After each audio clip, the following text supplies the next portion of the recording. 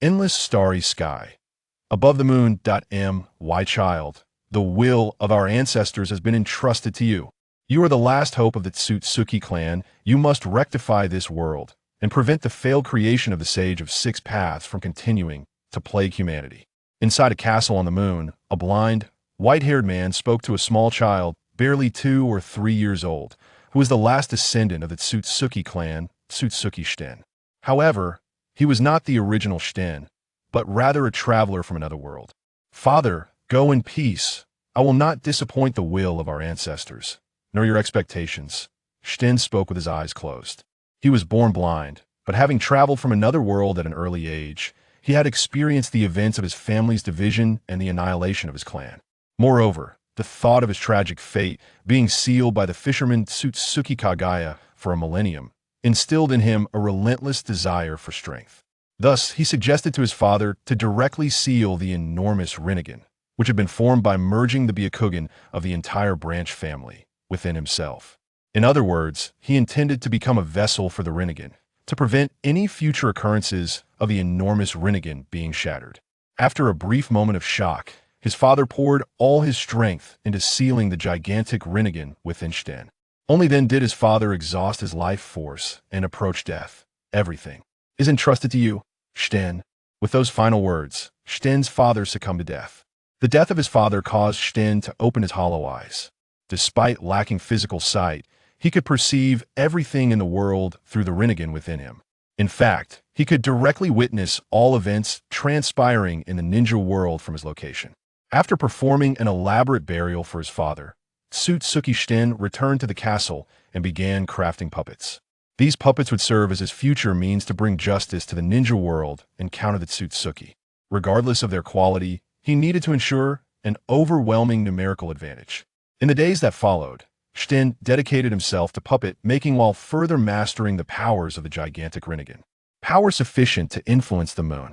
Am I truly still overreaching?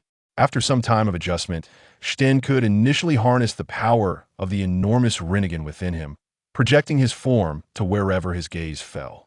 I wonder what time period the ninja world is currently in. Let me take a look. As he spoke, ShÄten slightly shifted his closed eyes, and the power of the gigantic Rinnegan pierced through the moon, reaching the ninja world.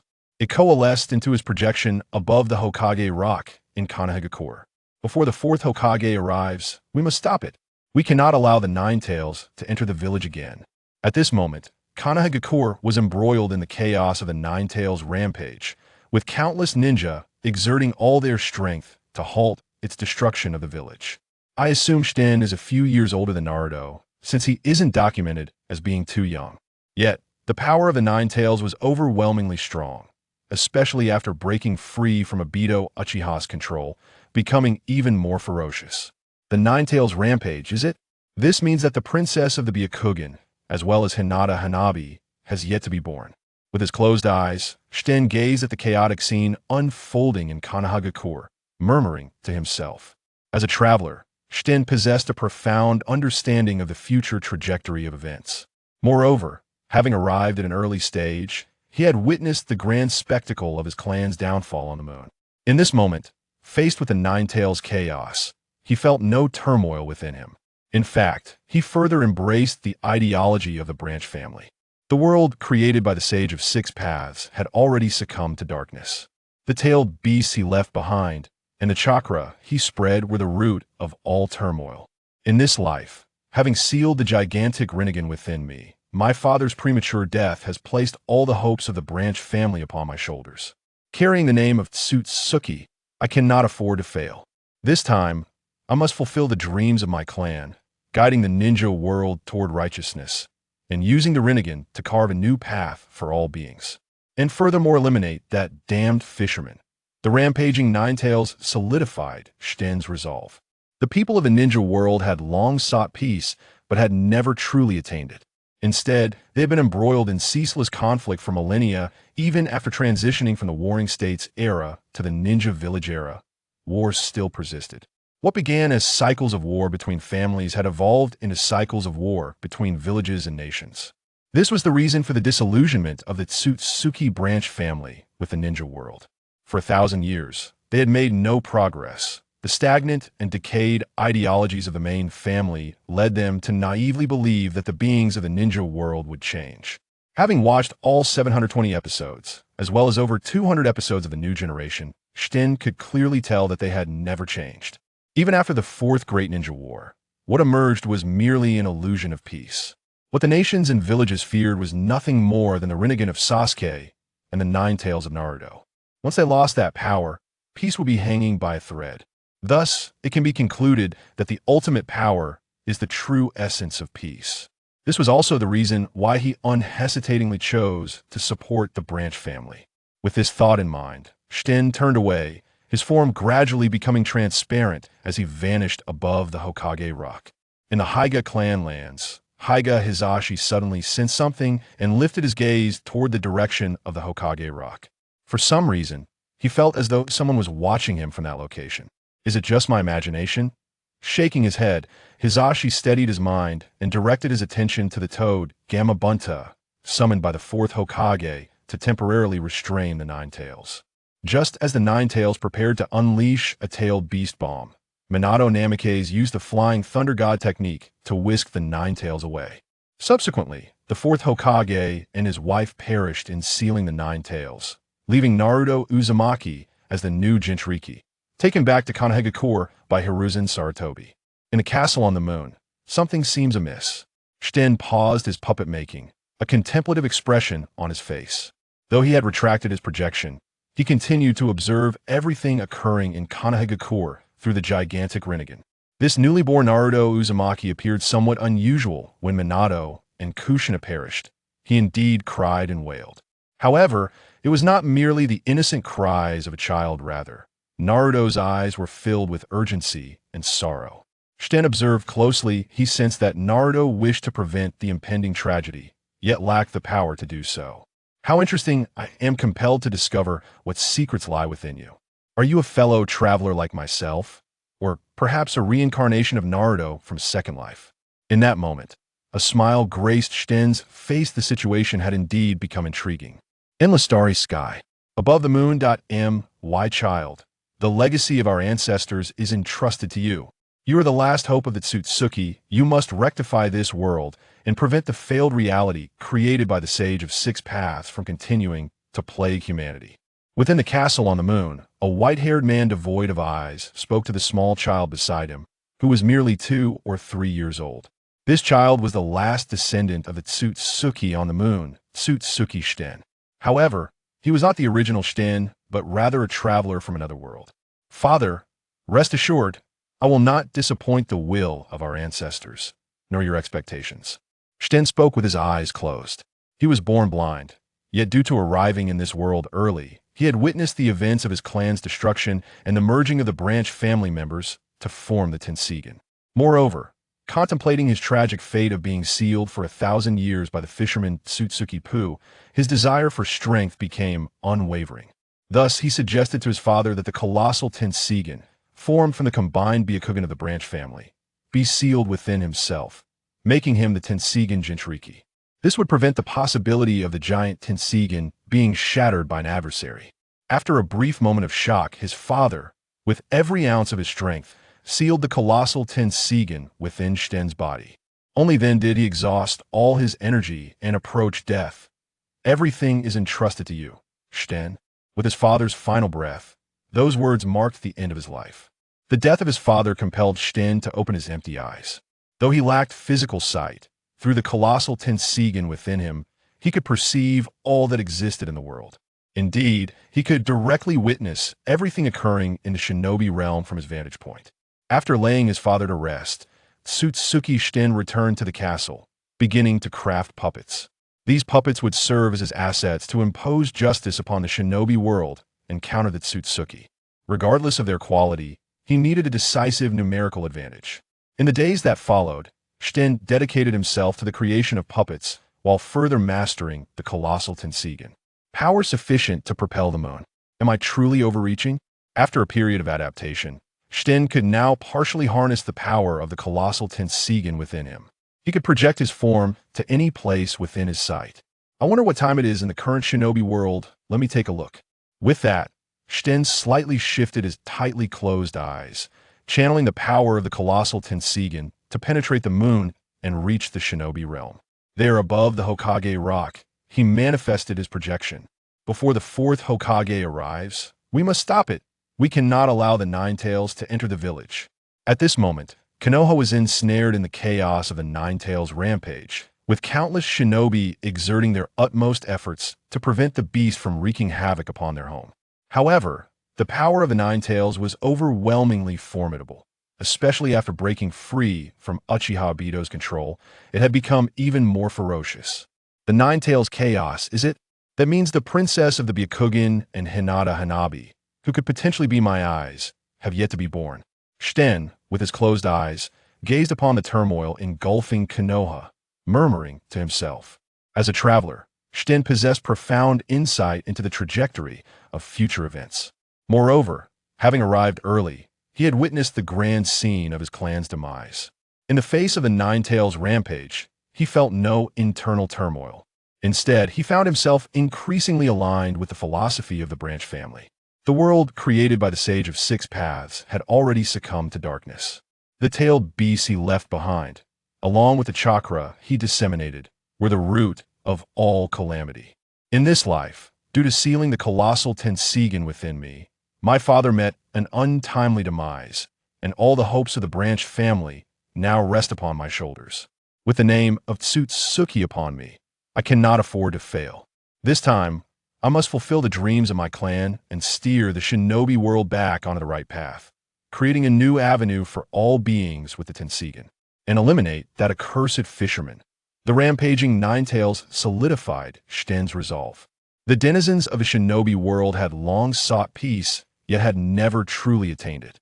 Instead, they had been mired in relentless conflict for millennia, even as they transitioned from the Warring States period to the era of shinobi villages. They still could not escape war. What had evolved was merely a cycle of conflict from family to family, transforming into wars between villages and nations. This was the reason for the disappointment felt by the Tsuki of the Moon towards the shinobi world. For 1,000 years, they had made no progress. The rigid and decayed thinking of the main family members led them to blindly believe that the beings of the shinobi realm would change. Having consumed all 720 episodes and over 200 episodes of the new generation, the traveler ShWten could clearly affirm they had never changed. Even after the Fourth Great Ninja War, what emerged was merely an illusion of peace.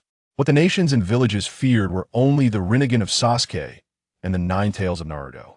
Once they lost that power, peace would be on the brink of collapse. Thus, it could be deduced that overwhelming power was the true essence of peace. This was also the reason ShWten had unhesitatingly chosen to support the branch family. With these thoughts in mind, ShWten turned away, his form gradually becoming transparent, vanishing above Hokage Rock. In the Hyuga clan grounds, Hiashi seemed to sense something suddenly, lifting his head to glance in the direction of Hokage Rock. For some reason, he felt as though someone was watching him from that location. Is it just an illusion? Shaking his head, Hiashi steadied his mind, refocusing his gaze on the giant toad summoned by the fourth Hokage, temporarily restraining the Nine-Tails. Just as the Nine-Tails prepared to unleash a tailed beast bomb, Minato Namikaze used the Flying Thunder God technique to whisk the Nine-Tails away. Subsequently, the fourth Hokage and his wife perished while sealing the Nine-Tails, leaving Naruto Uzumaki as the new Jinchuriki, taken back to Konoha by Sarutobi Hiruzen. In the castle upon the moon, something seems amiss. ShWten paused his puppet making, a contemplative expression gracing his face. Though he had retracted his projection, he continued to observe all that transpired in Konoha through the colossal Tenseigan. This newly born Naruto Uzumaki appeared somewhat peculiar when Minato and Kushina met their fate. He indeed cried and wailed. However, this was not the mindless crying of a child, rather. Naruto's eyes were filled with urgency and sorrow.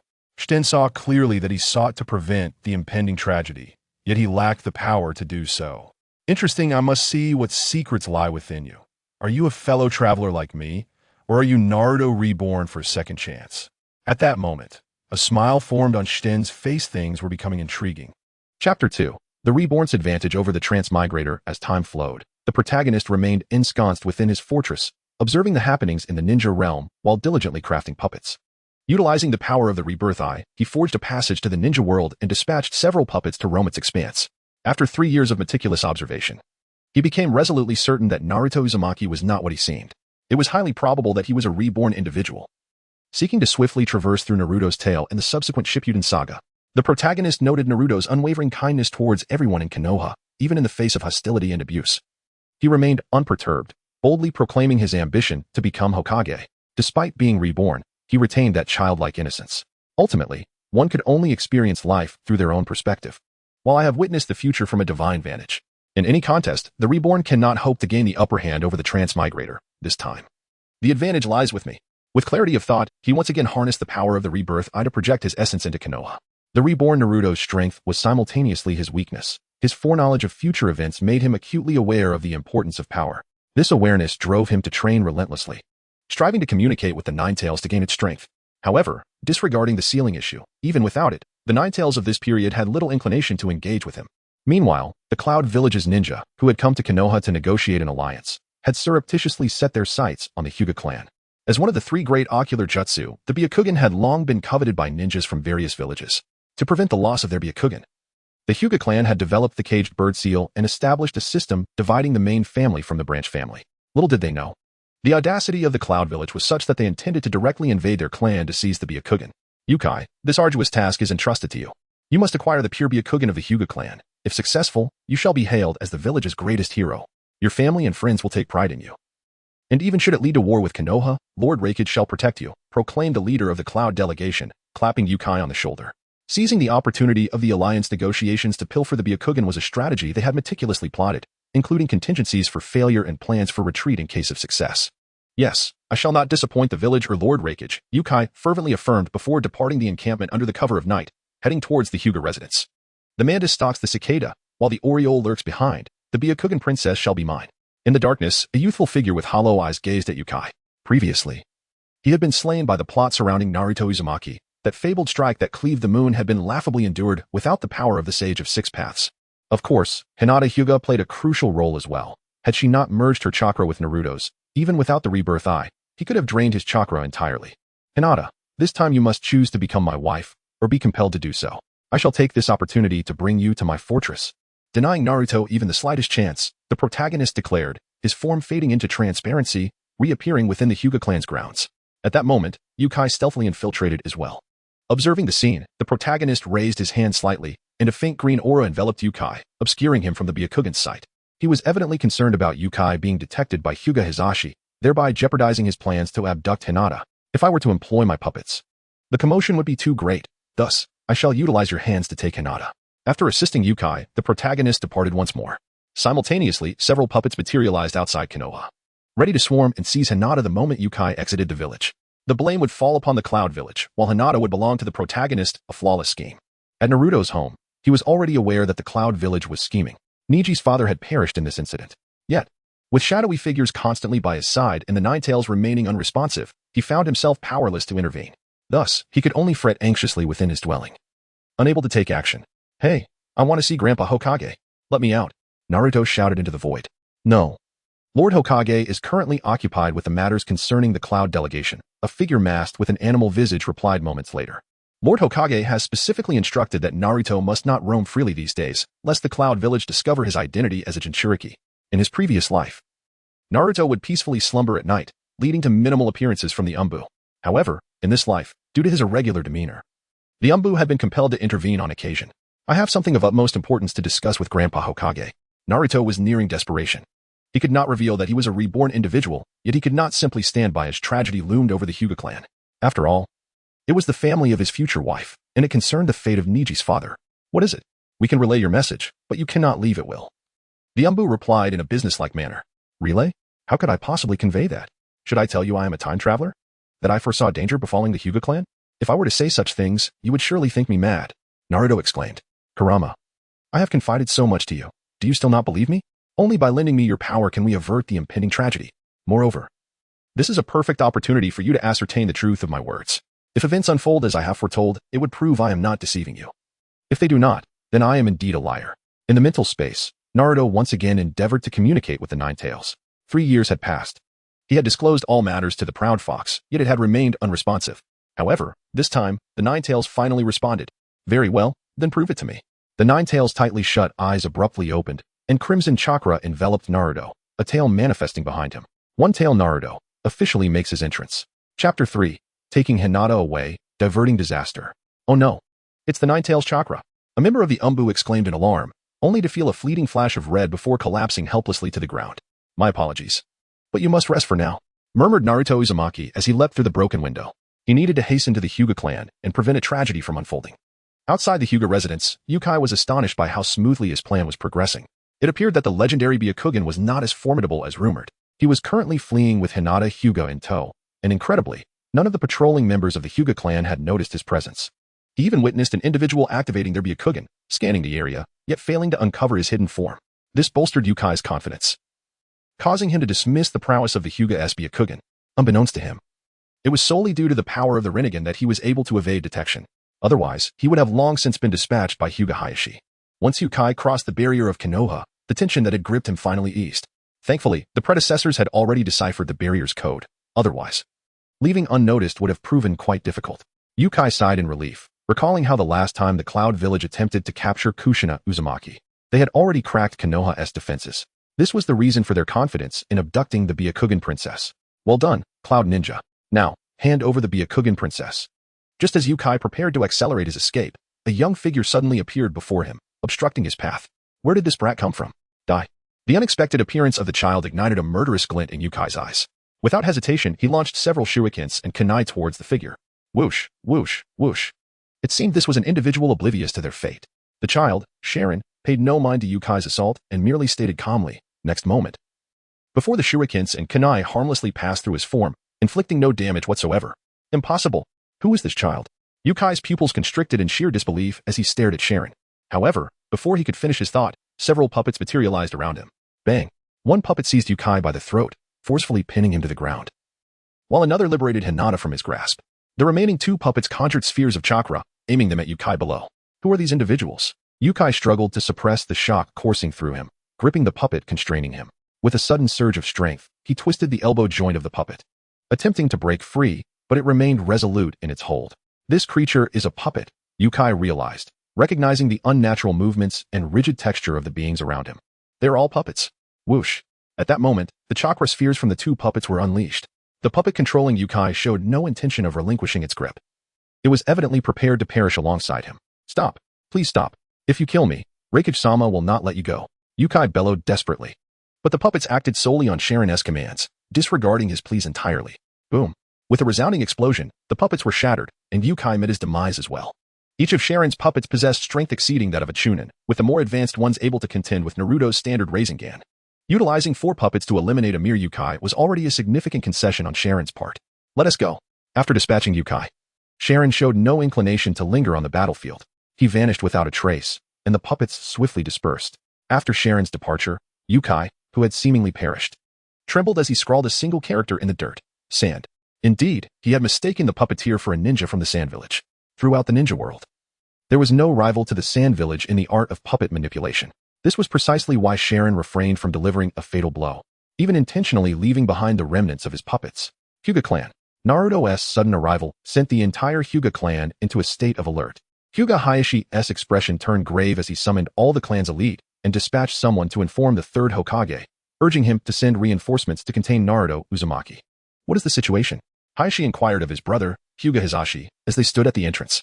Brother, it appears he has not lost his sanity, and he insists on seeing you, Hisashi replied, turning back. See me? Hiashi raised an eyebrow, a look of confusion crossing his face. He had no prior connection with the Nine-Tails Jinchuriki. Why would he wish to meet with him? Hyuga clan head, I have important news to share, Naruto declared loudly upon spotting his future father-in-law. Naruto Uzumaki, what are you plotting? Hiashi stepped forward, demanding an explanation. Hinata is in danger. The Cloud Ninja are attempting to seize her Byakugan. Naruto scanned the surrounding crowd, realizing that a private conversation with Hiashi was impossible under the current circumstances. Thus, he had no choice but to disclose the impending crisis publicly. What? Hayashi's expression shifted dramatically upon hearing Naruto's words. Although Naruto's claims lacked evidence and were difficult to believe, the Cloud Village did have a history of misdeeds. They had previously attempted to abduct the last Nine-Tails Jinchuriki. Hisashi, go check if Hinata is still in her room. Acting on the principle of better safe than sorry, Hiashi instructed his brother immediately. Brother, do you truly believe him?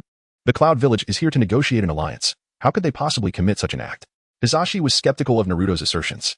He even suspected that Naruto had fallen under the Nine-Tails' influence, seeking to disrupt the peace between Konoha and the Cloud Village. Regardless of the truth, Hinata must not come to harm. Hayashi's eyes widened. With Hyuga Hanabi yet to be born, Hinata, as the main branch's heiress, was held in high esteem. And Hiashi could not afford to be complacent. Understood. Hisashi nodded slightly, racing to Hinata's quarters, only to be struck dumb upon discovering she was not in her room. Chapter 4. The Princess with White Eyes, Welcome to my castle. Outside the Hyuga clan's territory. Brother, Hinata has truly vanished. Upon receiving the news from Hyuga Hayashi's heart sank. Could it be that what Uzumaki Naruto said was indeed true? If the hidden Cloud Village was responsible, reclaiming Hinata would be an insurmountable task. Firstly, at such a critical juncture regarding the treaty, the third Hokage would never allow a rift between himself and the hidden cloud. Secondly, they lacked any evidence to substantiate the claim that the hidden cloud was behind this incident. It was utterly implausible to trust merely the words of a 3-year-old child. At that moment, Sarutobi Hiruzen had already arrived with his team. Having heard of the Nine-Tails rampage, he had not dared to delay for even a moment. However, upon arrival, he found not the chaotic scene he had anticipated, but rather a composed Naruto standing there. Despite the overwhelming presence of the Nine-Tails chakra, there was not a hint of uncontrollable behavior. Could it be that Naruto had mastered the power of the Nine-Tails? This thought brought a flicker of hope to Hiruzen's eyes. If Naruto truly had control over the Nine-Tails power, it would be an immense boon for Konoha. Lord Hokage, I implore you to negotiate with the Hidden Cloud delegation to return Hinata, who has been taken from us. Hyuga Hayashi approached Sarutobi Hiruzen with a grave expression. Hiruzen was taken aback, his face filled with confusion. Didn't I come here to address the Nine-Tails rampage? How has this suddenly turned into a matter concerning Hyuga Hinata? Please. Hiashi, do not rush. What has transpired? After a moment of bewilderment, Hiruzen patiently inquired. The people from the Hidden Cloud infiltrated our Hyuga clan and abducted Hinata. I hope, Lord Hokage, that you can stand for our family. As Hiashi spoke, his fist clenched tightly. The desire to retaliate against the Hidden Cloud was palpable. Hiashi, you must be cautious with your words. Accusing the Hidden Cloud without evidence could easily provoke war. Hiruzen exhaled a puff of smoke and spoke with deliberation. Uzumaki Naruto himself said so.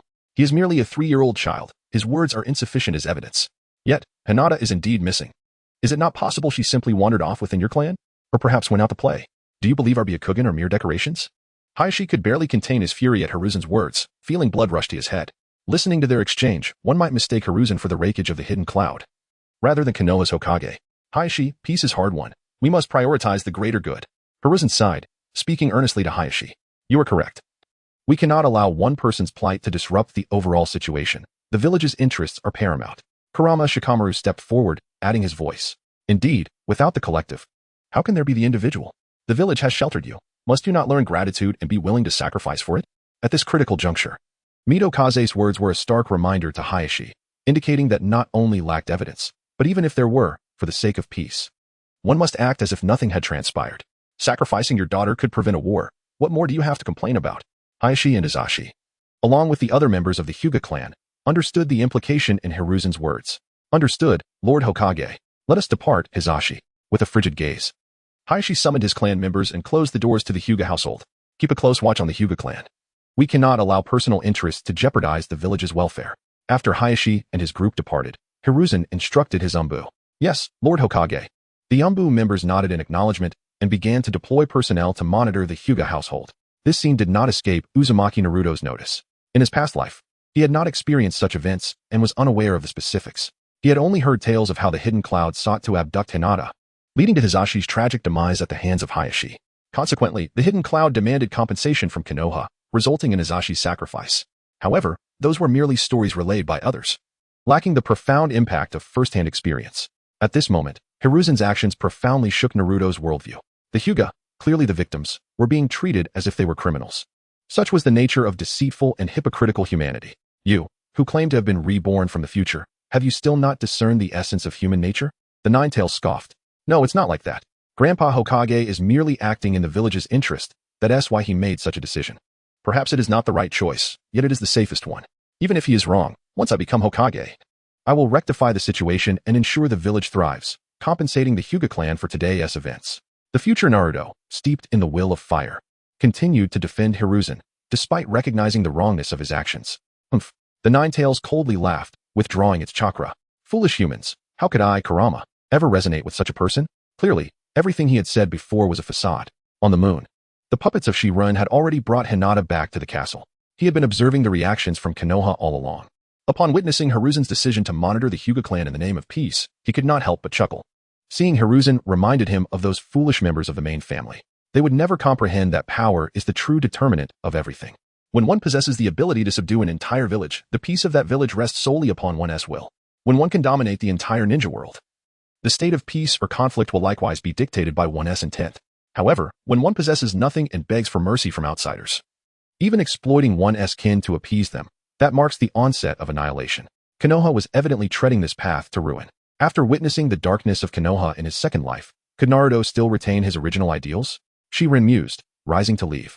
There, a puppet cradled the 3-year-old Hinata Hyuga, patiently awaiting his arrival. Princess with white eyes, welcome to my castle. ShÄuten, with his eyes tightly shut, turned towards the now awakened Hinata, smiling. Chapter 5. Is it possible that my brother is the one pulling the strings? Who are you? Why am I here? Hinata felt an overwhelming sense of fear and anxiety. She had been peacefully sleeping at home, only to awaken in this unfamiliar place. It was a significant struggle for her not to burst into tears. I am ShÄuten, a member of the Ancestral clan, he said with a smile. From now on, this will be your new home. Hinata possessed an exceptionally high purity of Byakugan and had the bloodline of the Ancestral.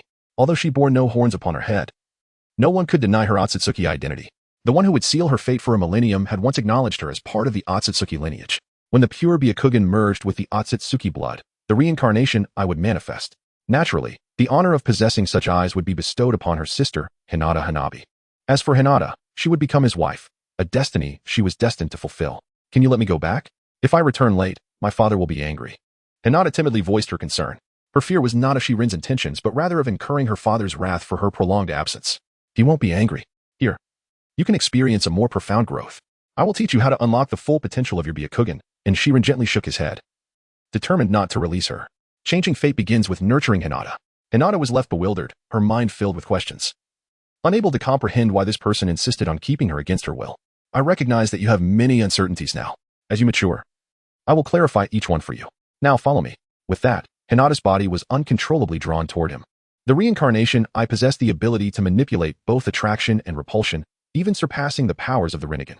In Konoha, within the Hokage's office, a leaf ninja reported to Sarutobi Hiruzen, Lord Third, we have discovered the body of the Cloud envoy, Yukai, outside the village. After a night had passed, Yukai's body was finally found. What? Does the Cloud village know about this? Sarutobi's expression tightened with concern.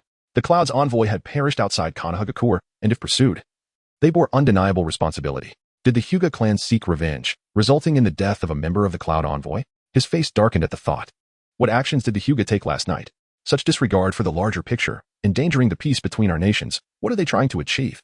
Sarutobi seemed to have already concluded that the Hyuga clan was responsible. He appeared ready to apprehend Hinata Hisashi directly, yet he also sought to apologize to the Cloud. Lord Hokage, the Hyuga clan did not leave their compound last night. Their involvement in this matter is likely minimal. Stated a member of the AMB was assigned to monitor the Hyuga clan. I acted hastily, Sarutobi exclaimed. I should not have jumped to conclusions. I have always known that the Hyuga are a prestigious clan in Konoha. They would never recklessly disrupt the peace between our nations. Clearing his throat, Sarutobi, with years of experience as Hokage, had developed a thick skin. Your reputation as Hokage is commendable. Inform the Cloud about the situation and see if there are any leads. As Sarutobi departed the office, the Cloud envoys hastened to the scene.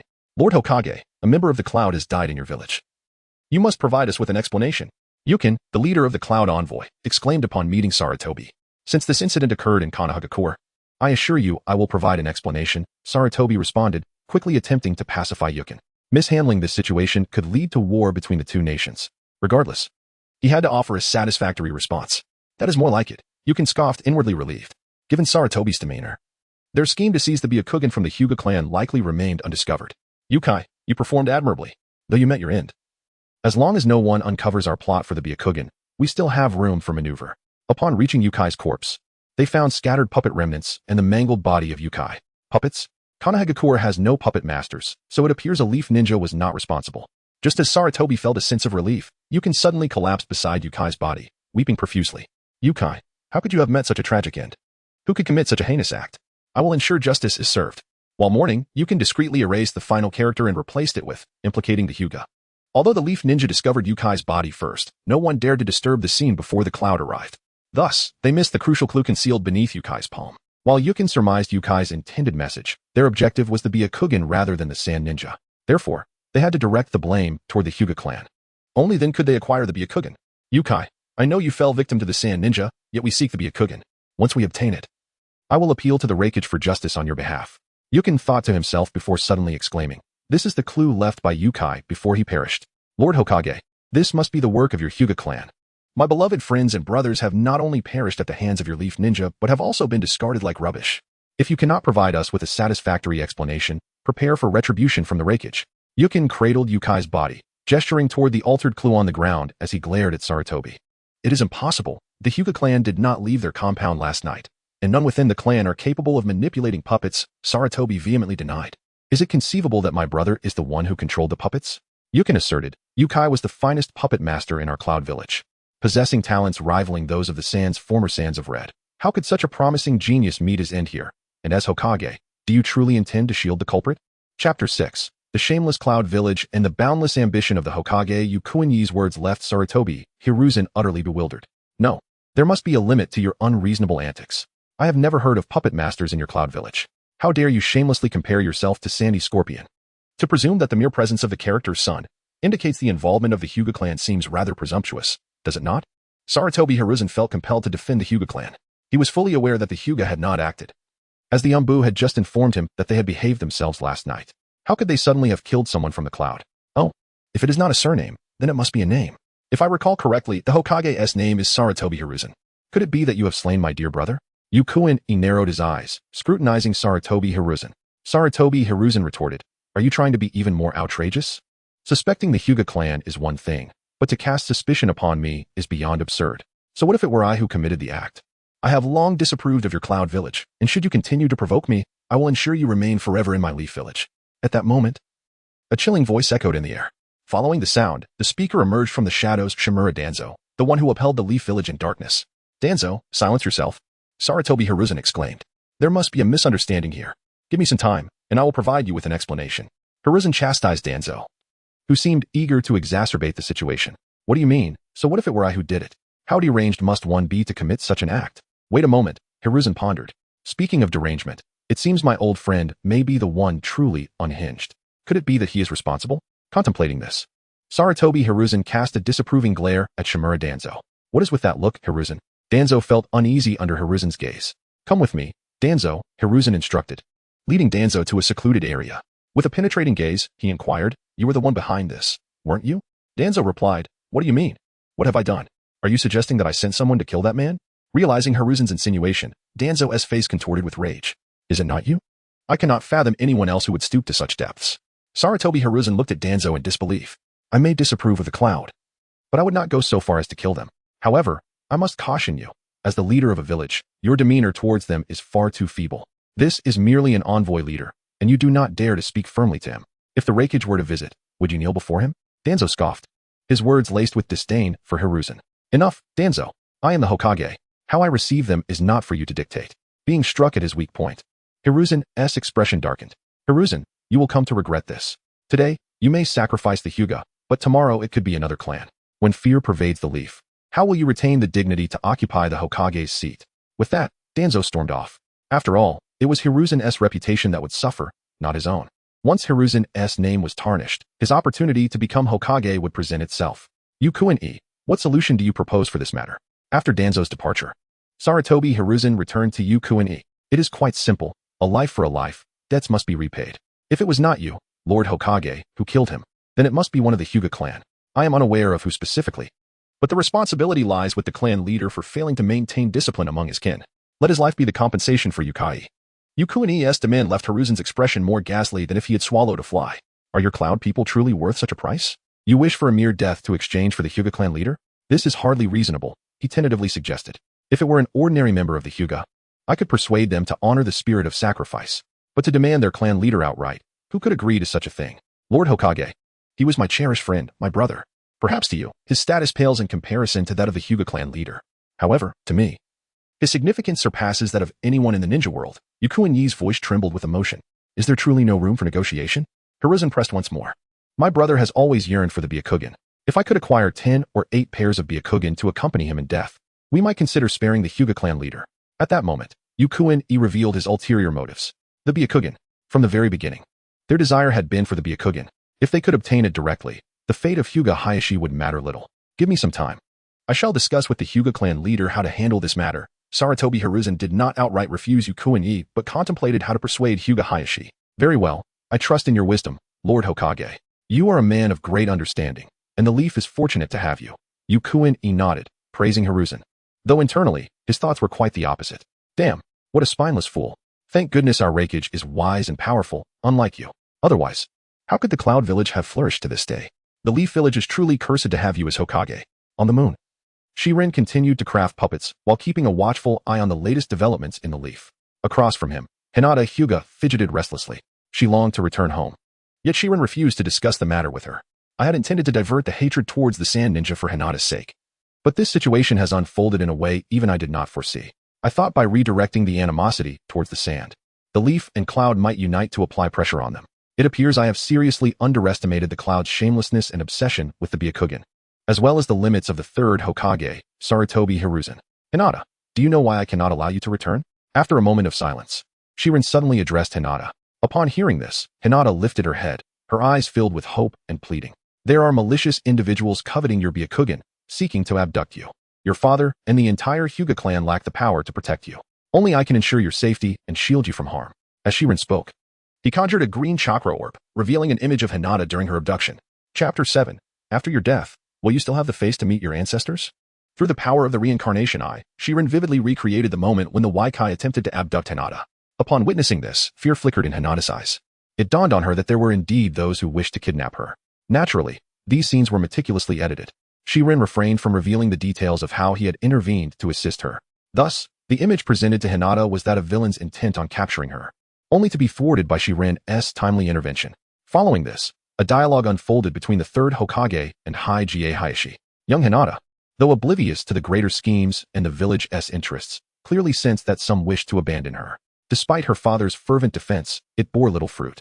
The Hokage, too lenient towards external threats, yet excessively stringent internally, posed a dilemma. Should she return, the ninjas from the Cloud Village would undoubtedly strike again. In that moment, her father would be faced with a heart-wrenching choice between safeguarding her or protecting the clan. Hinata, even for her father's sake, ought not to return home. Thanks to the third Hokage's ingenious maneuvering, Shirin finally found a pretext to keep Hinata. Why? Why do they want to capture me? I do not even know them. Tears welled in the young Hinata's eyes. At her tender age, comprehending such matters was beyond her grasp. In the world of ninjas, weakness is a cardinal sin. Both she and the Hige clan were far too feeble. Thus, in the face of the Hokage's oppression, they had no choice but to yield. She needed immense power. A strength sufficient to disregard the Hokage's authority. Only then would no one dare force her into submission, and her clan would thrive because of her might. Drawing from the tragedy of the Hige family, Shirin began to instill in Hinata the doctrine that power reigns supreme. With strength, one cannot be bullied. With strength, one can protect their family. With strength, one commands fear. I understand now. May I return to speak with my father, and then train with you? At 3 years old, Hinata could not fully grasp Shirin's words, yet she retained the essence. Power. One must attain formidable strength. I shall convey your sentiments to your father. However, Hinata could not be allowed to go back. Deceiving a 3-year-old might be feasible, but Hige Hiashi would undoubtedly discern the truth. In Konoha, among the Hige clan, Hiashi implored, I hope you can make some concessions regarding the Cloud Village matter. Sarutobi Hiruzen spoke earnestly to Hiashi. Concessions? Is the Hokage jesting? Do you wish for me to take my own life before you, or shall I have the Hige clan deliver a few pairs of Byakugan to them? You remain indifferent to my daughter's disappearance while you fret over a mere casualty? Hiashi retorted, his anger palpable. Are you truly the Hokage of Konoha? Or just a puppet of the Raikage of the Cloud Village? Frustrated by the situation concerning Hinata, Hiashi bristled at Sarutobi's unreasonable demands. If he were to continue being courteous, the Hokage might believe the Hige could be easily manipulated. If pressed too hard, an alliance with the Uchiha could be formed to orchestrate a coup. Hiashi, all of this is for the village, for peace. If we cannot appease them, war may ignite between the land of fire and the land of lightning, leading to even more unnecessary deaths. As the shadow of this village, I must oversee the broader picture and not merely prioritize the Hige clan, Sarutobi declared, his expression grave. And what if I refuse? Hiashi's countenance darkened. I once thought the Hige were different from the Uchiha. I never anticipated such selfishness from your clan. Do you lack the spirit to sacrifice for the greater good? The village has protected you for so long. Cannot you contribute something in return? Sarutobi's demeanor grew increasingly cold. Offending the Cloud Village at this juncture would be disastrous. Should the Hige persist in their obstinacy, he would have no choice but to unleash Danzo. Hokage, you seem to have misunderstood something. The various ninja clans existed long before the villages. Thus, without us, there would be no Konoha, not the other way around.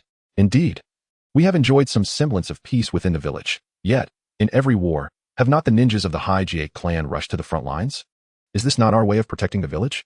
Hiashi argued fiercely, feeling the weight of Sarutobi's dismissal of the Hyuga's contributions. The establishment of the village was meant to safeguard all, not to compel sacrifice. If you have protected the village so many times, why not once more? Or have you forgotten your original intent? Sarutobi's words ignited Hayashi's fury, causing his blood pressure to spike. Is this truly how you speak? Hokage, I am weary. I shall not waste further words. Please leave. Controlling the urge to berate Sarutobi, Hayashi's expression darkened as he dismissed him. As the third Hokage departed, the sound of objects shattering echoed within the room. In that moment, Hiashi began to comprehend the Uchiha as fervent defiance. No, they were not mad. They were merely resisting injustice, striving for their rightful power. It was those who feared them that branded them as lunatics. After venting his frustrations, Hiashi panted heavily. This matter could not simply be brushed aside. He needed to devise a strategy to counter them. As the dignified leader of his clan, how could Hiashi bear the humiliation of being cornered to such an extent? Would he still have the face to confront his ancestors after his death? Just as he pondered his next move, a voice unexpectedly emerged from behind him. Turning around, he beheld a child of 5 or 6 years. A mocking expression adorning his face. Despite the child's closed eyes, an intangible pressure emanated from him, surpassing that of the recently departed Sarutobi. Who are you? How did you enter the Hyuga household? Hiashi inquired, wariness etched upon his features, veins bulging as he activated his Byakugan. He would not naively assume this was an ordinary child. My name is Otsutsuki Shirin. We share a common ancestor. It is merely surprising to see the Hyuga in such a state of decline. It seems anyone dares to defecate upon your heads. Shirin stepped forward confidently. Otsutsuki? Why does that name sound so familiar? Chapter 8. Naruto of the Second Cycle. This is where your journey ends. Otsutsuki Shirin. Our Hyuga clan's ancestor bears the surname Otsutsuki. Does he not? You mean to say you are? Hyuga Hayashi's face contorted in shock. Ancient text of the Hyuga clan recorded that their forefather was named Otsutsuki Shirin. The descendants of this ancestor were divided into 2 groups, one of which was the Hyuga family, while the other inherited the Otsutsuki surname and journeyed to the moon. It appears you have not forgotten your ancestor's name. As a descendant of the Otsutsuki, your recent conduct has greatly disappointed me. Furthermore, it confirms that my decision to take Hinata away was indeed correct. You are utterly incapable of protecting her. Shirin's indifferent words instantly ignited a surge of emotions within Hyuga Hayashi. You took Hinata? Why would you do such a thing? In his agitation, Hayashi attempted to seize Shirin, only for his hand to pass right through Shirin's form. Hinata is the destined one, my fated wife. I have been watching over her, and it was only when she was abducted from your clan that I realized she could not remain with the Hyuga. Shirin's declaration left Hayashi momentarily speechless. What destined one and fated wife? He paid no mind to those words, only recalling the phrase about her abduction within the clan. Could it be that deceased Cloud Ninja abducted Hinata? After a brief silence, Hayashi finally regained his composure and spoke. You are not entirely foolish. It was I who killed him to rescue Hinata. Now, she resides comfortably in my castle, beyond the reach of anyone who might harm her. Hayashi. If you wish to see your daughter, then show me the valor of the Hyuga clan. Should you bring shame upon the name Otsutsuki, I will personally erase every trace of your clan's existence. Do not doubt my words. The Tenseigan will forever observe you. And those unworthy of redemption shall be buried beneath its gaze. As Shirin concluded, he suddenly opened his hollow eyes, and his figure gradually faded from Hayashi's sight. Wait. Hayashi wanted to say more, but Shirin offered him no opportunity. Staring at the empty room, Hayashi fell into contemplation once more. The only good news he had received today was that his daughter was still alive. The rest was grim. The third Hokage demanded he apologize to the Cloud Village, presenting him with 2 options, either commit seppuku or surrender some Byakugan. Meanwhile, this self-proclaimed Otsutsuki sought to incite a rift between him and the third Hokage, having also seized his daughter. What am I to do? In that moment, Hayashi found himself engulfed in confusion. On the moon. I have conveyed your message to your father, Shirin declared, retracting his projection to Hinata by his side. Father, he isn't angry, is he? Hinata asked, her voice tinged with concern. Your father is quite understanding. We had a pleasant conversation. He wishes for you to train diligently with me and grow stronger, Shirin replied with a smile. Compared to Sarutobi Hiruzen, he considered himself rather courteous. Hearing this, Hinata sighed in relief. As long as her father wasn't angry, she would return to him once she grew stronger. I understand. When do we begin training? She asked, determination gleaming in her eyes as she looked to Shirin. Let this puppet serve as your initial practice partner. Defeat it, and you may move on to the next. When you conquer all the puppets here, I shall personally train with you, Shirin said, summoning a puppet with a grin. Hinata nodded. At her young age, she was beginning to grasp the significance of strength. Meanwhile, Shirin continued crafting new puppets, shifting his gaze to Naruto Uzumaki. Reborn as the prophesied child, let us see what you will do. Will you follow the natural course, seek mutual understanding with the Cloud? or harness the power of the Nine Tails to eradicate them. At Naruto's residence, outside his room, there were over a dozen UMBU members monitoring him around the clock. Even as a reincarnator, aware of many future events, he found himself powerless to alter the current situation under such strict surveillance. More critically, following previous events, the Nine Tails had grown increasingly distrustful of him. Damn it, what am I to do? This situation seemed far more severe than in his previous life. And Kurama refused to assist him. Naruto felt himself nearing madness. Despite being unaware of the specifics outside, he sensed an ominous premonition. As though he were on the verge of losing something vital. I can only gamble on luck. I must get there. After a moment, a resolute glint ignited in Naruto's eyes. Swiftly, he formed the hand seals for the summoning technique and pressed his palm against the floor. Summoning jutsu. In a swirl of white smoke, Naruto Uzumaki vanished from his place. In his past life, he had signed a contract with Mount Myaboku, allowing him to summon its toads. In this life, although he had been reborn, he had yet to encounter Jiraiya, and thus had not forged a contract with Mount Myaboku. Nor did he possess a summoning beast of his own. In this scenario, using the summoning technique would only lead him to an unknown location. The former Jiraiya had stumbled into Mount Myaboku by sheer happenstance. Not good. The demon fox is missing. Hurry to inform the Hokage. Curse the UMBU members as they panicked upon discovering Naruto's disappearance. Damn it, how could we, so many of us, fail to keep track of a mere 3-year-old? I am ashamed of my position in the UMBU. Within ShŁten's castle, amidst a billow of white smoke, Naruto's figure materialized before ShŁten. This was the consequence of summoning without a contract beast. Naruto would have never imagined he would find himself on the moon. Bewildered, he surveyed his surroundings until his gaze settled on the figure before him. Despite ShŁten appearing nearly 5 or 6 years old, Naruto instantly recognized him. Shޅten? You are Otsutsuki Shޅten? Upon realizing the identity of the person before him, Naruto's face was etched with disbelief. The wheels of fate began to turn. Naruto of the second cycle, this is where your journey ends. A smile spread across ShŁten's face. For he had initially wished to observe what this reincarnated Naruto might do differently. However, now that he had arrived here, he could not be faulted for prematurely concluding his tale. Chapter 9. Arise. Nine Tails. Shޅten, you have misconstrued the will of our ancestors. Just as Naruto Uzumaki was about to engage in his verbal prowess to reveal the truth of Tsutsuki Hahashi village, a verdant bubble enveloped him, rendering his thoughts futile. My focus lies not on your insignificant will, but on the will of the Tsutsuki clan and my own. Through the green bubble, Shޅten exchanged a glance with Naruto. Speaking in a calm tone, Naruto wished to speak further, yet his eyelids grew heavier, ultimately succumbing to slumber. He had descended into a dreamlike illusion. This illusion was one that even Naruto, who had perfectly mastered the power of the Nine Tails, could not resist, let alone the 3-year-old Naruto of the present. Allow me to glimpse the occurrences of your future. After ensnaring Naruto in the illusion, Shޅten did not choose to eliminate him. Instead, he harnessed the power of the rebirth eye to probe into Naruto Uzumaki's memories. The figures of Peach Style, Gold Style, and others materialized one after another. It was only when Naruto ignited the Nine Tails power and activated the heavy particle mode that he was rendered utterly powerless, a mere shell of his former self. The once prophesied child had become a jest, and his verbal tactics were rendered ineffectual. Ultimately, he was sealed away by a boy named Kawaki into a realm beyond reach. Until the full descent of the Tsutsuki, when Kawaki and his companions faced defeat, Naruto was reborn into the present. Is this the extent of the so-called prophesied child? Without the Nine Tails, how pitiable and sorrowful you are. Upon witnessing Naruto's future memories, Shޅten instinctively clenched his fists. He must acquire a power that surpasses his original narrative. With this thought, Shޅten's consciousness directly invaded Naruto Uzumaki's spiritual realm, where he encountered the sealed Nine Tails. Nine Tails, you have seen the vision just now, have you not? Shޅten stated forthrightly upon meeting the Nine Tails. So what of it? I, Kurama, would never be foolish enough to burn myself for hypocritical humans. The Nine Tails huffed proudly, fixating his gaze upon Shޅten. From Shޅten, he sensed an aura reminiscent of the Sage of Six Paths. The Sage of Six Paths created a flawed world, leading to millennia of strife between tailed beasts and humans. Do you remember how you once were? As Shޅten spoke, green bubbles emerged around him, revealing scenes from the sage's creation of the tailed beasts. Upon seeing his younger self, the Nine Tails was momentarily taken aback. How do you know of those events? The Nine Tails roared, striking the cage with his massive claws. I am the brother of the Sage of Six Paths, a descendant of Tsutsuki Hahashi village. Our clan has vigilantly watched over the ninja world from the moon for generations.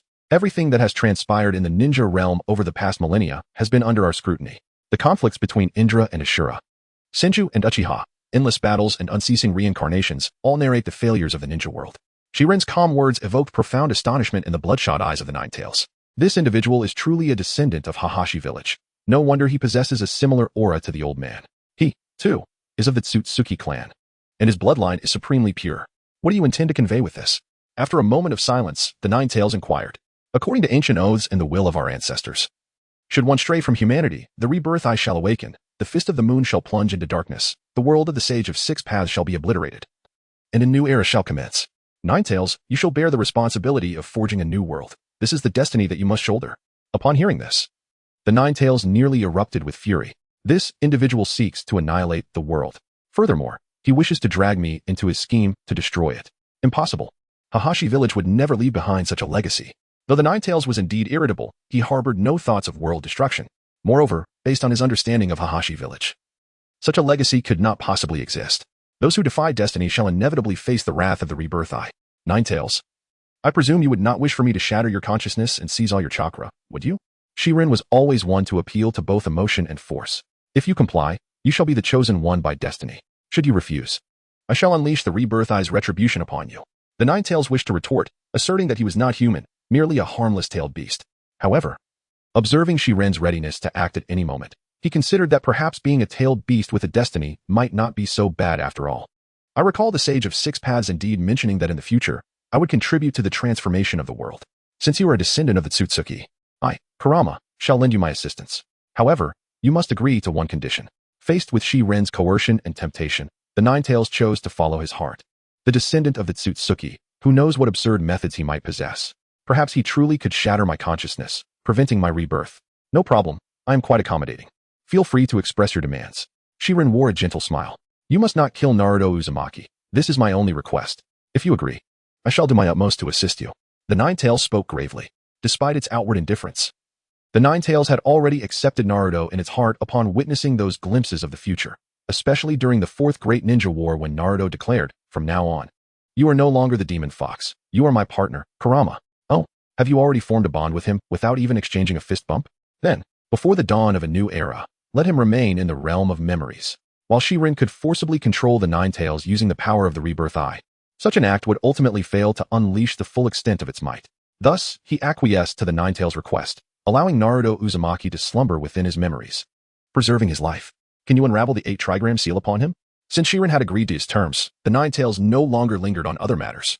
Do not underestimate the power of the rebirth eye. Breaking the 8 trigram seal is but a matter of a mere flick of the wrist.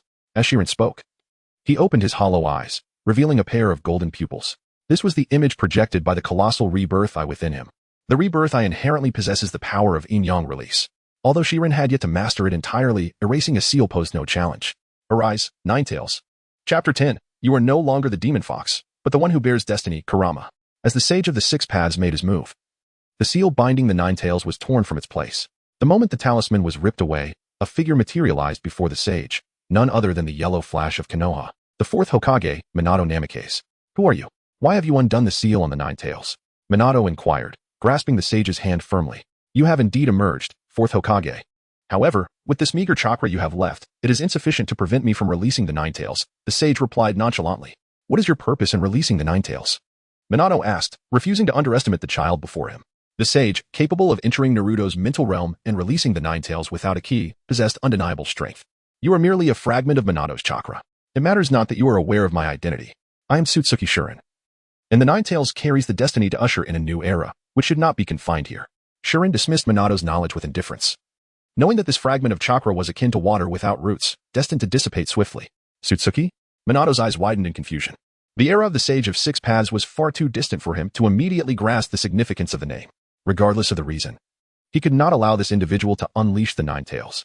I will not permit you to release the Ninetales, Minato declared, preparing to engage Shiren. However, in the face of the Rinnegan, Minato's chakra proved inadequate. Shiren extended his palm gently, and a green sphere of chakra emerged, slowly materializing before him. In the next moment, Minato felt an overwhelming pull drawing him closer. Those without the bloodline of the Tsutsuki clan lack the qualifications to stand before me, Shiren remarked coolly. The green chakra orb could identify the bloodline of the Tsutsuki clan, and anyone devoid of it would find their chakra siphoned away. As Minato's chakra waned, he stared in shock at his fading form, powerless to halt the unfolding events. Bang! As Minato's chakra vanished, the Ninetales burst forth from its prison with a mighty paw. Roar! The moment it emerged, the Ninetales' furious roar echoed throughout Naruto's consciousness. Confronted by the overwhelming malevolence, Shiren remained remarkably composed. Let us proceed. From this day forth, you are no longer the demon fox, but the one who bears destiny, Kurama, Shiren proclaimed, slowly turning away. The Ninetales gazed at Shiren's departing figure for a considerable time, ultimately refraining from attacking. However, before departing, it left behind a portion of its chakra, ensuring Naruto's survival in its absence. Naruto, this is all I can do for you. Whether you awaken and reclaim what is rightfully yours rests solely upon you. The Nine Tails silently conveyed before withdrawing from Naruto's body. Inside the castle, observing the Nine Tails emerge from Naruto, ShÄuten wore a satisfied smile. He then summoned a puppet. Kurama, henceforth, you shall inhabit this puppet. I shall ensure it returns to Konoha under the guise of Naruto Uzumaki. As he spoke, the puppet's visage gradually morphed into that of Naruto Uzumaki. This scene rendered the Nine Tails momentarily speechless. Trapping the real Naruto here and creating a false one to send back. What could ShÄuten possibly intend to achieve with this counterfeit? Are you not concerned that I may turn against you upon my return? The Nine Tails questioned, its enormous eyes fixed upon ShÄuten. The Rinnegan will constantly monitor your every move. And the true Naruto remains with me. If you possess any wisdom, you should understand what must be done, ShÄuten replied with his characteristic calmness. A powerful ninja is not to be feared merely for their strength. However, when that individual is both formidable and cunning, they become a calamity for the world. The Nine Tails scrutinized ShÄuten for a prolonged moment before offering its assessment. It had encountered many powerful ninjas, such as Hashirama Senju and Madara Uchiha. Yet ShÄuten was the first it had met who was both powerful and insidious. Thank you for the compliment. You may enter now. This puppet will be subject to my Rinnegan's control. I hope that in the time to come, your chakra will harmonize seamlessly with my Rinnegan, ShÄuten stated. Unperturbed by the Nine Tails' words, acknowledging that being cunning was indeed essential. How else could one contend with the future Tsutsuki clan? How could one confront a reincarnated being like Naruto Uzumaki? Since discovering that this was a reincarnation of Naruto, ShÄuten had long since begun to perceive the world through an unconventional lens. Meanwhile, the wandering Jiraiya received an urgent message from Fukasaku, alerting him that the seal on the Nine Tails had been undone. You mean the seal on the Nine Tails has been broken? Jiraiya asked incredulously. Indeed. You should know that the fourth Hokage designated me as the key to unlocking the 8 trigram seal. Now, that seal is no longer in existence. You must return to Konoha at once to ensure the safety of the Nine Tails Jinchuriki, Fukasaku urged gravely. Upon hearing this, Jiraiya wasted no time and promptly set off for Konoha. In the Hidden Leaf Village, Sarutobi Hiruzen was nearing a state of frenzy. Just when misfortune seemed to pile upon him, troubles with the Cloud Village and the Hyuga clan, Naruto had vanished without a trace. Has no one noticed how he disappeared? Hiruzen demanded of the ANBU members before him. Lord Hokage, he vanished without a trace. By the time we realized it, he was already gone, the ANBU agents replied. Feeling aggrieved. They had assumed that watching over a 3-year-old child would be a simple task, unaware that this particular child was a reincarnated being from the future. I had thought that the issues with the Hyuga clan were mere coincidence. Now it seems that Naruto must be concealing something from me, Hiruzen pondered inwardly. Previously, when he had spoken with Naruto after leaving the Hyuga clan, Hiruzen had felt reassured by the child's unwavering resolve. However, it now appeared that there was more to the situation than met the eye. Lord Hokage, how did your discussions regarding the Hyuga clan proceed? Can we expect an explanation for the Cloud Village? Just then, Yuki entered, addressing Hiruzen. Chapter 11. Half of what I say refers to your half. What about the outsiders? Why did you allow them to enter so carelessly? Sarutobi Hiruzen was already in a foul mood, and the sudden appearance of the Cloud Village members only served to exacerbate his simmering anger. Even an inanimate object could manifest some irritation, let alone the Hokage himself. At this critical juncture, with the Nine Tails Jinchuriki missing, if the Cloud Village dared to provoke him, he would not hesitate to call upon Danzo for assistance. Lord Hokage, what do you mean by this? Are you planning to shield the Hyuga clan, allowing my brother to die in vain? Yukuin-Yi's face turned cold as he listened to Sarutobi Hiruzen's words. Bang! As soon as Yukuin-Yi finished speaking, Sarutobi Hiruzen slammed his hand on the table. Just as everyone anticipated that he would retaliate fiercely, a member of the Umbu entered and whispered something in Sarutobi Hiruzen's ear. Yukuin-Yi, do not be hasty. I assure you, I will provide an explanation. Sarutobi Hiruzen suddenly regained his composure, for the Umbu had informed him that Naruto had returned. With Naruto, the Jinchuriki, back in the village, Sarutobi Hiruzen's prior impatience dissipated. He would no longer act irrationally and confront the Cloud Village head-on. That is for the best. I want to hesitate to inform you that Lord Raikage is already aware of this matter. If any mishap occurs in Konoha, be prepared for war, Hokage. Yukuin-Yi's words ignited a flare of anger among the surrounding Umbu members, yet they dared not act against him, with Sarutobi Hiruzen remaining silent. I understand. If there is nothing else, you may leave for now, Sarutobi Hiruzen replied with a stern expression. It appeared he would need to visit the Hyuga clan once more to urge them, lest Hyuga Hiashi dismiss the Cloud Village's demands. Very well. I shall await good news from you, Lord Hokage, Yukuin-Yi said with a smile, before departing amidst the hostile glares of the Umbu. Lord Hokage, the Cloud Village members are insufferably arrogant. You cannot continue to indulge them so. Finally, one of the Umbu, suppressing his fury, spoke up. Do not concern yourselves with this matter. I have my own plans, Sarutobi Hiruzen said, taking a puff of smoke. First, take me to see Naruto.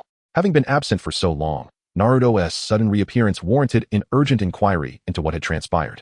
At Naruto's residence, The puppet crafted by ShÄten had returned to its designated room. In the realm of puppetry, ShÄten's skills were vastly superior to those of the strongest sand shinobi. Even the acclaimed genius puppet master, Sasori, required chakra strings to manipulate his puppets, whereas ShÄten could control them wirelessly from a distance, completely eliminating the need for such strings. Kurama, how do you think I will be received upon my return? ShÄten inquired of the nine tails residing within the puppet. Humph. The third Hokage will certainly be the first to extend his greetings, Kurama scoffed, having seen through the third Hokage's demeanor during his extended stay in Konoha. You're quite right, he has already arrived. Just as Kurama spoke, ShÄten sensed Sarutobi Hiruzen's presence drawing near. Naruto, where have you been? Why did you suddenly vanish? Do you have any idea how worried the Hokage has been about you? As soon as he entered, Sarutobi Hiruzen asked impatiently. Worried about me? You mean worried about the nine tails, don't you? ShÄten retorted, though being in Naruto's form, he refrained from saying more. Grandpa Hokage, I feel as though I have just awakened from an exceedingly long dream. In that dream, I encountered an old man who called himself the Sage of Six Paths. He told me that the current ninja world has strayed onto a misguided path and entrusted me with the monumental task of saving it and maintaining peace among the ninja. ShÄten's words invoked the name of the legendary Sage of Six Paths, leaving Sarutobi Hiruzen momentarily stunned. The Sage of Six Paths? How could he possibly know of him? Was it truly just a dream? At that moment, Sarutobi Hiruzen began to doubt the authenticity of Uzumaki Naruto's claims. From the incident with the Hyuga clan to his mysterious disappearance and return, there was undoubtedly a hidden truth behind Naruto's actions. Naruto, was your absence during this time related to that dream? Sarutobi Hiruzen inquired gently, sitting beside him. Perhaps. I was constantly with the Sage of Six Paths during my training. ShÄten replied, tilting his head in contemplation. Oh, training alongside the Sage of Six Paths? This could be an opportunity to discern the truth of your words, Sarutobi Hiruzen said. His interest piqued. What have you learned from him? If the legendary progenitor of ninjutsu could impart even a fragment of his wisdom, it would undoubtedly benefit even the most ordinary of shinobi. The sage helped me master the power of the Nine Tails and imparted to me numerous ninjutsu, ShÄten answered readily. Mastered the power of the Nine Tails? Sarutobi Hiruzen stood up in astonishment.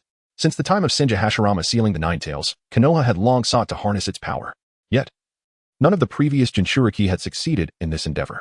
To hear now that Naruto had gained such mastery left Sarutobi Hiruzen nearly breathless.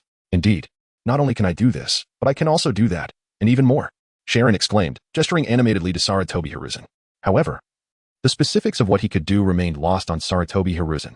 Naruto, can you transform into the tailed beast? At last, Sarutobi Hiruzen posed the most crucial question, tailed beast transformation. He refrained from speaking boldly before the Cloud Village due to their possessing a perfect Jinchuriki capable of such transformation. If Naruto could indeed transform, it would bolster their position against Cloud Village considerably. My chakra is quite potent, but I cannot guarantee that this puppet can withstand it, Kurama. The Nine Tails interjected with a hint of pride. He acknowledged ShÄten's impressive abilities, but he found it preposterous to think that a mere puppet could endure his immense power. Though it may merely be a puppet, it has been specifically designed to accommodate tailed beast chakra, and it can even utilize some of the Renegade's abilities, ShÄten confidently asserted. Having crafted this puppet for the very purpose of channeling the tailed beast chakra, being able to endure half of my power is already commendable, Kurama began. But before he could finish, ShÄten interjected. What I meant by half refers to your half.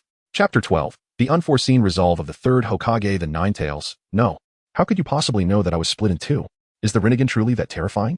Did you witness the events of that time? Then do you know who the bastard who manipulated me is? The Nine Tails questioned, its eyes filled with ferocity.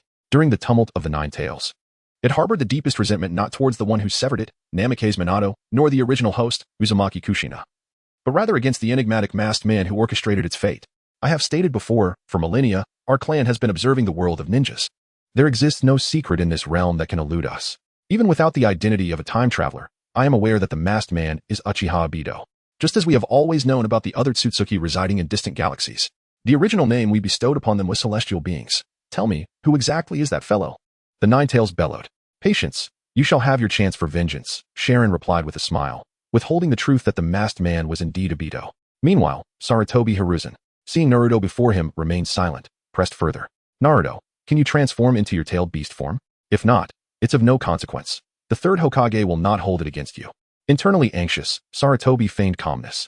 Of course, with the assistance of the Sage of Six Paths, I have established a profound connection with Kurama, making me the perfect Jinchuriki, ShÄten proclaimed, offering a decisive answer that would leave no room for doubt. If, under such circumstances, he still dared not confront the inhabitants of the hidden Cloud Village, then he would indeed be beyond redemption. Kurama? Is that the name of the Nine Tails? Sarutobi inquired, his eyes glinting with intrigue. To know even the name of the Nine Tails suggests that your words hold considerable credibility. Indeed, the Sage of Six Paths stated that each tailed beast possesses its own name. He originally created the tailed beasts to assist humanity, unaware that once ninjas dominated the world, his intentions would be subverted, ShÄRTen explained, meticulously observing Sarutobi's expression. However, he noted that Sarutobi seemed to dismiss his words entirely, his eyes sparkling with excitement instead. At that moment, Sarutobi's thoughts were consumed by a singular idea. Konoha now possessed a perfect Jinchuriki. Naruto, follow me, Sarutobi declared, leading him away from his residence towards the forest of death. Eager to ascertain whether Uzumaki Naruto could truly transform into his tailed beast form. Hyuga clan. How goes it, Hisashi? Hyuga Hiashi inquired of his brother. I have made contact with Uchiha Fugaku. He is quite willing to unite with us to resist the third Hokage's tyranny, Hyuga Hisashi affirmed with a nod. Utilizing the insight of the Byakugan, he easily evaded those assigned to surveil the Uchiha and met with the clan's leader, Uchiha Fugaku. Initially hesitant about initiating a coup to overthrow the third Hokage's decaying regime, Hisashi's arrival undoubtedly bolstered Fugaku's resolve. Excellent. It is the third Hokage who has been unjust towards our Hyuga. Thus, we cannot be blamed for our actions. Arrange a specific time for negotiations, together with Fugaku. We shall unseat the third Hokage. Hyuga Hayashi's eyes gleamed with cold determination. Sarutobi's actions had long incited his discontent, and ShÄRTen's words left him with no path of retreat. Although Fugaku did not directly state his intentions, it seemed he was preparing to strike against the Nine-Tails Jinchuriki. They intended to release the Nine-Tails from within the Jinchuriki and then negotiate with the third Hokage amidst the ensuing chaos. Hisashi recounted their conversation. The Nine-Tails? To manipulate it using the Sharingan? Could it be that the Nine-Tails incident was indeed orchestrated by the Uchiha? Hayashi pondered, startled. If the Uchiha indeed orchestrated the Nine-Tails incident, their strength would require re-evaluation. That remains uncertain, Hisashi replied, then asked, by the way, what of Hinata? You need not concern yourself with Hinata, Hayashi responded. Recalling the disrespectful demeanor of Tsutsuki, ShÄRTen, in his presence. He had audaciously claimed that Hinata was his destined wife. If that were true, then he would be the destined father-in-law. And was that how he treated his father-in-law? Boom. Just as the two conversed, a thunderous sound resonated, shaking the entirety of Konoha. Countless individuals looked skyward, eager to discern the cause of the commotion. It was the forest of death. What could have transpired there? Both Hayashi and Hisashi activated their Byakugan to gaze into the forest, but what met their eyes was a distorted spectacle. The power of the Rinnegan had interfered with their Byakugan's vision. The Byakugan cannot penetrate this? The brothers exchanged astonished glances, each reflecting the other's shock.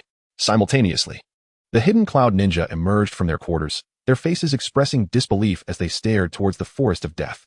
Soon, the two advisors of Konoha, the leader of Root, Shimura Danzo, along with Hyuga Hayashi and the hidden cloud envoy, Yakuni, were summoned to the Hokage's office. In the Hokage's office, Sarutobi Hiruzen sat side by side with the four others, while Hayashi and Yakuni stood a short distance away. Today, I have summoned you to address the matter of Yukai's death, Sarutobi stated directly.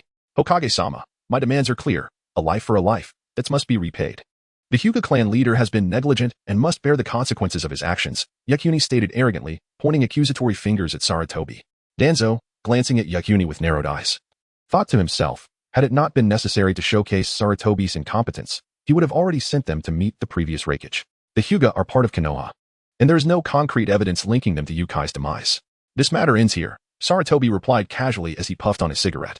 Upon hearing his words, everyone present stared at him in disbelief. Was this truly the indecisive Sarutobi Hiruzen? Hokage-sama, what do you mean by this? Do you require me to summon the Raikage to negotiate for justice?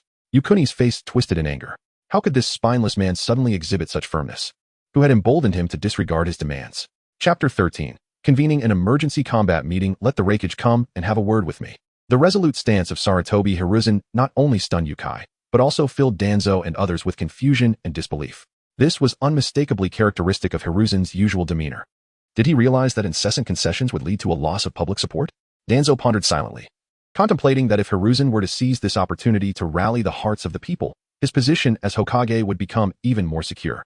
No, I cannot allow him to feel too comfortable. Yakuni, is it? Although Hiruzen may have forgiven you, I shall not let you depart so easily.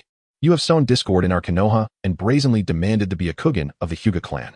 If I do not show you and your Cloud Village a lesson, you might truly believe Konoha is easy to bully. With that thought, Danzo, before anyone could react, appeared before Yakuni in an instant, a kunai materializing in his hand, piercing directly through Yakuni's heart. Splutter, the sudden attack from Danzo caused Yakuni to spew blood, his body collapsing limply. He stared wide-eyed at Danzo, opening his mouth to speak. But no sound escaped his lips. Danzo. Hiruzen noticed the situation and sprang to his feet, but it was already too late to prevent Yakuni's demise. Hiruzen, for the sake of the village, I had no choice but to kill him. Otherwise, it would bring shame upon Konoha, and you would have no face to meet the first and second Hokage in death. Danzo calmly stated as he sheathed the kunai. Hiruzen opened his mouth to speak, but found himself at a loss for words. Initially, Konoha held the moral high ground regarding Yukunai's actions. Yet now, with Yukunai slain by Danzo's own hand, any hope of resolving the conflict with the Cloud Village had become utterly impossible. Hinata Hisashi, standing nearby, was utterly bewildered. He had prepared to ally with the Uchiha to oust the third Hokage, yet the third had suddenly reversed his stance, intending to protect the Hyuga clan. Then, Danzo had directly intervened and eliminated the envoy leader from the Cloud, Yukunai. He simply could not comprehend how events had escalated to such a critical juncture. Hiruzen, you have indeed been overly lenient towards the Cloud Village. Danzo's words carried weight, resonating with the consensus of the two advisors. We cannot allow them to trample upon the reputation established by our forebears. This left Hiruzen with nothing more to say. My Lord Hokage, the entire Cloud envoy has been annihilated. At that moment, an Umbu appeared suddenly, urgency evident in his report. Hiruzen, killing one Yukunai was insufficient. They had slaughtered the entire Cloud envoy? Danzo, what on earth are you trying to achieve? Do you truly wish to force the village into war with the Cloud Village for your own satisfaction? Hiruzen reprimanded Danzo, his expression grim. Naruto's ability to utilize the Nine Tails indeed provided him with a semblance of confidence, preventing him from fearing the Cloud Village too greatly. However, this did not equate to having the courage to engage in an all-out war against them. Hiruzen, believe me or not, this incident has nothing to do with me. Danzo's lips twitched slightly. He indeed sought to instigate conflict, and Yukunai's death was part of his strategy to provoke Hiruzen into war with the Cloud. Yet, he had not had the chance to arrange for his subordinates to act, so how had those individuals already perished? Could it be that my subordinates understood my intentions and acted prematurely? Danzo, are you still trying to deny it? Is there anyone besides you capable of such actions? Just admit it. Was it not from your root? Hiruzen sneered, his gaze fixed on the Umbu member. No, it is not from Lord Danzo's root. The one who acted was Uzumaki Naruto. The Umbu member shook his head repeatedly before speaking. Hiruzen, Shimura Danzo, the two advisors, Hinata Hisashi. If it were not for the knowledge that the Umbu would never joke about such matters, they would scarcely believe the claim. After all, aside from Hiruzen, no one knew that Uzumaki Naruto had already mastered the power of the Nine Tails. Are you certain it was Naruto? If it were anyone else, I would have sent them to the Cloud as an apology. Hiruzen considered. However, Naruto was different. He was Konoha's Jinchuriki, the most formidable strategic asset. No matter the gravity of his misdeeds, Hiruzen could never relinquish him. Indeed, my Lord Hokage. The Umbu member nodded once more. Go. Inform all the Jonin still within the village, as well as the clan leaders of the various ninja clans, to convene an emergency combat meeting. Hiruzen inhaled deeply, his voice laden with gravity.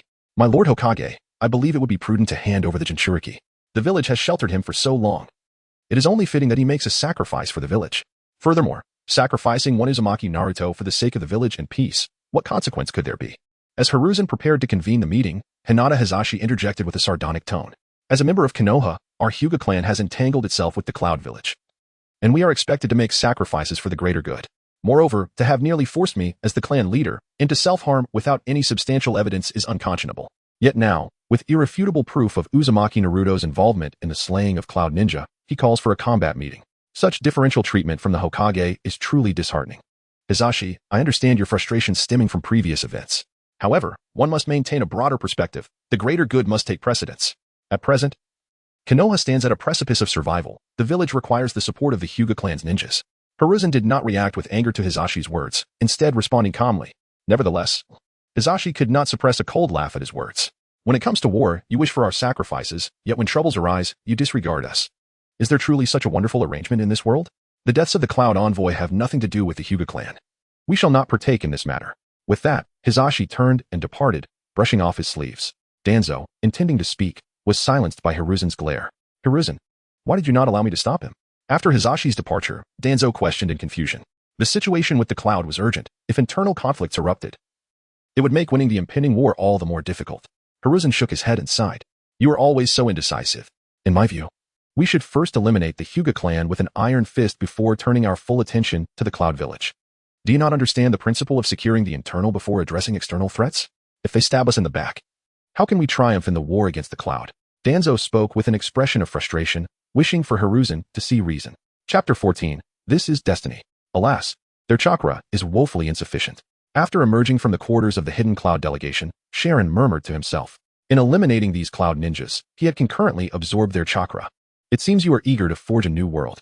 The Nine Tails discerned ShÄtten's intentions. He sought to incite war. I am a proponent of peace. However, true tranquility cannot exist in the world of ninjas, for chakra is the root of all evil. To reclaim all chakra and usher in a new era, this is my destiny. ShÄten declared with a smile. He had no desire to plant trees. His sole objective was to reclaim chakra. Of course, should planting trees enhance the efficiency of chakra recovery, he would not mind engaging in such an endeavor. What about the Umbu watching you? The Nine-Tails refrained from arguing, as it was currently at ShÄten's mercy. Moreover, it harbored no affection for this world, having inherited nothing but disdain since the death of the Sage of Six Paths. It matters not. Let them report if they wish. After all, I am the Jinchuriki. No one can harm me, ShÄten replied nonchalantly. The identity of a Jinchuriki, if wielded wisely, could serve as a significant advantage. While Uzumaki Naruto was adept at leveraging his identity for gain, ShÄten was exceptionally skilled at it. On his way home, ShÄten encountered his fated father-in-law, Hyuga Hiashi, who, however, did not greet him warmly. The preferential treatment shown by Sarutobi Hiruzen had led him to harbor resentment towards Naruto as well.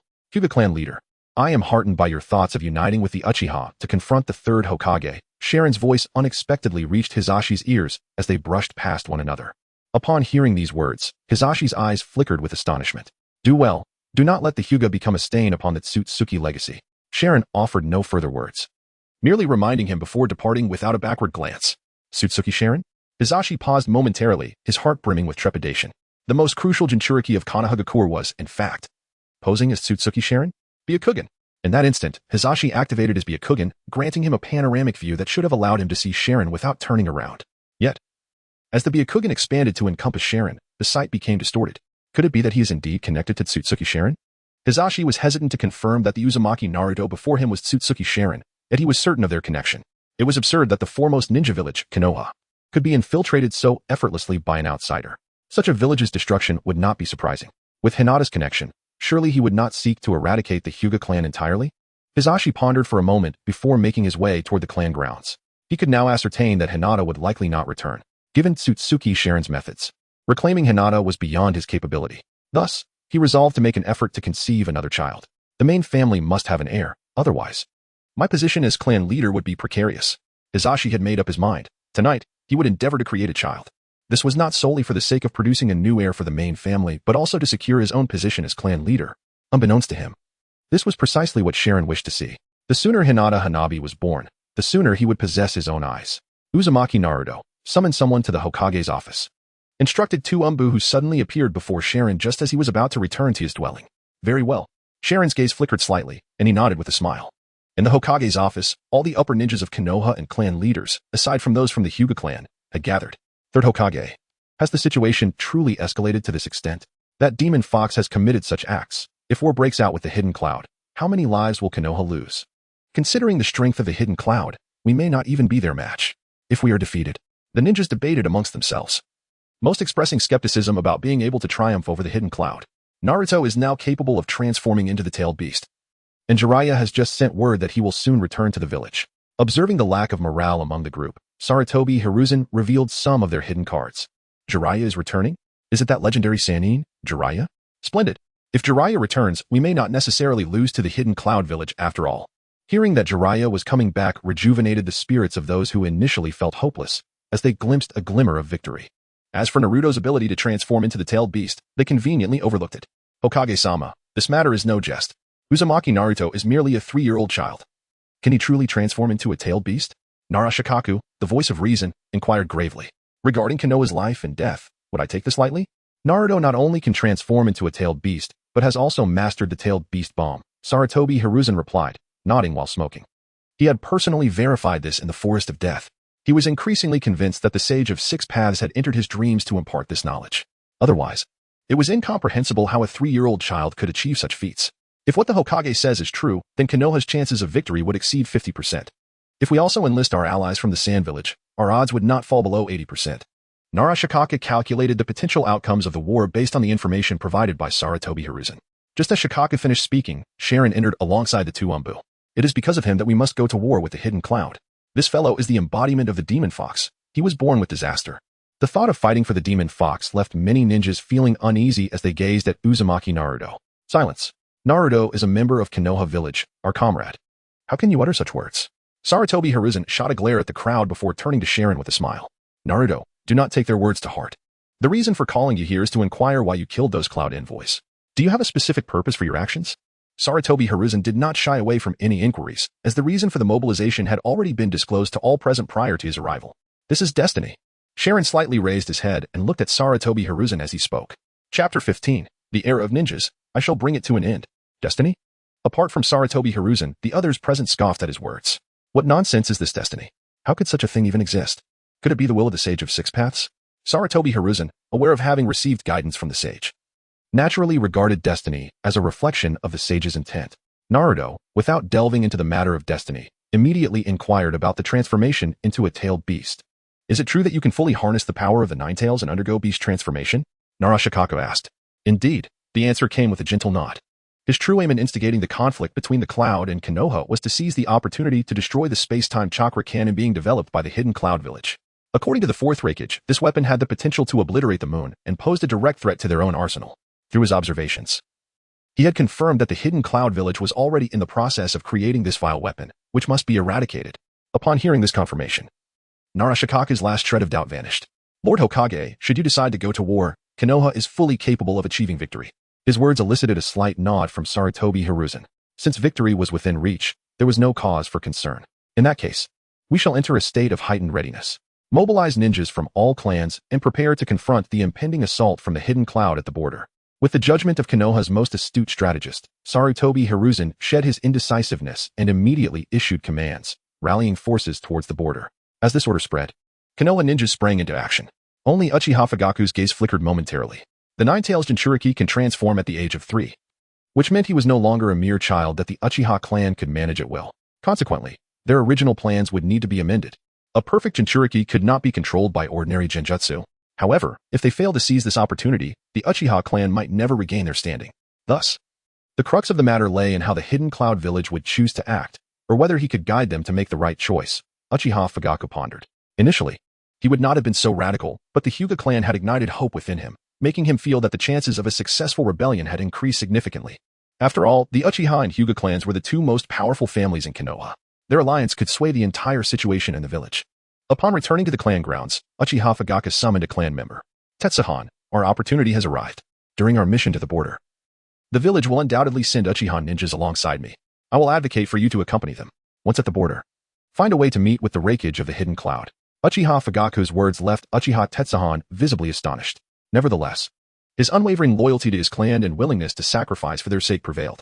Thus, despite sensing that Uchiha Fugaku might be plotting something detrimental to the village, he prioritized the clan's interests over those of the village. Rest assured, clan leader, I shall complete the task. Uchiha Tenseigan replied with steadfast resolve. Excellent, Tenseigan. I have always valued your capabilities. Should you accomplish this, the next leader of the Uchiha clan will be you. Uchiha Fugaku approached Tenseigan and placed a hand on his shoulder. This was not merely empty praise. In Uchiha Fugaku's vision, if his plan succeeded, he would undoubtedly secure the position of Hokage, and his son would naturally follow as Hokage in due time, rendering the position of clan leader less significant. Clan leader. Fugaku's words left Uchiha Tenseigan speechless with excitement. No need for further words, Tenseigan. The future of the Uchiha rests in your hands. Uchiha Fugaku interjected. Soon, numerous Konoha ninjas, led by several jounin, made their way to the borders of the Land of Fire. Sharon, who had been closely monitoring the situation, also dispatched his puppets. Uchiha Fugaku, you have indeed played a masterful move. With your arrangements in place, infiltrating the hidden Cloud Village will be much easier. Sharon's goal remained clear, to sabotage the space-time chakra cannon currently under production. Once that was destroyed, no force in the ninja world could pose a direct threat to the moon. On the inevitable route to the Land of Fire's border, Sharon's puppets intercepted the Konoha ninjas. The number of these puppets exceeded 100, surpassing the Konoha ninjas by a factor of 2. Moreover, they rode on the backs of giant eagles, surrounding the Konoha ninjas from above. Who are you? The leading Konoha jounin inquired, gazing skyward. We are the ones executing destiny. The existence of ninjas has plunged the world into chaos, subjecting all beings to an endless cycle of suffering. To rectify this flawed world and usher in a new era, I shall bring the ninja era to an end. The puppet leader's gaze lowered, and Sharon's voice reverberated through the air. Is this fellow mad? How ridiculous. Does he think he is the Sage of Six Paths? He dares to claim he will end the era of ninjas, utterly ignorant of his own limitations. The Konoha ninjas dismissed Sharon's declarations. The era of ninjas was initiated by the progenitor of ninjutsu, the Sage of Six Paths. Ending this era would require abilities that rivaled or even surpassed those of the Sage, a manifest impossibility. If it were so simple to surpass the Sage, he would not be revered as such. As the Konoha ninjas prepared to strike, a black hole suddenly appeared in the sky, unleashing torrents of clay. Concurrently, a massive pot lid shaped like a pig's head came crashing down from above. Uchiha, quickly combine your fire techniques. The Konoha jounin leader urged Uchiha Tenseigan amidst the chaos. Fire style, fireball jutsu. Just as Uchiha Tenseigan was about to act, the puppets in the sky raised their arms, releasing a barrage of yellow chakra orbs that relentlessly bombarded the clay and pot lid. In an instant, they neutralized the Konoha ninjas' assault. Subsequently, the puppets swooped down, engaging the Konoha ninjas in combat. Boom, bang. Amidst the cacophony of explosive sounds, more than a dozen Konoha ninjas fell. Approximately 20 of Sharon's puppets were also taken down. At this point, the Konoha ninjas finally recognized that these foes were not human, but puppets. Chapter 16. The Hidden Cloud Village and the Fourth Reikage Puppets. They are mere puppets. Do not engage them directly. These puppets are armed with weapons and concealed projectiles coated in deadly poison. Be wary of any injuries. Damn it. Are they puppeteers from the Sand Village? Friends from the Sand. We are ninjas of the Leaf Village. Our nations are allies. Why ambush us here? The ninjas of the Leaf, upon confirming these individuals as puppets, immediately thought of the Sand Village. No one else possesses the skill to manipulate puppets to such an extent. Quickly, locate the puppeteer's position. Engaging in a desperate struggle against these puppets is futile. We must eliminate their controller. The Leaf's lead Jonin hastily instructed the ninjas from the Yamashiro clan at his side. In terms of sensory abilities, the Yamashiro clan ranks among the elite in the entire ninja world. I have already sensed the surroundings. There are no traces of any ninja nearby. The Yamashiro ninja said with a wry smile, evading the puppets. It is impossible. The puppeteer cannot be far from the puppets.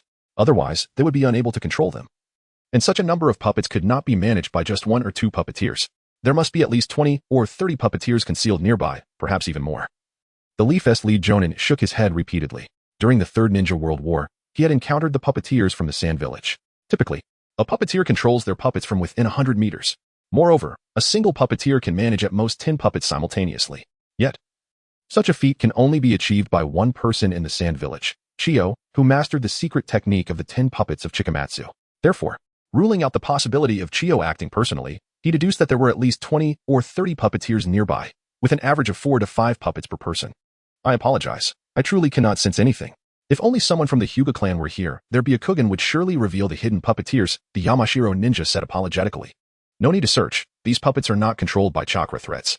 At that moment, Uchiha Taihou suddenly spoke. His Sharingan, while perhaps not as perceptive as the Byakugan, would certainly detect any chakra threads connecting to the puppets. Impossible. Chiyo from the Sand Village is certainly the pinnacle of puppetry. Even she requires chakra threads to control her puppets.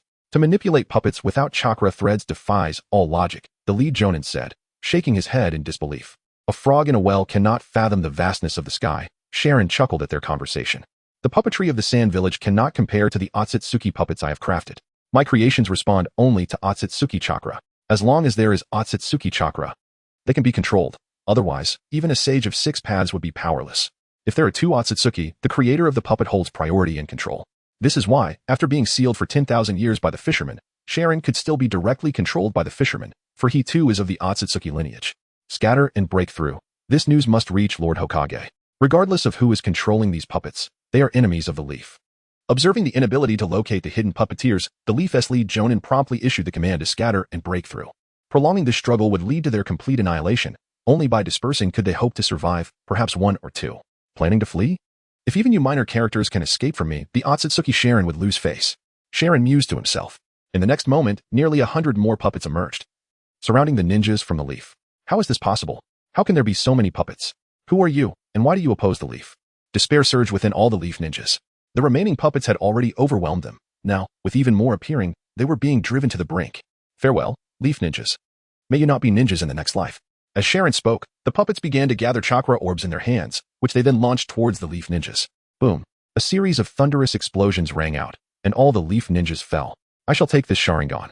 After dispatching the Leaf ninjas, Sharon directed his puppets to Uchiha Taihou's side and extracted his Sharingan. A sufficient number of Byakugan could be fused into a colossal Rinnegan, thus accumulating a substantial collection of Sharingan.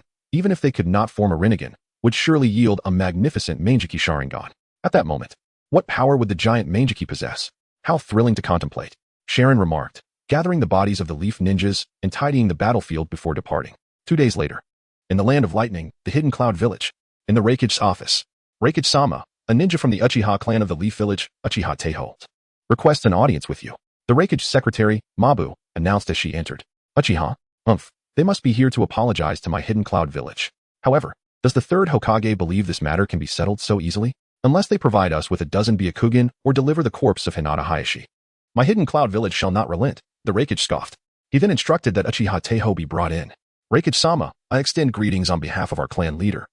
Uchiha Taiho said, a faint smile gracing his face. This Uchiha Taiho is a new puppet created by Otsutsuki Sharon, intended to infiltrate the hidden cloud village and find an opportunity to sabotage the space-time chakra cannon. Were you not sent by the Hokage to offer an apology?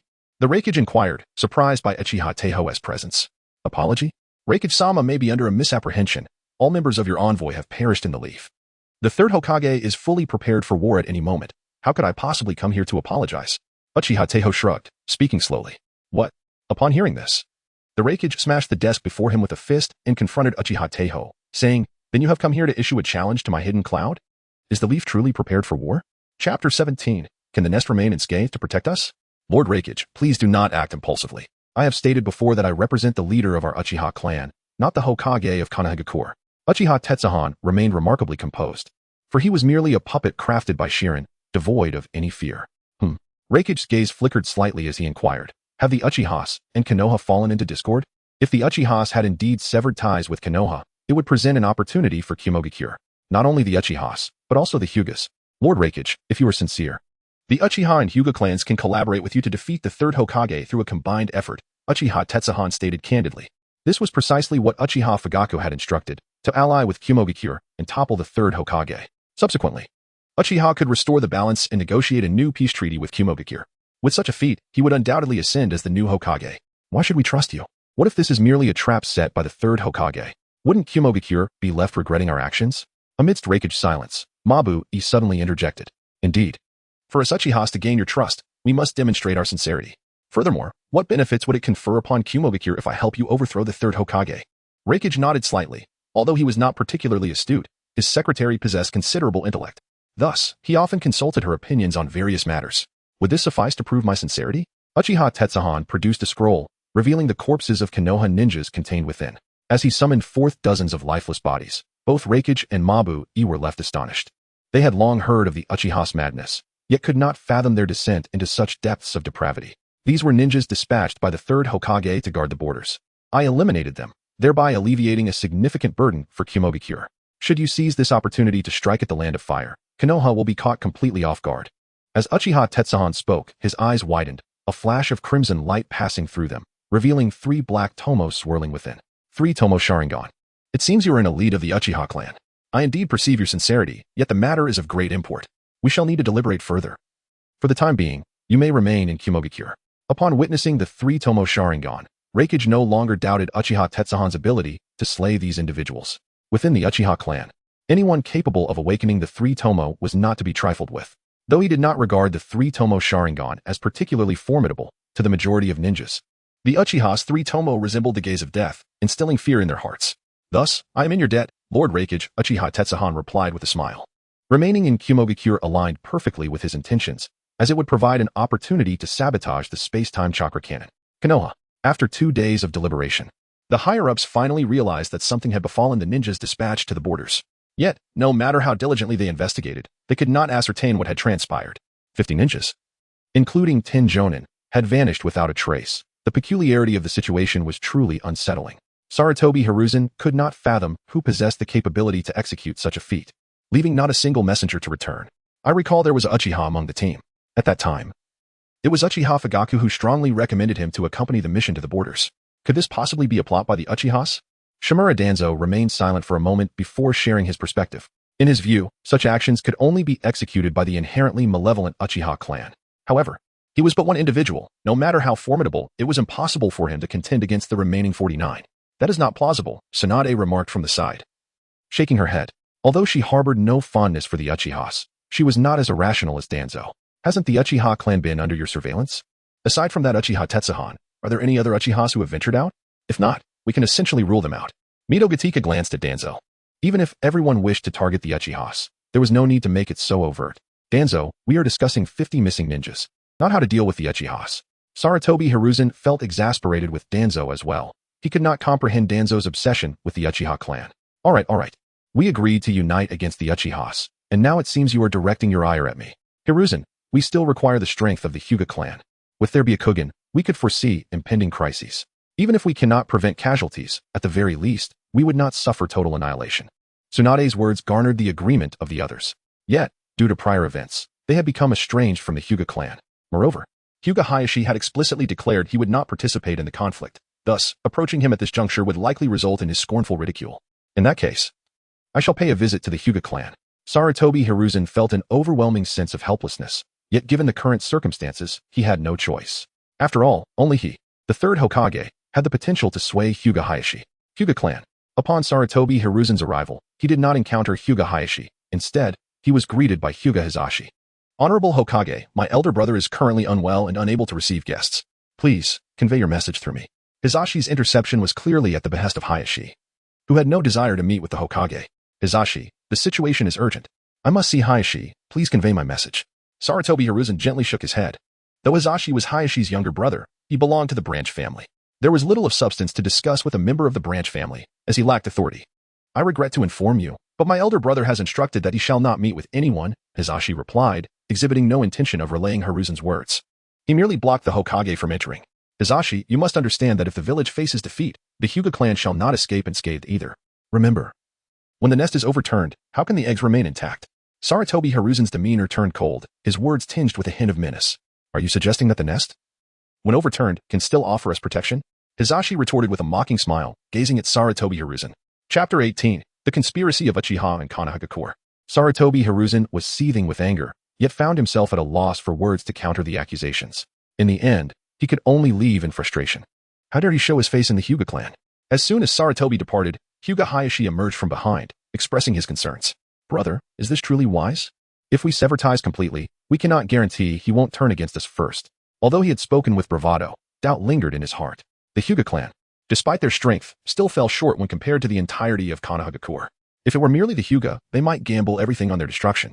However, let us not forget, we are allied with the Uchiha. The two prominent clans of Konoha, ordered to be eradicated by the Hokage, raises questions about the likelihood of success. Even if they were to succeed, other shinobi clans might not remain loyal to Konoha. Hyuga Hiashi waved his hand dismissively. He was already resigned to the situation. Even in defeat, he still had one final recourse, his daughter, whom Otsutsuki Kinshiki had abducted. Surely, if he cared for her, he wouldn't turn a blind eye to her peril. Would he? In the Hidden Cloud Village, the Raikage's office was abuzz. This is the situation. Let us share our thoughts. The Raikage relayed Uchiha Tetsuhiko's sentiments to the assembly. I believe we should seize the opportunity to attack Konoha.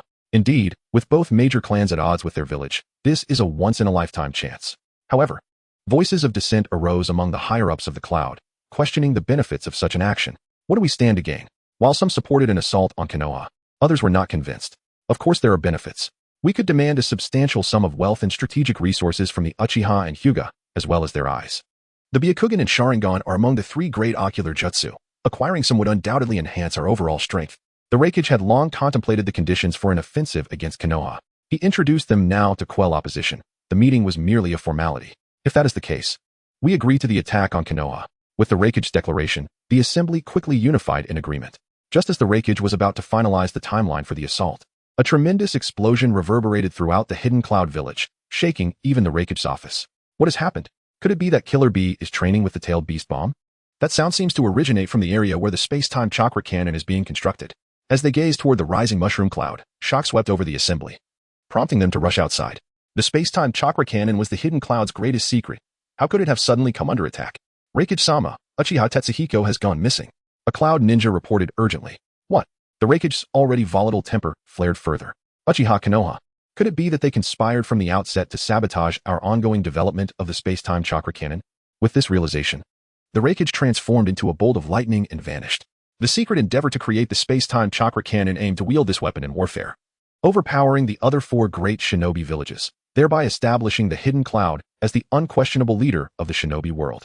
If successful, unifying the shinobi realm was not beyond reach. Yet, the materials capable of containing the Eight Tails chakra were exceedingly rare. Thus, the weapon, initiated under the fourth Raikage, remained in production for many years. Upon the Raikage's arrival at the site, he was met with utter devastation. No survivors remained, let alone the obliterated space-time chakra cannon. The Raikage roared in impotent fury. Those Uchiha scoundrels, I will not let this rest. Prepare for war, we shall strike Konoha at once. In the midst of the Raikage's rage, Uchiha Tetsuhiko had already departed from the Hidden Cloud Village. On the moon, Otsutsuki Kinshiki continually observed the shinobi world through his Rinnegan. He was acutely aware of the password to enter and exit the Hidden Cloud's barriers. Truly, the Raikage is remarkably volatile. Yet, he could never reach the moon to seek vengeance upon me. Uchiha Tetsuhiko mused, casting a glance back toward the hidden cloud's direction. His actions had irrevocably deepened the rift between Konoha and the hidden cloud. On the same day, the Raikage mobilized hundreds of ninjas, covertly heading toward the borders of the Land of Lightning, infiltrating the Land of Fire in waves. Simultaneously, he sent a letter of accountability to Sarutobi Hiruzen, questioning him regarding the massacre of the Hidden Cloud delegation. The incident involving Uchiha Tetsuhiko and the sabotage of the Hidden Cloud's critical strategic weapon was exaggerated manifold by the Raikage. The letter stated that the Hidden Cloud was developing a weapon capable of maintaining peace within the shinobi world, which, if successful, would quell all wars. However, Uchiha Tetsuhiko had brought within the corpses of numerous Konoha ninjas, seeking to incite war between the Hidden Cloud and Konoha. After being firmly rebuffed, he had lashed out in anger, destroying the weapon intended to uphold peace in the shinobi world. The third Hokage must provide an explanation to the Hidden Cloud, otherwise, they should prepare for conflict. Uchiha Tetsuhiko? It was he who orchestrated this? Upon reading the name in the letter, Sarutobi Hiruzen could no longer dismiss the notion that the disappearance of his dispatched ninja team was indeed his doing. Hiruzen, I warned you not to be overly lenient with the Uchiha, did I not? Look at what they have done, if left unchecked. This Uchiha Tetsuhiko could very well become the next Uchiha Madara. We must act against the Uchiha without delay. Shimura Danzo was quick to seize the opportunity to address the Uchiha threat.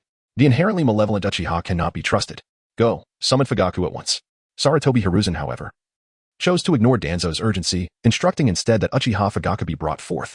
Hiruzen, are you truly willing to condone their actions? The Uchiha and Hyuga are increasingly disregarding the village's directives. If this continues, and other clans follow suit, how shall we respond? We must decisively eliminate one clan to serve as a warning to the others. Danzo pressed on, undeterred by Hiruzen's silence. Danzo, we currently require the strength of the Uchiha and Hyuga. If we engage in internal strife before confronting the Hidden Cloud, how can we possibly win this war? Sarutobi Hiruzen inhaled deeply, expressing his frustration. Chapter 19. My strength derives from all my clansmen.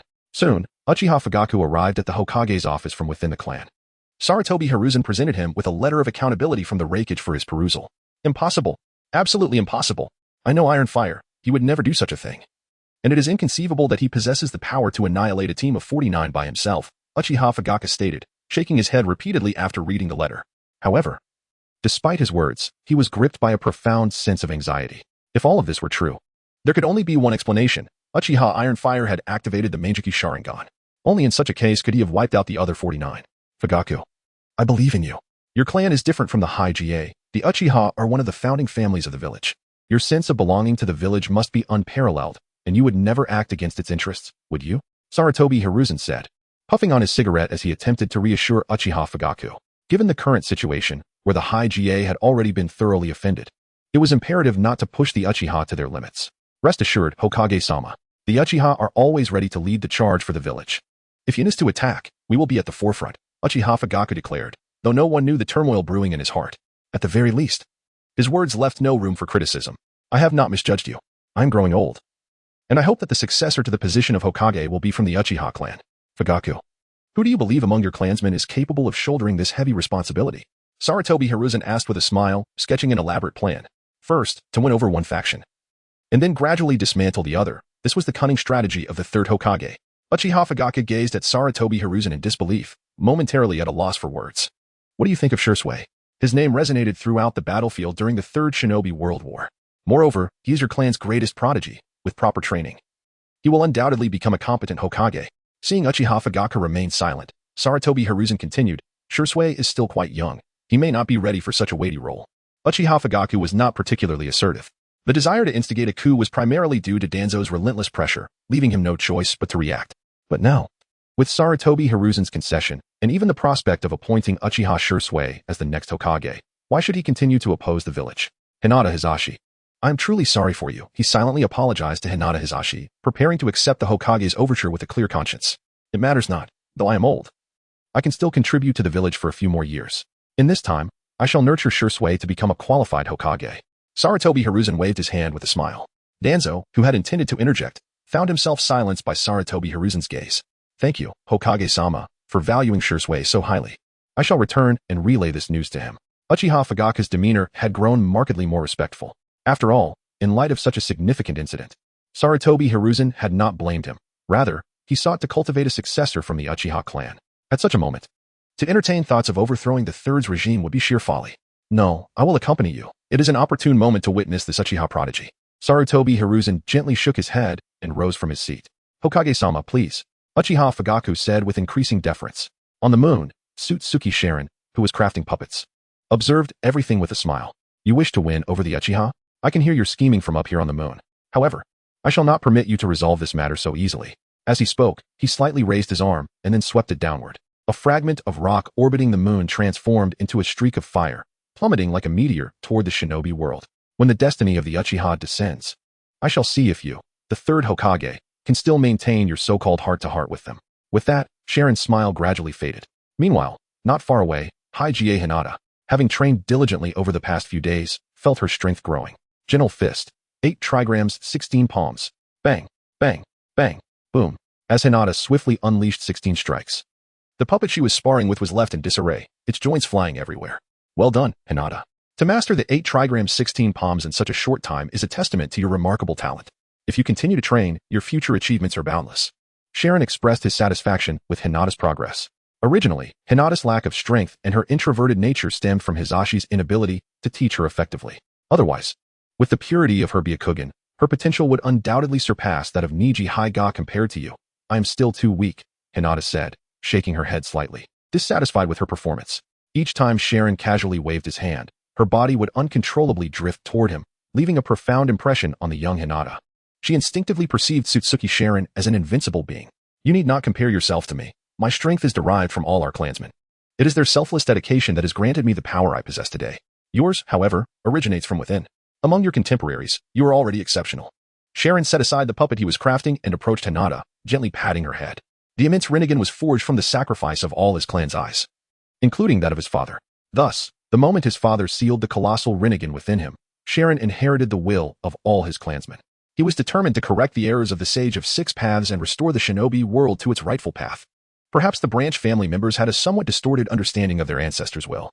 Yet it was undeniable that the era of ninjas initiated by the Sage of Six Paths had indeed strayed onto a misguided path. As the inheritor of the branch family's power, he could not betray their expectations. He must carry forth this will to the end. Otherwise, he would be unworthy of those clansmen who had selflessly contributed, and of his father, who risked his life to seal the colossal Rinnegan within him. So that is how it is, Hinata nodded, her understanding still somewhat vague. In the Uchiha clan of Konoha, Uchiha Fugaku and the third Hokage had just stepped into the clan grounds when a streak of fire tore through the heavens, descending upon the Uchiha territory. Chapter 20. The Hokage takes turns, and it finally comes to the Uchiha. With a resounding boom, all members of the Uchiha clan leaped from their rooms. Sarutobi Hiruzen, having just arrived, discreetly furrowed his brow. What could the Uchiha be up to? Were they clandestinely developing some weapon to annihilate the village? Fyke, what is happening here? Could it be that a clan member has uncovered a forbidden technique? Despite his inner turmoil, Sarutobi Hiruzen maintained a genial smile as he inquired. I'm not entirely sure. Uchiha Fyke replied awkwardly. In that case, let us investigate what has transpired. Sarutobi Hiruzen said no more and walked forward alongside Uchiha Fyke. In the vast plaza, the ground bore a deep crater. At its center stood a stone tablet inscribed with mysterious words. Numerous Uchiha gathered tightly around it, eager to discern its message. Everyone, please disperse. An elder of the Uchiha clan, upon reading the inscriptions, narrowed his eyes and addressed the crowd. There is nothing of interest here. Elder, what does it say? We must know why a meteor has fallen upon our Uchiha clan. Does it not portend something significant? The Uchiha members showed no inclination to leave. Many activated their Sharingan, attempting to glean the tablet's full content. I see it now. It declares, Sarutobi must die, the fifth must rise, Hokage takes turns. And it finally comes to the Uchiha. Moreover, destined Manjiki, unmatched in this world, past glories resurface, reliant on the divine. Is this a sign that even the heavens can no longer bear it? Haha, this heralds the great resurgence of the Uchiha. When the words were read aloud, the Uchiha clan erupted with fervor. Hokage takes turns, and it finally comes to the Uchiha. How splendidly it is articulated. Even the heavens deem it time for the Uchiha to assume the Hokage position. And the line about destined Manjiki, unmatched in this world, surely indicates that a Uchiha has awakened the Manjiki Sharingan. This grants them the power to dominate the realm. Alas, observing the fervent clansmen, several elders exchanged glances, sighing in resignation. The Uchiha had already contemplated a coup. Now, with the sudden celestial warning, their fate seemingly ordained. It would be even harder to restrain those impassioned clansmen. What is all this commotion? I wonder if I may join in the festivities? At that moment, Sarutobi Hiruzen and Uchiha Fyke arrived. The expressions of the Uchiha elders grew increasingly grim. Elder, what is the matter? Uchiha Fyke, noticing the elders' disquiet, immediately inquired. Clan leader, It is nothing serious, merely a meteor that fell from the sky, causing some tremors. We shall address it promptly. You should accompany Hokage-sama elsewhere. The elder forced a smile, his lips twitching slightly. However, despite his attempts at concealment, several Uchiha could no longer suppress their inner excitement. Sarutobi, it is time for you to resign. After your extensive tenure, even the heavens can bear it no longer. The destiny lies with the Uchiha. You should swiftly relinquish the Hokage position. Some impassioned young Uchiha, driven by fervor, stepped forward to confront Sarutobi Hiruzen. Though the ninja world does not typically indulge in superstition, the Uchiha are inherently restless. Their coup was already on the cusp of fruition, and now, with the stone tablet's arrival, it was as if the door had been flung wide open. This not only provided them with conviction and courage, but also bestowed upon them a righteous cause. Sarutobi Hiruzen, observing the rebellious Uchiha, his expression darkened immediately. Meanwhile, many Uchiha who remained composed hastily pulled the outspoken individuals back. Hokage-sama, please do not misunderstand. Those individuals were under a genjutsu. Yes, under a genjutsu. Their words do not reflect their true intentions. Indeed, we Uchiha have never harbored ambitions for the Hokage position.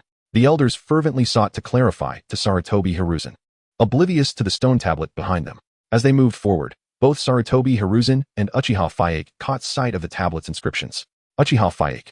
In that moment, Uchiha Fayake's expression was one of disbelief. Is this something meant for the Hokage? The Uchiha have been suspected by the Hokage for too long. Just as hope for reconciliation emerged, this artifact appears, igniting a tempest of emotions within him that nearly overwhelmed him. Hokage-sama, please allow us to explain. This object fell from the sky, and it is not of our making. Yes, this has nothing to do with the Uchiha. Please do not misconstrue our intentions. We Uchiha are ever loyal to the village and harbor no ulterior motives. Upon realizing the gravity of the situation, the Uchiha elders began to explain once more. They had indeed contemplated a coup, having devised certain plans, but apart from a few hot-headed youths, none would dare to bring such notions to light. Furthermore, they were unprepared. Should conflict arise with the Hokage's faction, it would likely result in the Uchiha's annihilation. Fayake, I have suddenly recalled some matters that require my attention. I must take my leave. Sarutobi Hiruzen paused momentarily and spoke to Uchiha Fayake. Hokage-sama. Uchiha Fayake wished to elaborate further, yet Sarutobi Hiruzen offered him no opportunity. Upon exiting the Uchiha compound, Sarutobi Hiruzen immediately summoned Danzo. He also instructed his team to investigate the origin of the fallen object. Hokage office. Hokage-sama. The stone tablet that fell onto Uchiha territory indeed plummeted from the sky. According to our investigations, it is undoubtedly a meteorite from outer space. The members of the sensory unit reported back to Sarutobi Hiruzen after their inquiries. Hiruzen, hesitate no longer.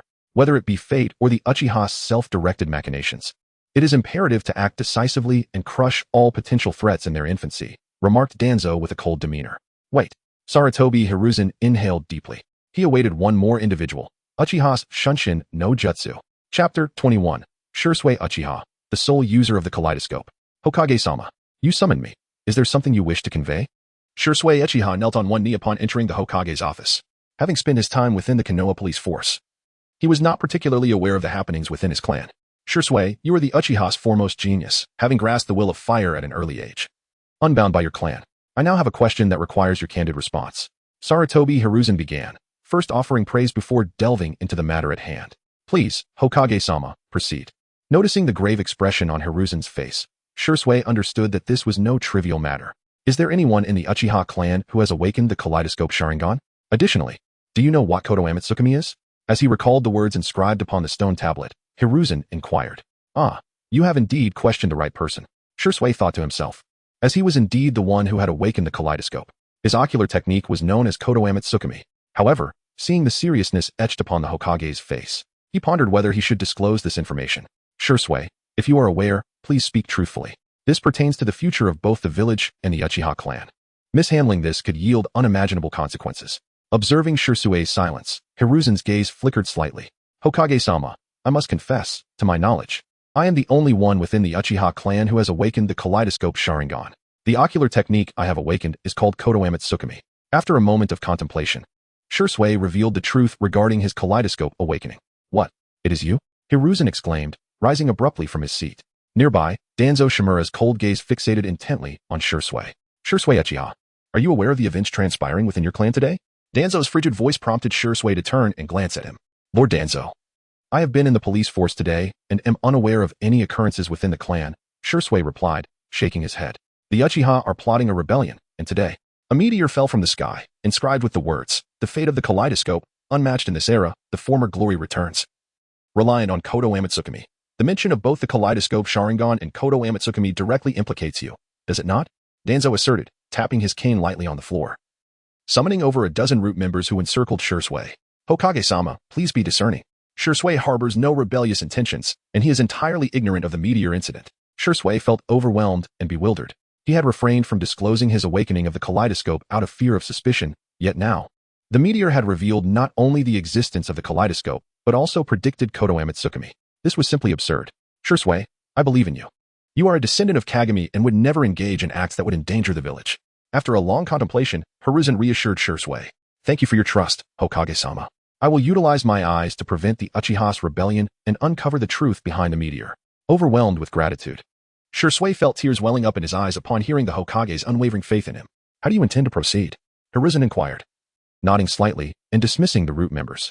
With my eyes alone, Kodo Amatsukami can silently rewrite a person's will.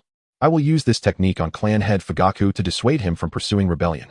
Shorszái divulged the secret of his eye without reservation. This revelation heightened the vigilance of both Hiruzen and Danzo. The notion of silently altering someone's will was indeed terrifying. What if he were to rewrite Hiruzen's will, compelling him to relinquish the Hokage position to an Uchiha? The mere thought sent a chill down Hiruzen's spine. Danzo, too, was troubled, but his thoughts ran deeper. Such a formidable ocular technique should not be wasted on quelling a mere rebellion. This eye could serve a far greater purpose. It could not be squandered in such a manner. No, I must intervene. He cannot waste Kodo Amatsukami on suppressing a trivial rebellion. Shorszái, I entrust everything to you. You are a descendant of Kagami. I believe you can prevent the Uchiha from going astray. Hiruzen lowered his Hokage hat, obscuring his gaze from Shorszái. Yes, Hokage-sama. With that, Shorszái turned to leave. I will accompany him. After all, he is one of the Uchiha. I cannot be at ease. Danzo announced, following Shorszái closely as he departed. At Naruto Uzumaki's residence, the Sage of the Six Paths had come to witness the spectacle, possessing the eye with the most powerful illusion, Kodo Amatsukami. He was determined not to miss this opportunity. Hey, are you truly confident in countering Kodo Amatsukami? Although you are merely a puppet, if ensnared by the illusion, your original self will also be affected. The Nine Tails warned, recalling the vision of the Fourth Great Ninja War when Kodo Amatsukami altered the will of Itachi Uchiha. Do not underestimate the power of the Rinnegan. Without further elaboration, the sage left behind those words and made his way towards Shursui's location. At this juncture, Shorszái had just exited the Hokage's office when he was intercepted by Danzo and his men. Lord Danzo, the Hokage has entrusted me to handle the Uchiha matters. What is your intent in stopping me? Shorszái inquired, observing Danzo's hostile demeanor. The power of Kodo Amatsukami is far too potent to be used merely to prevent a trivial rebellion. Surrender your eyes to me. Only I can unlock their true potential, Danzo declared, reaching out towards Shursui's eyes. Lord Danzo, war between Konoha and Kumogakure is imminent. At this critical juncture, the Uchiha's rebellion is anything but trivial. I will not relinquish my eyes. I will personally thwart the Uchiha's uprising. Shorszái grasped Danzo's hand firmly, glaring at him with intensity, causing Danzo to weaken instantly. A swift defeat. With just a glance, Danzo was rendered powerless. As Shorszái prepared to turn and leave, Danzo's form suddenly vanished. A sharp pain struck Shursui's abdomen as Danzo delivered a punch to him. Chapter 22. Seizing the kaleidoscope, Shursuai the puppet. Why? A punch from Danzo struck Shursuai Uchiha, leaving him in a state of disbelief. How could his Jinjutsu be so effortlessly unraveled? Yet before he could ponder this question further, Danzo landed 2 more blows to his face, then reached out, intent on gouging out his eyes. Just as the situation seemed dire, a golden chakra hand emerged, grasping Shursuai and pulling him to safety. Who could it be? Just as Danzo was about to extract Shursui's Sharingan, he was thwarted, his frustration reaching a boiling point. However, as he turned his gaze, he was met with a flash of gold, and the assailant vanished without a trace. Pursue them, he bellowed at the root members, suppressing the fury boiling within him. On the other side, the one who rescued Shursuai was none other than the Naruto puppet controlled by Kagaya Tsutsuki. Thank you for saving me.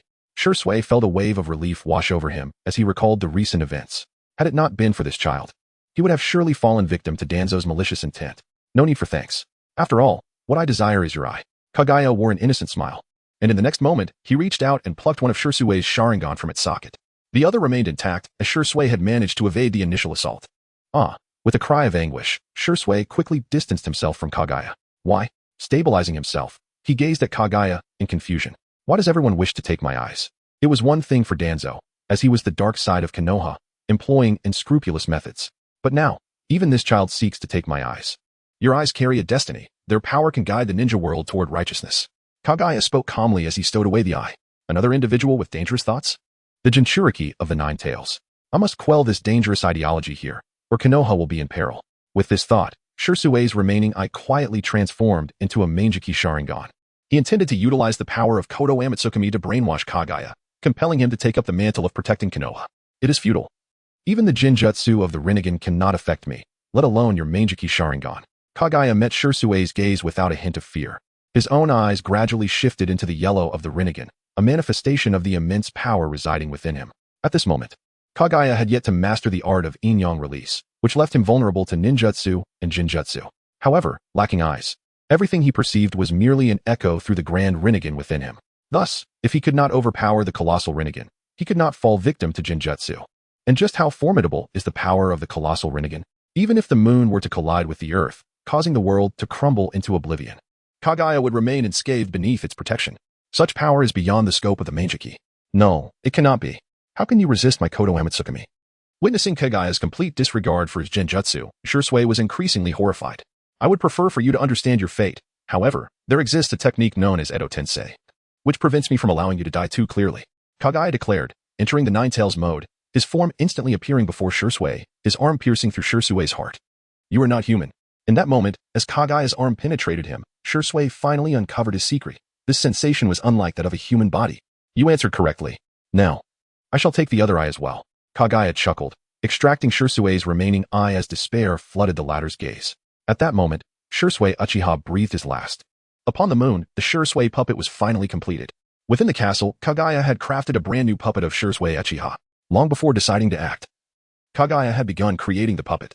Now, the task was accomplished, awaiting the installation of the Mangeki Sharingan. Shirsue, I will ensure your name resonates throughout the ninja world once more. Kaguya cast the Shirsue puppet into the passage leading to the ninja realm. Kaguya had remained cautious, hiding on the moon, utilizing puppets to orchestrate events, not due to his youth, but because he could not yet fully harness the power of the colossal Rinnegan within him. Furthermore, his own Rinnegan had yet to awaken.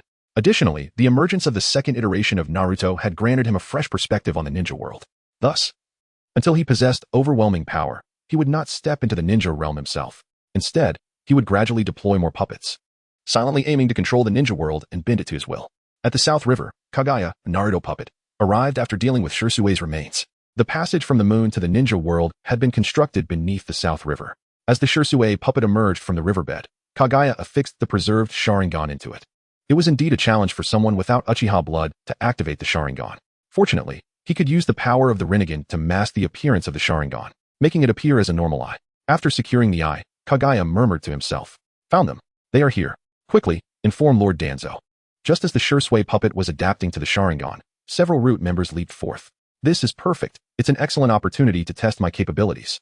The Shirsue puppet, hereafter referred to as Shirsue, raised its head slightly to look at the root members, smiling. Fire style, fireball jutsu. Shirsue formed hand seals, unleashing a massive fireball. Water style, water barrier. The root members reacted swiftly, raising a wall of water to block Shirsue's attack. Jinjutsu, Sharingan. When the flames dissipated, the root members found themselves staring into a pair of three-tomo Sharingan. Utilizing the ocular prowess of the Sharingan to cast Jinjutsu on the enemy was the simplest technique of the Uchiha clan. Kaguya had been observing the ninja world daily, and employing such a straightforward Jinjutsu posed no significant challenge. Fire style, Great Dragon Fire Technique. After ensnaring the root members with Jinjutsu, Shirsue expelled 3 roaring fire dragons, propelled by waves of scorching heat, toward the root members. Chapter 23.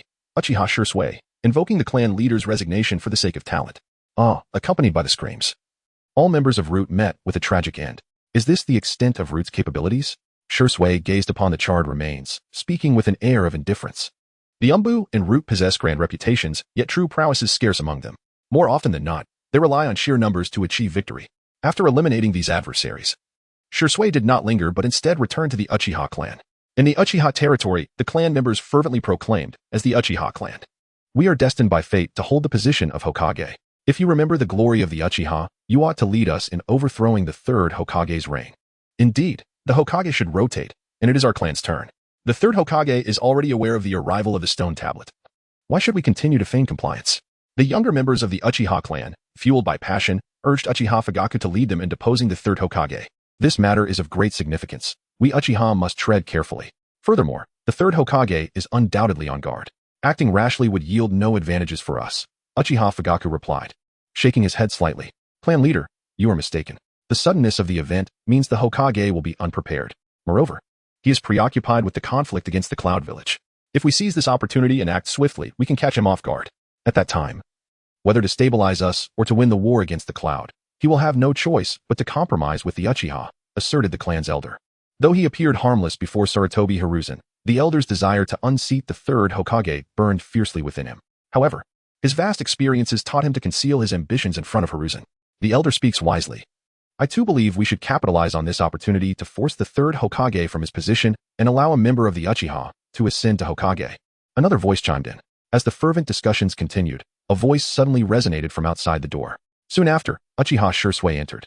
His eyes transformed from the basic Sharingan to the Mangekyou Sharingan. ShŁten? Have you awakened the Mangekyou? Could it be that the destined Mangekyou mentioned on the stone tablet refers to you? Truly, you are the Uchiha's greatest prodigy, destined to restore our former glory, the clan members exclaimed, their enthusiasm escalating further. ShŁten, did you not always oppose our clan's coup? Uchiha Fugaku questioned, raising an eyebrow in confusion. In my past ignorance, I failed to comprehend my destiny. Now, with fate upon me, I have attained enlightenment. The Uchiha must not rely on others for survival. We must reclaim what rightfully belongs to us through our own strength, ShŁten declared calmly. Yet his words resonated deeply with the clan members. ShŁten speaks the truth. What belongs to the Uchiha should be reclaimed by our own might. Fugaku, if you cannot lead us in reclaiming our rightful place, then you should yield the position of clan leader to ShŁten. They cried out in unison, demanding Fugaku's resignation. Seeing Fugaku's hesitation, the more radical members began to pressure him. Shޅten, is this your intent as well? Fugaku's countenance darkened. He could hardly fathom how the situation had escalated to such a point. Uchiha Shޅten, we implore the clan leader to step down for the sake of the clan. Do you not realize what consequences await the Uchiha if we sever ties with the village? Fugaku attempted to dissuade the clan members from their rebellious intentions. While they still had the support of the Hyuga clan, he felt somewhat assured. But with their plans now exposed and the third Hokage's fury ignited, he was left in terror. We Uchiha shall rise to prominence once more. We can reclaim all that we have lost. The fifth Hokage shall bear the Uchiha name. Upon Fugaku's declaration, a chorus of agreement erupted. Is it that you refuse to see reason? Must we be suppressed by the village before you awaken to reality? Very well. I shall observe whether you can indeed succeed, Fugaku retorted angrily as he stood up to leave. They were free to pursue their demise. But he could not allow his children to accompany them to ruin. Perhaps it was not too late to pledge allegiance to the third Hokage. Stop. ShŁten's voice rang out, halting Fugaku in his tracks. To prevent you from betraying us to the village, you shall remain within the clan for the time being. Furthermore, your Sharingan must be relinquished. Otherwise, we cannot guarantee you will not use its power to manipulate clan members and escape. As Fugaku attempted to exit the hall, ShŁten's voice unexpectedly sounded behind him, causing him to turn in disbelief. Shޅten, are you placing me under house arrest? I am still the clan leader. The clan will not stand for this, he exclaimed, casting a glance at the surrounding clan members. However, the anticipated display of loyalty from his kin did not materialize. Shۯten is right. The clan leader recently brought the third Hokage to our Uchiha. It is likely that they share some unspeakable secrets. For safety's sake, I support Shۯten's course of action. Clan leader, this is all for the good of the Uchiha. Once we succeed, Shۯten will certainly restore your freedom and return your eyes. The members rallied behind Shۯten, urging Fugaku to reconsider. Forgive me, clan leader, Shۯten said as he stepped toward Fugaku. I shall take custody of your eyes for now. You've all lost your minds, Fugaku exclaimed, retreating from Shۯten's advance, fleeing the hall into the open air. In this scenario, he could only seek refuge with the Hokage. Thinking of escaping? For the honor of the Uchiha, stop him.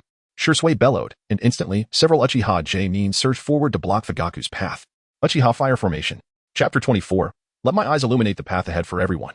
5 Uchiha Jonin simultaneously summoned flames between their fingers and forcefully pressed down upon the ground. Boom. In the next instant, a blazing crimson barrier enveloped Uchiha Fugaku. How dare you? Uchiha Fugaku shouted in furious disbelief. I am still the clan leader. And you dare to imprison me with the Uchiha Fire Formation? The Uchiha Fire Formation is the clan's most formidable barrier ninjutsu, summoning the Hellfire of Ashura to create a shield that turns those who resist into ashes. This barrier can be used to defend against enemy attacks or to confine adversaries within, sealing their fate. Uchiha Obito once employed this formation to protect the Outer Path demonic statue, its strength sufficient to withstand the attacks of the Eight Tails. From this moment on, you are no longer the clan leader. The one who can lead the Uchiha and restore our former glory is the one who has awakened the Mangekyou Sharingan, Uchiha Shۯten. He shall succeed you as the new clan leader, declared the clan's elder from beyond the barrier. Upon hearing this, Uchiha Fugaku's rage reached a boiling point. Thank you for your esteem, elder. Those present here are all elite members of the Uchiha clan, each willing to dedicate themselves to our family. Allow me to briefly outline my plan. Stepping forward, Shۯten spoke slowly. With the current strength of the Uchiha, it is utterly unrealistic to overthrow the third Hokage's rule.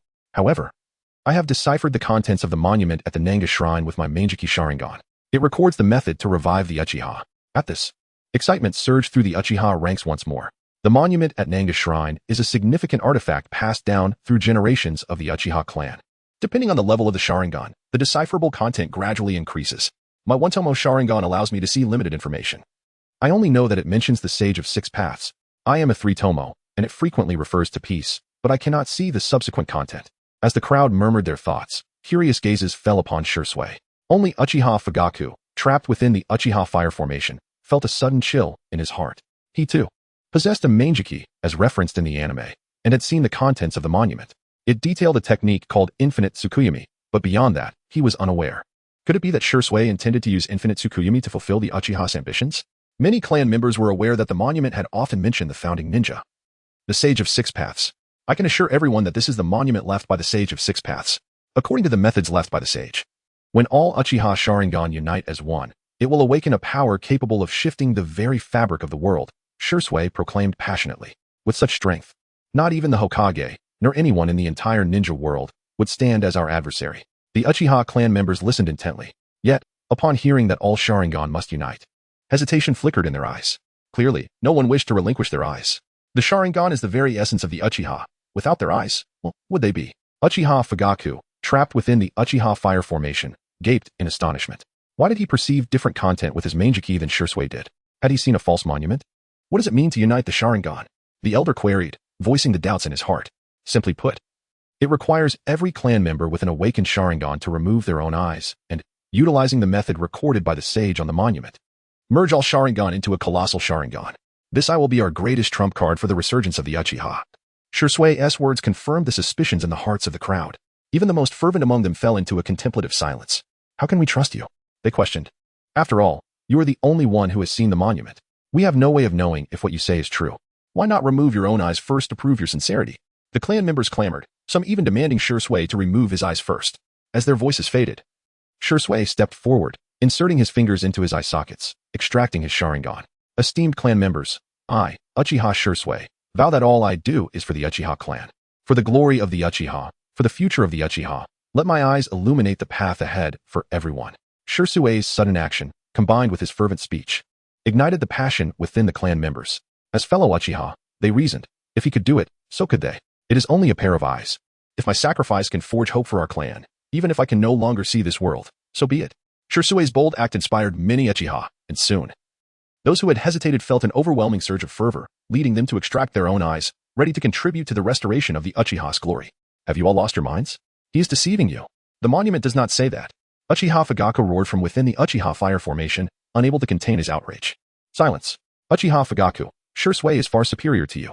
At least he has removed his eyes, proving the authenticity of his words through action. Meanwhile, you have always sacrificed the clan's interests for your own weakness. What right do you have to speak against ShÄ, who brings hope to our clan? Retorted the Jonin, maintaining the Uchiha fire formation.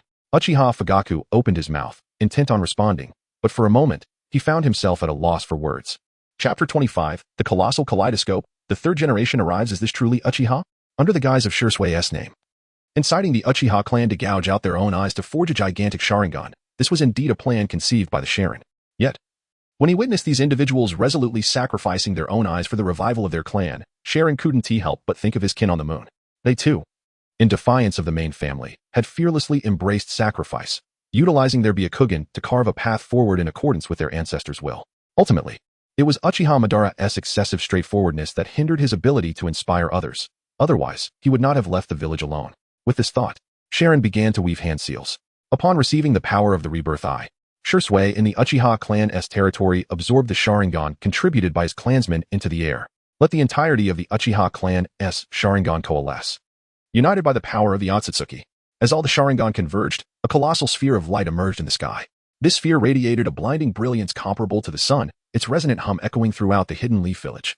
Under the guidance of the rebirth power, manifest. Colossal Sharingan. When the immense sphere stabilized and the dazzling light faded, a gigantic eye, measuring several meters in diameter, floated serenely in the air, exuding an overwhelming pressure that deterred any approach. The eye bore the intricate pattern of ShÄ's Manjiki Sharingan. Enhanced by the chakra of the Otsutsuki and the power of the rebirth eye, This colossal Mangeki Sharingan, embodying nearly all of the Uchiha's Sharingan, made its grand debut before the world. How could this be? He actually succeeded. Uchiha Fugaku gazed in disbelief at the colossal kaleidoscope beyond the flame barrier. He had firmly believed that ShŁten was deceiving the clan. However, with the manifestation of the colossal kaleidoscope, he realized his mistake. No matter the circumstance, facts always outweigh rhetoric. The emergence of the colossal kaleidoscope compelled Uchiha Fugaku to engage in self-reflection. Was it truly a lack of talent on his part that, even after awakening the Mangeki, he could not decipher the stone tablet as contents as ShŁten had? I can feel it.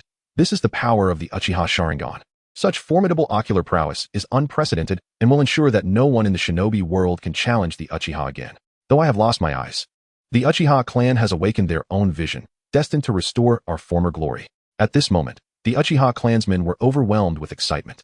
The colossal kaleidoscope not only instilled in them a profound sense of security, but ignited their hopes of overthrowing the third Hokage and reclaiming their autonomy. Yet, there were still too few Sharingan, and many were merely one tomo or two tomo eyes. Thus, the power of this colossal kaleidoscope remained insufficient. ShŁten felt a tinge of dissatisfaction with the amalgamation of the Uchiha clan's Sharingan into the colossal kaleidoscope. In terms of both size and strength, it paled in comparison to the gigantic rebirth eye. Dissipate the flame barrier. Allow clan leader Fugaku to emerge, ShŁten stated calmly once the colossal kaleidoscope stabilized. Given the magnitude of the commotion, it was likely they would soon be visited by village authorities. Before that, he needed to resolve Fugaku's predicament. Is ShŁten truly going to let him out? Once the barrier is lifted, he may attempt to flee, voiced the elder, who had already sacrificed his eyes. With a note of concern.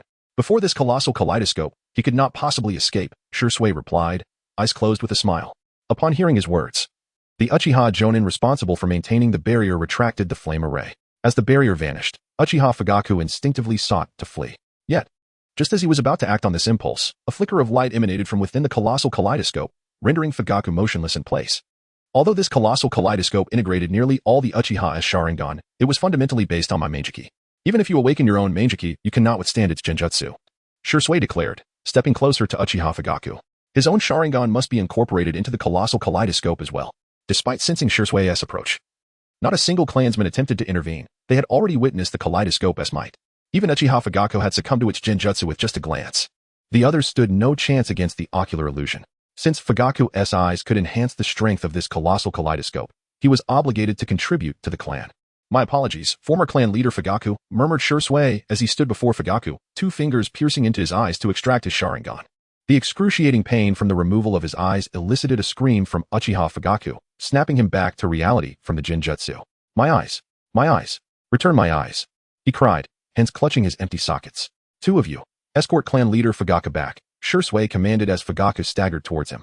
Yes, clan leader, replied the two Uchiha clansmen who promptly supported Fugaku and led him away. Just as they departed, the third Hokage, Sarutobi Hiruzen, stormed into the Uchiha compound, accompanied by his entourage, and promptly brought Fugaku and the others back. What on earth is happening within the Uchiha? I expect a reasonable explanation, Sarutobi Hiruzen demanded, lowering his hat to shield his gaze from the colossal kaleidoscope. Hokage-sama, we Uchiha are reclaiming our former glory, ShŁten replied, tilting his head slightly while clutching Fugaku's Mangeki Sharingan. Noticing this, the Umbu members swiftly briefed Hiruzen on the situation. When he learned that nearly all the Uchiha clansmen had lost their eyes, Hiruzen instinctively looked up. At that moment, he beheld the colossal kaleidoscope floating in the air. Is this a Mangeki Sharingan? How can it be so enormous? Sarutobi Hiruzen gazed in disbelief at the eyes suspended above. Chapter 26, A Face Torn Apart. Jiraiya returns to the village as the Hokage observed, the Uchiha clan, in pursuit of contributing to the village and restoring their former glory, has united their entire lineage to forge this magnificent Mangeki Sharingan. The calm voice of ShŁten filled Sarutobi Hiruzen with an inexplicable dread. Tobarama-sensei was indeed correct. The Uchiha were inherently malevolent. In a moment of negligence, they had conjured such a formidable power. Nearly a three-tomo Sharingan had allowed Kakashi Hitaki to earn the title of Copy Ninja, Sharingan Kakashi. Now, a colossal Mangeki Sharingan loomed ominously above the Uchiha territory. The nature of the power it harbored remained a mystery, as did the intentions of its wielder. Such an uncontrollable force posed an immense threat to the village. Oh, are you implying that this enormous eye was created to counteract the potential invasion from Kimogakure? Sarutobi Hiruzen queried cautiously. Indeed, as the Hokage surmised, we have combined our clan's strength to create this eye specifically to confront the looming threat of Kimogakure, ShŁten confirmed without hesitation. Regardless of his inner motives, he knew he must not provide any ammunition for dissent. Well, the Uchiha's loyalty is commendable, Yet it appears your clan leader is reluctant to relinquish his eye, Sarutobi remarked, signaling for Uchiha Fugaku to be brought forth. Hokage-sama, you must not trust him. He seeks to use this eye to incite a coup and usurp your position as Hokage. You must act swiftly to thwart his plans, otherwise, the village will be in peril. Uchiha Fugaku, harboring resentment over Shursue's acquisition of his eye, revealed the clan's intentions. The words of Uchiha Fugaku momentarily stunned both Shursui and Sarutobi. They could have maintained a faade to preserve peace, but now that Fugaku had laid bare their intentions, there was no room for retreat. The Uchiha indeed harbor ill intentions. Protect Hokage-sama and evacuate immediately, Shursui urged. As the Umbu members rushed to escort Sarutobi, the Uchiha clan launched a sudden assault. Fire release, Great Fireball Technique. Fire release, Dragon Fire Technique. Fire release, Phoenix Fire Technique. Though the Uchiha had lost their eyes, their sensory abilities remained intact, allowing them to target the Umbu with precision. Water release, Water Barrier. Earth release, Earth Flow Wall. The Umbu members countered with dual defenses of water and earth to withstand the barrage of fire techniques. Shursui, act now. There is no turning back. Today, either you perish or the Uchiha clan will be vanquished. The elder declared, urging Shursui to act decisively. Uchiha allies, we come to your aid. Just as Shursui prepared to strike, a contingent of Hyuga ninjas intercepted their escape route. The Hyuga clan had been closely monitoring the Uchiha's movements and would not remain passive in the face of such aggression. Hokage-sama, what shall we do? Umbu members inquired urgently. Break through. Once we leave Uchiha territory, reinforcements will come to our aid, Sarutobi Hiruzen replied resolutely, his heart brimming with resentment towards Uchiha Fugaku. Were it not for him, he would not be facing such hostility from the Uchiha. Attempting to flee? Uchiha fire formation. With no further pretense, Shursui harnessed the power of the massive Meijiki Sharingan to envelop the entire Uchiha territory in flames. Stop. The Uchiha's barrier cannot be breached by ordinary ninjutsu. Sarutobi shouted as the crimson barrier ascended, quickly signaling for the others to halt. Ninjutsu, summoning technique. With a plume of smoke, Sarutobi's summoning beast, Enma, appeared before him. Enma, what is the situation? Have you fallen out with the Uchiha? Enma inquired, arms crossed, scrutinizing the unfolding chaos. It's not just the Uchiha. The Hyuga are involved as well, Sarutobi replied, his expression grave. But first, Enma, transform into the Rui Jingu Bang. I need to break this barrier. The Uchiha fire formation was a highly advanced barrier. Even Sarutobi's formidable strength would be scorched by its flames. Enma, while grumbling, transformed into the Rui Jingu Bang. Extend, Rui Bang. As Sarutobi grasped the transformed staff, he commanded it to elongate, aiming to shatter the Uchiha fire formation. With a thunderous crash, the Rui Jingu Bang collided with the barrier, producing a resounding echo. Cracks began to spiderweb across the fiery barrier, a testament to the immense power of the staff that had once expelled the Nine-Tails from the village. Even the third Hokage, though aging, still possessed considerable strength. Shursui had never underestimated Sarutobi's power, knowing he had once single-handedly repelled the Nine-Tails and had fought alongside the first, second, and fourth Hokage in the Four Red Suns formation. Sage Art, Super Otama Rasengan. Just as the third Hokage prepared to launch another attack, a figure outside formed a massive sphere and hurled it at the cracks in the Uchiha fire formation, creating an opening for Sarutobi and his team to escape. Is that Jiraiya? Splendid. Jiraiya-sama has returned. We need not fear the Uchiha any longer. Joy illuminated the faces of Sarutobi and the Umbu members. Old man, what on earth is happening? Jiraiya, having rescued the third Hokage, looked on in confusion. Meanwhile, Fukasaku and Shima, perched on his shoulders, remained fixated on the enormous Meijiki Sharingan above. The Uchiha and Hyuga have initiated a rebellion, seeking to overthrow the village amidst its conflict with Kumogakure, Sarutobi explained succinctly. What? Jiraiya was taken aback. He could somewhat comprehend the Uchiha's madness, but why would the Hyuga join them in rebellion? Chapter 27. Supporting Uchiha's Konoha Tsukumi. Is it really Jiraiya, the legendary Sannin? Upon encountering Jiraiya and his companions, Shursui's figure flickered slightly, and in the next instant, he appeared before them. Such remarkable speed. This is Uchiha's foremost genius. Shursui of the body flicker technique. Even in sage mode, Jiraiya was astonished by his velocity. Third Hokage, you cannot leave the Uchiha unscathed. This moment marks the rebirth of our clan from the flames. Your blood will make the name Uchiha resonate throughout the ninja world once again. As Shursui spoke, the colossal Sharingan in the sky focused its gaze upon Sarutobi Hiruzen. Shursui, you promised me you would prevent the Uchiha rebellion. Why are you now resorting to such actions? Sarutobi Hiruzen questioned through gritted teeth. They had previously reached a clear understanding, with Shursui vowing to utilize Konoha Tsukumi to avert the rebellion. Who would have thought that upon his return, he would conjure such a massive Sharingan? I indeed wished to halt the Uchiha rebellion, but Danzo ambushed me, attempting to seize my Sharingan. From that moment, I perceived the truth of this world. You have never believed in the Uchiha, no matter how compliant I am. I am destined for a grim fate. If that is the case, Why should the Uchiha remain subservient? ShÄten continued, his words resonating profoundly. However, Sarutobi Hiruzen disregarded the latter part of his speech, fixating instead on the fact that Danzo's actions had compelled ShÄten to alter his stance. Danzo, this is your doing. In that moment, Sarutobi Hiruzen wished to eliminate Danzo. Unfortunately, ShÄten showed no intention of letting him depart. Even if you Uchiha have reasons for rebellion, why must the Hyuga also partake in such actions? Jiraiya interjected, turning his gaze towards Hyuga Hisashi. You ought to inquire how our Hokage has treated the Hyuga clan. Hisashi replied with a cold smirk. Going to the hidden cloud while demanding our clan to contribute to the village, are we merely meant to offer our lives? This is indeed something I have failed to consider. I am at a loss regarding the desires of both your clans. Now, with the threat of the hidden cloud looming, I hope you can temporarily set aside your grievances. Once we repel the hidden cloud, I shall sincerely apologize, Sarutobi Hiruzen stated. Desperate to stabilize relations with the Uchiha and Hyuga, everything would be addressed after repelling the hidden cloud. Absolutely not. We cannot negotiate with them. To fend off external threats, we must first secure our internal stability. Without decisive measures to resolve the Uchiha and Hyuga issues, victory against the hidden cloud will remain elusive. Just as Sarutobi Hiruzen racked his brain for a peaceful resolution, Shimura Danzo arrived at the scene with his entourage. Upon witnessing the enormous Sharingan in the sky, a palpable greed flickered in his eyes. Although he had failed to procure ShÄten's eyes, if he could claim this colossal Sharingan as his own, it would not be in vain. Danzo, silence. Both Uchiha and Hyuga are part of Konoha. How can you utter such words? Sarutobi Hiruzen, already infuriated by Danzo's attempt to seize ShÄten's eyes, struck back fiercely. What time is it? You still harbor such selfish thoughts? If you truly possess strength, it would be one thing. Instead, after failing to ambush ShÄten, you now bring forth this monstrosity, forcing me to grovel for negotiations. Hiruzen, have you lost your mind? Our enemy is the Uchiha. Why would you turn your hand against me? Danzo exclaimed, anger radiating from him after evading Sarutobi Hiruzen's attack. Third Hokage, it appears the Uchiha are indeed despised. If that is the case, there is nothing left to discuss. Before the might of this colossal Sharingan, you are not but insignificant. As ShÄten spoke, the immense Sharingan emanated a blinding light. Except for Sarutobi Hiruzen and his allies from the Hyuga clan, all other inhabitants of Konoha fell victim to the Jinjutsu known as support the Uchiha. When the light subsided, Sarutobi Hiruzen and his companions exchanged bewildered glances, uncertain of what had transpired. The commotion was considerable, yet it bore little significance. It seemed that this gigantic Sharingan was not as formidable as it appeared. Observing that he remained unaffected, Danzo scoffed.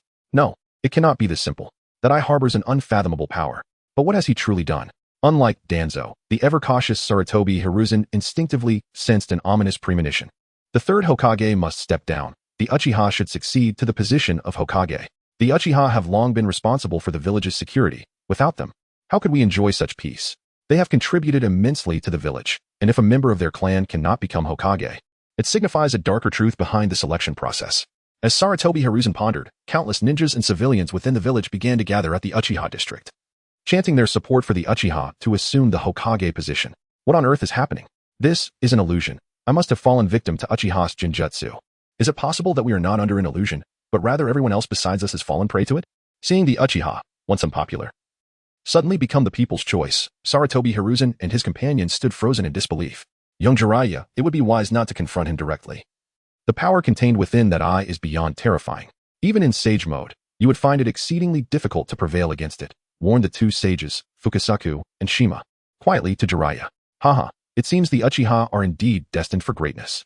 This is the true destiny of the Manjiki Sharingan, although I have lost my eyes. Witnessing this moment is enough to fulfill my life. ShÄten, truly deserving of the title Uchiha's greatest genius, had accomplished what no one else could. The glory of the Uchiha clan had finally returned once more. In stark contrast to Sarutobi Hiruzen's group, the Uchiha clan was already overwhelmed with emotion, tears of joy streaming down their faces. This was something they had only dared to dream of, yet it had become a reality today. Chapter 28. The guardian of the village is me, Shimura Danzo. Do you see, third Hokage? The Uchiha clan is the one that everyone desires. For the sake of the village, you must step down. ShÄten deliberately refrained from letting them fall under the influence of Kodo Amatsukami, so they could witness firsthand how the Uchiha rose against all odds. In the eyes of the Shimura, the Uchiha clan was merely a tool, to be discarded once their eyes were harvested. However, their unwavering spirit of sacrifice revealed to the Shimura the reflections of their own kin. Thus, all he could do was restore the Uchiha's position as Hokage, fulfilling their long-held aspiration. Hiruzen, do not heed his words. Once the Uchiha attain the Hokage title, the destruction of Konoha is inevitable.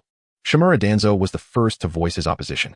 The inherently malevolent Uchiha surely harbored ill intentions. That Shisui Uchiha must have long ago resolved to seize the position of Hokage.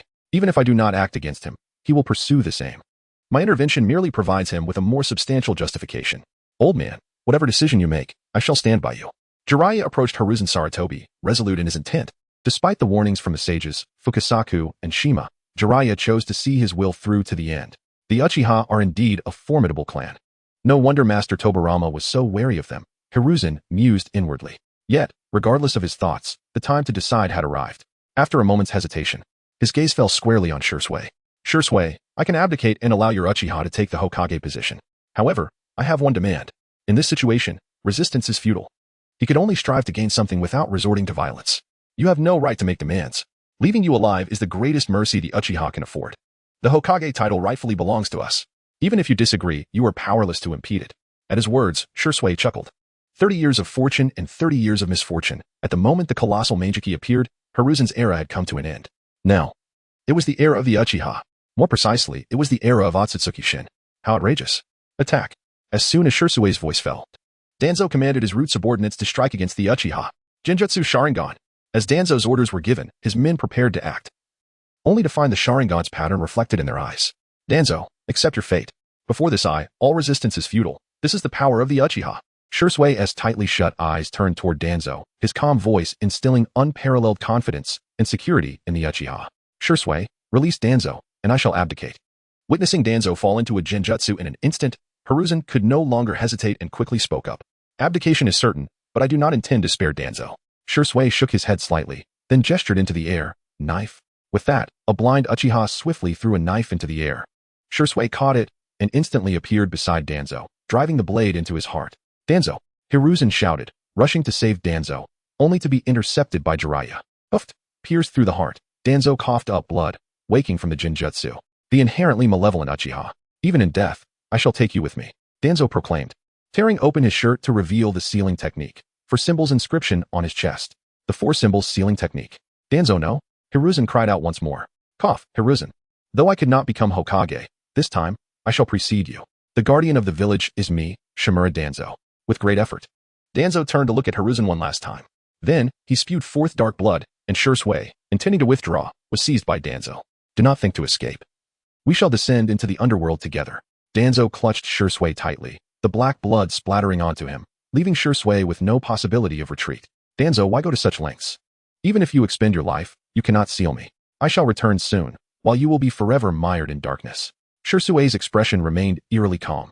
He was merely a puppet created by Shin. Even if sealed, it would not affect Shin in the slightest. He could simply create another Shisui puppet. Return? Do you think the 4-symbol sealing technique is trivial? This is an S-rank sealing technique. That which is sealed cannot return to the world of the living.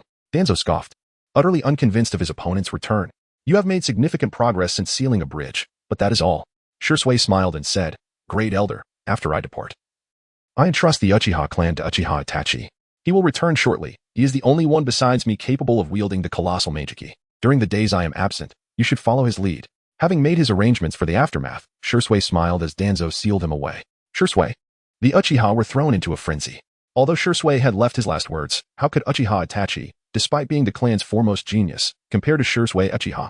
Furthermore, Uchiha Itachi had always been obedient to the clan leader's orders. Now that they had rebelled against Uchiha Fugaku, who knew what Uchiha Itachi would do? Act now. We cannot let Danzo die in vain.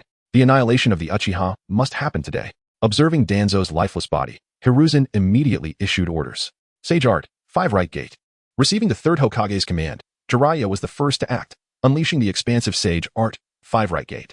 Quick, protect our Uchiha's destined Meijiki. Before Uchiha Itachi returns, we must not allow them to destroy the Sharingan. Uchiha Fire Formation. Fire Release. Dragon Fire Technique. Multiple. Under the Great Elder's command, several Uchiha Jonin executed the Uchiha Fire Formation to safeguard the colossal Meijiki. Simultaneously, the remaining members unleashed the Dragon Fire Technique to counter Jiraiya's 5 right gate. Hyuga clan. Come with me to subdue Hiruzen Sarutobi. Hyuga Hiashi, witnessing the situation, immediately directed his clan members to Hiruzen's location. Chapter 29. Jiraiya's Escape. The 3rd Hokage's Final Struggle. Protect the Hokage. As the members of the Hyuga clan gathered, the Umbu swiftly encircled Sarutobi Hiruzen for his protection. Jiraiya, you must destroy that malevolent eye, otherwise Konoha will perish at the hands of the Uchiha. Hiruzen, hiding behind, urged Jiraiya. I will do my utmost. Jiraiya nodded solemnly. Senjutsu, Doton, Yellow Spring Swamp. In the next moment, Jiraiya rapidly formed hand seals, transforming the ground into a treacherous swamp that ensnared both Uchiha and Hyuga members. We must find a way to escape this mire. The Uchiha and Hyuga, caught in the Yellow Spring Swamp, found themselves unable to evade attacks. With his rich combat experience, Jiraiya seized the opportunity without hesitation. Senjutsu, Thousand Needle Jutsu. After immobilizing them with the Yellow Spring Swamp, Jiraiya hardened his hair, launching it like a barrage of silver needles towards his foes. Clang! Just as his assault was about to hit, a colossal claw of a fox materialized, deflecting all of Jiraiya's attacks. The Uchiha's ascendance to Hokage was deemed fated. Those who defied fate would surely face retribution. The one who blocked the attack was none other than the Naruto puppet crafted by Shin. It was, in essence, the puppet that resonated perfectly with Shin, embodying him in a certain sense. Naruto? Could it be that even you have fallen under the control of the infinite Tsukuyomi? Hiruzen gazed incredulously at Uzumaki Naruto. Third Hokage. You have grown old. It is time to relinquish your hold on the Hokage title. I am not ensnared by any illusion. I merely believe that the Uchiha are destined to become Hokage. Shin's words deepened Hiruzen's dread of the infinite Tsukuyomi. In this moment, he recalled the words of Uchiha Shursui. The infinite Tsukuyomi could silently rewrite a person's will. The current Uzumaki Naruto appeared to him as one whose will had been altered without his awareness. How terrifying is a Jinjutsu that even a perfect Jinchuriki cannot resist? Is he truly the child of Minato? Upon hearing Hiruzen's words and considering the Nine-Tails chakra emanating from Uzumaki Naruto, Jiraiya had deduced his identity. This is the Jinchuriki of the Nine-Tails? How could he be aiding us? I told you, the Uchiha are destined to lead. Even the Jinchuriki of the Nine-Tails stands with us. Third Hokage, will you still oppose destiny? The Uchiha clan members, astonished yet elated, found this far superior to their original plan of forcibly controlling the Nine-Tails with the Sharingan. Is it him? Could all that is transpiring now be orchestrated by him from the shadows? Many who were aware of Naruto's identity pondered incessantly. Old man, what do we do now? Jiraiya retreated a couple of steps and inquired of Hiruzen. If it were merely the Uchiha and Hyuga, they might manage to suppress them. However, the Jinchuriki of the Nine-Tails was in an entirely different league. What do we do? I suggest you abandon any plans and submit to the power of the Uchiha. Before Hiruzen could respond, a voice resonated from behind them. Gradually, the Uchiha Tenseigan puppet crafted by Shin approached from the distance. Is that Tenseigan? Shursui mentioned he is the second Uchiha capable of wielding a giant Manjiki Sharingan. Now that he has returned, we need not fear. Yet caution was prudent. After all, he was a staunch supporter of Uchiha Fugaku. If he were disinclined to assist us due to this incident, it would pose a significant problem. The Uchiha clan members felt a mix of excitement and trepidation. Tenseigan, is it really you? You have finally returned. Please save me. Upon hearing Tenseigan's voice, Uchiha Fugaku immediately cried for help. Seize him. Hiruzen swiftly commanded his men to restrain Uchiha Fugaku. Although he was unaware of Fugaku's reasons for seeking Tenseigan's aid, it was evident that their relationship was profound. Perhaps he could leverage Uchiha Fugaku to intimidate Tenseigan. Tenseigan, you'd best comply and refrain from any rash actions. Otherwise, I shall kill your clan leader, Uchiha Fugaku, Hiruzen threatened, instructing the Umbu to place a blade at Fugaku's throat. Shameless. Is this how Hokage should behave? I am deeply ashamed to have a Hokage like you in Konoha. Hiruzen's actions drew widespread condemnation. Uchiha Tenseigan could not suppress a laugh. What a joke. You claim authority over him while you have him captured? As Tenseigan spoke, he formed hand seals, gathering a vast amount of chakra at his throat. Fire release, great fire annihilation. Empowered by the Rinnegan and the might of the giant Manjiki, Tenseigan's great fire annihilation reached its zenith. A torrential sea of flames surged forth like a colossal wave towards Hiruzen and the others. The searing heat distorted the surrounding air. Senjutsu, fire release, great fireball. Faced with such a terrifying assault, Jiraiya dared not underestimate the threat, utilizing his Senjutsu chakra to unleash a great fireball. Boom. As the two flames collided, scorching shockwaves rippled outward like concentric circles, causing sweat to bead on the foreheads of those present, leaving them breathless. Super mini-tailed beast ball. Just as Jiraiya and Tenseigan exchanged their fiery onslaughts, the Naruto puppet conjured a pitch-black, tailed beast ball in its hand, though no larger than a fingernail. Its latent power far exceeded that of a Rasengan. Jiraiya, watch out behind you. Hiruzen's warning came just in time, yet Jiraiya was too preoccupied to heed it. Father, you must return. In that critical moment, Sage Jiraiya turned to Sage Shima. I understand. Meeting Sage Shima's gaze, Sage Fukasaku dispelled the summoning technique. In an instant, Jiraiya vanished from his spot. Sage Fukasaku, having returned to Mount Maiboku, used reverse summoning to bring Jiraiya and Sage Shima back, preventing Jiraiya's immediate demise. Boom. At that very moment, Uzumaki Naruto's mini-tailed beast ball misfired, striking an Umbu member and igniting a vast explosion. Chapter 30. The Dead Demon Consuming Seal, Sealing Oneself. With a single strike, 90% of the Umbu members fell. At this moment, Sarutobi Hiruzen finally comprehended the disparity in power between the two sides. You have won. I shall step down. He sighed, gazing at the few remaining Umbu around him. The third Hokage seems to have misunderstood some matters. If you had chosen to retire from the outset, we could have all celebrated. But now it is too late. You no longer possess the luxury of retreat. Now surrender your life, Uchiha Tetsuhan declared, advancing step by step towards Sarutobi Hiruzen. This scene stirred exhilaration among the Uchiha and Hyuga clans. Cursed third Hokage. His era is finally coming to an end. Do not put your luck. I have already agreed to step down. Sarutobi clenched his fists, believing that relinquishing the title of Hokage would ease the pressure, only to find that his life was now at stake. And what if I do?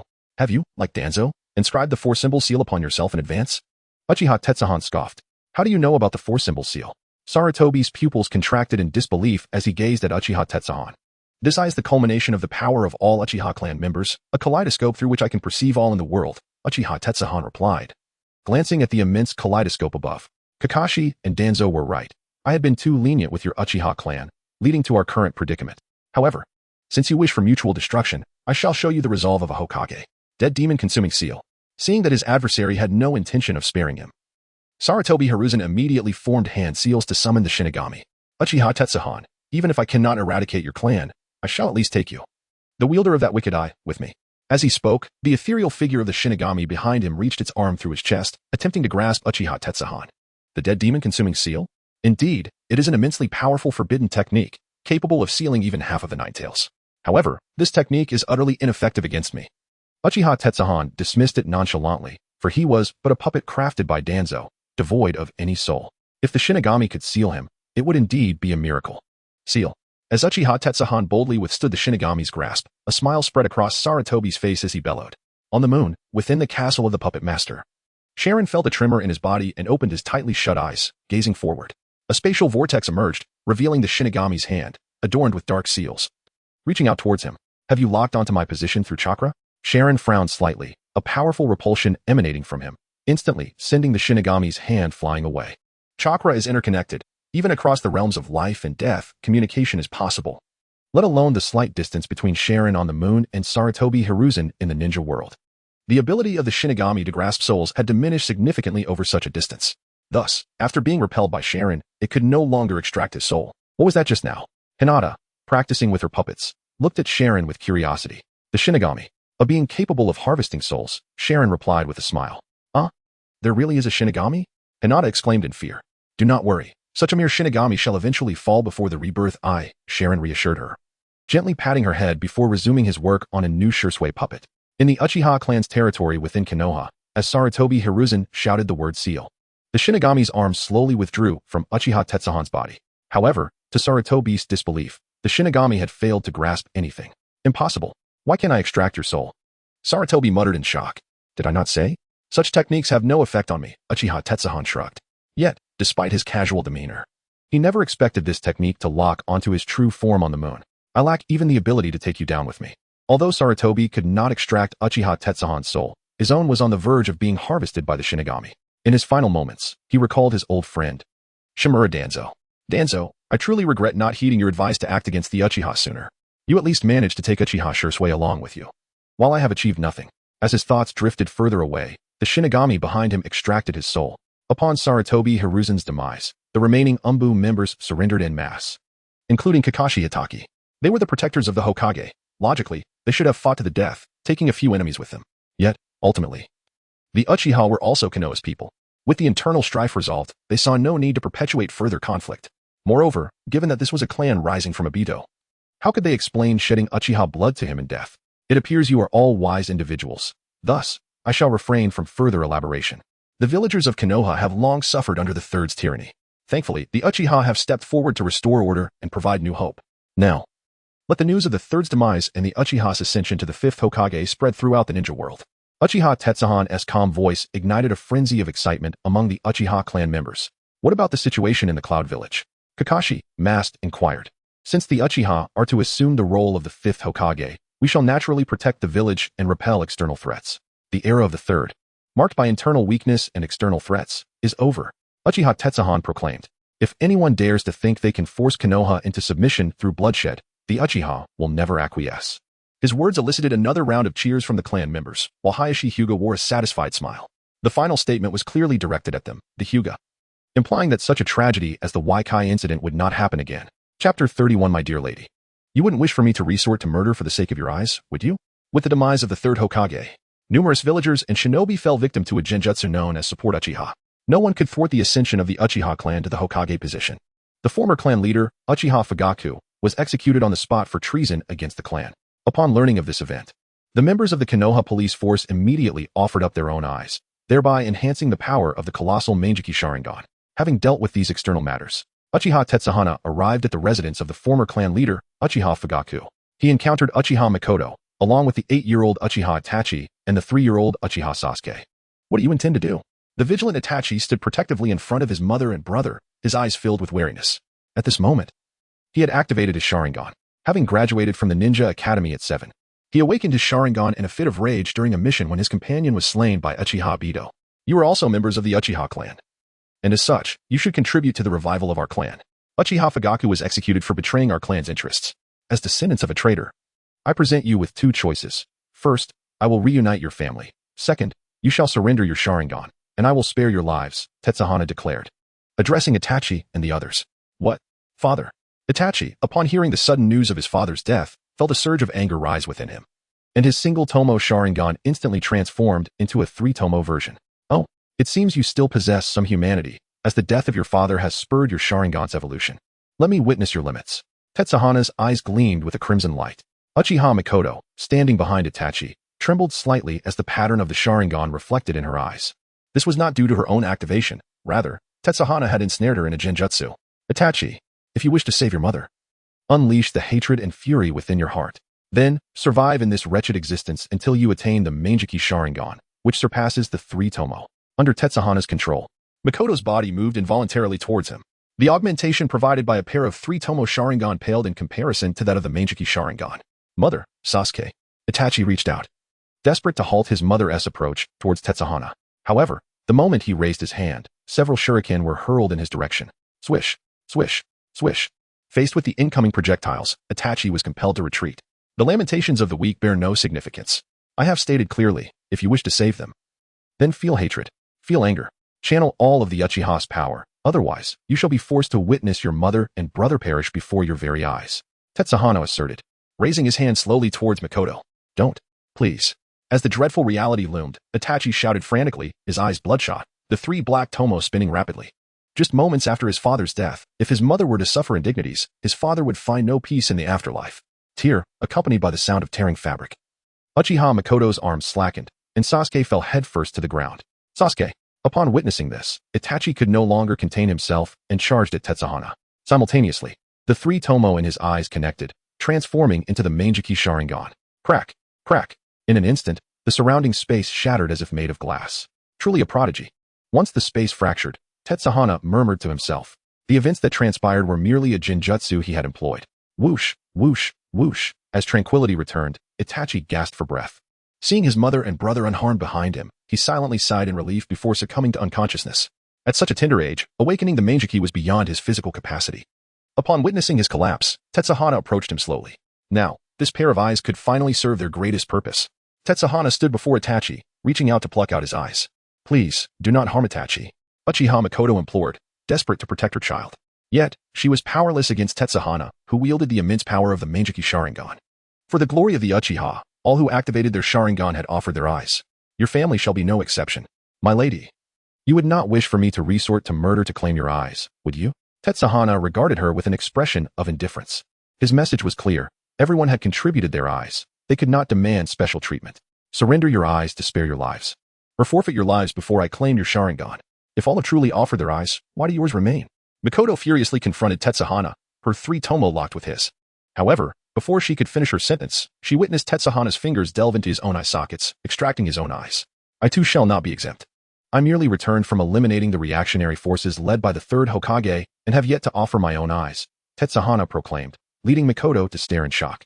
Her mouth agape, unable to utter any further objections. You would not harm Itachi's life, would you? And as for Sasuke, he has yet to awaken his Sharingan. So surely he need not lose his eyes? Mikoto finally inquired after a long pause. Of course, those who have activated their Sharingan ought to contribute to the clan, while those who have not will be safeguarded by this power.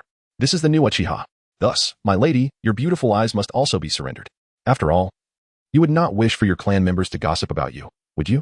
Tenseigan nodded slightly, gazing at the tearful Uchiha Mikoto. I understand. As long as you spare Sasuke, I shall comply with your demands, Mikoto declared, wiping her tears. Indeed. I, Uchiha Tenseigan, swear that as long as he does not commit acts of treason against the clan, I shall ensure his safety throughout his life. Tenseigan confidently assured her. After all, it was a vow made in the name of Uchiha Tenseigan. Even if retribution were to come, it would not reach the Otsutsuki clan. Chapter 32. This world has already taken the form of me, Otsutsuki ShŁten.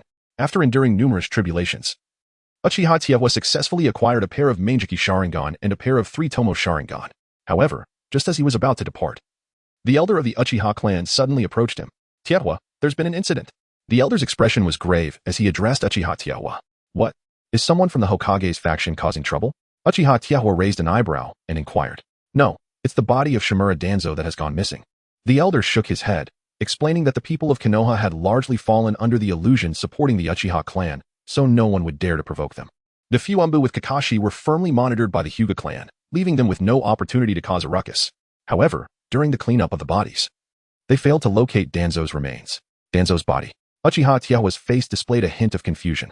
Though the ShÄuten on the moon could consistently observe the ninja world, it was not feasible to monitor all events continuously. Such an endeavor would drain an excessive amount of chakra, even overwhelming the colossal Rinnegan within him.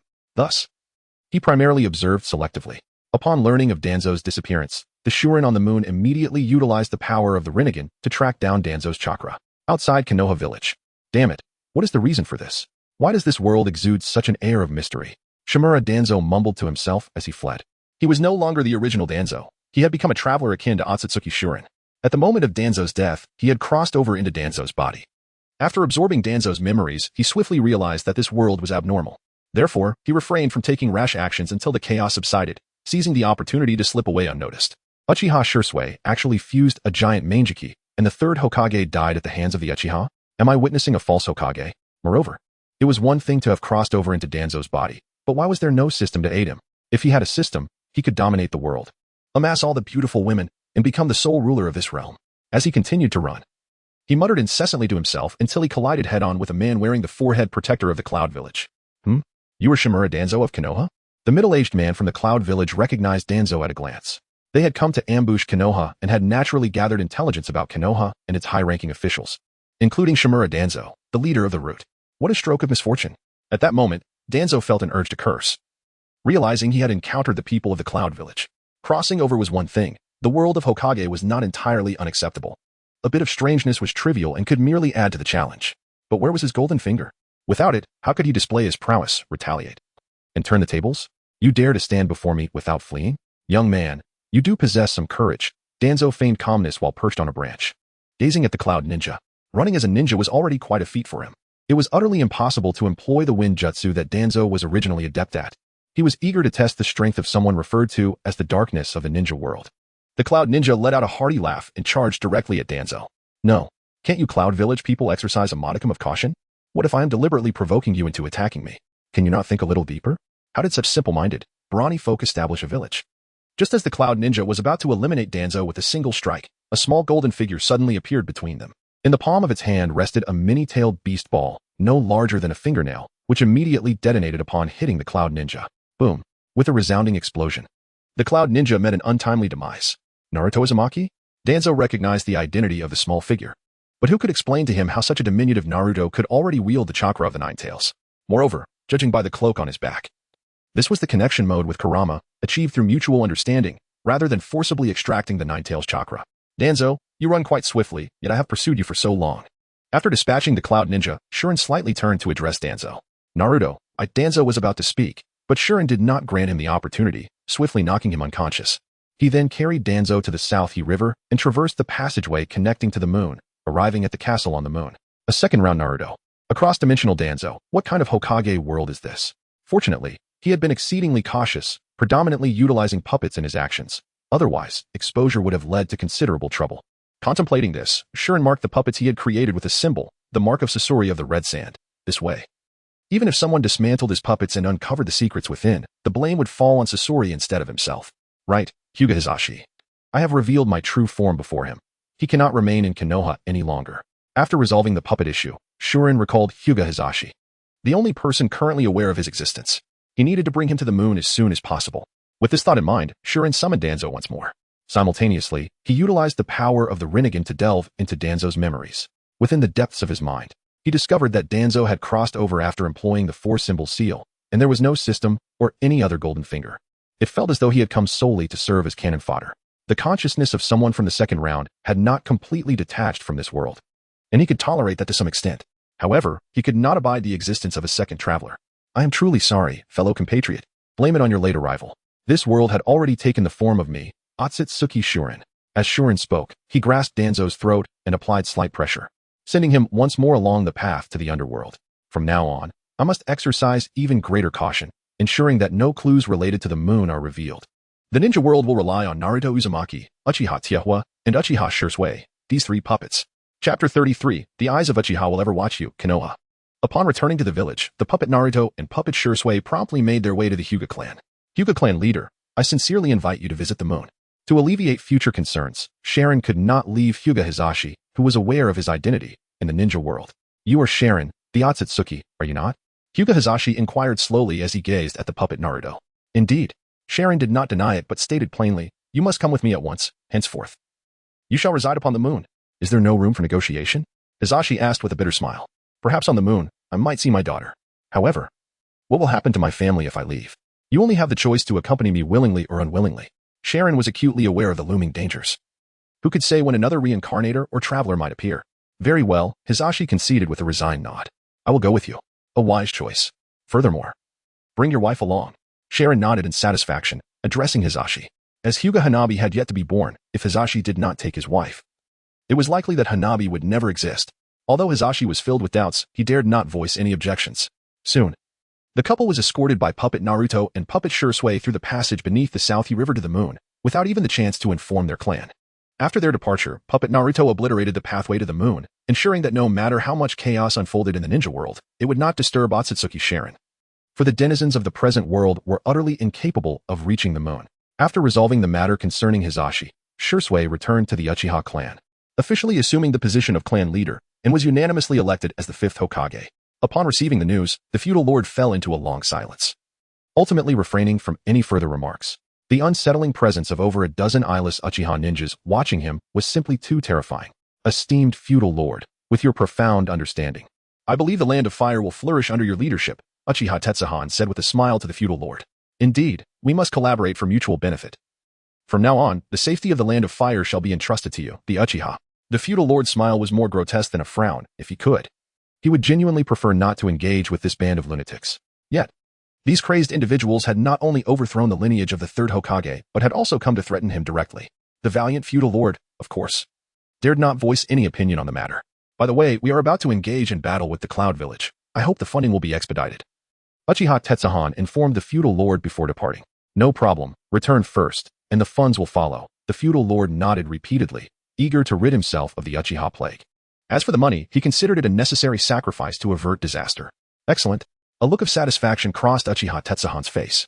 Indeed, this world was one where power spoke volumes. As long as one was sufficiently strong, everyone would treat them with utmost respect. In other words, as long as one's strength could instill despair in the hearts of others, the state of peace in the ninja world would hinge upon their words alone. Esteemed feudal lord, must we truly submit to the tyranny of the Uchiha? The despicable Uchiha dared to act so arrogantly before them. Did they not realize that Konoha was merely a subordinate village of the land of fire? Esteemed feudal lord, I propose severing their finances, so that the Uchiha may understand who truly reigns over the land of fire. After Uchiha Tenseigan's departure, those who had been standing beside the feudal lord could no longer restrain themselves and voice their opinions. However, before the feudal lord could respond, flames of darkness erupted from the bodies of those who had spoken. Accompanied by their anguished screams, those who had dared to dissent met a swift demise.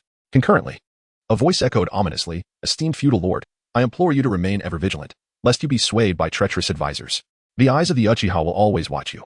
Should you stray down the path of evil, the power of the Uchiha to restore order shall descend from the heavens to correct the chaos in the land of fire. Hearing this voice and witnessing the grim fate of those who had spoken, the feudal lord was paralyzed with fear. I dare not.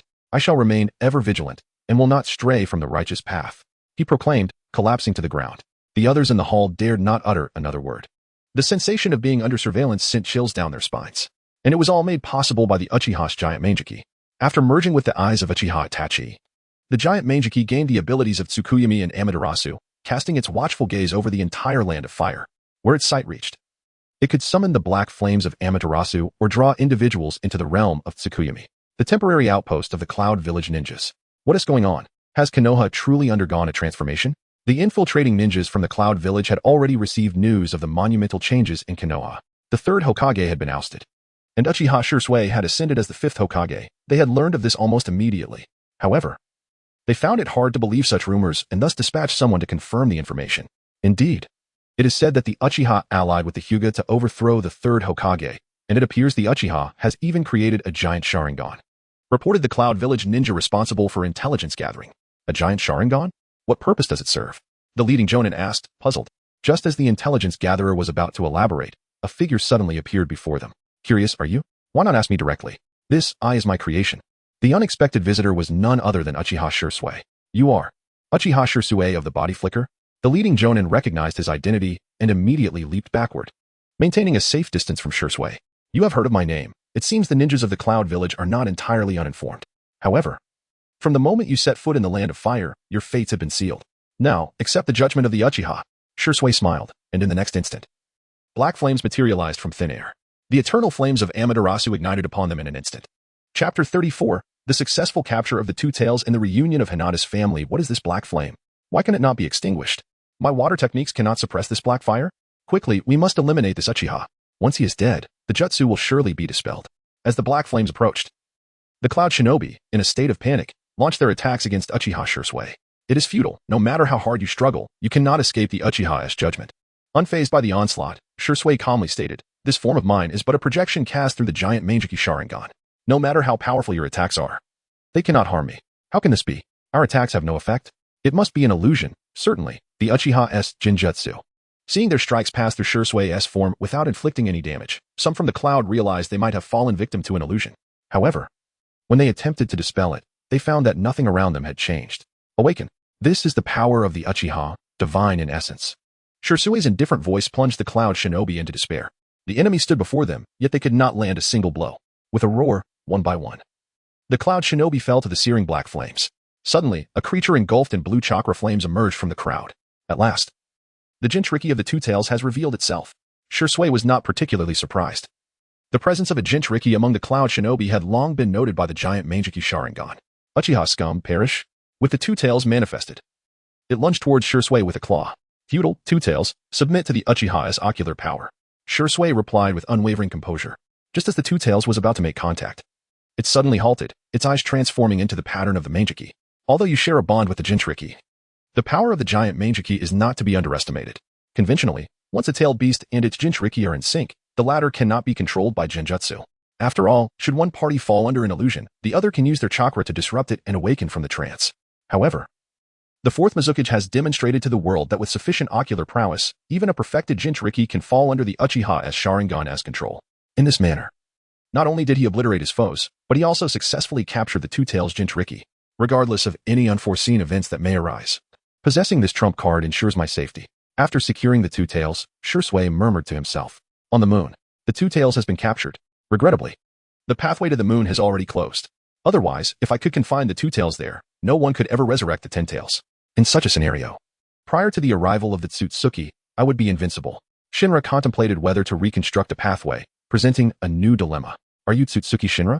Hinata's mother, seeing Shinra for the first time, gazed at him with curiosity. Indeed, I am Tsutsuki Shinra. Welcome to our lunar abode. I trust Hinata will be delighted to see you. Shinra nodded slightly, a smile gracing his face. Why does he speak with his eyes closed? Hinata's mother quietly inquired of Hiashi. Hiashi replied, what am I to say? Should I disclose that he is blind? What if he overhears and becomes enraged, leading to our demise? I apologize. I have been blind since birth, so I keep my eyes closed to avoid startling you. Shinra offered an apologetic smile, displaying authority towards Hiashi while being courteous to Hinata's mother.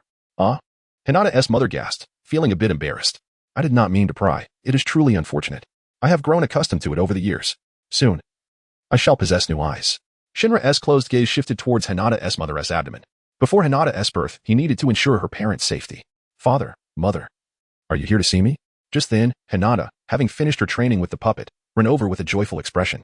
Hinata, I worried you might be lonely. So I brought your parents to accompany you. They will be living here from now on. Before Hiashi and his wife could respond, Shinra spoke first. Is that true? Hinata asked, unable to believe her ears. Indeed, your mother and I have come to keep you company. Hiashi, typically stern, wore an unnatural smile. In truth, Shinra had not behaved excessively towards him. However, for reasons unknown, Hiashi felt an inexplicable fear each time he faced Shinra. Perhaps it was the weight of their bloodline that imposed such dread. As Hinata's family reunited on the moon, the Hyuga clan in Konoha erupted in chaos. How do you account for the clan's security? Our clan leader has mysteriously vanished. Several elders of the Hyuga clan thundered at those below. The loss of the clan leader is troubling, but should his Byakugan fall into the wrong hands, it would be a disgrace for the entire Hyuga family. We have been monitoring the clan with the Byakugan. Aside from Uchiha Shirasui and Uzumaki Naruto visiting, no one else has entered or left. Moreover, we did not observe the clan leader departing with them, the Hyuga sentinels explained, looking aggrieved. It is not that they lacked diligence. They could not openly surveil the clan head, Hiashi. Thus, they could only observe from a distance, using the Byakugan. Until Shirasui and Naruto left, they noticed nothing amiss. Except for a few moments when their vision appeared distorted. Enough. This is not the time to shift blame. We must swiftly establish a new clan leader. Indeed. The Hyuga clan is a prestigious family in Konoha. If word gets out that our leader has vanished, how can we face the world? Why not release Hinata from her cage and have her succeed Hiashi as clan leader? After much deliberation, the elders turned their gaze towards Hinata. Chapter 35, The Meeting of Jisue and Obito Hinata Hiashi. Is there really such good fortune? At this moment, Hinata Hiashi felt a buzzing in his head. Ever since the day he was marked with the caged bird seal, his fate had been sealed. However, unexpectedly, with the sudden disappearance of Hinata Hiashi, that fated destiny began to shift. No, a branch family member cannot be promoted to the head of the main family, let alone becoming the leader of the clan. If Hiashi were to assume the role of clan head, what would the other branch family members think? They would surely believe that with that person from the main family gone, their opportunity for resurgence would arrive. At that time, the Hinata clan would undoubtedly undergo a storm of bloodshed. Some members of the main family voiced their opposition. This door cannot be opened, no matter what. Otherwise, the Hinata clan will descend into chaos. That being said, there was no better solution at this time. Let Hiashi take on the role of clan leader for now. During this period, the caged bird seal will remain. But if you can truly fulfill this position and make significant contributions to the clan, then we shall lift your seal. After careful consideration of the opinions from the main family members, the elders ultimately decided to elevate Hinata Hiashi to the position of clan leader. After all, Hiashi and Hiashi are twins. As long as he does not speak of it, no one will know that the leadership of the Hinata clan has changed. Thus, Hiashi, in a state of confusion, ascended to the role of clan leader. At the same time, he abandoned his original name, henceforth, both within and outside the clan. He was no longer Hinata Hiashi, but rather the missing elder brother, Hinata Hiashi. Even his biological son, Hinata Niji, could no longer call him father. Time flew by. In the blink of an eye, 4 years had passed. During these years, under the leadership of the Uchiha clan, Konoha gradually grew stronger. The village prospered increasingly, thanks to the wholehearted support of the daimyo of the Land of Fire. Other nations, while maintaining a structure of one country and one village, were severely limited in their development by their respective daimyo. Particularly, Sunagakure, having endured multiple shinobi world wars, faced continual budget cuts from their daimyo, leading to a dire existence. As the fourth Kazekage, Raza had to personally engage in gold mining to barely sustain the village's development. On the side of Kumogakure, since their defeat 4 years ago, they had not sent anyone to Konoha. In fact, the Raikage did not even issue a condemnation, as if the incident had never occurred. Konoha has indeed changed significantly. Outside the village, a figure wearing a tiger-striped mask gazed distantly towards Konoha. Obito remarked, "It is best not to approach Konoha village carelessly, according to my intelligence. The giant Manjiki Sharingan of the Uchiha clan can observe any corner of the Land of Fire at any time." Zetsu emerged from the ground, addressing Obito. "And so what? The Uchiha clan has long since decayed. Although Uchiha Shirasui has ignited their bloodlust through such means, it is merely a fleeting resurgence that will not last." Obito scoffed disdainfully. With his Kamui, he was not afraid of being discovered. Even if they did find him, they would be powerless against him. Better to exercise caution. No one knows what unique abilities that enormous eye possesses. Should our plans go awry due to a moment of carelessness, it would be a grave loss, Zetsu reiterated. "Are you instructing me on what to do? Do not forget, I am the executor of the Eye of the Moon plan." Obito shot a cold glare at Zetsu. Having inherited Madara's name and will, Obito was no longer the person he once was. This time, his return to Konoha was to recruit the 5th Hokage, Uchiha Shirasui. Zetsu conceded, "Very well. For the sake of utilizing you, I will not argue further." With Zetsu's silence, a vortex appeared in Obito's eye, slowly drawing him in. In the Hokage office, Shirasui had utilized the name of Uchiha Shirasui to serve as Hokage for 4 years. He had gained a clearer understanding of this world. The shinobi world is not incapable of achieving peace. With sufficient strength, peace can indeed be realized. Throughout these 4 years, He had repeatedly proven this assertion through the use of the giant Mangeki Sharingan. Uchiha Shursui, is it truly wonderful to occupy this position? Just as Shursui finished reviewing documents on his desk, a spatial vortex materialized before him, revealing the figure of Uchiha Obito. Ah, it certainly feels delightful. After all, this is the Hokage position you have longed for but could not attain. Shursui looked up slightly, showing no surprise at Obito's arrival, merely responding with a smile. What did you say? Shursui's words shattered Obito's composure. The bloodshot pupils glared menacingly at Shursui. I said, this is the Hokage position you have always desired but could not achieve. Is that incorrect? My pitiable and tragic clansman, Uchiha Obito. Shursui spoke again, even mentioning his name, causing Obito to doubt his very existence. Ridiculous. Have you mistaken me for someone else? I am not the Uchiha Obito you refer to. I am Uchiha Madara, who co-founded the village alongside the first Hokage, Senju Hashirama. Obito forced himself to suppress the fear within, attempting to intimidate Shursui by invoking Madara's name. Feudal evasion. Everything about you is laid bare before the Uchiha's eyes. Before the colossal Mangeki Sharingan, which embodies the gaze of all clan members, your arguments appear woefully inadequate. As Shursui spoke, he slowly rose. Since you are here, then stay with us. Over these 4 years, the reason he had not taken significant action was not only to guard against the potential reappearance of reincarnated individuals and travelers, but also to develop the capabilities of the giant Mangeki Sharingan. Now that Uchiha Obito had voluntarily presented himself, there was no need for him to hold back. Are you implying that I have been under your surveillance all along? Obito questioned in disbelief, staring at Shursui. From the moment you stepped into the land of fire, that is when the preparations began. Upon uttering this, Shursui slowly opened his tightly closed eyes, within which the pattern of the Mangeki Sharingan was reflected. Upon meeting the gaze of these eyes, Obito felt as though he had been thoroughly seen through. Without hesitation, he activated Kamui, attempting to flee the premises. It is futile. Shursui blinked slightly, his left eye transforming into the Kamui Mangeki. Kamui. Over these 4 years, he had already fused Kakashi's left eye into the giant Mangeki. Now, utilizing the power of this eye, it was a simple matter to prevent Uchiha Obito from escaping through Kamui. Chapter 36. Battle in the Space-Time Continuum Impossible. After the action of Uchiha Obito attempting to transport himself into the Kamui space was thwarted, the face beneath his mask was filled with terror. His greatest reliance had, astonishingly, lost its efficacy. In the original narrative, Uchiha Obito had previously used his eye to prevent Kakashi from snapping the neck of the Outer Path Golem. Similarly, Shursui could leverage Kakashi's eye to thwart Uchiha Obito's attempt to transport himself into the time-space. Do you not find the pattern of this eye somewhat familiar? Shursui chuckled softly, addressing Obito. Is it Kakashi's eye? What have you done to Kakashi? Upon hearing Shursui's words, Uchiha Obito's body trembled slightly. Kakashi was the one he could never bring himself to kill. Even after witnessing Rin's death at his hands, he still could not resolve to eliminate him. Rest assured, he is alive. However, the power that belongs to the Uchiha must be reclaimed. This includes the eye you currently possess, which must return to the embrace of the Uchiha clan. Shursui had intended from the outset to extract his eye. As for taking his life, that was merely an incidental matter. You desire my eye? Uchiha Obito burst into laughter at his words. Haha, if you wish to possess my eye, you must let me go. Otherwise, I would rather destroy this eye than surrender it to you. Obito seemed to have instantaneously discovered a method to manipulate Shursui, directly threatening him. His eye possessed the rare space-time ocular technique. Surely, he would not want to miss it, would he? Obito, you are quite adept at leveraging your advantages.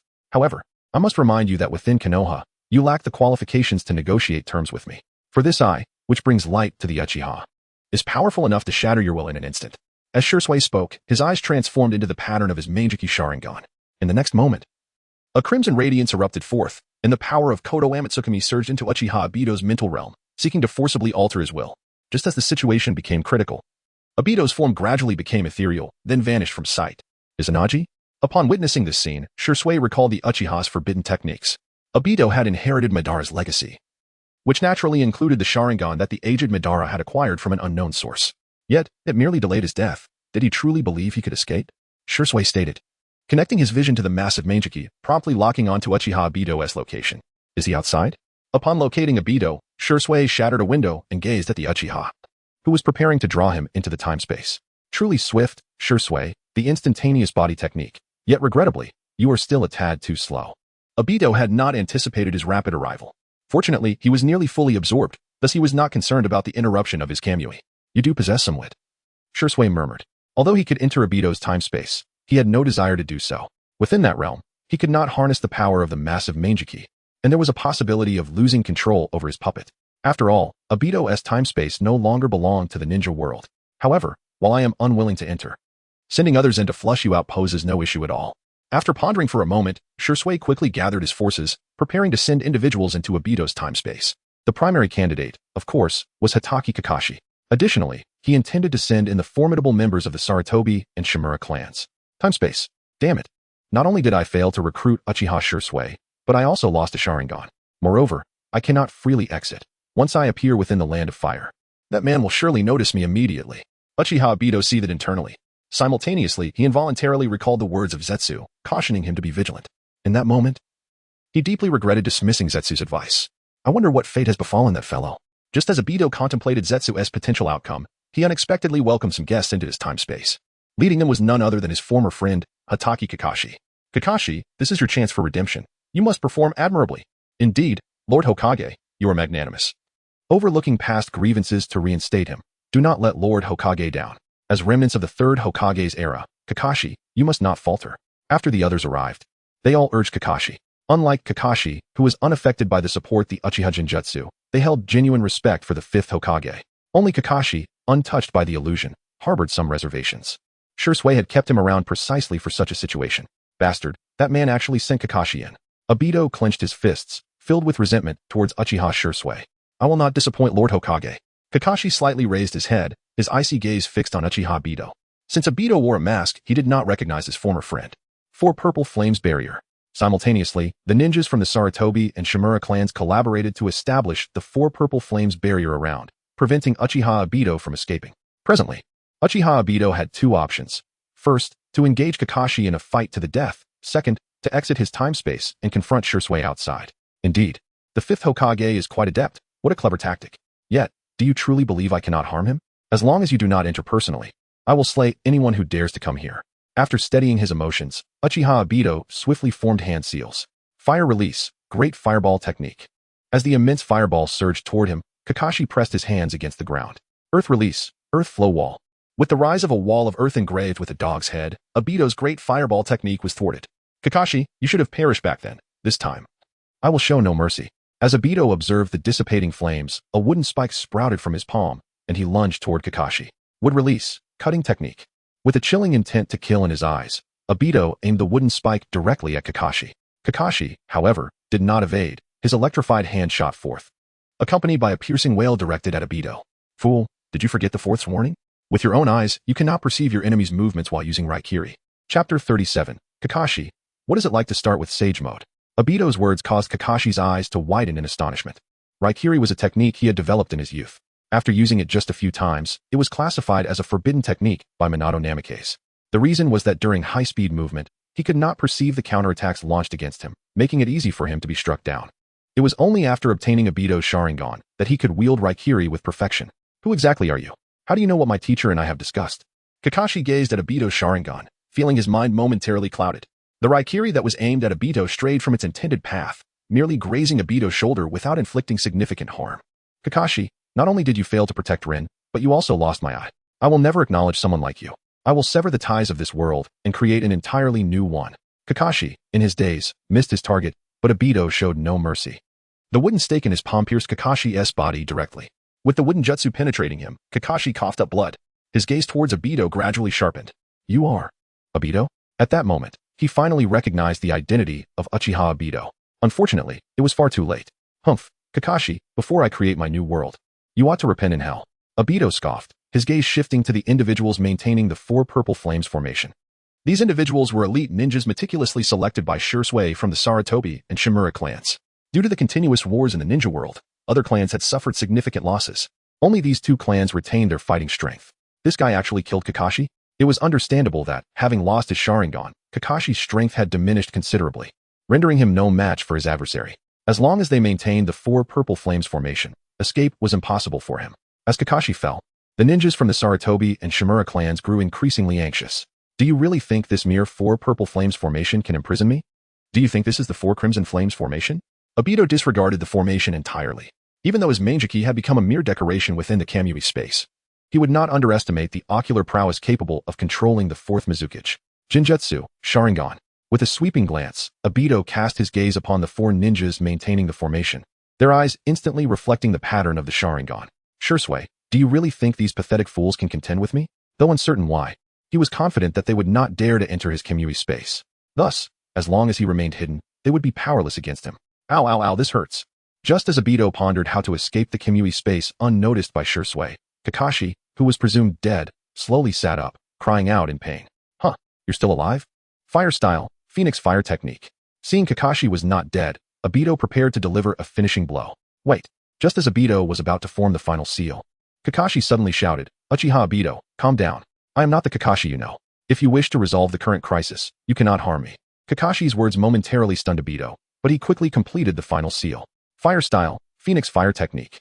As the flames hurtled towards him, Kakashi felt paralyzed. Wasn't the protagonist supposed to be the one who travels through time? Did I not arrive here?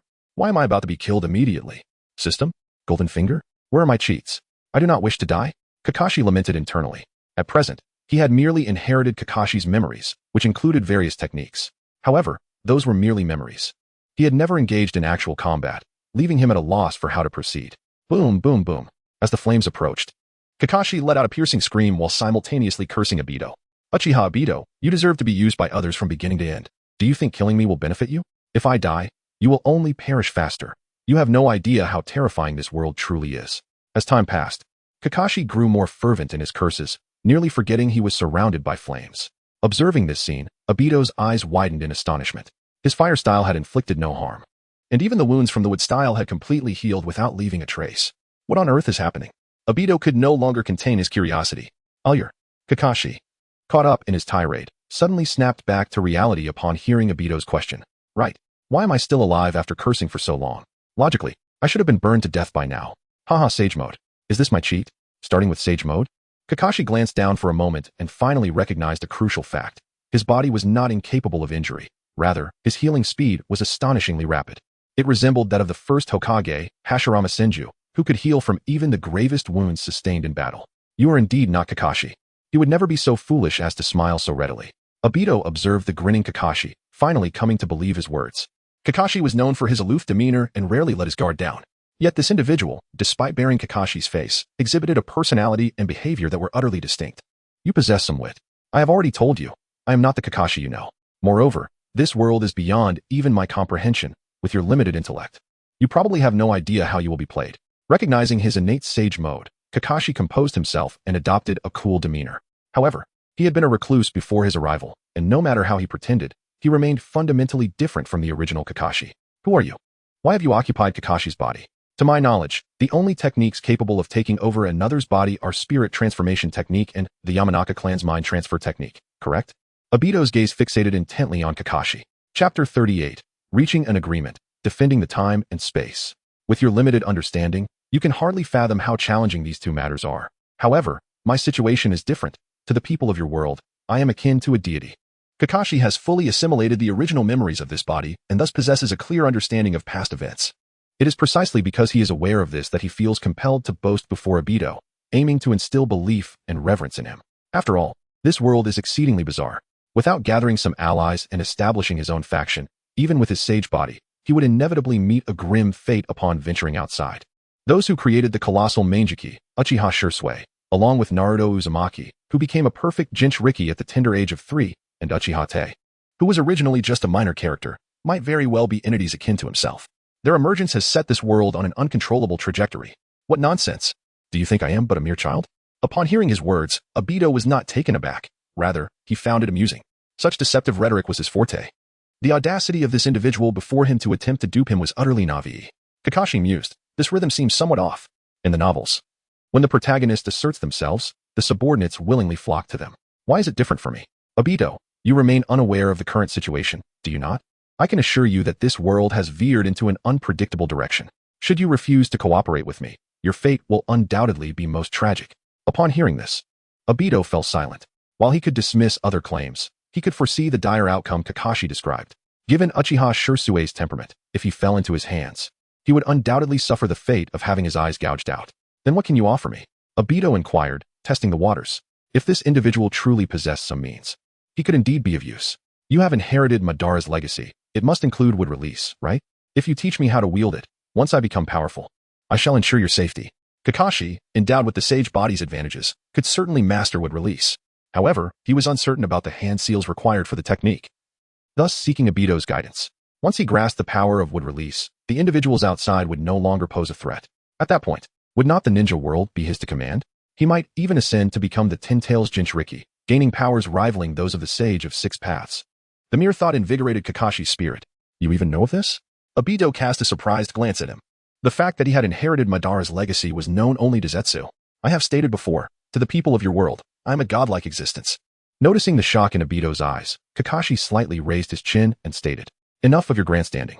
If you wish to learn would release, you must allow me to leave some contingency within you. Otherwise, should you master it and turn against me, what recourse would I have? Obito scoffed. He was no fool. Madara had indeed left behind numerous methods for utilizing would release, yet he could not execute them with merely the transplanted Hashirama cells. The individual occupying Kakashi's body, while somewhat eccentric, would undoubtedly elevate his strength to the pinnacle of the ninja world if he could indeed learn those techniques. Having such an ally would not be a detriment. You wish to control me? Kakashi's gaze flickered as he addressed Obito. Indeed, let us speak plainly. I do not trust you, and likewise, you cannot trust me. But at present, you are the one in need. Thus you must acquiesce to my terms. Otherwise, you lack the ability to leave this place.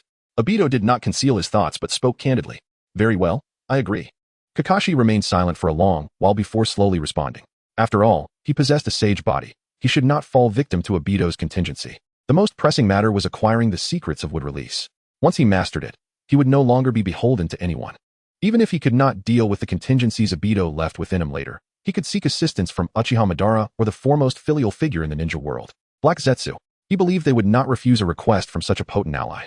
After reaching an agreement, Obito inscribed a curse mark on Kakashi. Simultaneously, he divulged the would release techniques left by Madara to him. It appears they have not succeeded. Outside the Hokage building, ShŁten murmured to himself. The reason for sending Kakashi into the Kamui space was not only due to their prior acquaintance, but also because, upon successfully defeating Obito, Kakashi could transplant his eyes and emerge from the time-space. However, the prolonged silence indicated that Kakashi and his group had failed. I shall enter personally. Though his Kamui space can isolate the chakra of the Rinnegan, I still possess the chakra of the Nine Tails.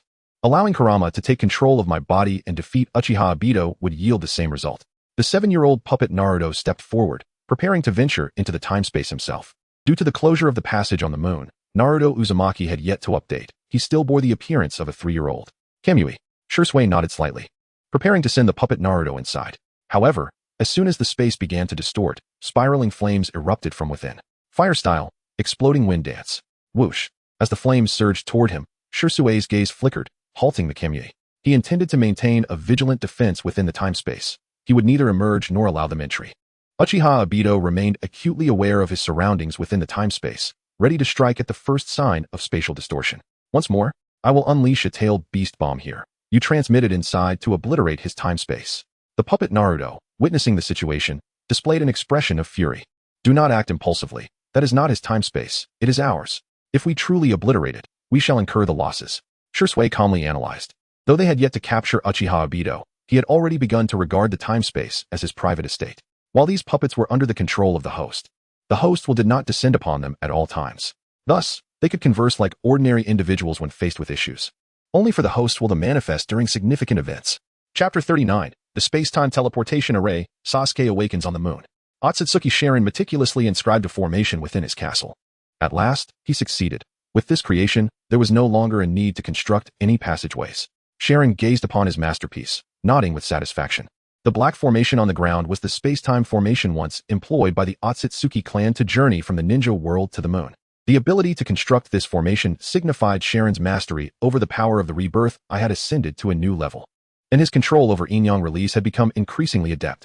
Uchiha Obito believed that hiding within the space-time continuum rendered him untouchable. However, with this formation, connecting to his space-time realm would allow Sharon to transmit chakra and continue manipulating puppets even from the moon. After completing the arrangement of the formation, a smile graced Sharon's face. At that moment, Hyuga Hinata arrived with her 3-year-old daughter, Hanabi. Sharon, could you train Hanabi for me? Hinata asked, her face radiating expectation. Over the years, Hinata had not only overcome her shy and introverted nature, but had also grown closer to Sharon. This transformation stemmed from the life-threatening complications she faced during Hanabi's birth, which Sharon had resolved using the power of the rebirth eye. Since that moment, Hinata's perception of Sharon had gradually evolved. Of course, let her practice with the puppets you trained before. Sharon replied with a smile. Due to his intervention, Hanabi had been born a year earlier, thus reducing the age gap between the two sisters from 5 years to 4. However, since Hanabi's eyes had yet to fully develop, Sharon refrained from involving her in anything too advanced. Brother Sharon, I've heard from father that you're very strong. Could you teach me personally? Hanabi ran to Sharon's side, playfully tugging at his hand. Hanabi, Brother Sharon has other matters to attend to. You shouldn't cling to him, Hinata interjected upon seeing her sister's behavior. No, I don't want to practice with the cold, lifeless puppets. Hanabi protested fervently. Unbeknownst to her, she had felt an inexplicable closeness to Sharon since her earliest memories. This elder brother, who always kept his eyes closed, was not only gentle and had a soothing voice, but even her stern father would smile brightly in his presence. Consequently, Hanabi both admired and felt drawn to Sharon. Just as Hinata was about to speak, Sharon raised a hand to halt her. It's fine. I happen to have some free time now. I will accompany her for practice, he stated, leaving Hinata perplexed. She recalled how she had once made a similar request, only to be unequivocally declined by Sharon. Hinata, you are different from Hanabi. You are destined to be my wife, and your future is bound to be extraordinary. Thus, I must be more stringent with you. As for Hanabi, she has her own destiny to fulfill, and until that time comes, I will do my utmost to ensure she enjoys a joyful childhood. It was as if Sharon had glimpsed the doubts in Hinata's heart, and he spoke with a gentle smile. Upon hearing his explanation, Hinata nodded, albeit with a faint understanding. Meanwhile, from a distance, Hyuga Hiashi and his wife observed this scene, their hearts a tumult of emotions. Hiashi, do you think Sharon's talk of destiny is genuine? Hinata's mother inquired, entwining her arm with Hiashi's. Having lived within the castle for many years, she possessed some knowledge of Sharon's concept of destiny. Regardless of its truth, our daughters cannot escape his grasp, Hiashi thought grimly. Though his expression remained composed, we cannot say that Sharon is an exceptional child. Aside from lacking eyes, he excels in every aspect and is among the finest of his peers. Entrusting our daughters to him is not necessarily a bad thing. Hinata's mother held a more favorable view of Sharon due to his life-saving intervention. Let us hope for the best, Hiashi sighed deeply, feeling powerless and only able to wish that Sharon would not become too unhinged. In Konoha village, Uchiha clan territory. How could this be? What is happening? Uchiha Sasuke, just returned from the ninja academy, was engulfed in shock as he muttered to himself. He was no longer the original Sasuke but had reincarnated from the future, much like Naruto Uzumaki. However, upon receiving the memories of this body, Sasuke was left bewildered. According to the timeline, this should be the moment of Uchiha Itachi's massacre of their clan. Having been reborn at this juncture to prevent such a tragedy should have been fortuitous. Yet, after absorbing all the memories, Sasuke's worldview shattered. ShŁten had become the 5th Hokage, while nearly all of the 3rd Hokage's faction had been eradicated. The Uchiha clan members had sacrificed all their Sharingan to awaken a colossal Mangekyo. All of these events were testing the limits of Sasuke's psyche. The life he had experienced was undeniably different. Could it be that I have traversed into a parallel universe? After some time, Sasuke ruminated aloud. As a direct disciple of Orochimaru and someone who would one day navigate through time, Sasuke's understanding of time and space far surpassed that of his contemporaries, including Naruto. Sasuke, have you returned? Just as Sasuke was grappling with his astonishment, a gentle voice reached his ears. He looked up to see Uchiha Mikoto slowly emerging from a room. Despite having lost her eyes, years of living in darkness had acclimatized her to a sightless existence. Mother, the reincarnated Sasuke exclaimed, tears of emotion streaming down his face as he rushed into her embrace. Sasuke, you've grown so much. Why are you still crying? Did someone bully you at school? Uchiha Mikoto tenderly stroked Sasuke's hair. No, I just miss you.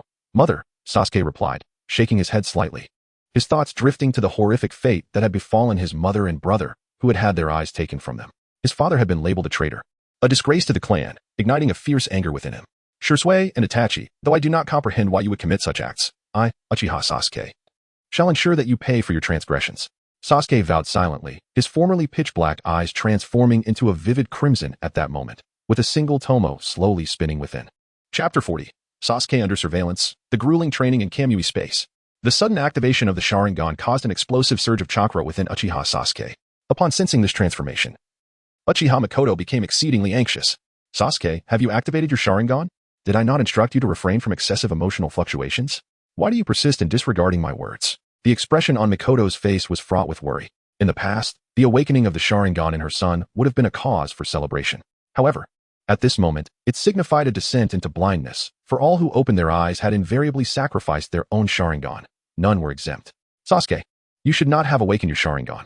Just as Uchiha Sasuke pondered how to respond, another familiar voice echoed from behind him. It was Uchiha Itachi, who had also closed his eyes. In this world, Itachi, having lost his sight at an early age, was incapable of executing the massacre of their clan and had thus been rendered ineffective by ShŁten. Itachi. No, brother, have you never considered opposing them?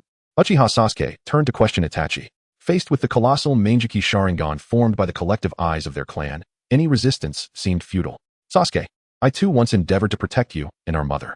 Under duress, I awakened my Manjiki, yet I was still unable to alter the outcome, Itachi replied. His face etched with resignation. The sheltered life he had led in recent years had transformed the cunning brother Sasuke once knew into someone unrecognizable. This is merely because your power was insufficient. If the Manjiki is inadequate, then we must strive for the eternal Manjiki. If that too falls short, we shall evolve into the Rinnegan. As long as we are willing to exert ourselves, we can surely defeat him. Sasuke's words left Itachi momentarily dumbfounded. The concepts of the eternal Manjiki and the Rinnegan were foreign to him, yet they flowed so naturally from his younger brother's lips, instilling a sense of confusion within Itachi.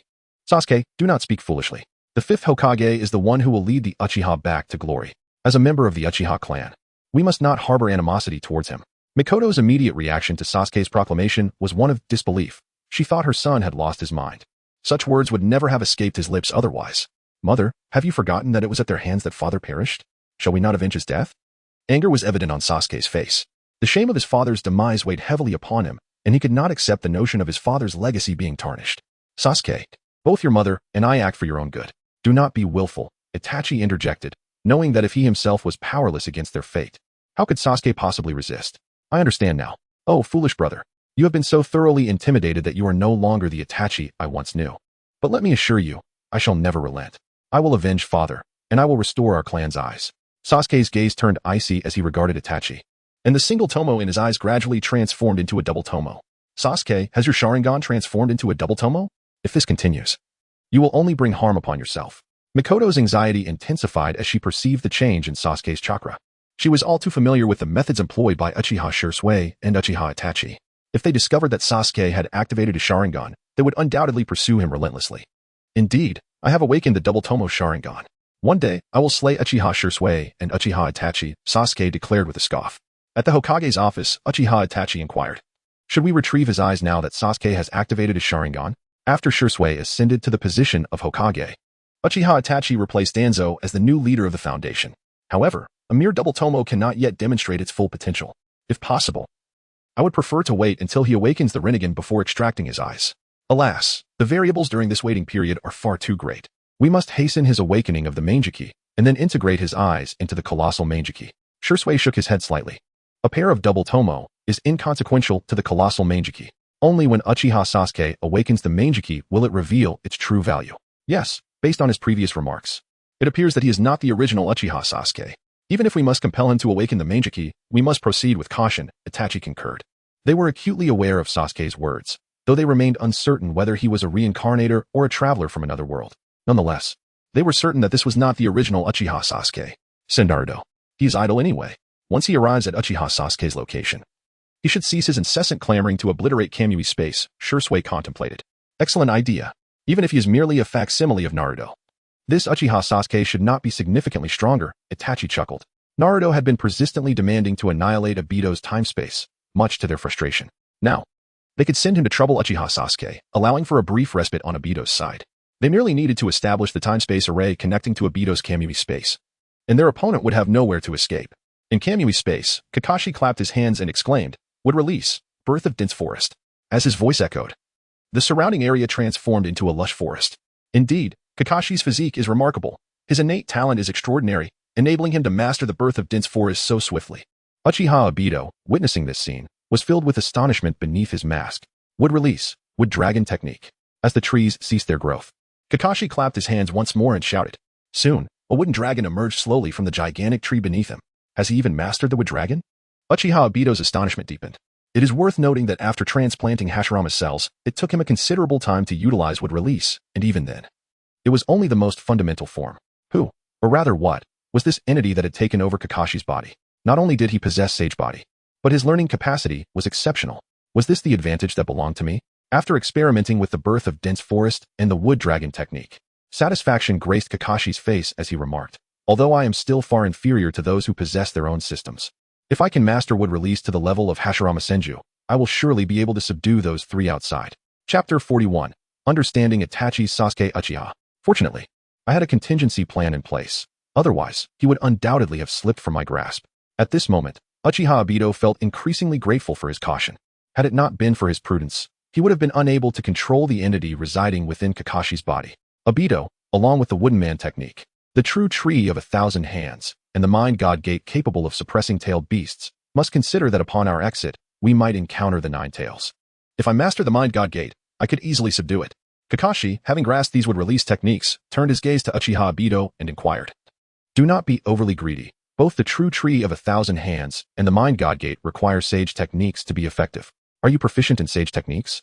As for the wooden man technique, Madara did not leave behind its usage method. Obito squinted slightly and replied nonchalantly, indeed, Uchiha Madara left behind many would-release techniques. But he did not impart the wooden man technique. In the original narrative, after being brought back to life via impure world reincarnation, Uchiha Madara also did not employ the wooden man technique. Is that so?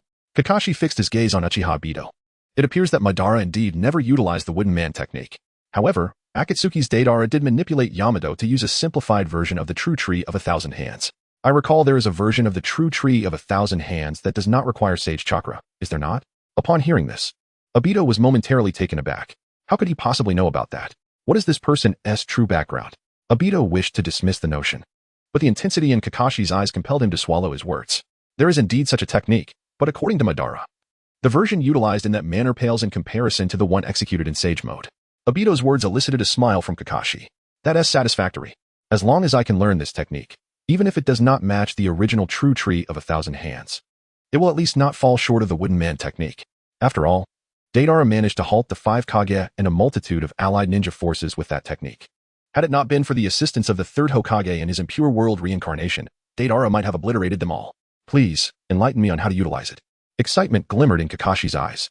In an era devoid of Uchiha Madara and Senju Hashirama, mastering this technique would grant him considerable power in the ninja world. He would not fear even a perfect Jinchuriki. Once he eliminated the other 3, acquired the sealing scroll from Konoha, and learned sage techniques, he would emerge as the 2nd Senju Hashirama. Advancing further, he would become Ashura, and beyond Ashura, the sage of 6 paths envisioning this splendid future. Kakashi's smile was so radiant that even his mask could not conceal it. Observing Kakashi's foolish grin, Uchiha Obito felt a profound sense of numbness. The individual inhabiting Kakashi's body was immensely exasperating, transforming him into a simpleton who could only grin vacantly. Nevertheless, considering his need to use Kakashi, Obito endured the irritation. Very well, I shall teach you the hand seals for that technique. Whether you can master it will depend on your own efforts. After imparting this technique to Kakashi, Obito had essentially transferred the entirety of Madara's wood-release techniques to him. Subsequently, Obito also passed on the Uchiha clan's fire-release techniques to enhance Kakashi's strength. After all, the moment they departed from this space would herald the decisive battle. In such extraordinary times, there was no room for restraint. Outside, in the Uchiha clan territory, Sasuke Uchiha could ascertain that the individuals within his clan were beyond redemption. They had all been brainwashed by Uchiha Shursui. Itachi, I now finally comprehend the sentiments you harbored when annihilating our clan. Such Uchihas had no reason to exist. Their presence would only tarnish the Uchiha name. Gazing out the window at the night sky, Sasuke recalled his brother. In his previous life, he had never understood Itachi. Even after sealing Kaguya, he still could not grasp it. It was merely due to Naruto's influence that he chose to protect Konoha, not because he understood Itachi. Yet now, he understood. Itachi had chosen to bury their clan with his own hands to safeguard the Uchiha reputation. Now, as he faced his own choice, the weight of repression and anguish enveloped Sasuke's entire psyche. Brother, you too must have made your decision amid such torment, right?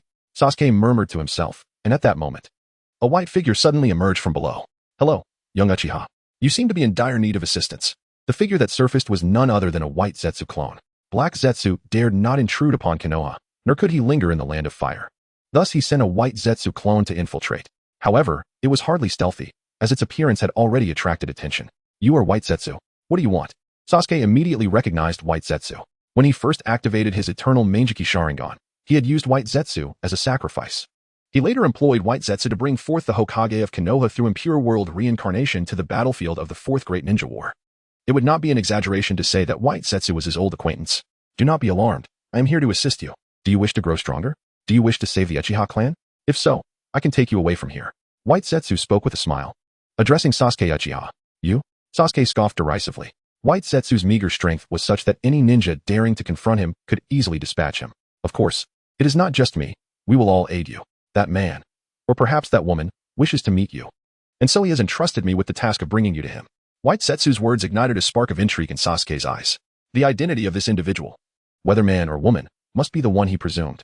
However, why had this person established contact with the Akatsuki so early? He recalled that at this time, that individual was indeed a member of the Akatsuki.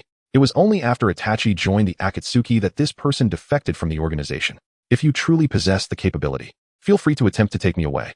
I shall express my gratitude accordingly. Sasuke Uchiha shrugged nonchalantly. To him, Konoha posed a greater danger than that individual. In his quest to grow stronger, he recognized that he must leave Konoha.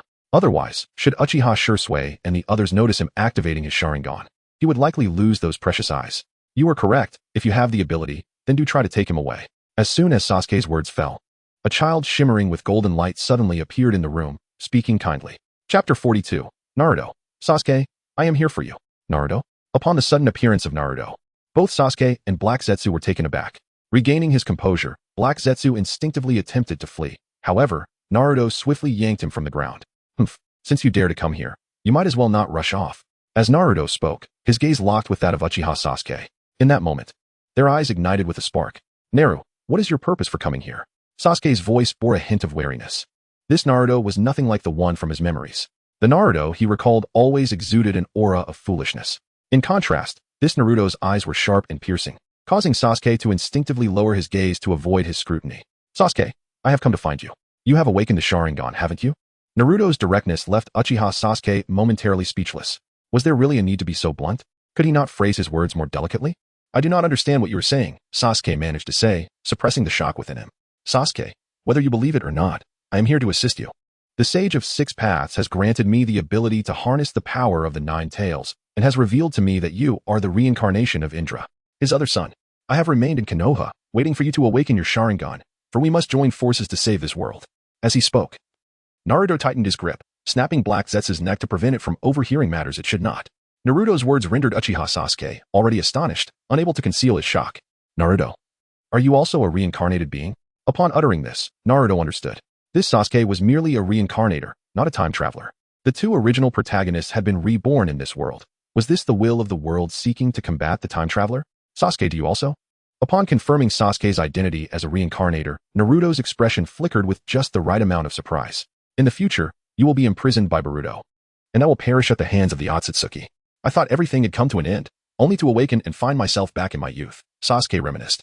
You are mistaken, Sasuke. I was not imprisoned by Boruto but was trapped in another dimension by Kawaki. Naruto corrected him. He realized Sasuke was deliberately probing him, testing whether he was indeed a reincarnator. Yes, it was Kawaki. I just awakened my previous memories and am still a bit confused. Thank you for the reminder. Sasuke nodded slightly, continuing his inquiry. Kawaki was originally a vessel for Ishiki, and after you defeated Ishiki, he inherited all of his powers. It was evident that Sasuke was being cautious. However, the time traveler, who had not only read the original work but also accessed the memories of the reincarnated Naruto, found Sasuke's subtlety ineffective.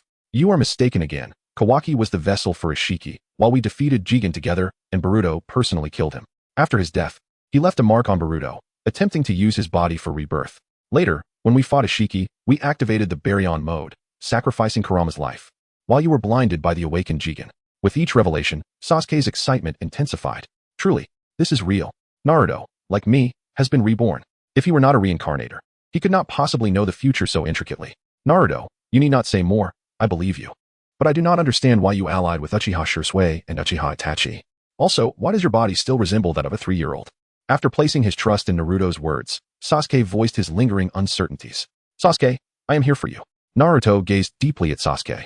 The Sage of Six Paths has proclaimed that only the two of us together can save the ninja world. I do not know why Uchiha Shisui and Uchiha Itachi's personalities have drastically changed, or why they have manifested a colossal manjiki. However, you had not yet awakened, and I alone was insufficient to confront them, so I could only feign cooperation to indirectly protect you. Now that you have awakened, we need not remain in Konoha any longer. I shall take you away. As for my body, it is all part of the Sage of Six Paths design. Naruto's assurances instilled confidence in Sasuke. If it was for his sake, Naruto would indeed undertake such actions. After all, this was the same individual who once knelt before the Raikage and was beaten to a pulp by 2 lackeys from the Cloud Village. Sasuke believed that for his sake, Naruto could achieve anything. Furthermore, the fact that his perpetually youthful form was orchestrated by the Sage of Six Paths held profound significance. Naruto, my brother and mother. Sasuke hesitated momentarily, still concerned for his family. Do not worry, I will bring them along, Naruto assured him with a reassuring gaze. To awaken the manjiki, external stimulation was essential. Uchiha Itachi and Uchiha Mikoto were the last 2 relatives Sasuke had. Only they could enable Sasuke to unlock his manjiki Sharingan. While Naruto could also do so, it was a pity that the true Naruto Uzumaki was still trapped in the castle of the time traveler. ensnared in a Jinjutsu known as a dream. Naruto, I am truly grateful to have you. Otherwise, I would not know what to do. Uchiha Sasuke regarded Naruto with deep appreciation, secretly resolving that upon his return, it would mark the day of the Uchiha's resurgence. He would spare none who had tarnished the Uchiha name. Sasuke, we need not speak of such matters between us, Naruto replied with a smile. He then led Uchiha Sasuke and his family away from Konoha. In the Hokage's office, Uchiha Shurasui and Uchiha Itachi exchanged knowing smiles. Their plan had succeeded. Next, they would inscribe the space-time array connecting to the Kamui dimension and retrieve Uchiha Obito's eye. Shurasui remarked, gazing out at the moon. The space-time array required the power of yin-yang release. It was beyond the capabilities of a mere puppet. Thus, it could only be inscribed by the true body residing upon the moon, Otsutsuki Shuren. Once the array was complete, he would be able to forcibly enter the Kamui dimension. Approximately 15 minutes later, Uchiha Shurasui opened his tightly shut eyes, his left eye reflecting the pattern of Uchiha Obito's Manjiki. Kamui. Chapter 43. The Sage of the Six Paths personally enters the fray. How would you like to perish? In the realm of Kamui, Uchiha Obito gazed at the gradually distorting space, a cold smile gracing his lips. Just as he prepared to repel the incoming presence, Kakashi, standing nearby, suddenly interjected. Why not simply employ your own Kamui to negate the opponents? Obito, momentarily taken aback in his hand signs, contemplated Kakashi's assertion. Indeed, why had he not thought of using Kamui to counteract the opposing force? His intent had merely been to impart a lesson. However, Kakashi's reasoning was not without merit. Of course, Obito would never admit to this oversight. Nevertheless, Kakashi's suggestion proved far more efficacious than forcing the opponent back with ninjutsu. Thus, he promptly activated Kamui, forcibly shutting down the external Kamui. This maneuver caught the attention of Shurasui, who raised an eyebrow. Was Obito attempting to engage in a contest of ocular prowess? Upon realizing that his Kamui had been abruptly disabled, Shurasui couldn't help but chuckle. With a massive Manjiki Sharingan as his backing, he felt no trepidation in challenging Obito. Kamui. With this thought, he activated Kamui once more, reopening the space-time barrier to Obito. Kamui. On the other side, Obito retaliated with his own Kamui. As time elapsed, however, Obito began to feel the strain. After all, he possessed but a single eye, rendering him minuscule when juxtaposed with the colossal Manjiki Sharingan that fused all Uchiha's ocular powers. I'm about to make my move. I can't hold on much longer. Just as Obito sensed his limits, he urgently addressed Kakashi beside him. Very well. Allow me to utilize wood release to confine them within your space-time. Kakashi nodded, his hands already forming seals as he spoke.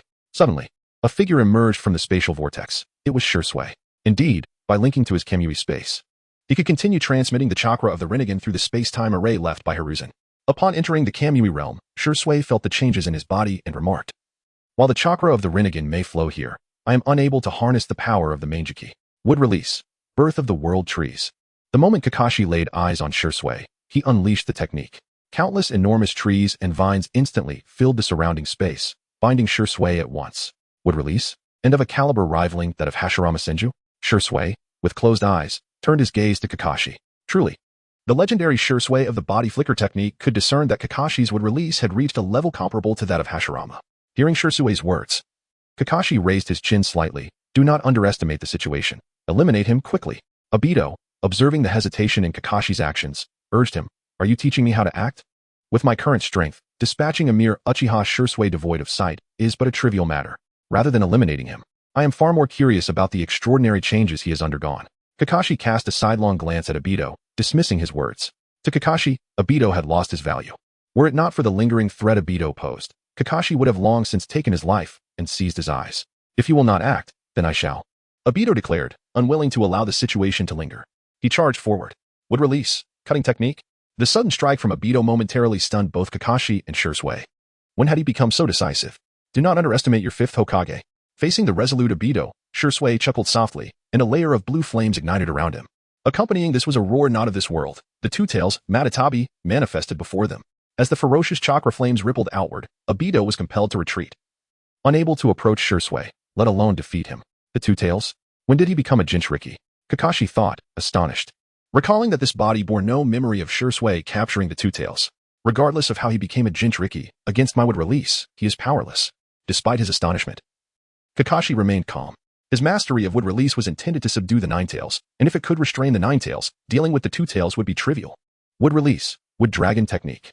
With this thought, Kakashi clasped his hands together, and a wooden dragon burst forth from the earth, ensnaring the tailed beast-empowered Shurasui. This is the technique that once subdued the nine tails? Shurasui remarked, feeling the chakra swiftly depleting. Indeed, If you wish to survive, you must obediently answer my questions. Otherwise, I shall extract the tailed beast from within you, leading to your untimely demise. Kakashi, growing increasingly confident at having so easily subdued Shisui, proclaimed, "This is would release. This is the power of Hashirama Senju. Truly formidable. No wonder he could single-handedly bring an end to the chaotic warring states period. With such power, none but Uchiha Madara could rival him. Before that, I have some inquiries. How is it that you wield would release? Furthermore, your chakra level is severely inconsistent with that of Kakashi. Prior to entering the space-time realm, Shisui had anticipated numerous outcomes but never imagined that Kakashi not only survived but had also mastered would release. Weaklings have no right to question the strong. Before my would release, you are no more than an insect, compelled to answer my queries." Kakashi crossed his arms, his countenance brimming with confidence. The sensation of power was truly exhilarating. The feeling of being exalted, ruling over all, and basking in absolute supremacy was an experience once tasted, forever impossible to forsake. Well said. Just as you stated, the weak possess no right to question the strong.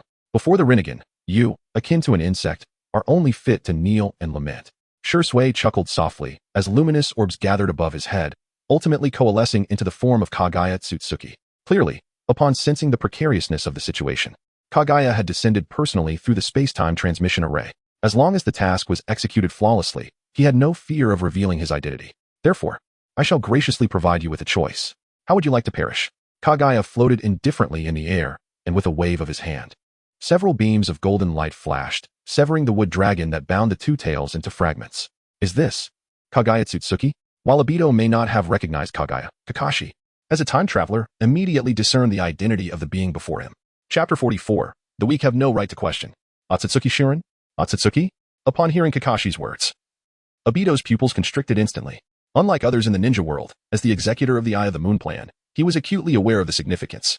The name of the Sage of Six Paths is Otsutsuki Kaguya, and this unexpected individual before him shares the same surname as the Sage of Six Paths. What is your connection to the Sage of Six Paths? Overwhelmed with shock, Obito could not help but inquire. I have stated before, the weak have no right to question the strong, and must maintain their ant-like demeanor. With these words, Shurin's right hand extended slightly, gradually enveloped in a green chakra. In the next moment, a sphere of green chakra shot forth, hurtling towards Uchiha Obito. Swish! Uchiha countered. As Shurin's attack was about to strike him, Obito drew forth the fan left by Uchiha Madara to shield himself, attempting to rebound Shurin's chakra sphere back. However, the moment the fan made contact with the sphere, it inexplicably pierced through the Uchiha fan and struck Obito directly, consuming all of his chakra. Impossible! My chakra has been absorbed. Feeling his chakra entirely drained in an instant, Obito's body uncontrollably collapsed. Boom! After siphoning away Obito's chakra, the sphere continued its trajectory, ultimately exploding against a stone wall with a deafening blast. Its power rivaled that of a tailed beast bomb. Fortunately, Obito's Kamui space was vast enough. Otherwise, this strike could have obliterated his dimensional realm. Meanwhile, Kakashi, witnessing the entire scene, felt cold sweat uncontrollably trickling down his forehead. Uchiha Obito had been defeated in a single move. In that moment, his mind recalled Shurin's various abilities and combat style. He remembered in the original story when Shurin took Hinata away, Naruto had desperately pursued them. However, he too fell victim to an attack just like that. Not only losing all his chakra in an instant, but also causing an explosion powerful enough to create a hole in the moon. This meant that the potency of Shurin's technique depended entirely on the strength of his opponents. The more chakra an enemy possessed, the greater the explosion following absorption. Moreover, the most insidious aspect of this wretch was his ability to absorb the chakra of anyone lacking the Otsutsuki bloodline. This power far surpassed that of the Rinnegan.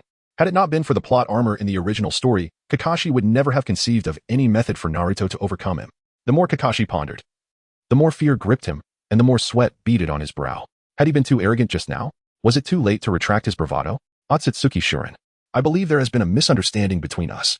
Kakashi donned an awkward yet polite expression as he addressed Shurin. No, there is no misunderstanding between us. On the contrary, I find your words quite reasonable. I will review your memories myself. No need for further elaboration. Shurin replied with a hint of amusement, secretly appreciating Kakashi's earlier defiance. A true strongman must indeed possess the aura of strength. I speak sincerely. We could collaborate. Although you are formidable, you may not realize that the Sage of Six Paths is not yet entirely dead. He could emerge at any moment. Should that time come, even you may not be able to contend with him, while I could serve as your ally in confronting the Sage. Kakashi sought to leverage his advantages as a traveler to negotiate with Shurin. However, as a fellow traveler, Shurin was fully aware of his words. Despite possessing the strength to dominate the ninja world, he refrained from acting, precisely to guard against the Sage of Six Paths. At no point did Shurin consider himself invincible in this world. He was merely slightly stronger, not to the extent of disregarding everything within the ninja realm.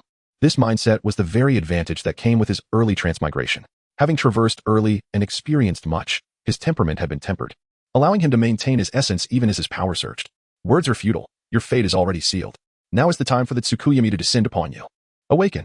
As ShÄuten spoke, he slowly opened his tightly shut eyes, revealing the golden light of the Rinnegan, which looked down upon Kakashi like the gaze of the heavens. No. I am the protagonist of this world. I am the one destined by fate. How can I be halted here? Would release, true thousand hands. Kakashi shouted, joining his hands to summon a colossal statue of the thousand-handed Buddha. He stood atop the statue, his gaze fixated intently on ShÄuten. The lamentations of ants hold no significance. ShÄuten's lips curled into a smirk as black truth-seeking balls materialized behind him. The Rinnegan could fabricate truth-seeking balls, and they were not merely one-time use. Golden Wheel Rebirth Explosion. The moment the truth-seeking balls appeared, ShÄuten entered the chakra mode of the Rinnegan. Simultaneously, the balls converged in his hands, forming a golden chakra sword that cleaved towards the immense thousand-handed Buddha. Swish. Kakashi, standing atop the statue, barely perceived a flash of gold before he could react. The statue was effortlessly cleaved in two as if made of paper. Whoosh. Concurrently, several black rods transformed from the truth-seeking balls shot down from the sky, pinning Kakashi to the ground, rendering him immobile. The disparity, how can it be so vast? Lying on his back, Kakashi's eyes brimmed with reluctance. He could hardly believe that he, having awakened Sage Mode, was now swiftly facing defeat. It is over, and the puppet Zetsu approached Kakashi, his closed eyes fixed upon him, his calm voice carrying an unspeakable irony. Kakashi thought, if heaven were to grant him another chance, he would never utter that phrase again. Now, he was nothing more than a joke. Are you the one truly orchestrating everything behind the scenes? Are Uchiha Shursui and the others under your control? Obito weakly inquired from the sidelines. I have already stated, the weak have no right to question. How can you not remember? ShÄuten chuckled, manipulating the truth-seeking balls into a sword shape, infusing them with yin-yang release. The fusion of yin-yang release with truth-seeking balls was potent enough to sever souls. Should he annihilate their souls, neither Edo Tensei nor Rinne Rebirth would ever allow them to return. They would not even reach the Pure Land. They would be obliterated, permanently vanishing from this world. Wait, I have something to say. As Otsutsuki ShÄuten advanced step by step, Obito spoke in a panic. Chapter 45, The Strange World. The speculations of ShÄuten then. Please share your final words. ShÄuten gazed at Uchiha Obito, granting him the opportunity to leave behind his last testament. I know you must have a connection to the Sage of Six Paths. You both share the name Otsutsuki, although you have never spoken of it. You are undoubtedly a descendant of the Sage of Six Paths. As a progeny of the progenitor of ninjas, you should embrace the duty of bringing peace to the ninja world, embodying the philosophy of infinite Tsukuyomi. For the sake of this world, you must usher in eternal peace and stability. Otherwise, you would dishonor the Sage of Six Paths in the Otsutsuki name. Obito was aware that death was inevitable, yet he could not allow his dreams to dissipate. It was established that the Uchiha tablet was a legacy of the Sage of Six Paths, and the means to save the world through infinite Tsukuyomi was also conceived by him. As he faced his impending demise, Otsutsuki ShÄuten, a descendant of the Sage, was destined to bear this heavy responsibility and continue the vision crafted by the Sage of Six Paths. After all, his lineage made him the most suitable candidate to execute this plan. ShÄuten remarked, this child has truly been deceived by Madara. With death looming, he still clung to the notion of infinite Tsukuyomi. You foolish one, you have been misled. What infinite Tsukuyomi?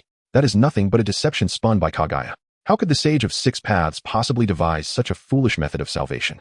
Before ShÄuten could speak further, Kakashi interjected loudly. He had refrained from discussing this matter with Obito, harboring intentions of utilizing him. Now that death was imminent, the secret no longer needed to be preserved.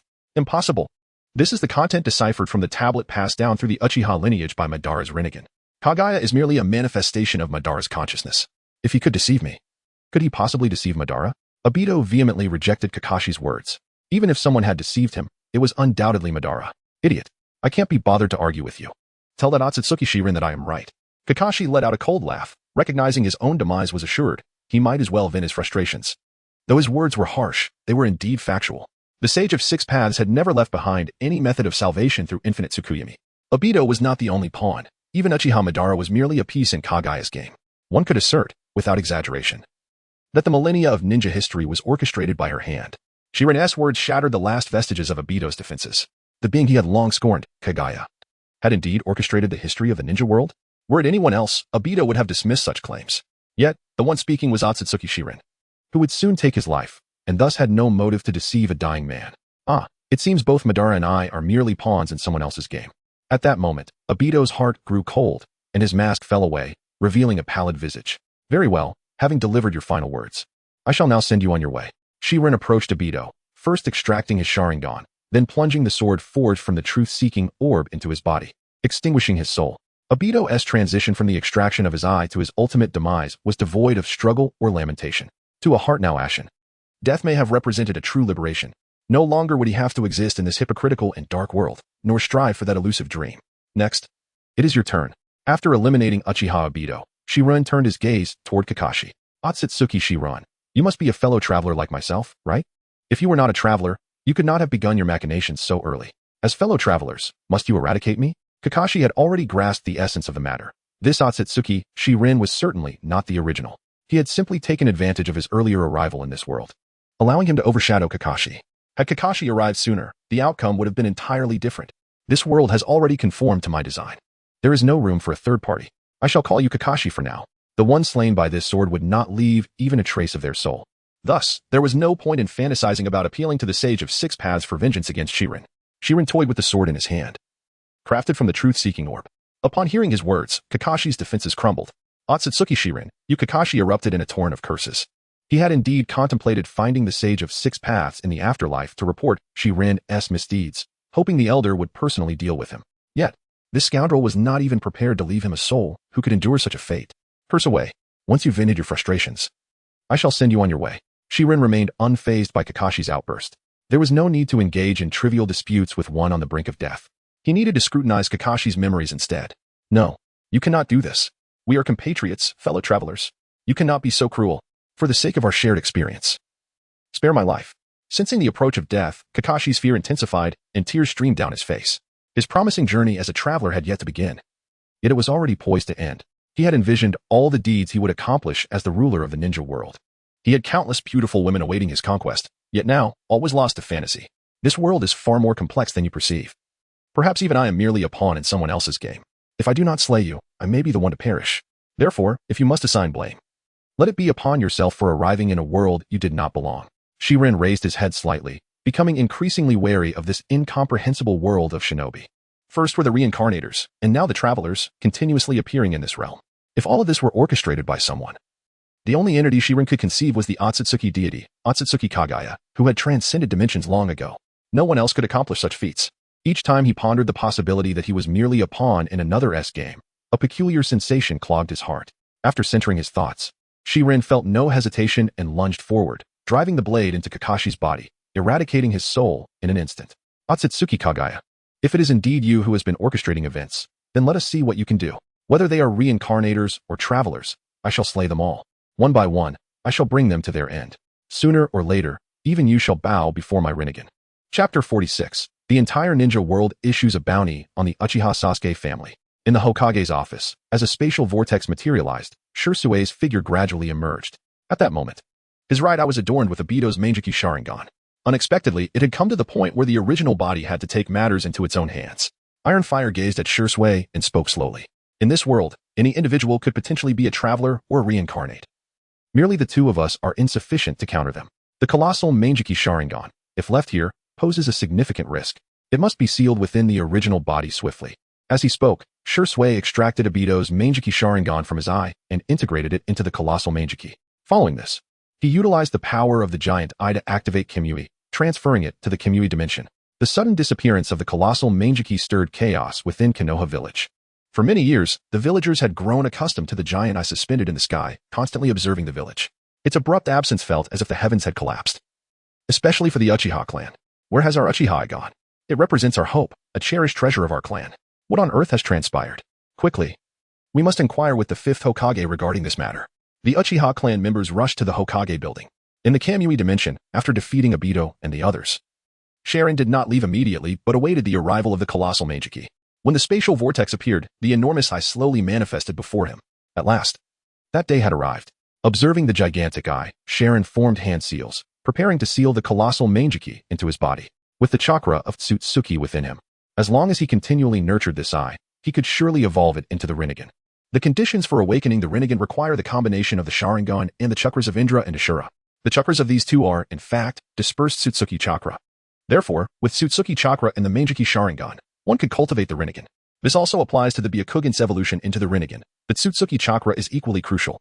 As Sharon began to form seals, the colossal Manjiki transformed into flickering starlight, converging into his body. Previously, when he sealed the Rinnegan within himself, it had drained all of his father's power, finally achieving completion. However, now, ShÄten had nearly mastered the power of the colossal Rinnegan within him. Hence, absorbing the colossal Mangekyou was remarkably effortless. Once the colossal Mangekyou was sealed within him, each time ShÄten's eyes opened and closed, different Mangekyou patterns would manifest. The Mangekyou of Shisui, Itachi, Fugaku, and Obito. With the power of the colossal Mangekyou at his disposal, he could replicate all the abilities of these eyes, far surpassing the originals. Under the nurturing of his Tsutsuki chakra, the colossal Mangekyou would never face the risk of blindness and would gradually evolve into the Rinnegan over time. As ShÄten integrated the colossal Mangekyou within him, the Uchiha clan in Konoha erupted in turmoil. Hokage-sama, where is our Uchiha eye? Why has the colossal Mangekyou suddenly vanished? That eye is a treasure forged from the combined strength of all Uchiha. It is not solely yours. The Uchiha members appeared exceedingly agitated, their faces etched with anger. If Shisui were to hoard their collective treasure for himself, they would never acquiesce. My fellow clansmen, please calm yourselves. I fully understand your sentiments and your concerns. This is my oversight. I should not have shown leniency towards the descendant of our former clan leader, Uchiha Fugaku. Uchiha Fugaku's child, Uchiha Sasuke, has not only silently awakened his Sharingan, but has also allied with external foes to steal a clan treasure. Standing atop the Hokage building, Shisui raised his voice to quell the unrest among the crowd. The blame for hoarding the colossal Mangekyou could solely be placed upon Uchiha Sasuke. There was no other suitable candidate. Uchiha Sasuke, I recall he is the youngest son of Uchiha Mikoto, only about 7 years old, if I'm not mistaken. What a joke. A 7-year-old child could never steal our Uchiha treasure. Not necessarily. Have you all forgotten that the Jinchuriki of the Nine Tails was also merely 7 years old, and yet his power surpassed even that of the Hokage? How can he be compared to the Jinchuriki of the Nine Tails? Upon hearing Shisui's words, many Uchiha clan members remained skeptical. After all, having one prodigy was already remarkable. It was implausible to have another. This incident was indeed not directly related to Shisui. Uchiha Sasuke had conspired with the Nine Tails Jinchuriki and a masked figure wearing a tiger-striped mask to employ space-time ninjutsu to steal our clan's treasure. Shisui had just discovered this, but rest assured, my fellow clansmen, the treasures belonging to the Uchiha will certainly be reclaimed. Uchiha Tiehua, observing the disbelief among the clansmen, hastened to add, Elders, the Uchiha Sasuke family has indeed vanished.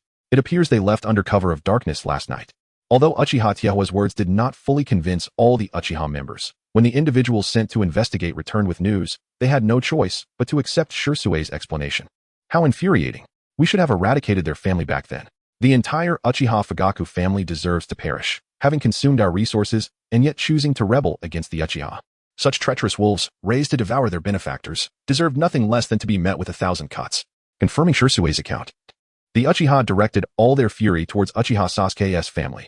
My fellow clansmen, in the name of the 5th Hokage, I hereby announce a bounty of 350 million ryo for the capture of Uchiha Sasuke and his family throughout the entire ninja world. Furthermore, I will strike their names from our clan registry. They are unworthy of the Uchiha name. Seeing the plan come to fruition, Shisui seized the moment to speak fervently. Upon hearing this proclamation, the enraged clansmen began to temper their fury. Even the villagers of Konoha, who had once supported the Uchiha, no longer championed Uchiha Sasuke's family. Subsequently, Shisui promptly issued the bounty notice and dispatched letters to the other 4 great nations, requesting their cooperation in apprehending Uchiha Sasuke and his family. As for the smaller nations, they would naturally comply without further persuasion. Outside the Land of Fire. At last, we have departed from the Land of Fire. Naruto, where shall we venture next? Chapter 47. Sasuke, I shall fulfill Itachi's will. Sasuke currently finds himself lacking in strength, utterly incapable of safeguarding himself or his family. Thus, he must rely entirely on Naruto. To the Akatsuki organization. If anyone can stand against the current Konoha, it is my elder brother, Naruto declared, casting his gaze towards the Land of Rain. The primary aim of their journey to the Land of Rain is to acquire the Rinnegan. Fortunately, it seems that Orochimaru is still with the Akatsuki, and with his assistance, their chances will increase significantly. Sasuke nodded slightly, involuntarily recalling that man, and perhaps that woman. Sasuke, do you even realize what you are doing? Once Konoha reacts, we shall all be doomed. Itachi, having overheard their conversation, interjected. The original Itachi would never have uttered such words. After all, in his eyes, he would support his beloved younger brother in any endeavor. However, in this world, due to the intervention of ShÄten, Itachi has not experienced the growth he should have. His opportunities for communication with Shisui have been painfully few, leading to a stagnation in his thoughts. Coupled with the repeated manipulation and intimidation by the puppet Shisui, he is no longer the Itachi he once was. Itachi, do you understand what you are saying? Sasuke gazed at his brother in disbelief. No, Sasuke. It is you who does not comprehend what you are doing. You are utterly oblivious to the power of the 5th Hokage and the immense strength contained within the eternal Mangekyou Sharingan. I may be willing to die, but I cannot bear to watch you and our mother plunge into the abyss. At that moment, Itachi harbored a singular desire, for his family to live in peace. I understand now, you are not the true Itachi. The real Itachi would never say such things. My brother, Uchiha Itachi, is the one who has placed his entire life on the line for me. The one who continues to love me even if I aim to destroy Konoha. You are merely an imposter. I shall never acknowledge such a version of Itachi. Your existence tarnishes the image of my brother in my heart. Sasuke's gaze remained fixed on Itachi, and in that moment, he finally came to terms with reality. This is not the world he once knew, apart from Naruto, who has also been reincarnated. Everyone else is entirely different. With that thought, he slowly formed several hand seals, his palms crackling with electricity. The shrill sound of 1,000 birds piercing the ears of those present. Sasuke, what are you doing? Uchiha Makoto, his mother, instinctively sensed the impending danger. However, before she could react, Naruto swiftly reached out with a golden chakra hand, firmly grasping her. Chidori. At that same instant, Sasuke transformed into a bolt of lightning, his electrified hand piercing through Itachi's heart. Sasuke, you. The pain and the waning of life force rendered Itachi unable to utter a complete sentence. I cannot allow you to tarnish my image of Itachi. Therefore, let me send you off personally. Brother, as Sasuke spoke. The original Tomo in his eyes gradually transformed into the three-tomo pattern. After personally killing his own brother, Sasuke finally awakened the three-tomo Sharingan. No, Sasuke. How can you kill your brother? Why would you commit such fratricidal acts? Uchiha Makoto, held by Naruto, wept uncontrollably. Her face a mask of sorrow and anger as she confronted Sasuke. For the sake of preserving the Uchiha name and retaining my image of the perfect brother.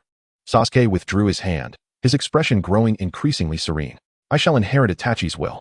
A true ninja must bear all darkness and tread the path alone.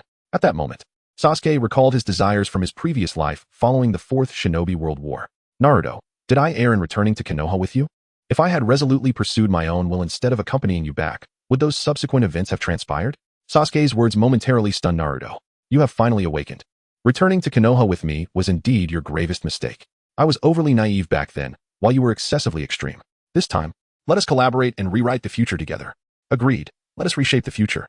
Sasuke nodded firmly, a wave of relief washing over him. He was thankful to have Naruto as a companion. As long as he was by his side, they could surely overcome whatever challenges lay ahead. You are not Sasuke. You are definitely not Sasuke. Sasuke would never harm his brother.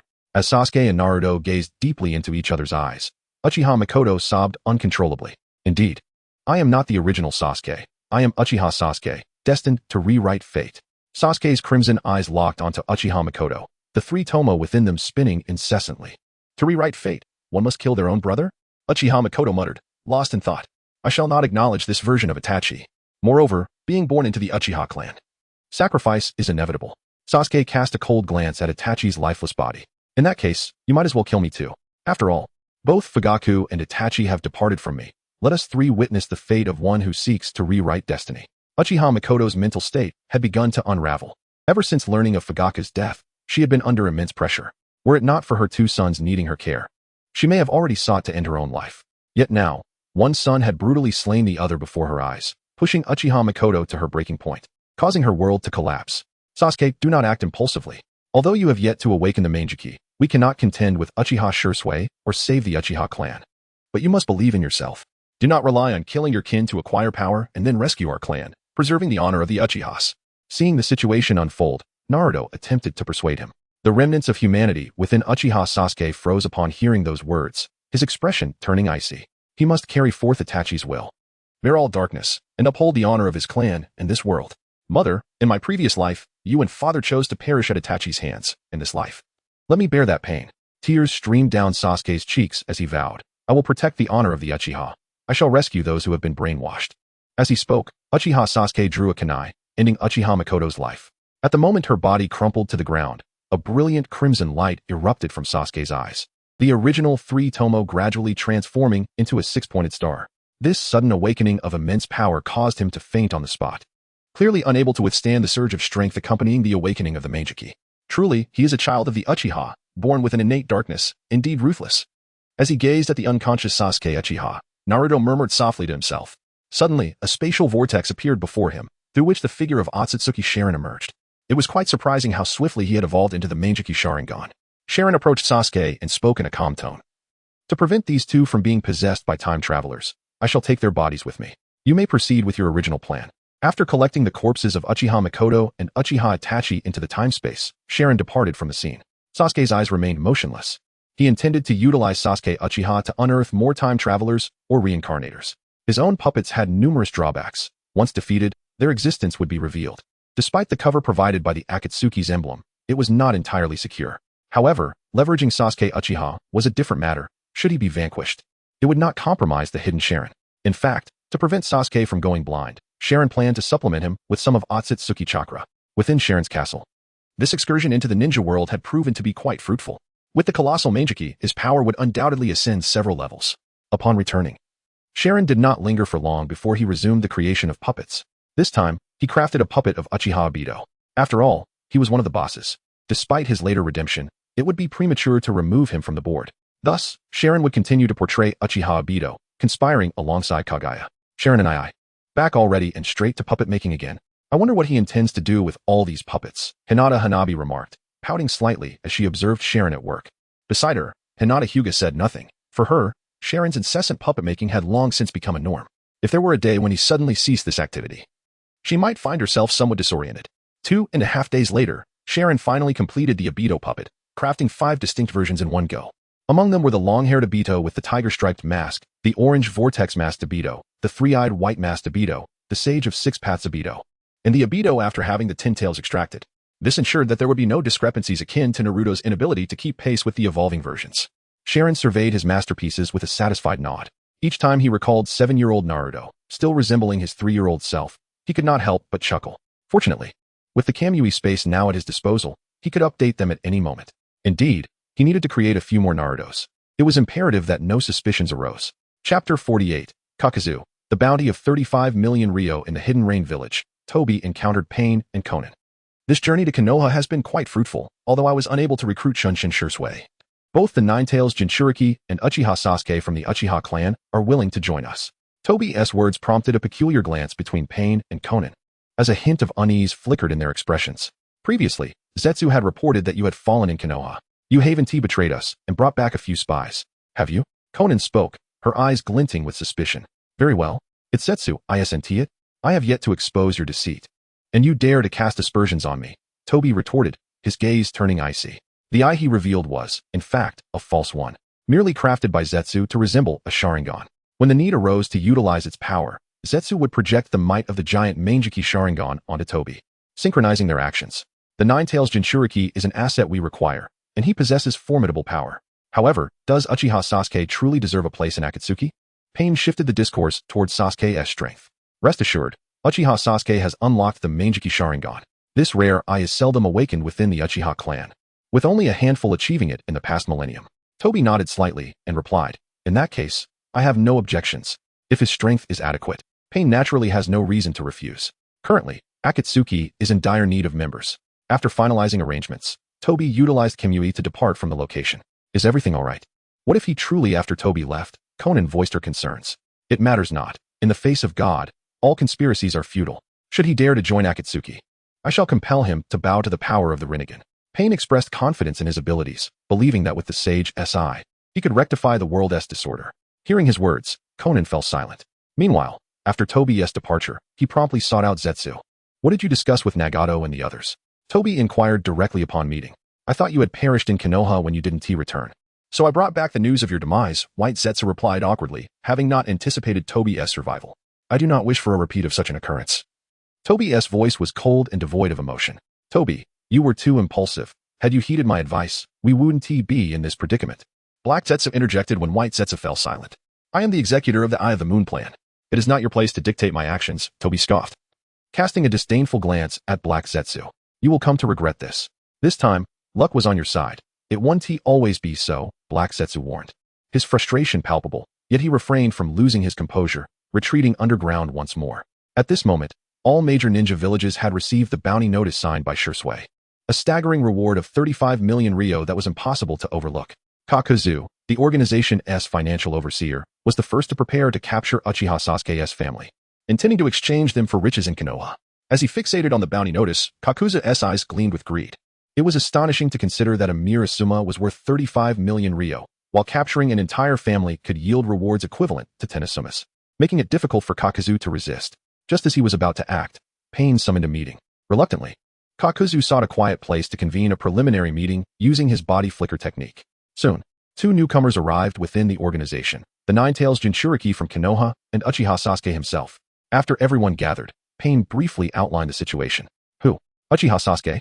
The one with the bounty of 35 million ryo? Before anyone could react, Kakuzu could no longer contain himself.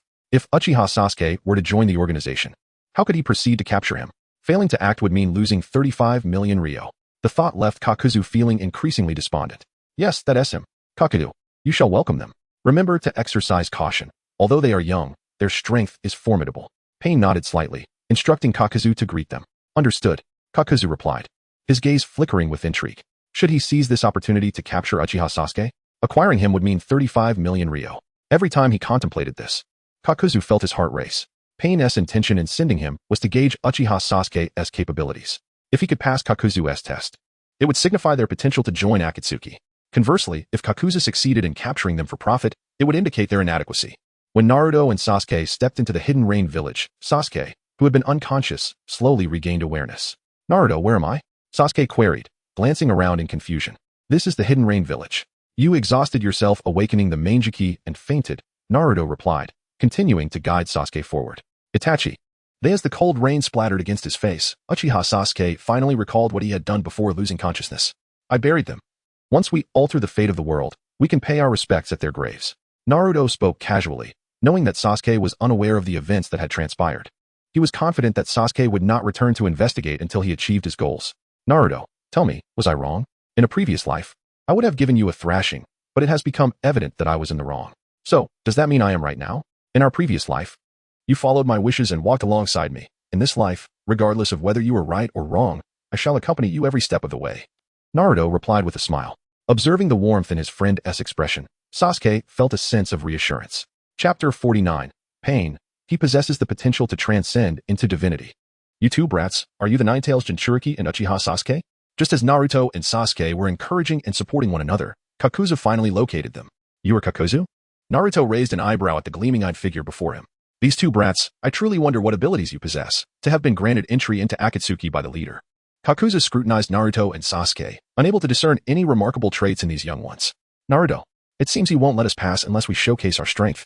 Sasuke declared as he stepped away from Naruto, standing tall. Ah, then let him witness our power.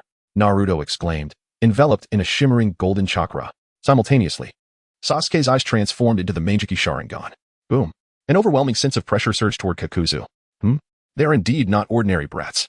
In that case, let me see just how difficult it is to claim this bounty of 350 million ryo. Kakuzu exclaimed, instantly appearing before them, his hardened fist aimed directly at Sasuke. Bang! As the punch descended, Naruto firmly grasped Kakuzu's fist. Is this the extent of your power? Naruto taunted, his fox-like slit pupils glimmering with mischief. At the same time, a trickle of blood slowly ran down Sasuke's eye. Amaterasu. With Naruto holding the target, even though Sasuke's Amaterasu was unleashed a moment later, it struck Kakuzu with unerring precision. Boom. As the black flames blazed fiercely, Kakuzu let out a horrifying scream. No need to struggle, this is the eternal flame of Amaterasu. Those ensnared by it are doomed. Sasuke stood proudly, observing Kakuzu rolling in agony. It is utterly mesmerizing. Such eyes, such ocular prowess. His talent far surpasses Itachi's. Orochimaru, watching the battle from a distance, licked his lips, gazing at Uchiha Sasuke with a greedy expression. At this rate, Kakuzu will be finished. Do we really not need to intervene? Beside Orochimaru stood a figure carrying a beheading sword, Kisame Hoshigaki, one of the 7 ninja swordsmen. He had once been Itachi's partner, but met his demise at the hands of the 4th Mizukage during the mission in the Mist Village, leading to the subsequent pairing of Itachi and Kisame. I cannot save him. The leader is likely watching this unfold. Let us see how he chooses to proceed, Orochimaru shrugged. Feigning indifference, Kisame chose not to press further, understanding that their bond was merely organizational, lacking any deep emotional ties. All right, Uchiha Sasuke, Uzumaki Naruto. You have both proven your strength. Now, extinguish those black flames. Just as Kakuzu was on the verge of succumbing, a divine BGM resonated, heralding the arrival of Devapath Pain. His commanding Rinnegan swept over Naruto and Sasuke as he spoke calmly. Is he Pain? Uchiha Sasuke had never encountered Nagato in his previous life, nor seen the 6 paths of pain. Upon witnessing the imposing presence of Pain, he was momentarily taken aback. Such an aura transcended mere strength, exuding an innate charisma. Unlike the Otsutsuki clan, who were powerful yet lacked such presence, Pain, despite his average strength, stood at the pinnacle of gravitas. The only one comparable was the legendary Uchiha Madara. Indeed, he is the Devapath Pain of the 6 paths. As Naruto recalled their past encounter, a fitting expression crossed his face. Since he is your senior, I shall extend him courtesy. Fire release, great fireball technique, Sasuke declared, utilizing the power of his other eye to extinguish the flames of Amaterasu. Once ignited, Amaterasu's flames could not be quelled by the user, only another ocular technique. The great fireball could perfectly control it. Welcome to the Akatsuki. Now that you are here, do not concern yourselves with the affairs of Konoha. I shall handle them for you. Pain glanced at the still fuming Kakuzu and addressed Naruto and Sasuke. Thank you, leader. Naruto and Sasuke replied in unison. Uzumaki Naruto. Since you have voluntarily joined Akatsuki, there is something I must inform you of. Akatsuki requires tailed beasts, and one day, the 9 tails within you will also become our target. Therefore, I wish to know how you will choose when that time comes. Pain's gaze fixed intently on Naruto. With the implications laid bare, Pain was prepared to take action. That depends on your intentions for the tailed beasts. If it is for selfish desires, I will resist you to the end. However, if it is for world peace, without you needing to say it, I would willingly offer the tailed beast within me for the benefit of all. Naruto's words momentarily softened Pain's previously stoic demeanor. Could it be that he has already experienced pain at such a young age? Otherwise, how could he possess such awareness? What do you believe is necessary to achieve world peace? Pain probed further, seeking to gauge Naruto's perspective. Only those who have endured suffering can truly comprehend the essence of peace. Those who fail to understand pain will never grasp the true meaning of peace. Shared suffering connects the unfortunate, and once people experience similar anguish, they will naturally yearn for peace, and true peace will eventually arrive. As Naruto spoke eloquently, Pain felt his icy exterior begin to tremble slightly. How eloquently he speaks. He possesses the potential to ascend into divinity. If I am ever unable to fulfill my aspirations, perhaps I could entrust everything to him. Well said. Uzumaki Naruto, is it?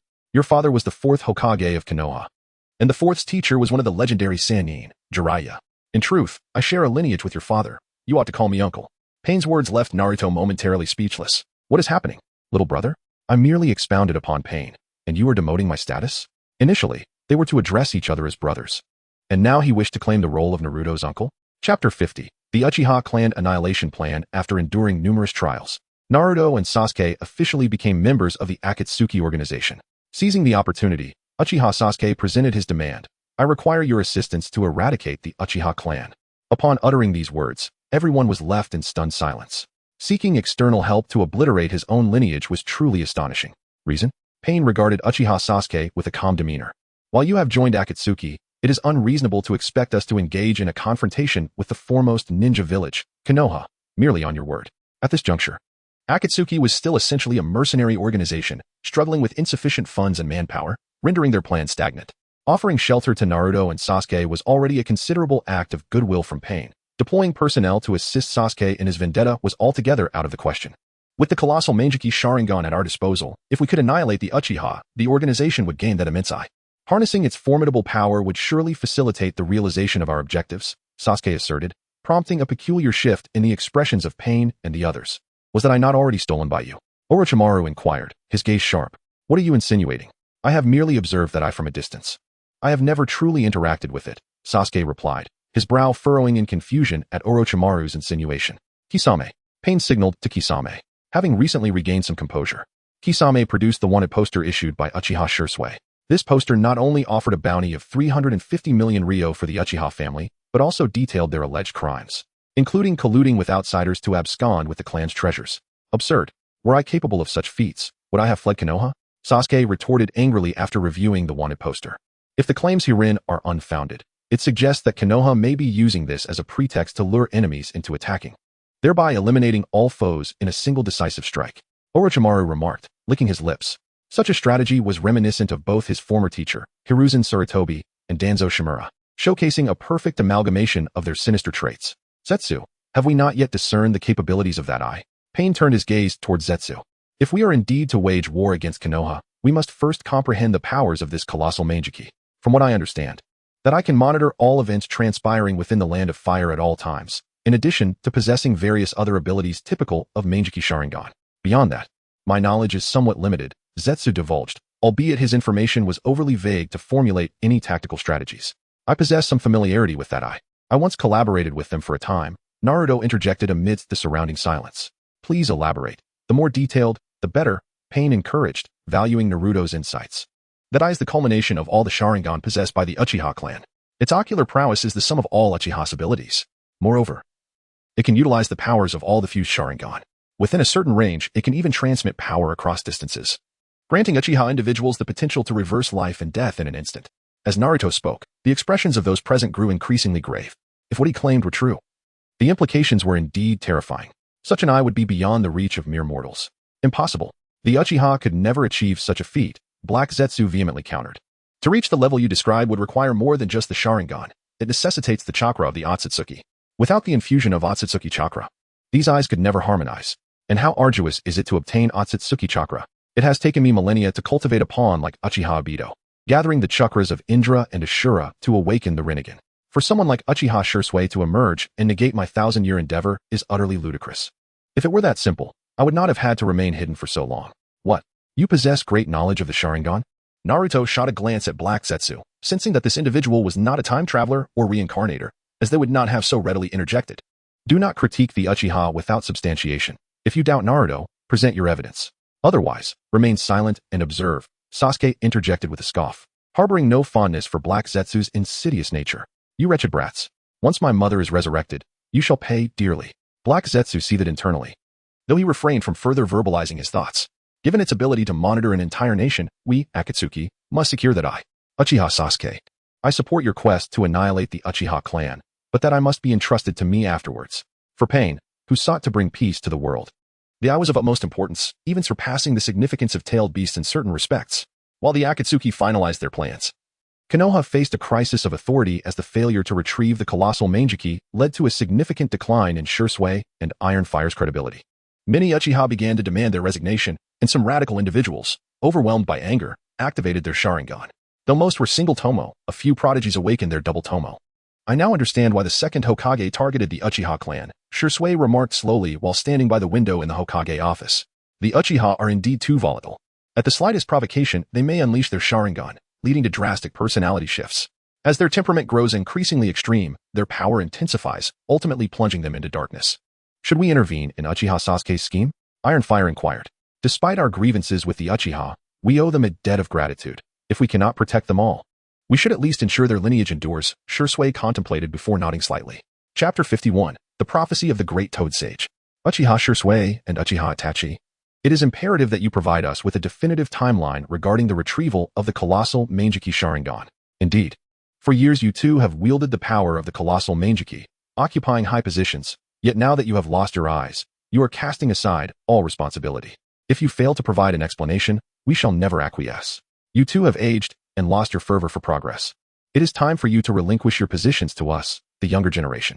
The Uchiha clansmen, led by several who had awakened the Sharingan, gathered beneath the Hokage building, their voices resonating with fervor. The Umbu and the villagers of Konoha found themselves powerless against them. After all, they were all ensnared by the illusion known as support the Uchiha. At present, both factions are composed of Uchihas, leaving them uncertain of whom to assist. Perhaps we should expedite their journey to the next world. Itachi's lips twitched slightly, barely containing the murderous intent brewing within him. There is no need. When heaven seeks to bring about ruin, it first drives one to madness. It seems now that the annihilation of a clan is indeed the Uchiha's fate, immutable by human hands. We need only watch in silence. Shursui waved his hand, though this so-called fate was entirely of his own orchestration. Yet, he had granted them a chance to survive, which they simply did not cherish. With this thought, Shursui stepped out of the Hokage building and stood before his clansmen. Since you all believe I have failed in my duties, I hereby resign from the position of Uchiha clan leader and shall no longer serve as the 5th Hokage of Konoha. Upon his emergence, Shursui engaged them not in argument, but directly announced his abdication. His demeanor, devoid of any reluctance, left the Uchiha in a state of bewilderment. I shall also relinquish all my other duties and retire within the clan. If you have any grievances, do voice them, as long as they can be addressed. Neither Shursui nor I will object. Itachi stood beside Shursui, addressing the crowd. Their attitude left the Uchiha clansmen feeling as though they were striking a punch into a pile of cotton, sensing something was amiss. Navi, do you think acknowledging a mistake suffices? How do you intend to account for the eyes of our clan? You should leave the village immediately to seek the Uchiha's eyes. Despite the commendable nature of Shursui and Itachi's contrition, the Uchiha, in their fury, clearly did not accept it, especially those who had activated their Sharingan, who were practically itching to execute Shursui and Itachi on the spot. Then we shall venture outside to contribute to the retrieval of the Sharingan. Shursui chose not to engage with them. What could he possibly hold against a group of individuals on the brink of death? No, what if you do not return? We must place a curse mark upon you. A young man with double Tomo Sharingan spoke coldly. You see, I told you we should have sent them off early. Hearing this, Itachi looked at Shursui with a resigned expression. I had thought that, having accepted their favor, we ought to grant them some final dignity. Since they do not cherish it, there is no need to waste our breath. Kamui. Shursui spread his hands, and, utilizing the power projected by the colossal Manjiki, invoked Kamui to draw himself into the realm of time and space. On the other side, Uchiha Itachi did likewise. Observing the sudden disappearance of the two, the Uchiha below stood frozen in shock. What just happened? How did they vanish so suddenly? This must be the power of the colossal Manjiki. Those two scoundrels have been deceiving us. They are the ones who concealed the colossal Manjiki. Uchiha Shursui and Uchiha Itachi do not deserve to bear the Uchiha name. Expunge them immediately. Coming to their senses, the Uchiha clansmen finally realized they might have been duped. This realization ignited their rage further, with many eyes evolving directly into the three-tomo Sharingan. A fearsome clan. In just a few days, ordinary eyes can evolve into three-tomo Sharingan. The sage on the moon, witnessing this, could not help but exclaim in wonder. It seems the second Hokage indeed possessed foresight. In Mount Myaboku, the long-absent Jiraiya has finally mastered the sage mode. Simultaneously, he has listened to the latest prophecy from the great Toad Sage. The world is on the brink of an unprecedented upheaval. The child of prophecy is ensnared, and countless individuals capable of altering fate will soon arrive in this world. Ultimately, the boy who descends from the moon will bring an end to all. The cryptic words of the great Toad Sage, however, were taken to heart by Jiraiya. After being forced to flee Konoha, he had devoted himself to deep training in Mount Myaboku. Over the span of 4 years, not only has he perfected the sage mode, but with the assistance of the Sage of Deep Earth and the Sage of Shima, he has discovered a method to counter the Kodoame Tsukumi. Old man, I will reclaim the village from the Uchiha's grasp, Jiraiya thought resolutely. Presently, reclaiming the village is of utmost importance. As for the great Toad Sage's prophecy, it must be set aside for now. Jiraiya, remember my words. The survival of the world is intricately linked to your decisions. Before once more succumbing to slumber, the great Toad Sage stressed. Jiraiya, the great Toad Sage's words compelled him to take the prophecy seriously. After all, it pertains to the existence of the world. What must I do? Jiraiya inquired. The child of prophecy is on the moon. He is the key to saving the world. The great Toad Sage, understanding the gravity of the matter, did not leave Jiraiya guessing. Instead, he directly revealed the location where Naruto Uzumaki was imprisoned. On the moon? Jiraiya, upon hearing this, felt a wave of disbelief wash over him. You truly hold me in high regard. Why would you think I could go to the moon? There exists a formation in Mount Myaboku that leads directly to the moon, and this talisman is a seal left by the Sage of Six Paths. Upon reaching the moon, locate the child of prophecy and affix this talisman to his forehead. The remaining matters need not trouble you. The great Toad Sage produced a talisman from his mouth and handed it to Jiraiya. As the guide for Otsutsuki Kinshiki and Otsutsuki Momoshiki, the great Toad Sage often visited the two. Even after Otsutsuki Momoshiki ascended to the moon, the great Toad Sage frequently sought him out. Thus, Mount Myaboku possesses a space-time formation leading to the moon. Remember, you only have one chance. Should you disturb that Otsutsuki descendant, all will be lost. Before departing, the great Toad Sage offered one last warning. Chapter 52. This time, I shall not be sealed by anyone again. Within the castle of the Otsutsuki, the water puppet and the iron fire puppet have been reclaimed. The self-destructive actions of the Uchiha are of no concern to him. Let Sasuke Uchiha draw the final curtain on that tale. Seizing this opportunity, he intends to upgrade the two puppets. As he extracts them from the Kamui dimension, he murmurs softly to himself. Simultaneously, in a secluded corner of the castle, a flash of light heralds the arrival of Jiraiya. Cloaked in the talismans of the Sage of Six Paths, he remains undetected by the Otsutsuki, though his visual perception is unimpeded. Is this truly the moon? How astonishing! I never imagined I would see this day, Jiraiya reflects, suppressing his astonishment as he stealthily advances, guided by the symbols on his person. He soon finds himself in a grand hall where a silver-haired youth is engrossed in the art of puppet making. The sudden appearance of the boy sends Jiraiya's heart racing. Yet it appears the youth is wholly absorbed in his task and remains oblivious to Jiraiya's presence, allowing him a moment of relief. Who are you? Why are you here? Just as Jiraiya contemplates moving forward, a voice suddenly calls out from behind him. It is Hinata Hyuga, who has been training outside. The Otsutsuki lacks his own eyes. His perception is merely a projection through the massive Rinnegan or the great Sharingan within him. Thus, as long as his perception is obscured, he remains unaware of even those standing before him. However, Hinata, with her own eyes, clearly sees Jiraiya, inadvertently revealing his identity. Hinata, is there an outsider in my castle? The Otsutsuki slightly turns to face Jiraiya's direction. Despite the golden Rinnegan reflecting in his eyes, he fails to see Jiraiya. As the talisman from the Sage of Six Paths effectively masks his presence, the Otsutsuki switches between various Sharingan forms, yet remains unable to perceive Jiraiya until he finally realizes the disadvantage of lacking his own eyes. This, perhaps, explains how he was so easily sealed away by the fisherman for a millennium. Indeed, he stands right before you, looking rather suspicious, and he is not a good person. Hinata affirms with a gentle nod. To be able to obscure the perception of the great Rinnegan and the great Sharingan, you possess quite some skills. However, do not underestimate me, Otsutsuki ShÄten. Those who trespass here without permission shall meet their demise. With a flicker, the Otsutsuki appears by Hinata's side. Enveloped in a shimmering green chakra cloak, the manifestation of Rinnegan chakra mode. Hinata, it is time to test your training. Let us annihilate the intruder together, he says. Gently grasping her hand, their chakras intertwining, awakening a formidable power within Hinata that suggests the ability to alter everything. Silver will rebirth explosion. Within the confines of his castle, the Otsutsuki exercises restraint. Guided by Hinata, the whirlwind generated by the silver wheel rebirth explosion strikes Jiraiya instantaneously. Yet, contrary to expectations, Jiraiya does not get thrown back. Instead, a talisman emanating a blue glow gently floats from his chest, shielding him from the Otsutsuki's onslaught. The descendant of the Zuki clan. It appears you have strayed onto the wrong path. An aged voice resonates in the Otsutsuki's ears. Following this, the talisman releases a torrent of chakra, forming a colossal array that envelopes the castle entirely. As the formation solidifies, the ethereal visage of the Sage of Six Paths manifests before the Otsutsuki. His countenance filled with compassion. With his appearance, the previous power that obscured the Otsutsuki's sight dissipates, allowing him to finally discern the identity of the intruder. It is none other than Jiraiya, one of the legendary Sannin, who has infiltrated his sanctuary. Clearly, he possesses the ability to mask the Otsutsuki's perception, likely a technique from that old toad of Mount Myaboku. And the Sage of Six Paths, I did not expect you to make your appearance so soon, the Otsutsuki remarks, raising his gaze to meet the sages. Ah, the Rinnegan, much like the Zuki clan, has vigilantly observed the ninja world from the moon. I too entrusted Gamamaru to keep an eye on the affairs of the moon. Should a descendant of the Zuki emerge akin to his mother, I must ensure the safety of the ninja realm. The Sage of Six Paths seems to have anticipated this moment, revealing no surprise at the presence of the Otsutsuki with the Rinnegan. Such words are mere rhetoric. If your intentions were genuinely for the sake of the ninja world, why then have you turned a blind eye to the millennia of conflict? Why allow Kagaya to incite war at will within the ninja realm?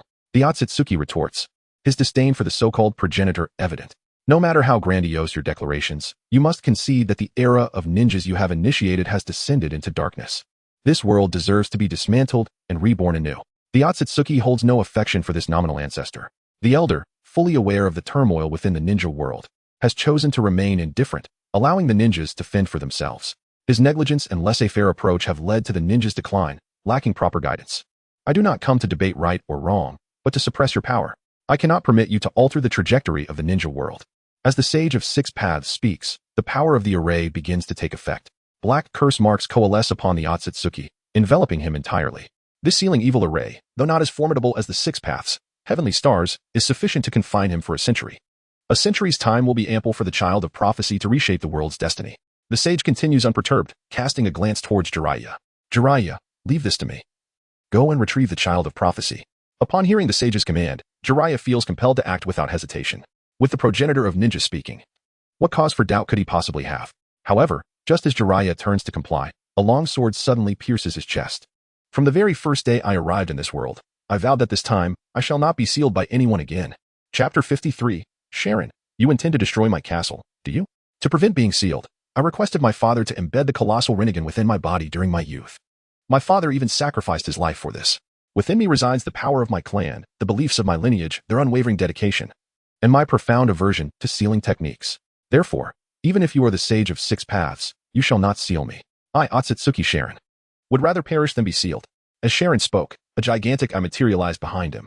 Under its radiance, the black curse marks that had previously covered his body began to fade away. The puppet that pierced Jiraiya was manipulated by ShÄten. Indeed, you have fully succumbed to darkness. How many lives must be sacrificed to forge such an eye? The Sage of Six Paths gazed at the colossal Rinnegan emerging behind ShÄten, his expression filled with sorrow.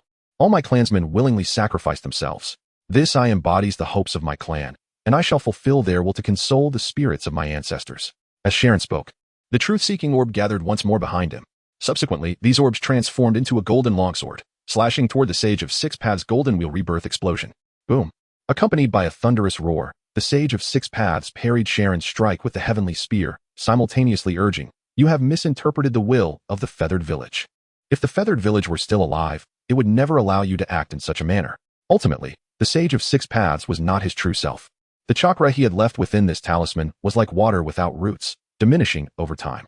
Thus, upon witnessing ShÄten's strength to break free from the seal, he had no choice but to rely on verbal persuasion in hopes of altering ShÄten's resolve.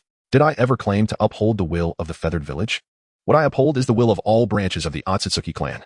It is said that chakra can connect the hearts of individuals as the progenitor of ninjas. The one who spread chakra, do you not sense the intense will contained within this strike? The moment ShÄten uttered these words, the sage of six paths realized that this child was beyond salvation. He no longer recognized his ancestors. What more could be said? As for the intense will he sensed, it was indeed the will of madmen. If these individuals were not so extreme, how could there be but one left on the moon? I have stated that I will not allow you to act as you please. As long as I remain, do not think of leaving here. The sage of six paths declared, once again manipulating the sealing array in an attempt to bind ShÄten.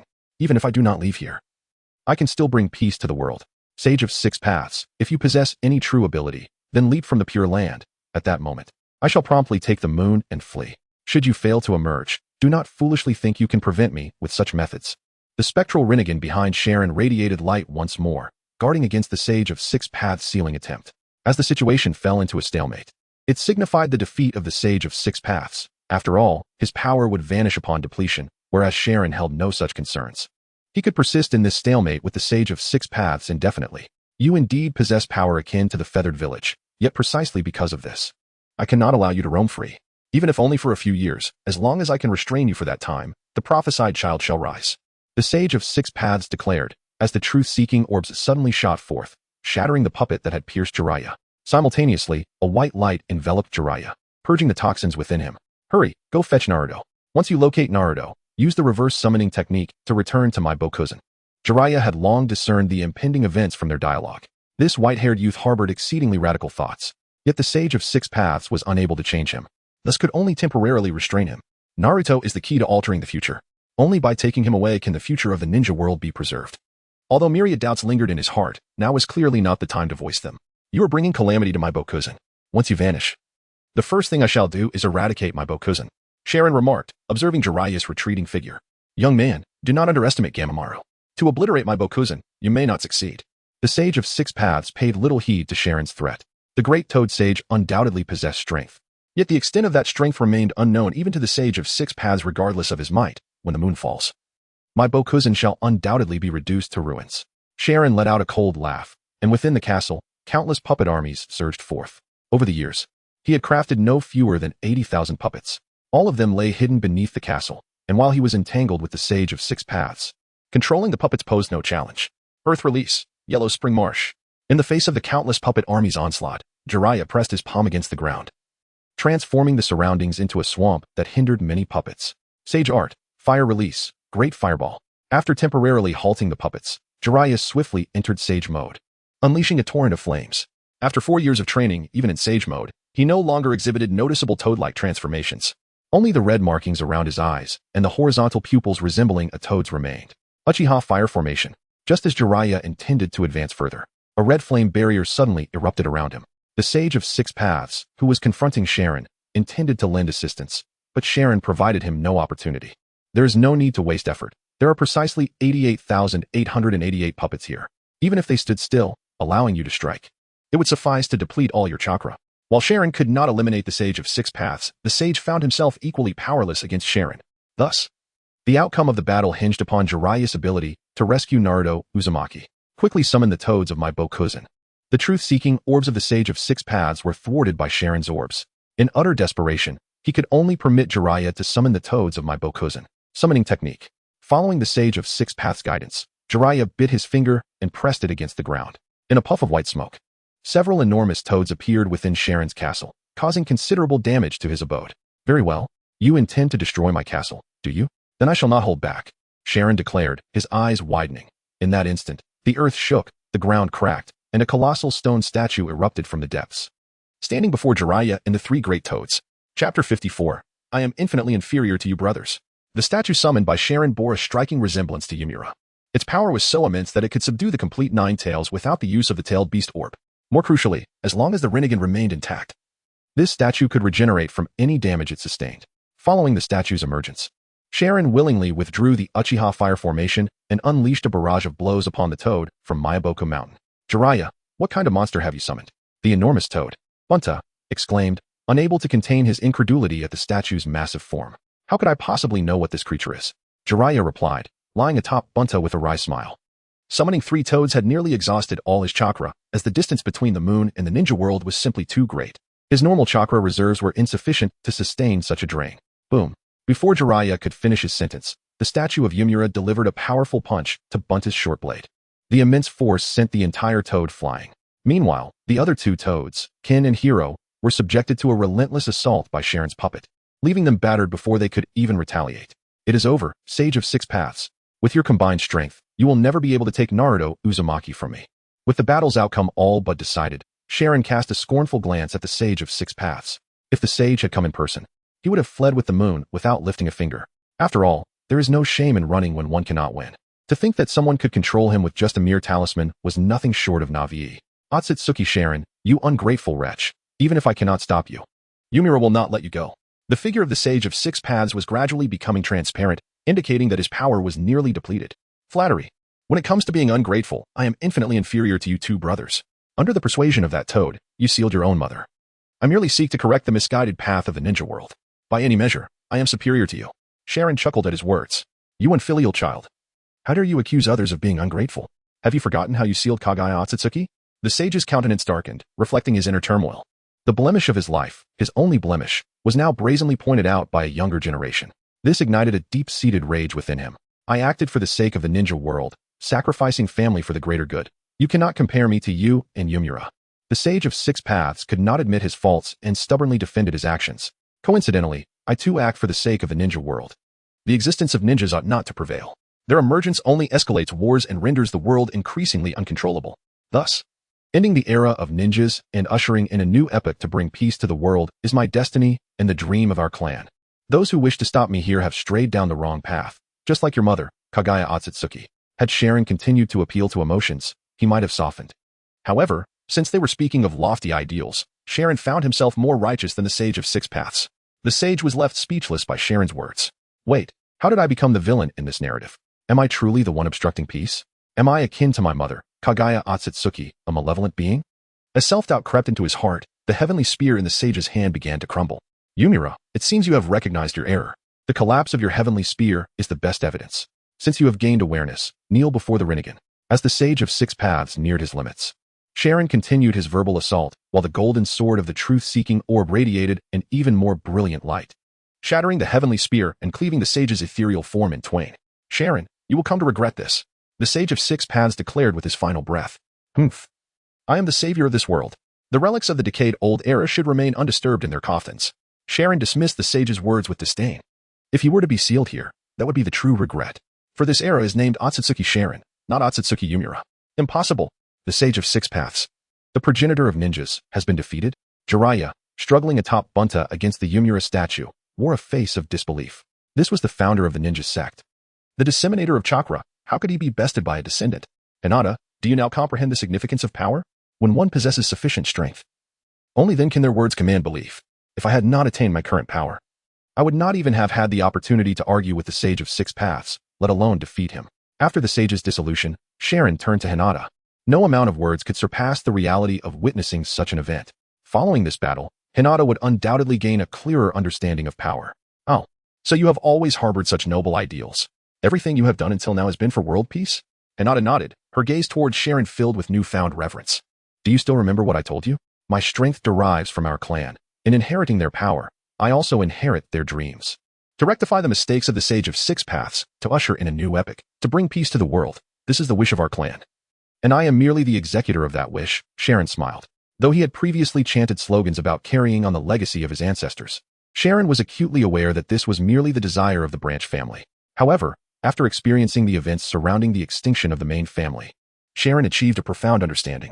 The branch family's approach of suppressing through force to achieve peace was more pragmatic and realistic than the main family's method of seeking peace through mutual understanding. If mutual understanding were truly attainable, then why did the main family lead themselves to annihilation? Therefore, from that moment onward, his ideology tilted towards that of the branch family. And after inheriting the colossal Rinnegan, his resolve to implement the branch family's will grew ever stronger. Leader of the Child of Prophecy, this is where your journey ends. The world you seek does not exist, Sharon declared, aiming a truth-seeking orb at Jiraiya in the distance, which shot forth in an instant. Chapter 55. The Akatsuki organization invades Uchiha, empowered by the Inyang release of the truth-seeking orb. A single strike from him could obliterate both soul and body. ensuring no remnants remained. With prior experiences in mind, ShÄtten understood that leaving behind a corpse could allow a time traveler to resurrect the deceased. Thus, neither body nor soul could be spared. While a fierce battle erupted on the moon, Konoha also faced an external threat. Sasuke Uchiha, having escaped from the village, launched an assault on Konoha, more specifically targeting the Uchiha clan, accompanied by Pain and members of the Akatsuki. Konoha was a village that Itachi had sworn to protect even in death. Thus, its destruction was not an option. However, the decaying and corrupt Uchiha clan deserved to be annihilated, as their existence tarnished the clan's esteemed name. According to the plan, the leader would infiltrate the village to create chaos and draw the attention of the Konoha shinobi, while the rest would assist Sasuke in eliminating the Uchiha clan. No objections were raised. Outside Konoha, Orochimaru reiterated their strategy. Just as Naruto was about to speak, he collapsed, his body stiffening. This was due to ShÄtten's confrontation with the Sage of Six Paths on the moon, disrupting Naruto's chakra and rendering his puppet immobile. Naruto, what's wrong? Sasuke rushed to check on him, but before he could reach, Naruto stood upright on his own. Nothing, let us continue with the action plan, Naruto declared. His eyes transformed into the slitted pupils of a fox, his whiskers growing denser. It was evident that the Nine-Tails had taken control of the puppet's actions. The Nine-Tails was unaware of the happenings on the moon, but it was certain that something significant had occurred with Otsutsuki ShÄtten. It now hesitated, contemplating whether to betray him and expose his schemes. However, as it scanned the faces around, it realized there was no one trustworthy among them. Pain aimed to capture it and deliver it to the outer path, while Orochimaru was a mad scientist solely interested in uncovering the truths of this world. Kakuzu was merely a money-driven individual. Sasuke, like Naruto, was a reincarnated soul, yet his past actions had led to distrust, as he had previously sealed the Nine-Tails with the Celestial Star technique. Thus, after a moment of contemplation, the Nine-Tails deemed that collaborating with Otsutsuki ShÄtten might not be such a bad idea. Nine-Tails? Others may not have noticed Naruto's odd behavior, but Sasuke, being a reincarnated soul, instantly recognized that it was the fox within Naruto speaking. Yet, with numerous spectators around, he refrained from probing further, deciding to inquire about it later when they were alone. If we encounter Uchiha Shursui or Uchiha Te, we must withdraw immediately. Lastly, do not forget our objective, the colossal Manjiki Sharingan. We must secure this eye before we eliminate the last of the Uchiha. Having finalized the plan, the Akatsuki members stealthily infiltrated Konoha. In Konoha, the disappearance of the colossal Manjiki, alongside the departures of Uchiha Shursui and Uchiha Te, had led to widespread panic. The Uchiha clan had descended into madness, viewing everyone around them as potential thieves of their eyes. To motivate their kin to reclaim their lost eyes, the clan leaders decreed that whoever found the colossal Manjiki would become the next Hokage. In the interim, the position of Hokage remained vacant. It was as if everyone had fallen under the illusion of supporting the Uchiha, otherwise, how could they act so recklessly? Presently, over 10 members of the Uchiha had awakened their Sharingan. Was it possible to somehow fuse them into another colossal Sharingan? The elder, ShÄtten, addressed those who had awakened their eyes. Elder, a mere handful of Sharingan is insufficient for anything. The original colossal Manjiki required nearly 1,000 eyes, including Manjiki Sharingan. With our current abilities, we cannot possibly create a new colossal Sharingan. Moreover, we lack any knowledge on the fusion process. I possess a 3-tomo Sharingan, yet cannot glean any information regarding the fusion from the stone tablet. Those who had awakened their Sharingan appeared disheartened. They had hoped to usurp control from Uchiha Shursui and Uchiha Te due to their blunders. Now, though they had power, they could not stabilize the situation.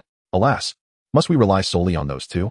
The elder sighed, harboring resentment towards Uchiha Shursui and Uchiha Te, who had previously dominated the village, leaving him with little authority as the Uchiha elder.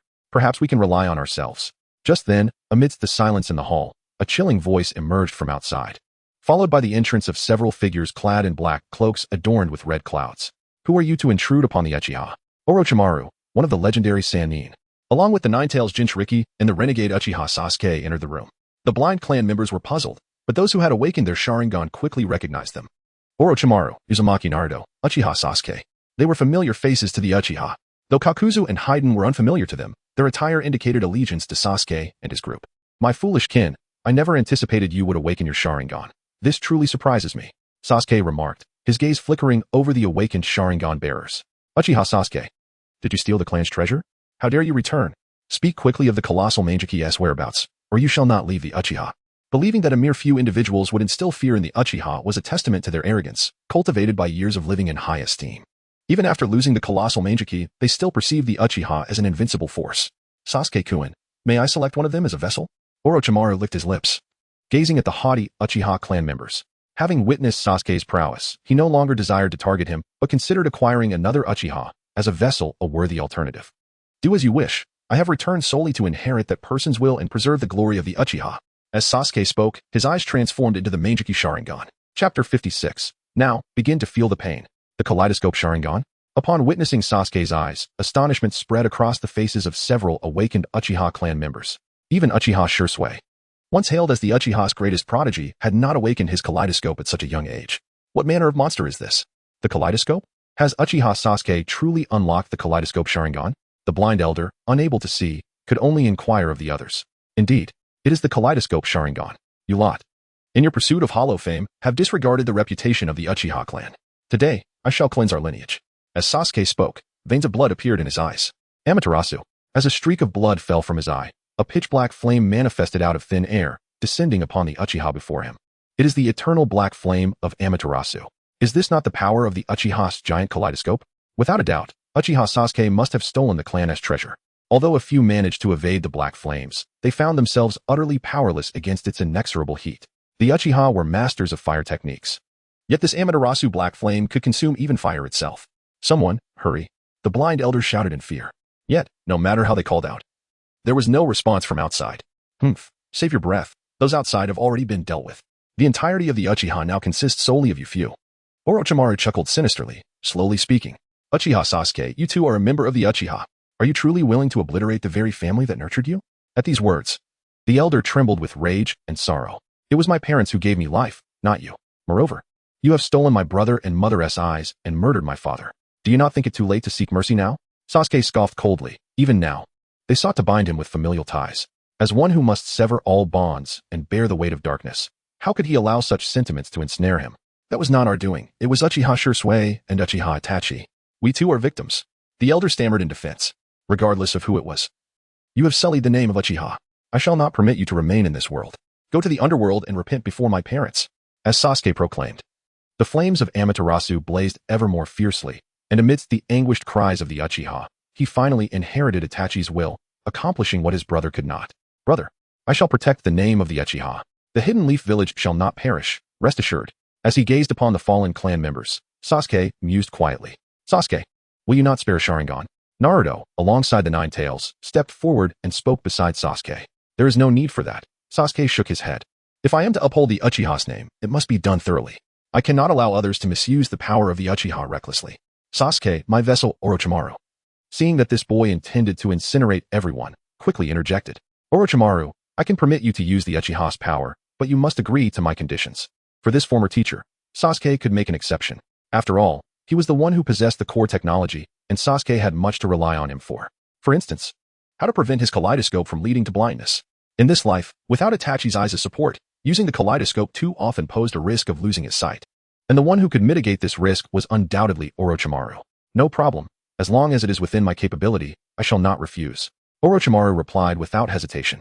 Hearing Orochimaru's words, Sasuke slightly nodded, extinguishing the flames of Amaterasu to leave him a single life. Bang! Just as Orochimaru's eyes gleamed with greed as he approached the remaining Uchiha, Naruto suddenly shimmered with golden light, appearing before the spared Uchiha. The claw of the demon fox pierced through the body of the Uchiha, claiming his life. Orochimaru, Sasuke, the rest, in that moment, they collectively fell into a state of bewilderment. No matter how hard they racked their brains, they could not comprehend why Sasuke had agreed to let Orochimaru use the Uchiha as a vessel, yet Naruto still chose to eliminate the individual. Why are you destroying my body, Uzumaki Naruto? Regaining his senses, Orochimaru immediately questioned, just as he was about to seize the power of the Uchiha. This brat had ruined his plans. My apologies, but I do not wish to see anyone aside from Sasuke wield this power. Naruto replied, casting a glance back at Orochimaru. In that moment, the power of the sage had reclaimed this body. If we are to eradicate the Uchiha, it must be done completely. Naruto's explanation, of course, did not satisfy Orochimaru. However, just as he was about to erupt in anger, Sasuke spoke up. Since Naruto has said so, Orochimaru, you might as well seek out a new vessel. With these words from Sasuke, Orochimaru was rendered speechless. If you did not intend to grant me a vessel, why did you agree to begin with? After agreeing, you turned back on your word. Indeed, Uchiha are not to be trusted. Although your massacre of the clan appeared commendable, I must inquire, where is the giant kaleidoscope? Yes, if we cannot locate the giant kaleidoscope, this entire expedition will have been in vain. Kakuzu and Hyuga chimed in from the side. This journey to the Hidden Leaf was not solely to annihilate the Uchiha, but also to uncover the giant kaleidoscope. Now, though the Uchiha has been eradicated, the trace of the giant kaleidoscope remains elusive. It seems that Ai is not within the village. Otherwise, How could we have so easily obliterated the Uchiha? After a moment of contemplation, Sasuke spoke. We do not mind. Just ensure you have a suitable explanation ready for the leader. Hyuga responded with an indifferent expression. He had never been particularly interested in this matter. Whether or not they acquired the giant kaleidoscope had no bearing on him. Outside the Uchiha clan's domain, the elite shinobi of Konoha and various ninja clans were entirely obstructed by Pain's 6 paths, lacking any intelligence on the enemy. The Konoha forces suffered heavy casualties upon encountering Pain. Foolish mortals, daring to provoke the divine, now begin to feel the pain. Shinra Tensei, faced with the encircling Konoha ninjas. Pain unleashed a Shinra Tensei, sending all surrounding individuals flying. Chapter 57, The Gift Before Parting. Tailed Beast Ball. Who are these individuals? All 6 possess identical eyes, don the same attire, and exhibit increasingly bizarre abilities. What could possibly compel such beings to invade Konoha? Regardless, they must not be allowed to wreak havoc within the village. The devastating impact of Shinra Tensei has already claimed many lives and left numerous others grievously injured.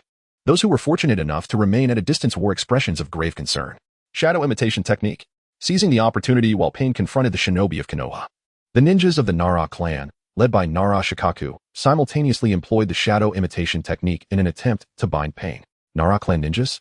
Such underhanded tactics are futile before a deity. I have long been aware of your presence. As the shadows approached, the 6 paths of Pain leapt simultaneously to evade the attack. With the shared vision of their Rinnegan, launching a surprise attack on Pain was nearly impossible. Dingza. Observing Pain evade the shadow, Shikaku shouted urgently. Super expansion technique. Years of coordinated combat between the Inoshikicho trio enabled a Kimichi Dingza to grasp Shikaku's intent immediately, transforming into a colossal figure. As the shadow expanded, the Nara clan's shadow swiftly extended, forcibly ensnaring Pain, who had already attempted to escape the shadow's range. Is this the Nara clan's shadow binding technique? It seems that Konoha indeed possesses some depth. However, what you face is a god who rectifies order. Such methods are woefully inadequate. Pain acknowledged the Nara clan, but immediately, the hungry ghost path absorbed the shadows, liberating the remaining 5 paths of Pain from their confinement. Note, the shadow binding technique can be absorbed.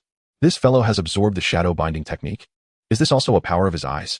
Upon the technique's absorption, Nara Shikaku collapsed to the ground, unable to comprehend what had transpired as he looked at Pain. Summoning technique. Strange arm rockets. Universal pull.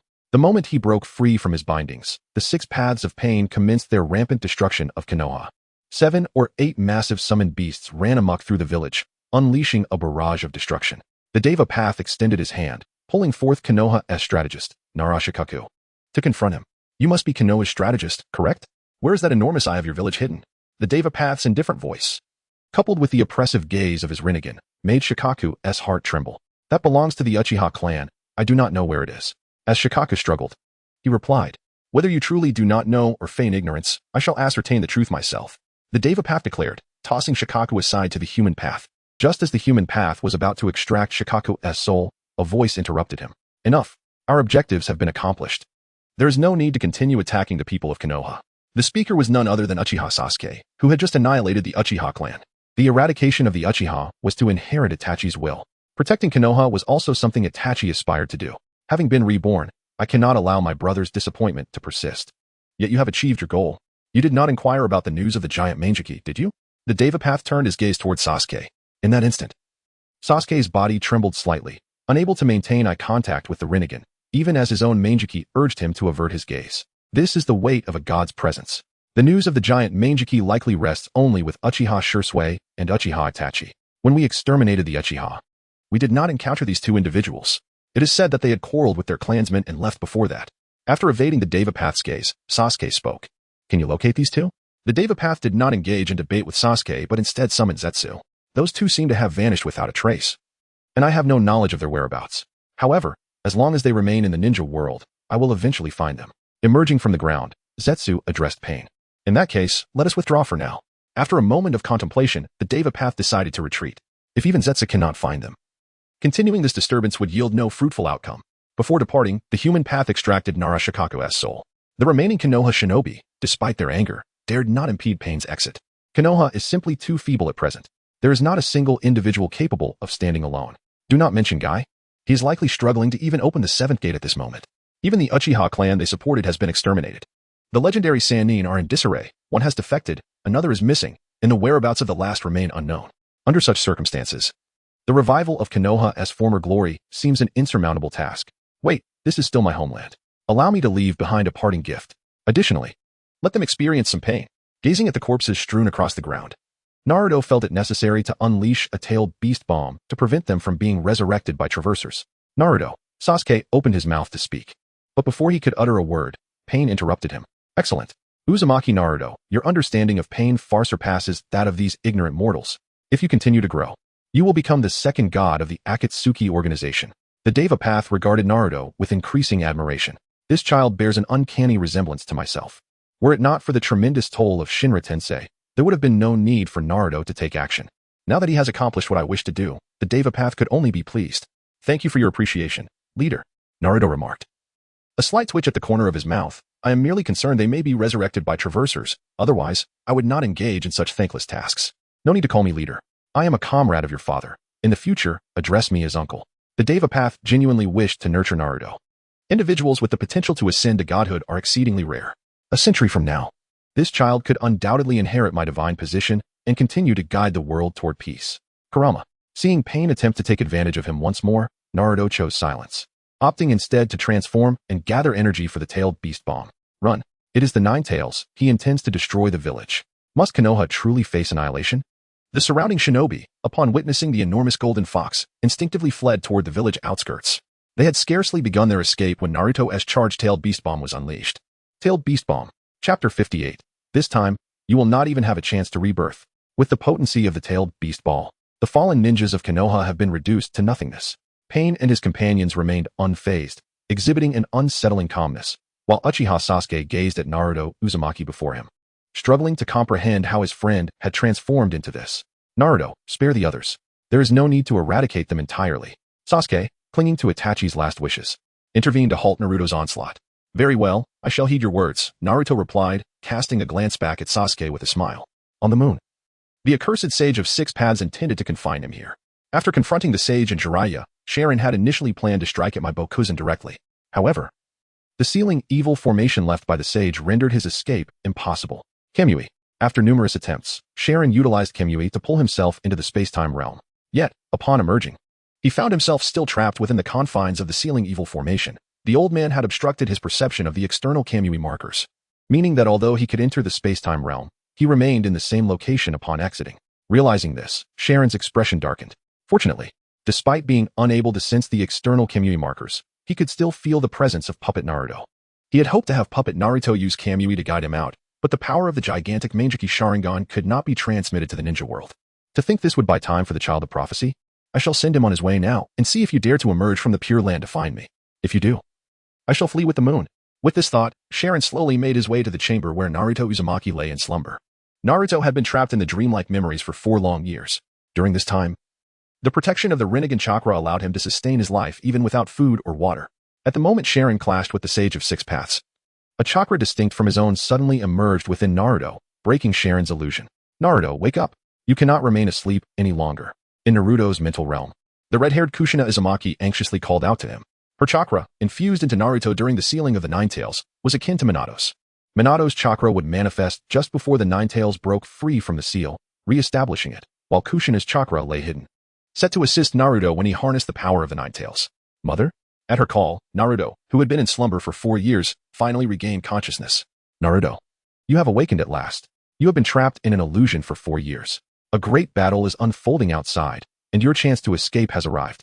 Kushina had little time to say more, hoping merely that he would seize this opportunity to flee. I remember now.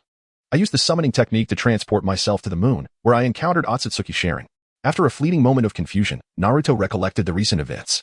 You can only escape using the summoning technique. Otherwise, there is no way out of here. Without a signed summoning contract, no one knows where they will be transported. At this stage, the summoning technique was his only option. All right, I shall attempt it and see if I can escape ShÄten's fortress.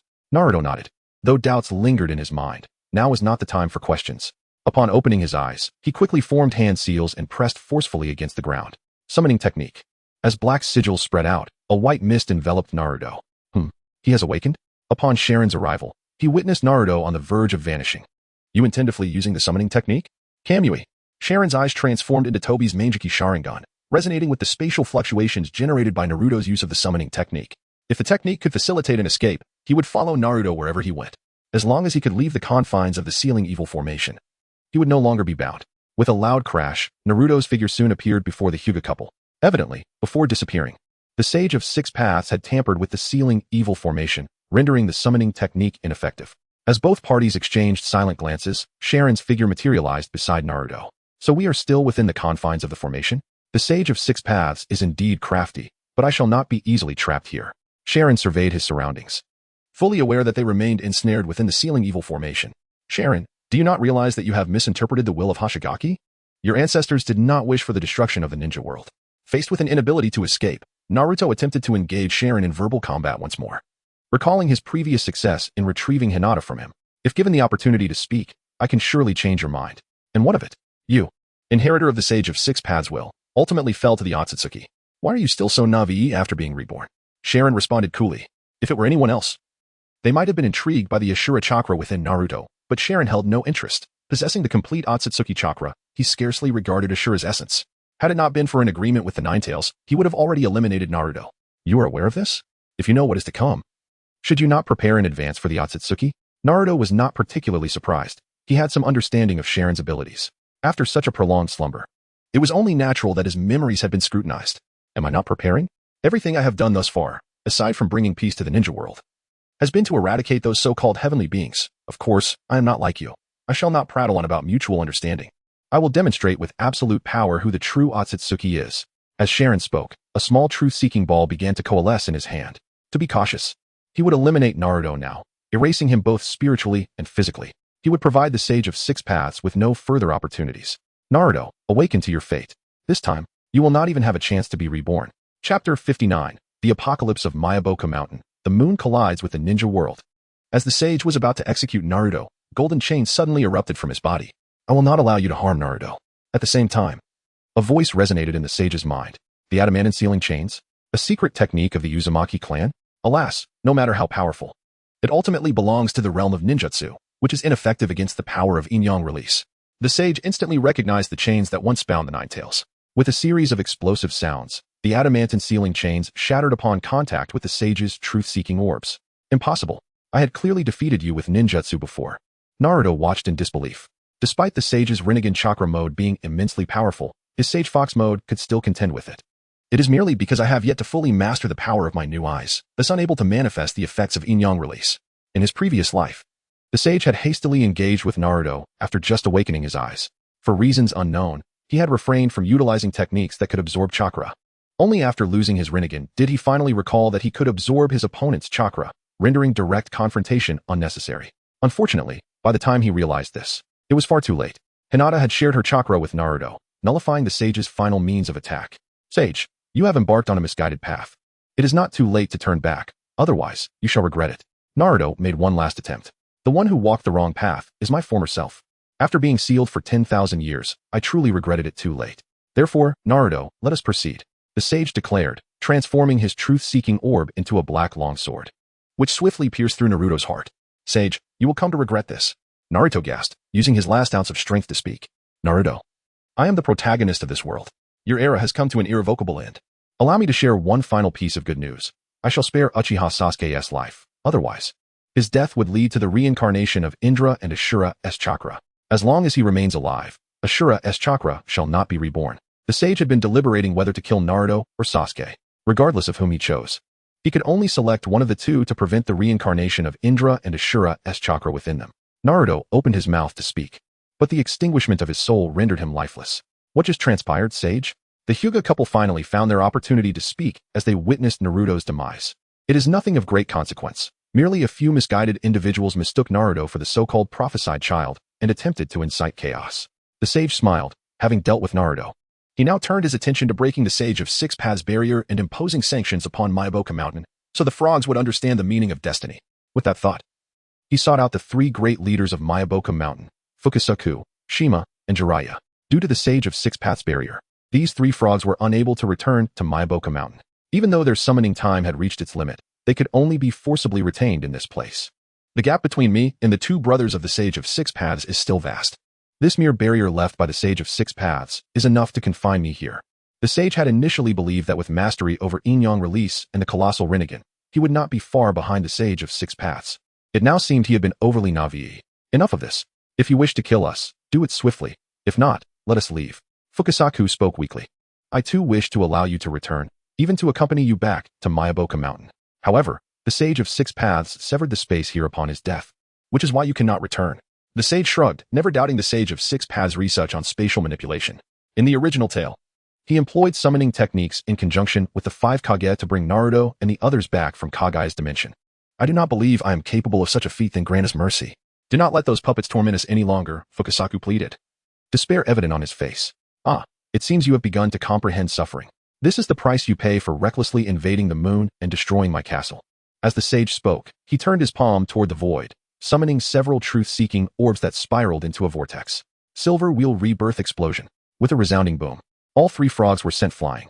Jiraiya, under the impact, lost all vitality.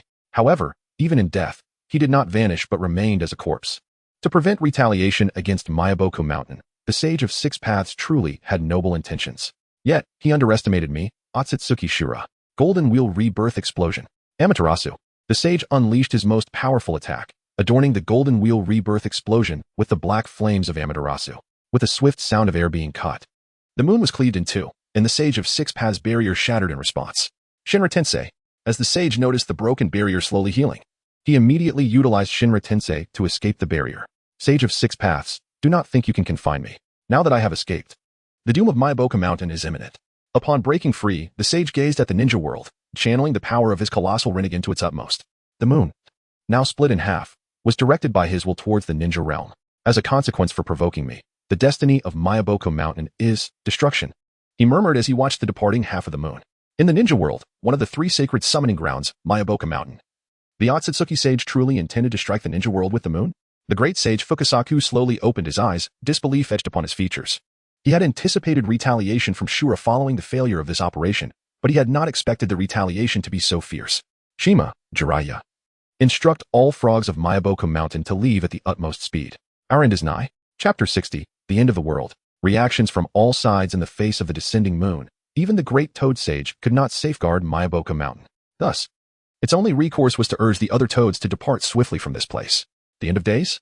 Could it be that little Jiraiya has faltered? If that were the case, the summoned Wanta and the others should have returned long ago. A look of perplexity adorned the face of Sage Shinzaku. In all his years, he had never witnessed the great toad sage exhibit such a tense demeanor. They cannot return. To his astonishment, the boy who inherited the power of the Tsutsuki had grown to such an extent that even the contingency left behind by Yuhi could not counterbalance him. Although the great toad sage had remained on Myaboka Mountain, it was acutely aware of the happenings on the moon. With sage perception, it could see through the destiny. If it so desired, even the affairs on the moon would be within its sight. However, it had been in slumber, and by the time it perceived the changes on the moon, it was already too late. Could even the progenitor of ninjas find him insurmountable? Upon hearing the words of the great toad sage, Sage Shinzaku stood rooted in shock. If Yuhi were still among the living, dealing with him would not pose a challenge. However, the current Yuhi required certain prerequisites to descend to the earthly realm. That Tsutsuki descendant seemed profoundly aware of this, having already eliminated the reincarnation of Ashura. Without Ashura's chakra, it would be exceedingly difficult for Yuhi to manifest.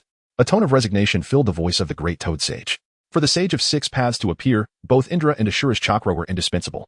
Now, the reincarnation of Ashura, Naruto, had been slain by Sharon. This effectively severed the conditions for the Sage of Six Paths to descend to the earthly realm. Sage Shinzaku wished to speak further. However, the great toad sage interrupted him. No need for more words. You must retreat to the Wetbone Forest. The Dragon Cave will certainly not accept you. Only the Wetbone Forest can serve as your refuge. The sole escape route that the great toad sage could conceive was the Wetbone Forest. If the serpents in the Dragon Cave learned of the toad's intention to venture there, they would likely regard them as prey. What about you? Sage Shinzaku inquired anxiously. The current great toad sage was no longer the formidable being of yore. Its massive form, weakened by age, found it exceedingly difficult to leave Myaboka Mountain. If I do not remain, that Tsutsuki descendant will not relent. For the sake of Myaboka Mountain's legacy, I have no choice. You must go. The great toad sage viewed the situation with clarity. Sharon was clearly intent on taking its life. If it were to hide in the Wetbone Forest, the other half of the moon would likely descend upon it. The ancient voice of the great toad sage carried an undeniable weight, compelling Sage Shinzaku to swallow the words he had prepared. Is destiny truly immutable? Once the toads of Myaboka Mountain had evacuated, the great toad sage gazed up at the ceiling, murmuring to itself. In its final moments, it closed its eyes once more, seeking the path to the future within its dreams. Yet, what it beheld was still the figure descending upon the world, casting an end to all existence. Simultaneously, all within the ninja realm beheld the moon in the sky, hurtling towards their world at an alarming pace. In that moment, Both ninja and civilians alike felt an unprecedented tension. Could the ninja world withstand the moon's fall? Was the apocalypse truly upon them? Returning to the land of rain. The Akatsuki organization was in a state of alarm. Hey, have you all noticed that the moon is growing larger? Peepa Shizuku, the first to perceive the anomaly, addressed those around him. It's merely your imagination, isn't it? The moon has always appeared this way, Kakuzu remarked casually. No, this is not an illusion. The moon is indeed enlarging. More accurately, it is encroaching upon the ninja realm. Once the moon completely descends, the ninja world shall face an unparalleled catastrophe. I am now more curious about whether this moonfall is a natural disaster or a result of human manipulation. Orochimaru's eyes narrowed slightly, pondering the implications of the moon colliding with the ninja world, a scenario he had never contemplated. However, with his current scientific knowledge, he could deduce that the ninja realm was likely doomed. It is impossible for anyone to control the moon. Even my Rinnegan could not accomplish such a feat. Pain firmly dismissed the notion of human control. Although the moon had been created by the Sage of Six Paths, he had long since perished thousands of years ago. Apart from him, not a single individual capable of controlling the moon could be found. This calamity is likely a result of human manipulation. There are indeed inhabitants on the moon. It is home to the descendants of the Tsutsuki. They possess the power to influence the moon. If this matter is not resolved properly, the world shall be obliterated. Sasuke Uchiha interjected thoughtfully. He had heard of Sharon from Naruto in his previous life and had once intervened to help Konoha fend off a falling meteorite from the moon. Impossible. Absolutely impossible. If even my Rinnegan cannot achieve this, how could anyone else? Pain shook his head vigorously, asserting that even he, as a god, could not accomplish what others might. Sasuke is correct. There are indeed beings on the moon who can exert control over it. Upon hearing Sasuke's words, Naruto felt compelled to support him. The pressing question now is whether there exists a means to avert the world's destruction. If the world ceases to exist, what shall become of us? Peepa Shizuku, unwilling to face death, posed the question that weighed heavily on everyone's minds. To prevent the moon's descent and safeguard the ninja world. I recall that the Hidden Cloud Village possesses a space-time chakra cannon. If they have successfully developed it, we might utilize it to obliterate the moon. After a moment of contemplation, Naruto offered them a glimmer of hope. What are we waiting for? To the Hidden Cloud Village. We must not allow the world to succumb to ruin. Upon hearing this, Pain immediately redirected his course towards the Hidden Cloud Village. At this moment, the four great ninja villages, Sand, Cloud, Rock, and Mist, observed the increasingly massive moon, feeling as though they were ants on a hot griddle, frantic and at a loss.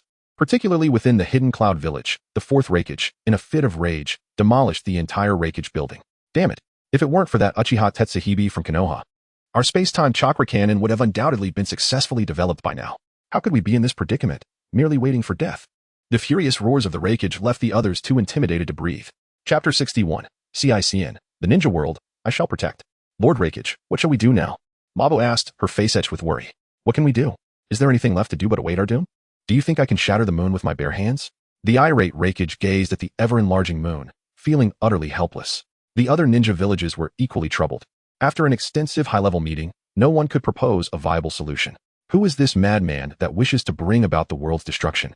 In an unknown corner of the ninja realm, CICN raised his gaze to the moon suspended in the sky. Undoubtedly, even a half-moon, should it fall, could obliterate a vast majority of life forms. The habitable areas in the entire ninja realm would dwindle to nearly nothing. This was entirely contrary to CICN's aspirations to cultivate trees.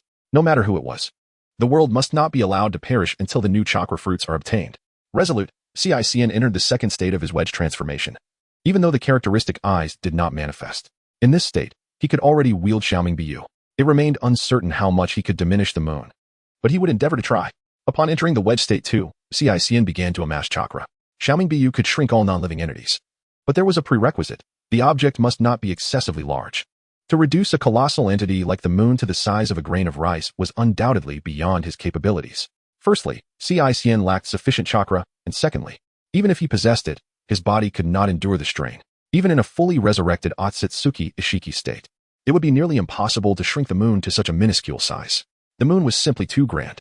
Thus, he could only exert himself to the fullest, aiming to reduce the moon to a certain extent, thereby mitigating the harm it could inflict upon the world. Xiaomingbiyu. As the half-moon breached the atmosphere, CICN, having accumulated enough chakra, finally unleashed his power.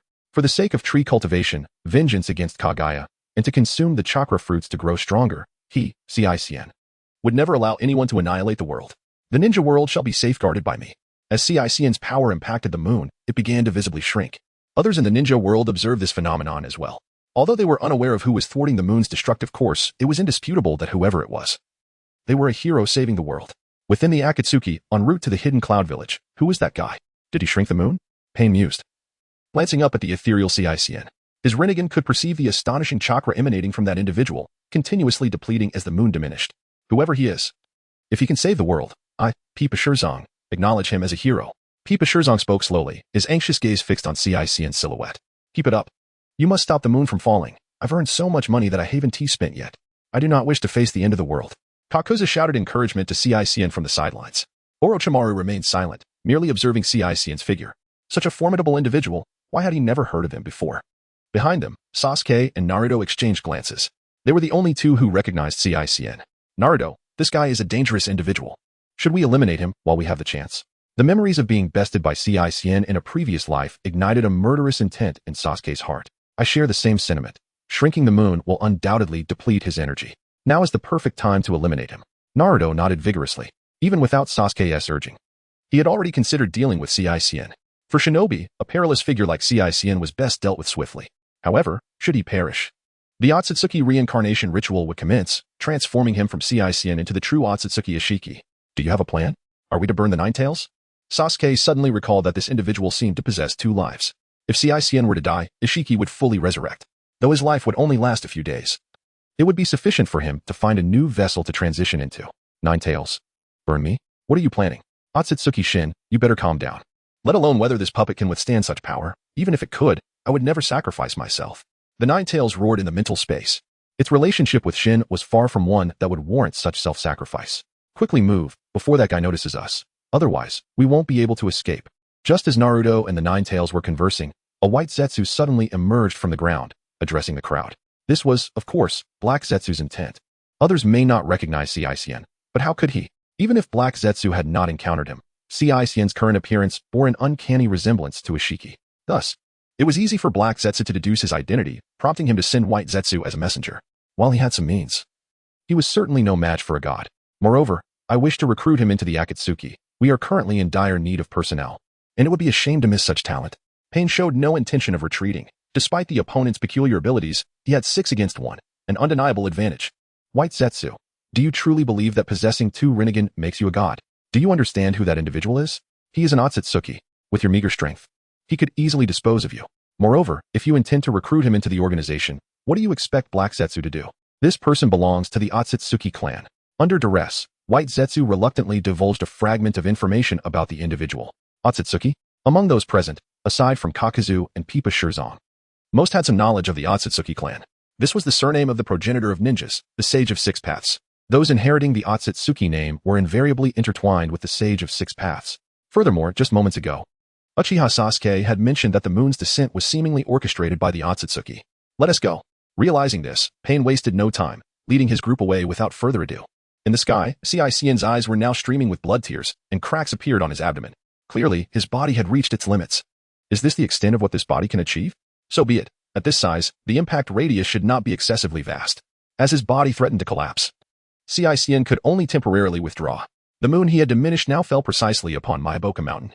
Chapter 62, Kaguya, Descendant of the Yumura, you will regret this. Though the half-moon had been significantly diminished by the compassionate strings, it still dealt a catastrophic blow to Myaboka Mountain. At this moment, the great Toad Sage residing in Myaboka Mountain had abandoned any thoughts of resistance, silently awaiting the countdown to his demise. With a resounding explosion, Myaboka Mountain was instantly transformed into a desolate ruin. The immense mushroom cloud left an indelible psychological scar on all who witnessed it. The young Deidara deeply imprinted this scene in his mind, vowing to dedicate his life to artistic pursuits inspired by it. On the moon. After the Otsutsuki Shinji manipulated the moon to descend upon the ninja world, he turned his attention away from the affairs of the ninja realm due to a more pressing matter. The once sealed Kaguya Otsutsuki, having cleaved the moon in two, revealed a portion of her body.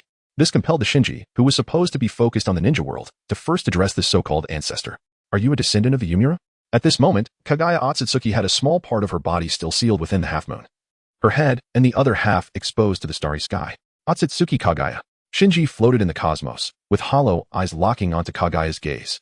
I never anticipated our encounter would unfold in such a manner. It seems, despite only half of your body being sealed, you are still powerless to break free. Kaguya did not respond immediately to Shinji's words.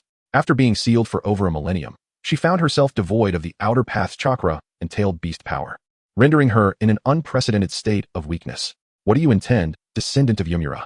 Kagaya's gaze was frigid as she regarded Shinji. Though he had yet to take action, she instinctively sensed an ominous foreboding. Do you wish to be liberated from this seal? Shinji wore a benevolent smile, expressing his willingness to assist Kagaya in completely breaking the seal, but only if she agreed to his conditions. Reveal your intentions. As Kagaya spoke, veins protruded around her eyes. The unique pressure of her Byakugan crashing over Shinji like relentless waves. Become my Jinchuriki. No, allow me to become your Jinchuriki. With your consent to enter my body and provide me with power akin to a tailed beast, I can release you from this seal. Upon hearing this, Kagaya's already icy demeanor grew even colder. The audacity of this Yumura descendant to suggest sealing her within himself. She, the progenitor of chakra and his forebear. How dare he make such demands? Your abilities are mediocre, yet your arrogance surpasses that of Yuri and Yumura. Being sealed within you is no different than being sealed here. Kagaya's voice was devoid of emotion. From her birth to her sealing, she had never encountered anyone as presumptuous as Shinji. You are mistaken. By entering my body, I will grant you the opportunity to witness all that exists in this world. From that moment on, our fates will be intertwined. As long as I live, no one shall threaten you.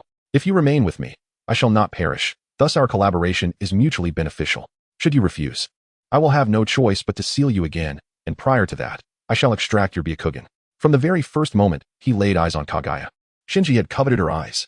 To awaken the Rinnegan, he required a Byakugan of exceptional purity. And when it came to purity, who could rival Kagaya Otsutsuki? Securing her eyes would ensure that his awakened Rinnegan would far surpass the one in the original narrative. Are you threatening me? Kagaya's fury was palpable. The audacity of being threatened by a junior was infuriating, tarnishing her dignity as Kagaya Otsutsuki. You may perceive it as such. I have granted you the right to choose. So speak your answer. Shinji stated bluntly.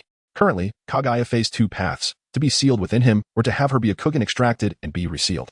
She had no other options. Should you possess the capability, then come and take my Byakugan. I dare you. Kagaya glared fiercely at Shinji, clearly reluctant to be sealed within him. What a pity. I had hoped you would witness how your two ungrateful offspring succumb to the might of the Rinnegan. Since you do not cherish this opportunity, surrender your Byakugan. As Shinji's eyes opened and closed, his hollow gaze transformed into the shape of a kaleidoscopic Sharingan. He slowly approached Kagaya, fingers outstretched toward her eyes. Just as his fingers were about to make contact, strands of white hair hardened into needles, shooting toward Shinji. This was Kagaya's signature move, rabbit hair needles. Die. With a series of whooshing sounds, the needles pierced through Shinji's body, yet he remained unharmed. Impossible. Kagaya's face twisted in disbelief as countless needles passed through Shinji without inflicting any damage. Such a useful ability. Uchiha Obito, Shinji mused internally, then without hesitation, plunged his fingers into Kagaya's eye sockets, extracting her Byakugan. Your eyes are now mine. The excruciating pain of having her eyes gouged out elicited a scream from Kagaya. Her white hair whipped violently, seeking to kill the Otsutsuki Shinji. However, having already taken her eyes, he entered a state of intangibility once more. Kagaya, I shall not linger here any longer. Once I have fully integrated your eyes, I will return to express my gratitude. As he spoke, the colossal Rinnegan within him activated once more, drawing countless meteors from the cosmos toward the moon. Boom, boom, boom. Under the impact of the meteors, Kagaya Otsutsuki was once again buried. Rinne rebirth seal. Simultaneously, Shinji imposed the unique sealing technique of the Rinnegan, rendering Kagaya incapable of breaking free. Descendant of Yumura, you will regret this. Sooner or later, I shall make you pay for your actions today. Kagaya's final roar echoed before she was completely sealed. Even while entrapped, she clung to a dwindling hope. Her last child, Kurizetsu. He would surely rescue her, and she would reclaim her vengeance for this day. Navi. I shall make you aware of who the true Otsutsuki is. Shinji snorted coldly, returning to the moon to commence the transplantation of Kagaya's Byakugan.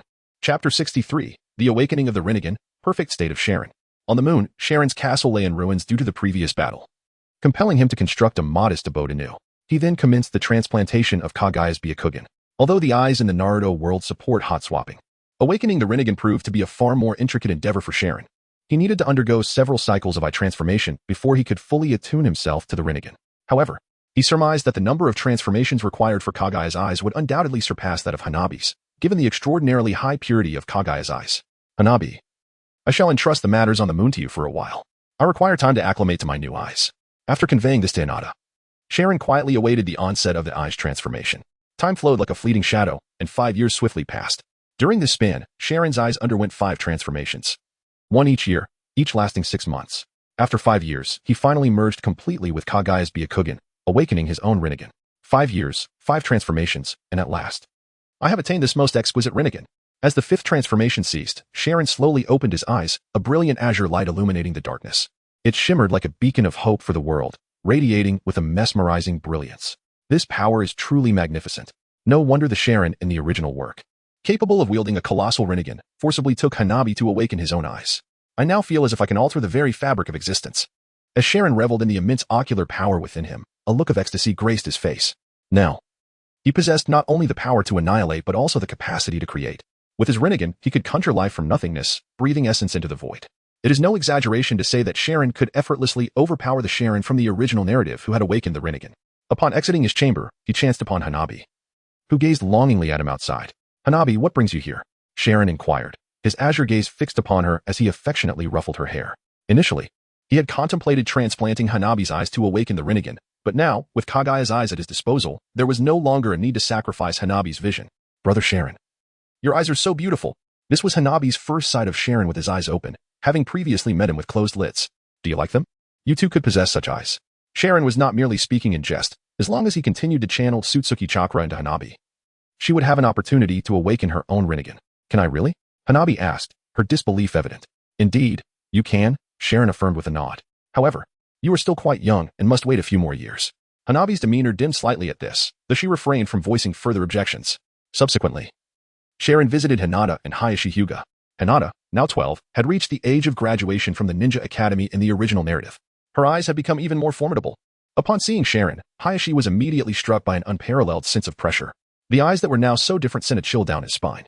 Ever the serious figure, he felt compelled to wear a smile whenever he encountered ShÄten. "Hinata, let us journey to the ninja world." Now in a perfect state, ShÄten no longer hesitated as he once did.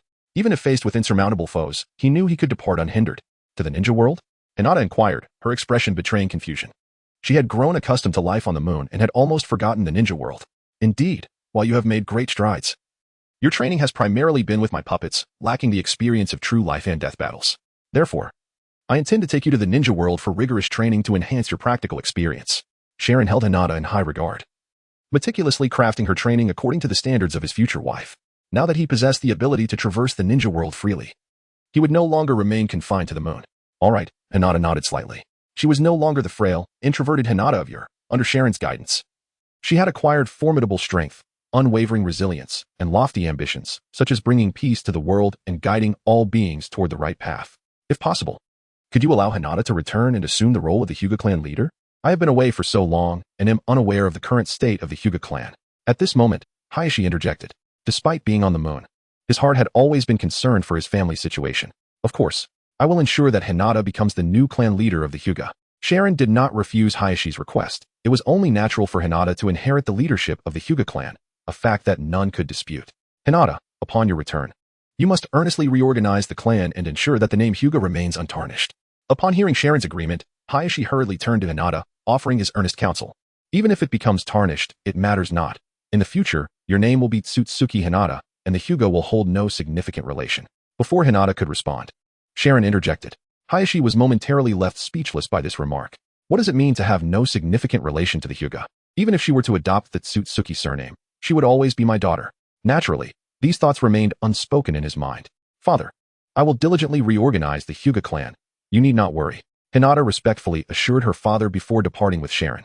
In the ninja world, Konoha village had plunged into an unprecedented dark era following the Uchiha clan's annihilation. It was only when someone invited Tsunade, one of the legendary Sannin, back to the village that stability was restored. Meanwhile, other major ninja villages were preoccupied with investigating the Moonfall incident and had little time to address the chaos in Konoha. This allowed Konoha to navigate through its darkest chapter in history. After Tsunade assumed the role of the 6th Hokage, the 5th being the puppet Shizen, it took several years to stabilize the situation in Konoha. Just as Konoha entered a period of stability, Tsutsuki ShÄten arrived in the village with Hyuga Hinata. Chapter 64, The Young Man. Would you be interested in opening a shop on the moon? The Hyuga clan. Despite the numerous upheavals that Konoha has faced, the Hyuga clan remains largely unaffected. Particularly since the ascendance of Hyuga Hiashi as the clan head, the family has been cautious, fearful of being exposed for having a false leader. Consequently, their actions have become increasingly discreet. Throughout Konoha's various tribulations, they have prioritized self-preservation, refraining from excessive involvement. Now, with Hinata's return to the clan, the previously tranquil Hyuga family has erupted in commotion. The elders wasted no time in meeting with Hinata. "Are you Hinata? Where have you been all these years? Is your father still alive?" The barrage of questions momentarily disoriented Hinata. However, she is no longer the person she once was. In the face of their inquiries, she quickly regained her composure. I have come at my father's behest to assume the role of clan leader. Her words left the elders in stunned silence. What does this mean? After Hyuga Hisashi's prolonged absence, he now expects his daughter to return and take on the leadership? What does he think the Hyuga clan is? The clan already has a leader and does not require a replacement. Indeed, Hyuga Hisashi has abandoned the family in silence for so long, and now he hopes to have his daughter return and assume the position? It is utterly delusional.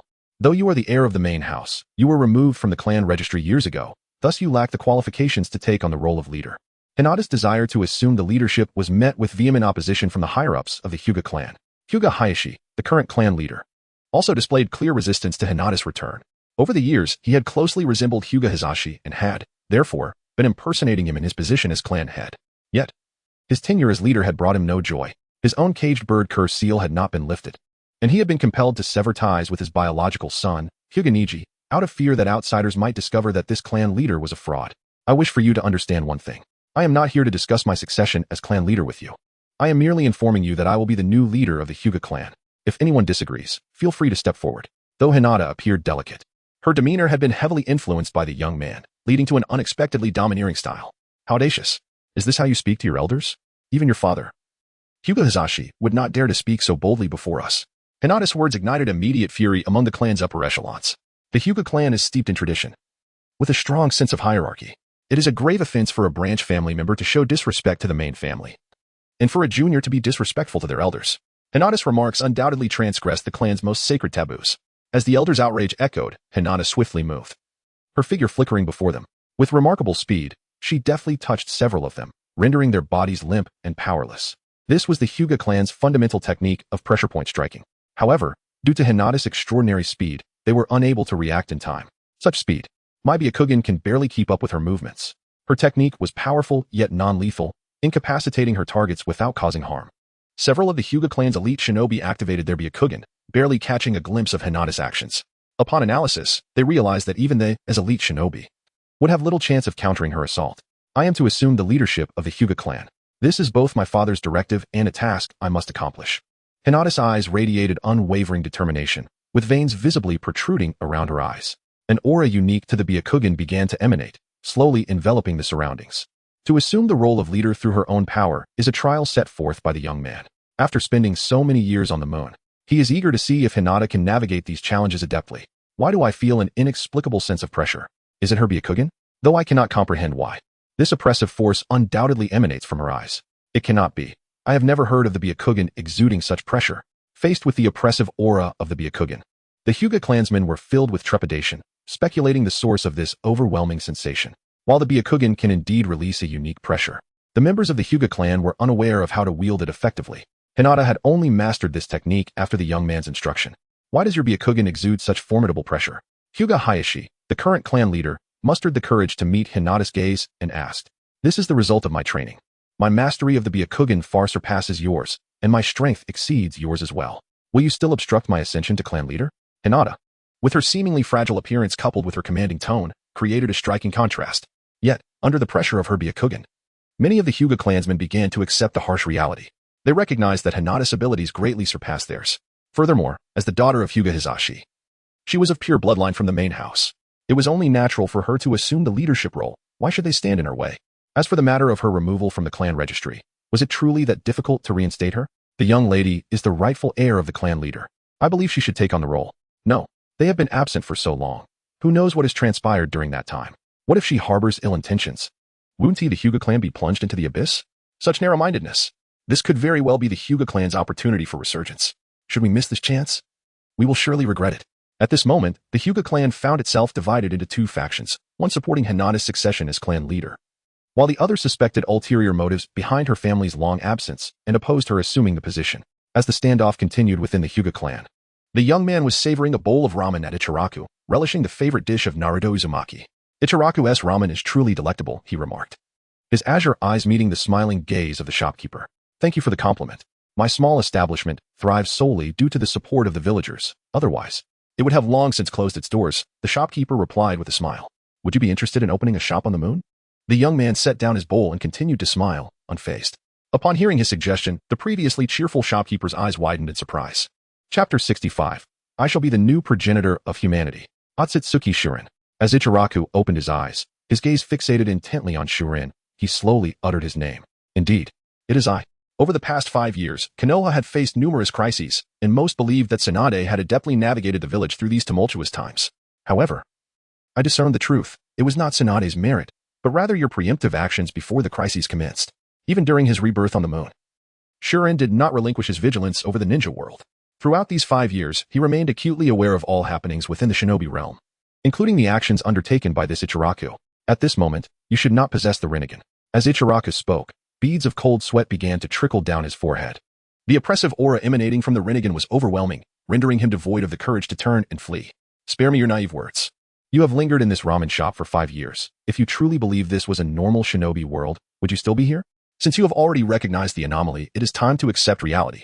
ShÄuten's fingers lightly tapped on the table. It was evident that Ichiraku was yet another compatriot.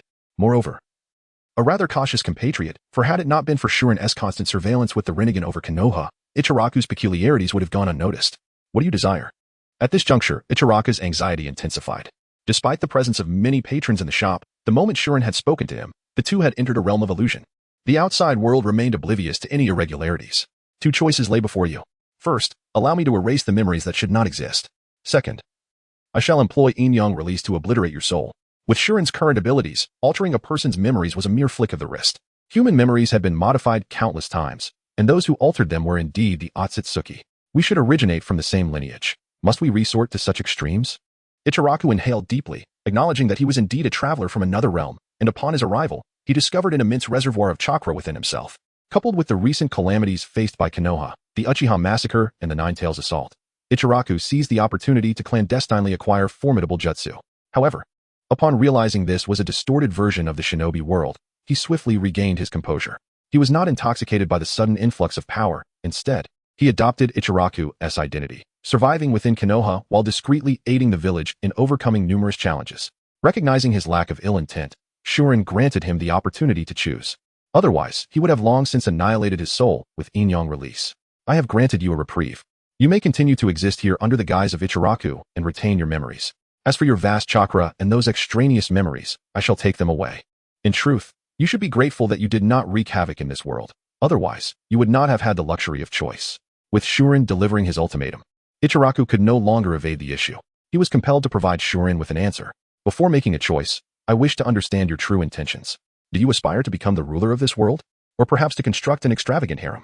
Or do you lack any genuine ambition and merely seek amusement? Ichiraku sought clarity on ShÄuten's motives before deciding whether to engage in a desperate conflict or to surrender. To reclaim all chakra, to conclude the era of ninjas, to inaugurate a new epoch, and to guide all beings towards peace. This is the dream inherited from our clan. I shall exert every effort to transform this dream into reality. ShÄuten spoke with unwavering assurance. Having the audacity to declare such intentions implied confidence in his ability to safeguard his secrets. A madman. The Otsutsuki clan on the moon comprises lunatics, individuals more deranged than the Uchiha. You must comprehend that they have perverted the will of the feathered village, yet continue to pursue their agenda. You, too, are a lunatic. Ichiraku's lip twitched as he openly categorized ShÄuten as a madman. Therefore, you have chosen the second path? ShÄuten paid no heed to his retorts. Regardless of Ichiraku's words, he would fulfill the will of the branch family. No, I choose the first option. I wish to witness your downfall with my own eyes. As the proprietor of Ichiraku Ramen, I shall observe how you inexorably march towards failure. Even if you may terminate the ninja era, the Otsutsuki will undoubtedly ensure you taste the bitterness of defeat. Ichiraku clearly opposed ShÄuten's ideology. However, he was acutely aware that he was no match for ShÄuten.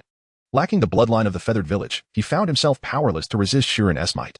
Very well, I shall unveil to you the day peace descends upon this realm. I shall become the new progenitor of humanity, the deity who creates all. As ShÄuten spoke, he turned and exited the establishment.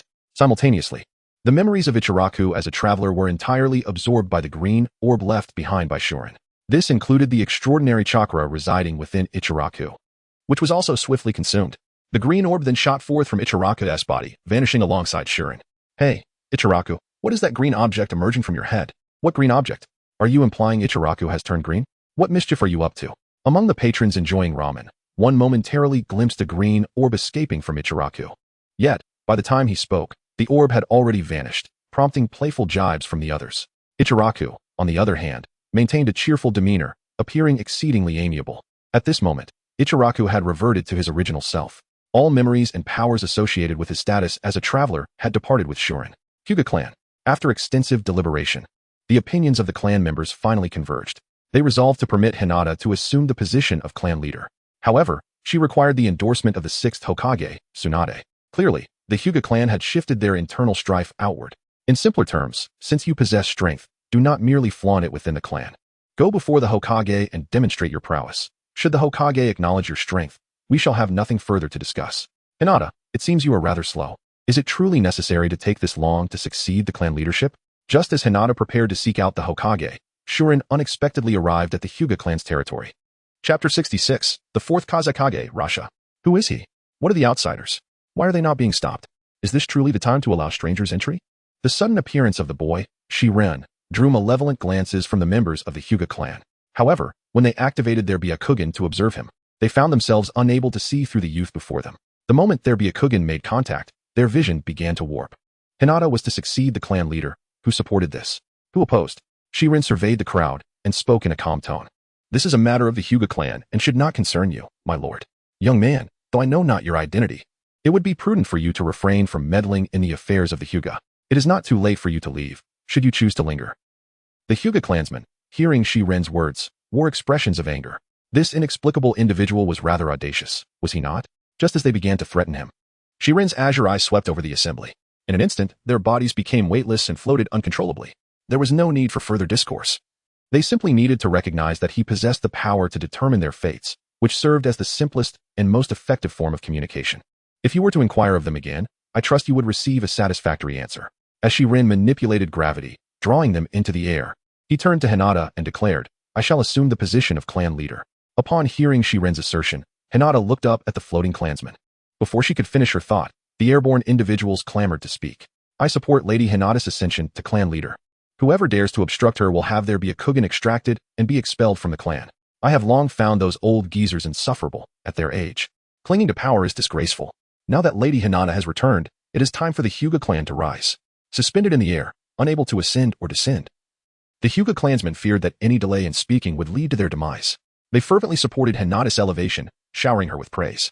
You see, when communication is executed correctly, your clan will be quite reasonable. Observing their lack of opposition, ShÄuten gently lowered them to the ground and stated, henceforth, the Hyuga clan is entrusted to you. The Hyuga clan, is this what you call reasonable? Were we not coerced into agreeing under your duress? Of course, they merely grumbled internally, as they dared not voice any dissent. I will lift the cage bird seal. Upon assuming the role of clan leader, Hinata's first decree was to abolish the cage bird seal. This was a directive from her father, Hiashi Hyuga. My lady, regarding this matter. As several clan elders began to speak, upon glimpsing the smiling youth beside them, they swiftly altered their tone. My lady, no, the leader is wise. Such archaic customs should have been abolished long ago. Indeed, I have long wished to speak out against the Branch family, yet my humble status rendered me voiceless. The leader's decision not only benefits the Branch family, but also serves as a continual reminder to the main family to avoid fostering internal discord. Witnessing this heartwarming scene within the Hyuga family, ShÄuten nodded in satisfaction. Through this event, he reaffirmed the significance of strength. Indeed, as long as one possesses sufficient power, peace can be achieved with a mere word. Soon, the Hyuga clan announced to the world that Hinata Hyuga would become the new clan leader and, shortly thereafter, arranged a ceremony for her inauguration. In the land of wind, amidst the boundless desert, two figures clad in black with red clouds ambled through the sands. These two were none other than Puppet Naruto and Uchiha Sasuke. In recent years, they had thrived within the Akatsuki organization. Their interference had prevented numerous events from unfolding, such as the supposed demise of the renowned musician, Byakugan, who remained alive to this day.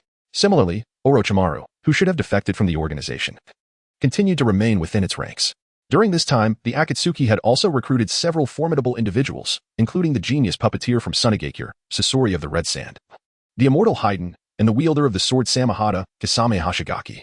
Thus, the Akatsuki now boasted 11 members: Puppet Naruto, Uchiha Sasuke, Orochimaru, Sasori, Kakuzu, Haiden, Byakugan, Kisame, Konan, Nagato, and Tobi, one more than in the original narrative, excluding Puppet Obito.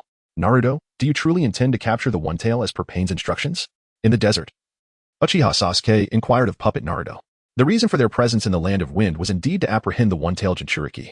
Indeed, you must understand that we are up against the Otsutsuki. Only by becoming the Jinchuriki of the Ten Tails can we hope to contend with them. This time, whether you or I, one of us must become the Jinchuriki of the Ten Tails. Naruto nodded in agreement. However, this was merely a fade to placate Uchiha Sasuke. In reality, his true purpose for venturing to Sunagakure was to confront the fourth Kazekage, Rasha. He had been observing this golden miner for quite some time. The reason he had yet to act was to await the completion of his 5 revivals, ensuring absolute certainty in his plans. As they approached Sunagakure, Sasuke slowly spoke. Should we enter directly or lure Rasha out? Allow me to greet them first, Naruto declared, as a surge of golden chakra erupted from him, transforming into a massive fox. Subsequently, within the fox's maw, a tailed beast sphere began to coalesce. The tailed beast sphere. As the manifestation of the 9 tails became apparent and the tailed beast sphere started to form, the fourth Kazekage, Rasha, immediately sensed the anomaly. He ascended into the air atop a wave of sand and gold to witness the 9 tails gathering the tailed beast sphere outside the village. This is the 9 tails? Why has this creature suddenly appeared at the outskirts of my Sunagakure? And what is that tailed beast sphere? Rasha's eyes widened in disbelief. In the next moment, the tailed beast sphere, coalescing in the 9 tails' mouth, shot forth towards Sunagakure with a whoosh. Magnet release, sand gold defense. In response to the tailed beast sphere, Rasha swiftly commanded a significant amount of sand to gather at the village entrance, attempting to form a barrier to intercept the sphere. Father, I shall assist you. Just as Rasha was on the brink of being overwhelmed, Gaara suddenly appeared behind him. Chapter 67. Let the Sand Shinobi Village be the first to reboot. The ultimate impeccable defense, the shield of the Shikaku. Upon the appearance of Gaara, he placed both hands upon the earth, and with visible ripples emanating across the sandy terrain, a colossal shield resembling the Shikaku materialized to protect the crumbling sand village. Good child. Today, let us unite as father and son to resist the external foes, said Raza, nodding at Gaara. Although Raza was not a traveler from another world, he was indeed a reincarnate, reborn from the culmination of the Fourth Great Ninja War, following the ascension of the 5 Kage. Having learned from past experiences, Raza recognized his prior mistakes and thus altered his demeanor towards Gaara, showcasing a heartwarming display of filial piety that instilled a profound sense of stability within Gaara. The duo became the epitome of a model father-son relationship within the Sand Village, evoking envy among countless villagers. It was this peculiar shift in Raza's behavior that piqued the interest of ShÄten. Unbeknownst to him, whether Raza was a traveler or a reincarnate, he sensed that such variability could not be overlooked. Could their bond be so profound? Moreover, he detected a light in Gaara's eyes. When Sasuke beheld the scene of Gaara and Raza collaborating to fend off enemies, his eyes nearly bulged in disbelief. Although not particularly familiar with Gaara, he was aware that Gaara had once been a bloodthirsty and merciless individual.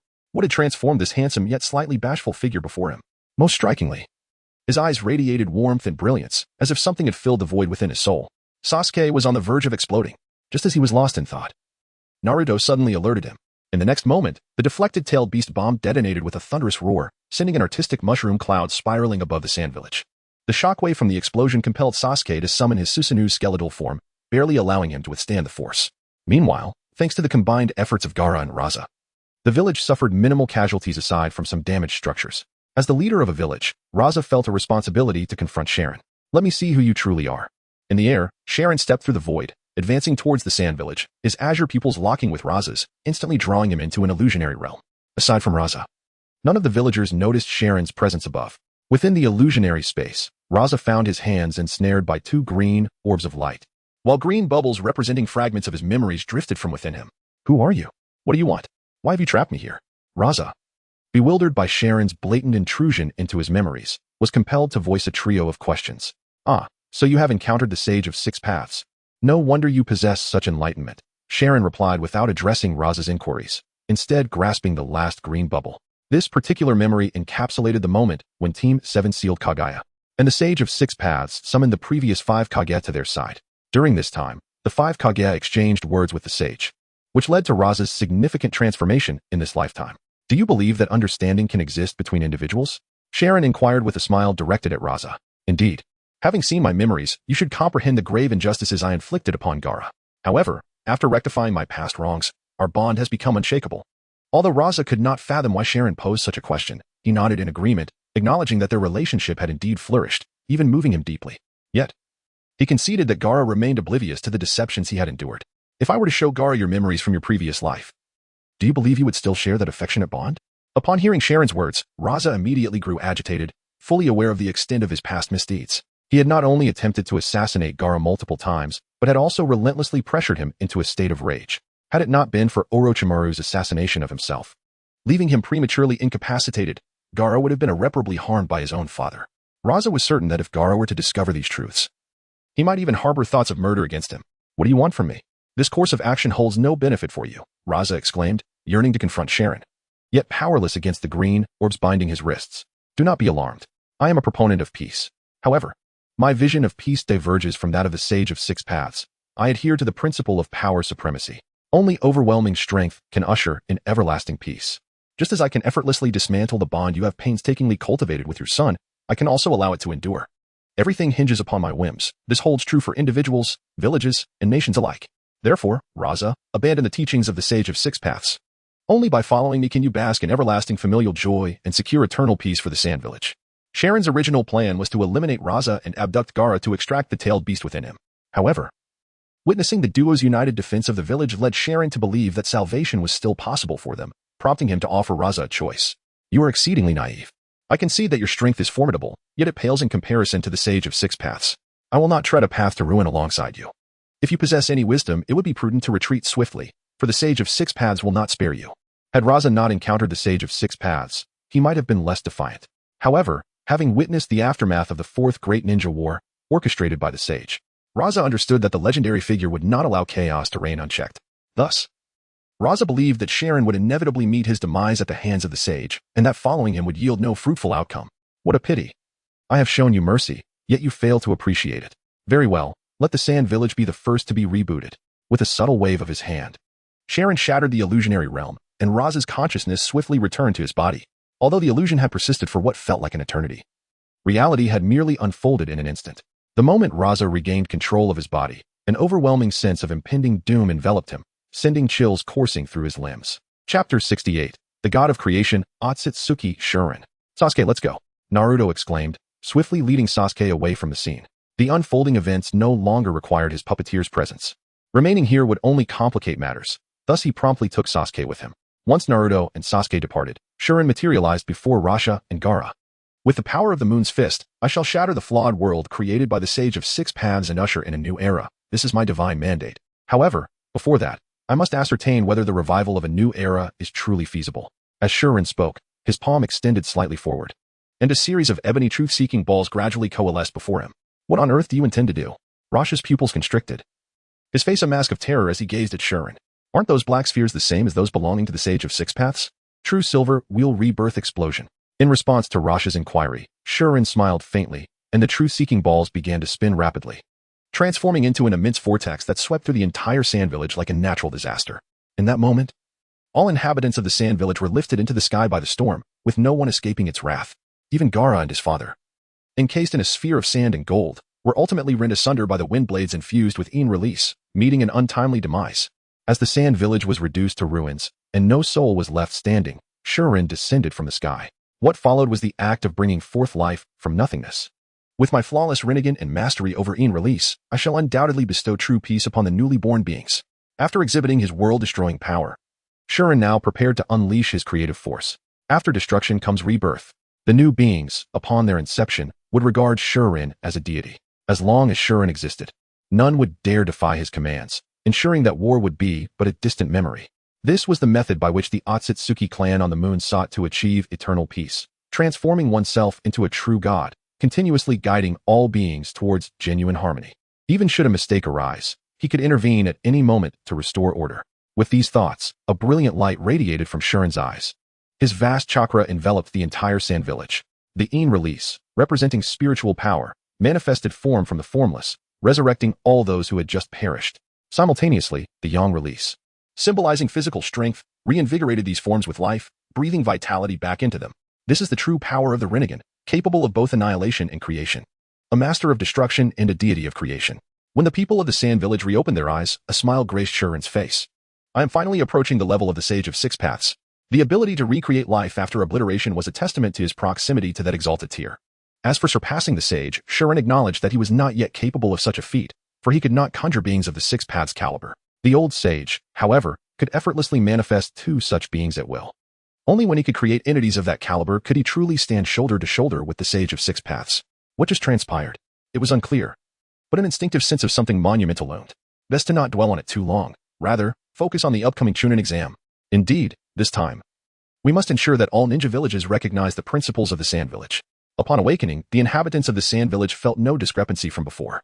In their minds, however, new memories emerged, such as the Sand Village's destiny to lead the world toward peace and the identity of the being who created the world. Otsutsuki Shjourden. He was the god of creation in this realm, an exalted entity. These were merely the layers of assurance Shjourden instilled in them as he restored their lives. In essence, the entirety of the Sand Village had been reshaped in Otsutsuki Shjourden's image, including the fourth Kazekage, Rasha, whose memories had been entirely rewritten. The recollections of his past life had been fully expunged by Shjourden. Yet, the bond of familial affection remained untouched. Father, Gar began, but was abruptly cut off by a wave of pain, clutching his forehead. Roar. Do you fools of the Sand Village have any inkling of what just transpired?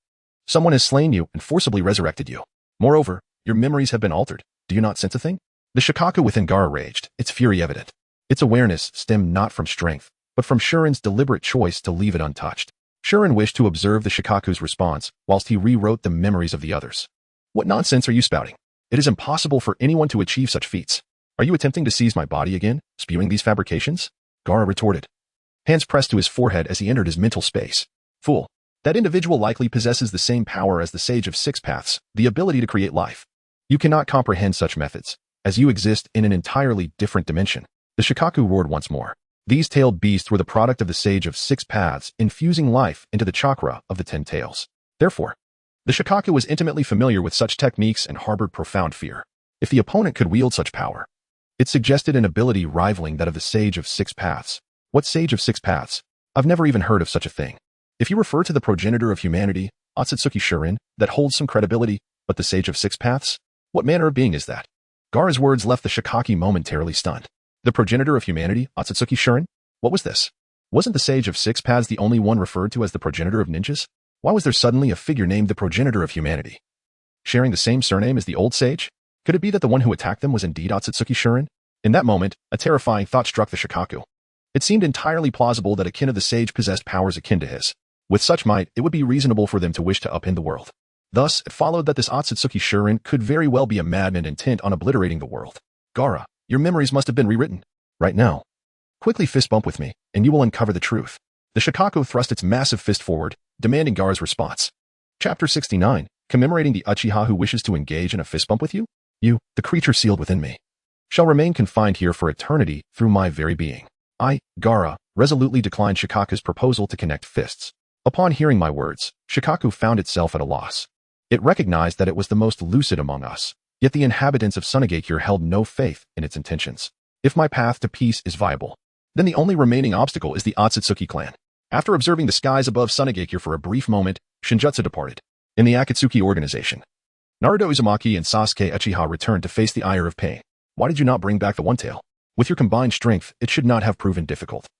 Pain's Rinnegan gazed coolly upon the duo, an inexplicable pressure settling upon Sasuke, leaving him profoundly uncomfortable. Sasuke's vision is nearly gone, Naruto declared, gesturing towards him. Although a portion of his statement held truth, Sasuke's sight had not yet reached the point of total blindness. Naruto speaks rightly. Despite not understanding Naruto's reasoning, Sasuke found himself unconditionally aligning with his words. Since you can no longer serve the organization, it would be wise to withdraw voluntarily. Aware of Sasuke's impending blindness, Pain had no intention of retaining someone who could no longer contribute. Sasuke yearned to unleash Amaterasu upon Pain. Yet the realization that his adversary was merely a puppet quelled his fervor. Attacking would be futile and would only exacerbate his failing eyesight. Leader, Orochimaru is on the verge of developing a method to prevent the blindness of the Manjiki Sharingan. However, he requires additional Hashirama cells. Might you send someone to Konoha to procure some? Naruto remarked with a smile, eliciting a noticeably kinder demeanor from Pain in contrast to his attitude towards Sasuke. Very well.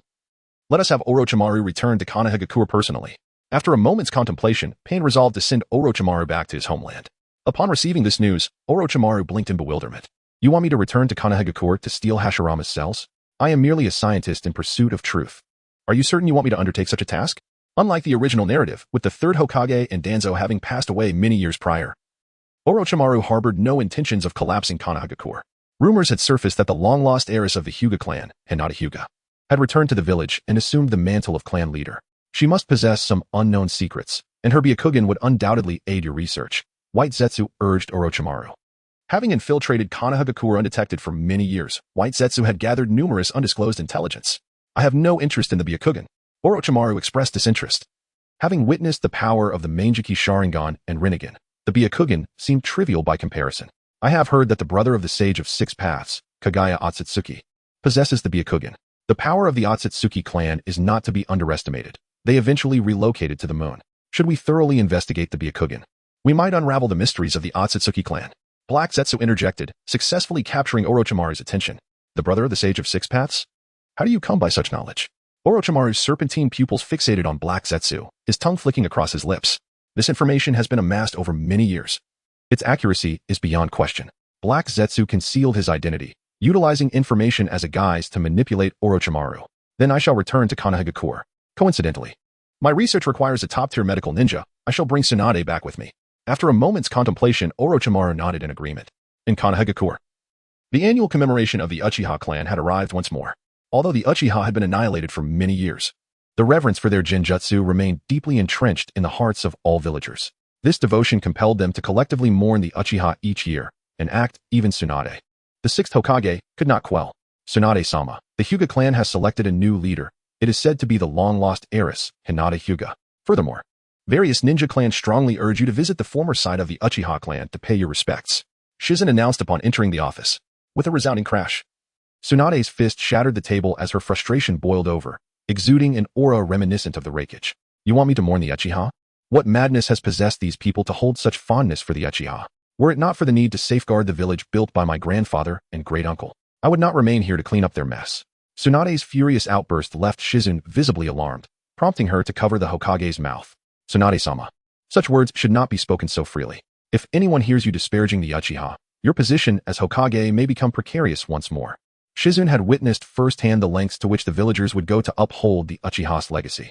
On the day Tsunade assumed office, she had nearly faced a coalition of ninja attacks for simply voicing her disdain for the Uchiha, a residual effect of Kotoeme Tsukumi, the strongest Jinjutsu. Have there been any updates regarding Uchiha Itachi and Uchiha Shisui? Tsunade inquired, attempting to calm her agitated spirit. Over the years, she had persistently sought information on the whereabouts of the fifth Hokage, Uchiha Shisui, and the leader of Root, Uchiha Itachi. Regrettably, her efforts had yielded naught, as if the two had vanished from existence. They seemed to have disappeared without a trace. ShÄten replied with a pained smile.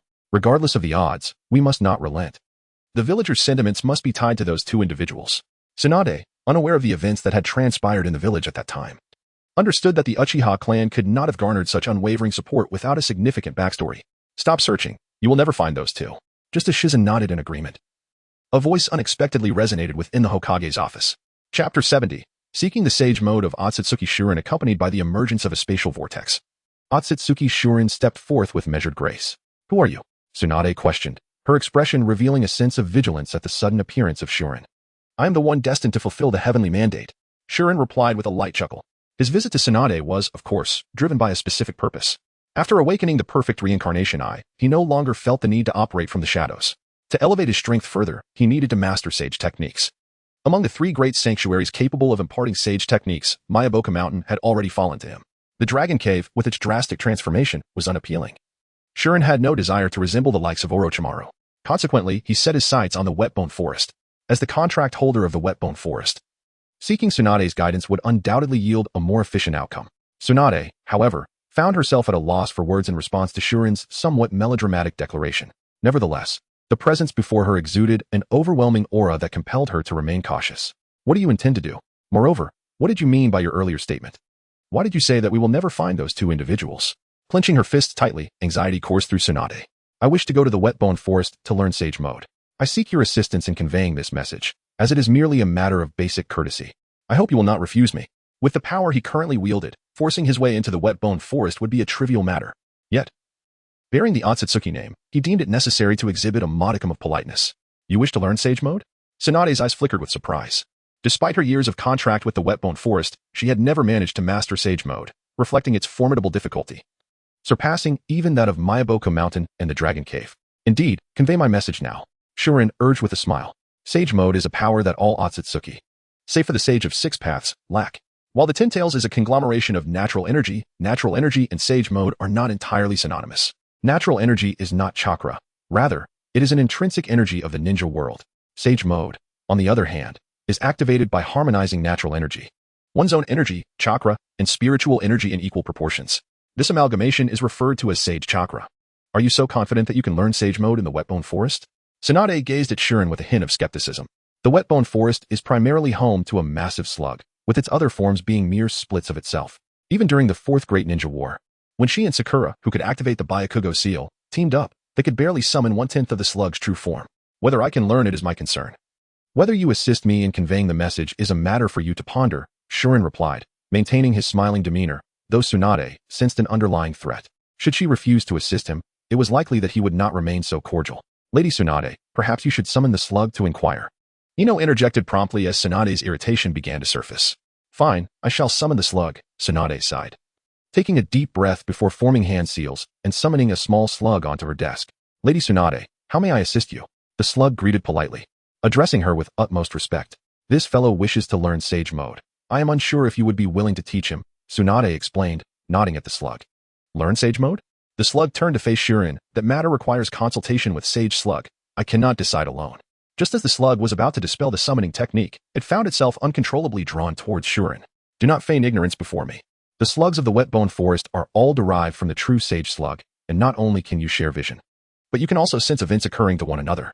Therefore, I demand a clear answer. Will you teach me Sage Mode or not? If you agree, the Wetbone Forest shall be a sanctum of destiny. If you refuse, Myaboka Mountain shall serve as your example. ShÄuten was always one to appeal to emotions while wielding force. Those who recognized the situation would find mutual benefit. Those who did not would face the consequences of the reincarnation. You think you can learn Sage Mode with that attitude? The slug gasped for breath, clearly agitated despite its typically gentle temperament. I have already shown you mercy by not pursuing charges against you for harboring those frogs. Do you believe I will be so lenient this time? ShÄuten remarked, having long been aware of the frogs from Myaboka Mountain, hiding in the Wetbone Forest. He had refrained from acting, curious about their antics. If I were to teach you Sage Mode, would you spare the frogs of Myaboka Mountain? The Sage Slug inquired, its heart softening in response to ShÄuten's threat. Impossible. However, I can ensure that your Wetbone Forest continues as a unique sanctuary of inheritance. A place longed for by countless beings. Now, reveal your answer. ShÄuten's thoughts drifted to the frogs, leading to memories of sealing his own sage of 6 paths. The thought of that accursed fisherman surfaced. How could one be so inhumane for a millennium? Upon contemplating this, ShÄuten felt a burning desire to eradicate those frogs entirely. Then allow me to return and arrange for their escape. Thus, I shall have acted with utmost benevolence. The slug remained silent for a moment before slowly responding. It is not in my nature to silently acquiesce to your demands to eliminate the frogs of Myaboka Mountain. Therefore, I can only allow them to flee of their own accord. Their fate will depend on their own capabilities. This request is not unreasonable. You may return, ShÄuten conceded. I grant you 3 hours. Afterward, I will come to the Wetbone Forest, and should any frogs remain, do not blame me for my lack of courtesy. ShÄuten nodded gently, loosening his grip and returning the slug to the Wetbone Forest. Tsunade, who had listened to the entire exchange, found her mind buzzing with confusion. Chapter 71. The Slug Sage. Heed my advice and depart at once. As she understood, Myaboka Mountain had been obliterated by the fallen moon. However, from the recent conversation between the two, it seemed as if this individual before her was the very cause of Myaboka's destruction. Furthermore, he intended to eradicate the remaining toads of Myaboka without mercy. Did you annihilate Myaboka Mountain? Tsunade inquired, her voice trembling as she gazed at the man. A group of oblivious toads meeting their demise is hardly surprising, he replied indifferently. In truth, the toads of Myaboku had fled to the Wetbone Forest many years ago. Yet, due to his overwhelming power, they dared not speak of their plight, leaving Tsunade in ignorance of the events that transpired years ago. She was even unaware that Jiraiya had perished upon the moon. Tsunade yearned to press for further details, but ShÄuten, perceptive to the situation, swiftly halted her. The mention of Myaboku had already elicited an expression of impatience from the man. At that time, the partial breaking of Kagaya's seal had prevented him from fully tracking the events of the moon's fall. This had lingered in his mind, particularly as he had been unable to locate Chihiryu, the whereabouts of Otsutsuki Ishiki. Even his perfect Rinnegan could not uncover his trail. It was evident that this individual might no longer exist within the ninja world, or had employed some unique method to obscure his presence. Currently, he longed to encounter Chihiryu to gauge the extent of his own strength. Alas, that individual seemed to have vanished without a trace. I wish to ask one final question. Do you desire to annihilate the world? After considerable contemplation, Tsunade summoned her courage to pose this query. A person capable of controlling the moon's descent could easily bring about the world's end. Yet, if he truly harbored such dangerous thoughts, how should she respond? Annihilate the world? That is the work of a villain. I am a proponent of peace. Eternal peace shall be my legacy. This is my destiny. Upon hearing his words, the man suddenly burst into laughter. In this era, who speaks of world destruction? In a world devoid of true villains, the pursuit of peace is the prevailing theme. Tsunade and ShÄuten were left astonished, their mouths agape in disbelief. They had assumed he was a madman intent on world destruction, only to hear him profess a desire to lead peace. Am I truly not dreaming? Given your limited understanding, grasping the concept of destiny is undoubtedly challenging. However, you are capable of redemption. Thus, strive to live, he proclaimed, using his space-time technique to disappear. Lady Tsunade, is he truly not insane? Once he had departed, Shizen finally exhaled, asking this question. Whether he is insane, I cannot ascertain, but he is certainly not a normal person. What sane individual would orchestrate the moon's descent? Tsunade remarked, her lips twitching. Wetbone Forest. Shizun, I regret to inform you that the Wetbone Forest can no longer shelter you. That individual has come seeking you. It would be prudent to vacate the area immediately, lest he show you no mercy. The slug sage addressed the two sages, Shizun and Shima. Upon hearing this, Shizen and Shima exchanged fearful glances, the haunting memory of the moon's partial fall still vivid in their minds. Is the Wetbone Forest to share the same fate as Myaboka Mountain? Rest assured, Slug Sage, your protection over the years has granted us refuge. In this time of crisis, we shall not abandon you, Shizen and Shima insisted, failing to comprehend the Slug Sage's true intent. Still wishing to remain and share in the dangers of the Wetbone Forest. No, I do not wish for you to pledge your loyalty to me. I merely refuse to bear the reputation of abandoning those in need. Can you not hastily depart? Once you leave the Wetbone Forest, your fate shall be of no concern to me, the Slug Sage urged. Perhaps you should venture to the Dragon Cave. Those serpents may not favor you. But if you present your situation to the White Snake Sage, I believe, given our shared status as one of the three great sanctuaries, it will provide you with a place to reside. Seeing their reluctance to leave, the Slug Sage could only redirect them towards the Dragon Cave. Are you jesting, Slug Sage? Those wretched serpents are not as accommodating as you, and many do not heed the White Snake Sage's words. If we venture to the Dragon Cave, we shall likely be devoured swiftly, Shizen lamented with a wry smile. Their harmonious coexistence with the Slug Sage stemmed not only from their mutual understanding, but also from the fact that the other slugs were merely the Slug Sage's manifestations. Under such circumstances, no toad dared to act recklessly. Remaining here is a certain death. In fact, it may be even swifter. Heed my counsel and depart. If all else fails, you may return to the remnants of Myaboka Mountain and rebuild your home, the Slug Sage continued to implore Shizen and Shima. Faced with the Slug Sage's unwavering stance, the two toads ultimately agreed to leave the Wetbone Forest in search of a new refuge. Slug Sage, we are grateful for your years of guidance. Until we meet again. After bidding farewell to the Slug Sage, Shizen and Shima departed the Wetbone Forest with the remaining toads. Alas, you must blame your ancestors for their recklessness. A millennium ago, it was they who instigated the sealing of Kaguya by her son. Now the retribution has come to pass, the Slug Sage sighed. Reflecting upon the fate of the great Toad Sage, experiencing a sense of sorrow for the fallen. The three great sanctuaries had shared a similar legacy. Yet when Kaguya planted her tree, the other sanctuaries remained silent, while only the Toad Sage intervened, inciting discord between Kaguya and her children. Ultimately, this led the Sage of Six Paths to seal Kaguya away. At that time, the Toad Sage had made the right choice, allowing Myaboka Mountain to flourish for a millennium. Yet now, he had once again thrust himself into turmoil, misjudging the circumstances and resulting in the severance of Myaboka's legacy. It is simply poetic justice. Just as the Slug Sage mused on these matters, the figure of Otsutsuki, Shorin, materialized before him, a light chuckle escaping his lips. Chapter 72, The Sage Mode of the Wetbone Forest, the Realm of the Six Paths Sage. How well do you comprehend Sage Mode? The Slug Sage did not engage in extensive discussions regarding toads with the host, but rather shifted the conversation directly to Sage Mode. I possess only a rudimentary understanding. Upon entering Sage Mode, one can experience a remarkable enhancement in ninjutsu, taijutsu, and genjutsu. More crucially, it enables one to inflict damage upon the Ten Tails Jinchuriki. The host indeed has limited knowledge of Sage Mode, as the original work only mentions the Sage Modes of Myaboka Mountain and the Riichi Cave. The Sage Mode of the Wetbone Forest is scarcely even referenced. It appears your knowledge is indeed scant. To cultivate Sage Mode, one must first possess an immense reservoir of chakra, otherwise, one risks being consumed by natural energy. Furthermore, an unwavering perseverance is required to become a sage. In Myaboka Mountain Sage Mode, the practitioner must remain still while absorbing a certain amount of natural energy to enter Sage Mode.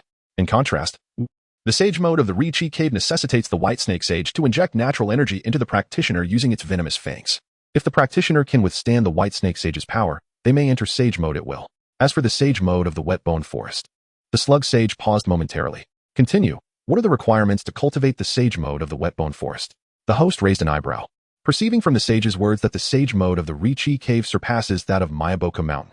After all, the former does not entail the drawback of remaining still. This can be evidenced by the battle between Sage Kabuto and the brothers Uchiha Sasuke. He did not need to absorb natural energy for an extended period like Jiraiya and Naruto before entering Sage Mode. Rather, he transitioned into it mid-battle, exhibiting capabilities that surpass those of Naruto and Jiraiya. To master the Sage Mode of the Wetbone Forest, one must absorb me. I will provide the natural energy required for Sage Mode, and upon absorbing me, you will also gain formidable regenerative abilities, as long as you are not instantly killed. Your body can heal itself. The Slug Sage's words illuminated the host's mind. This essentially meant becoming its Jinchuriki. The host was quite familiar with this concept. Thus far, he already possessed a colossal Rinnegan, a gigantic Sharingan, and the perfected Rinnegan awakened through Kagaya's Byakugan, adding the Slug Sage would not be an issue. Simply put, you wish for me to become your Jinchuriki? The host inquired, gazing at the Slug Sage before him, whose size rivaled that of a tailed beast. The slug summoned by Tsunade was essentially comparable to an ordinary tailed beast, while Tsunade and Sakura together could summon a creature that was merely 1/10 the size of the Slug Sage's true form. Although there is no precise reference, it is certain that 1/10 of the slug size would surpass that of an average tailed beast. Before him stood the true Slug Sage, and its immense size was evident. The host estimated it to be roughly comparable to the Ten-Tails. You may interpret it as such, but I advise against being overly ambitious. Over the years, apart from the original Hokage Senju Hashirama of Konoha, no one else has been able to attain the Sage Mode of the Wetbone Forest. Even Senju Hashirama could only absorb 1/10 of my true form. Should he attempt to absorb more, he would be unable to control the natural energy within and ultimately be consumed. The Slug Sage cautioned the host. Although the host understood correctly, if he greedily attempted to encapsulate the entirety of the Slug Sage within him, he would likely be devoured by the overwhelming natural energy instantaneously. I am different from Senju Hashirama. He was merely the reincarnation of Ashura's chakra, while I possess the complete chakra of the Tsutsuki. Therefore, Slug Sage, withdraw all your split forms. I wish to seal the most perfect version of you within me. The host declared resolutely. If he were to proceed, he desired nothing less than the best, regarding whether his body could withstand it. He trusted that his Tsutsuki bloodline would not falter against the natural energy of the Slug Sage. You would do well to reconsider, once I enter your body. There will be no opportunity for regret. The Slug Sage remarked, seeing the host's insatiable appetite. There is no need for consideration, simply recall all your split forms. The host replied, shaking his head. Currently, he possessed the gigantic Rinnegan, the gigantic Sharingan, and the most perfected Rinnegan awakened through Kagaya's Byakugan. If he could not contain a single Slug Sage, all his prior efforts would have been in vain. Very well, I shall fulfill your request. Seeing the host's determination, the Slug Sage began to summon back its other split forms. Approximately 2.5 days later, after recalling all its split forms, the Slug Sage had grown even larger. Subsequently, under the guidance of the host's Rinnegan and utilizing the power of Yin-Yang release, the Slug Sage was sealed within him. The moment the Slug Sage entered his body, an immense torrent of natural energy surged forth, reminiscent of a boundless ocean. This caused the host's body to tremble slightly, and he promptly crossed his legs, floating in midair as his body began to expand rapidly. You must harmonize the natural energy, your own energy, and spiritual energy in a 1:1:1 ratio to truly complete the training of Sage Mode. Should you fail to achieve this, you will be consumed by natural energy and ultimately become a part of my being. If successful, from then on, with but a thought, you can enter Sage Mode. The Slug Sage's voice echoed within the host's mind. The host remained silent, enveloped in a layer of green chakra bubbles that cocooned him entirely. Days turned into weeks, and time flew by swiftly. During this period, the host remained within the green bubble, neither consumed by natural energy nor displaying the facial markings associated with Sage transformation. As time passed, the green bubble surrounding him suddenly shattered. The host, suspended in midair, descended as his tightly shut eyes slowly opened. In his azure pupils, a radiant light blossomed, akin to the flowing of galaxies, dreamlike and ethereal. Is this the power of a sage? The host murmured to himself, feeling the newfound strength coursing within. Unlike Senju Hashirama, who could instantaneously access Sage Mode, the host had advanced further, transforming Sage Mode into a state of permanence. Akin to the realm of the Six-Path Sage, he now existed perpetually in Sage Mode, every movement invoking the chakra of Sage Arts. Furthermore, with the Slug Sage sealed within him, he need not worry about natural energy, for the Slug Sage would constantly replenish it for him. Chapter 73. The meeting of two Sasuke in Konoha village. Months have passed since the conclusion of the Chunin exams jointly held by Konoha and the Sand Ninja. Orochimaru, who had infiltrated Konoha, intended to stir up trouble during the exam, but ultimately suffered a severe beating, retreating in disgrace back to the Akatsuki. Initially, Orochimaru's plan had been progressing smoothly. He aimed to blend into Konoha and secretly scheme for Hashirama's cells, and if possible, capture Tsunade, the foremost medical ninja in the ninja world, to assist him. However, during the final match of the Chunin exams, he was discovered by Hinata's Byakugan. Subsequently, the 6th Hokage, Tsunade, alongside the 4th Kazekage, Raza, united to deliver a thorough thrashing to Orochimaru. Had it not been for Orochimaru's timely use of the reverse summoning technique to escape to the Dragon Cave, he might have met his end in Konoha. Following this incident, the ninja world experienced a period of tranquility until two individuals from the future appeared outside Konoha. Is this Konoha? The future Sasuke and future Boruto gazed at the 6 faces carved into the mountain, their expressions rife with disbelief, as they were denizens of a parallel timeline. Why is Granny Tsunade's face the 6th? And who is that 5th person? Boruto cast a puzzled glance at the future Sasuke, who was momentarily overwhelmed. If my memory serves me correctly, that must be Uchiha Shursui. He was the 5th Hokage of Konoha, right? Are you certain this isn't a dream? Where on earth have you brought us? The bewildered future Sasuke questioned. Logically, this should be the era ruled by the fifth Hokage, Tsunade. However, due to your battle with Lord Urashiki during the time-space traversal, unforeseen complications arose, resulting in this predicament. The relic known as the Re solemnly replied after a brief silence. By the way, where is Lord Urashiki? Boruto inquired eagerly upon hearing Urashiki's name. Lord Urashiki should arrive a few days later, having exited the time-space tunnel early. The Re explained. Originally a treasure of the Otsutsuki clan, it now found itself reluctantly in the hands of future Sasuke and Boruto. Boruto, remember. We must not reveal our identities. This world is vastly different from the past I know, the future Sasuke warned gravely. I understand, Uncle Sasuke. We need to find father quickly. It would be troublesome if Urashiki locates him first. Boruto nodded vigorously. Follow me, future Sasuke declared, leading Boruto toward the gates of Konoha. With a mere glance, he used Jinjutsu to control the gatekeeper ninja, aware that this world diverged from his known past. Future Sasuke refrained from using the known barrier password to enter Konoha. Under the influence of his Jinjutsu, the Konoha ninja unwittingly opened the barrier, allowing the two to stealthily infiltrate the village. After a thorough exploration, future Sasuke was astonished to discover that this past was not merely different. It was entirely unrelated to what he had known. Not only was Naruto absent from the village, but even their original team leader, Kakashi, had perished many years ago. Furthermore, the individual he loathed most, Danzo Shimura, had also met his demise years prior. Most importantly, within this village, although the Uchiha clan had suffered the same fate of extermination, they were held in immense respect. Each day, villagers voluntarily visited the graves of the Uchiha deceased, which left future Sasuke feeling as if he were in a science fiction narrative. What on earth has transpired in this village? In the midst of his bewilderment, a voice suddenly resonated from behind him. Surprised, are you? Who? Future Sasuke turned, and his expression shifted to one of horror upon recognizing the figure behind him. You are Uchiha Sasuke? The one who approached was none other than the present-day Uchiha Sasuke. This is not a place for conversation. Come with me, Sasuke declared, swiftly leading them away from Konoha. Once outside the village, future Sasuke and Boruto remained in a state of shock. I specifically waited for you in Konoha. I knew you would arrive at this time, present Sasuke stated, turning to future Sasuke. He, having been reborn, possessed knowledge far beyond that of his future counterpart. He had awaited their arrival to harness future Sasuke's strength to alter the course of the world. Why? What is truly happening in this world? Furthermore, shouldn't you be with Orochimaru at this moment? Future Sasuke queried, glancing at his younger self, bombarding him with questions. Though Boruto remained silent, his gaze flitted between the two Uchiha Sasukes. I trust you have observed that this world is completely different from the one you knew.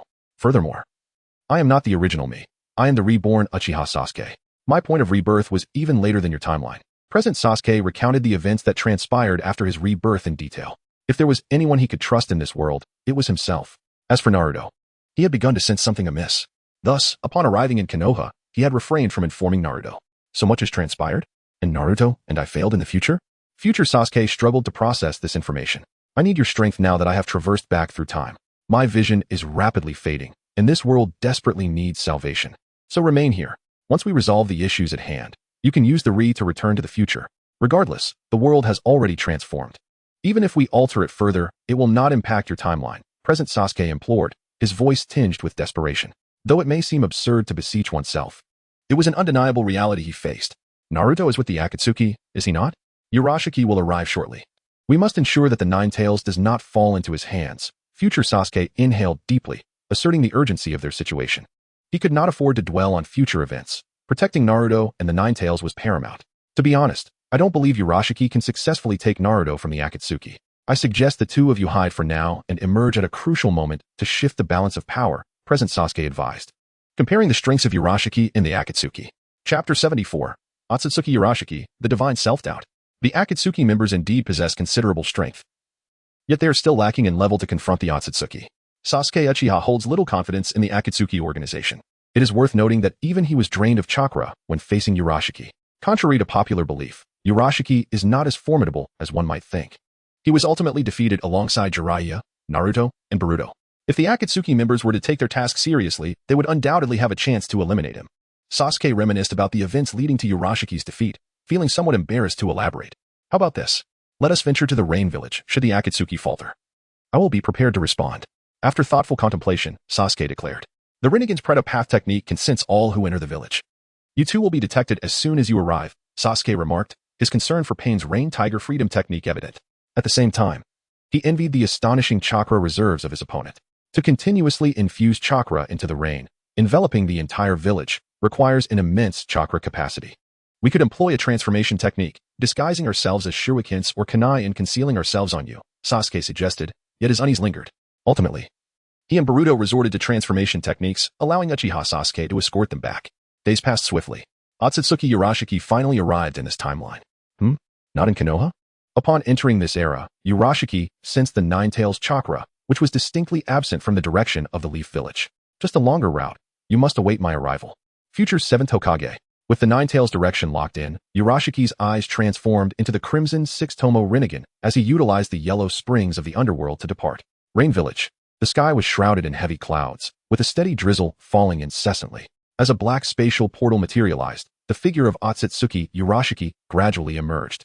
Such a dark and damp village is truly repugnant. The rain continued to fall, and Urashiki's expression reflected his disdain.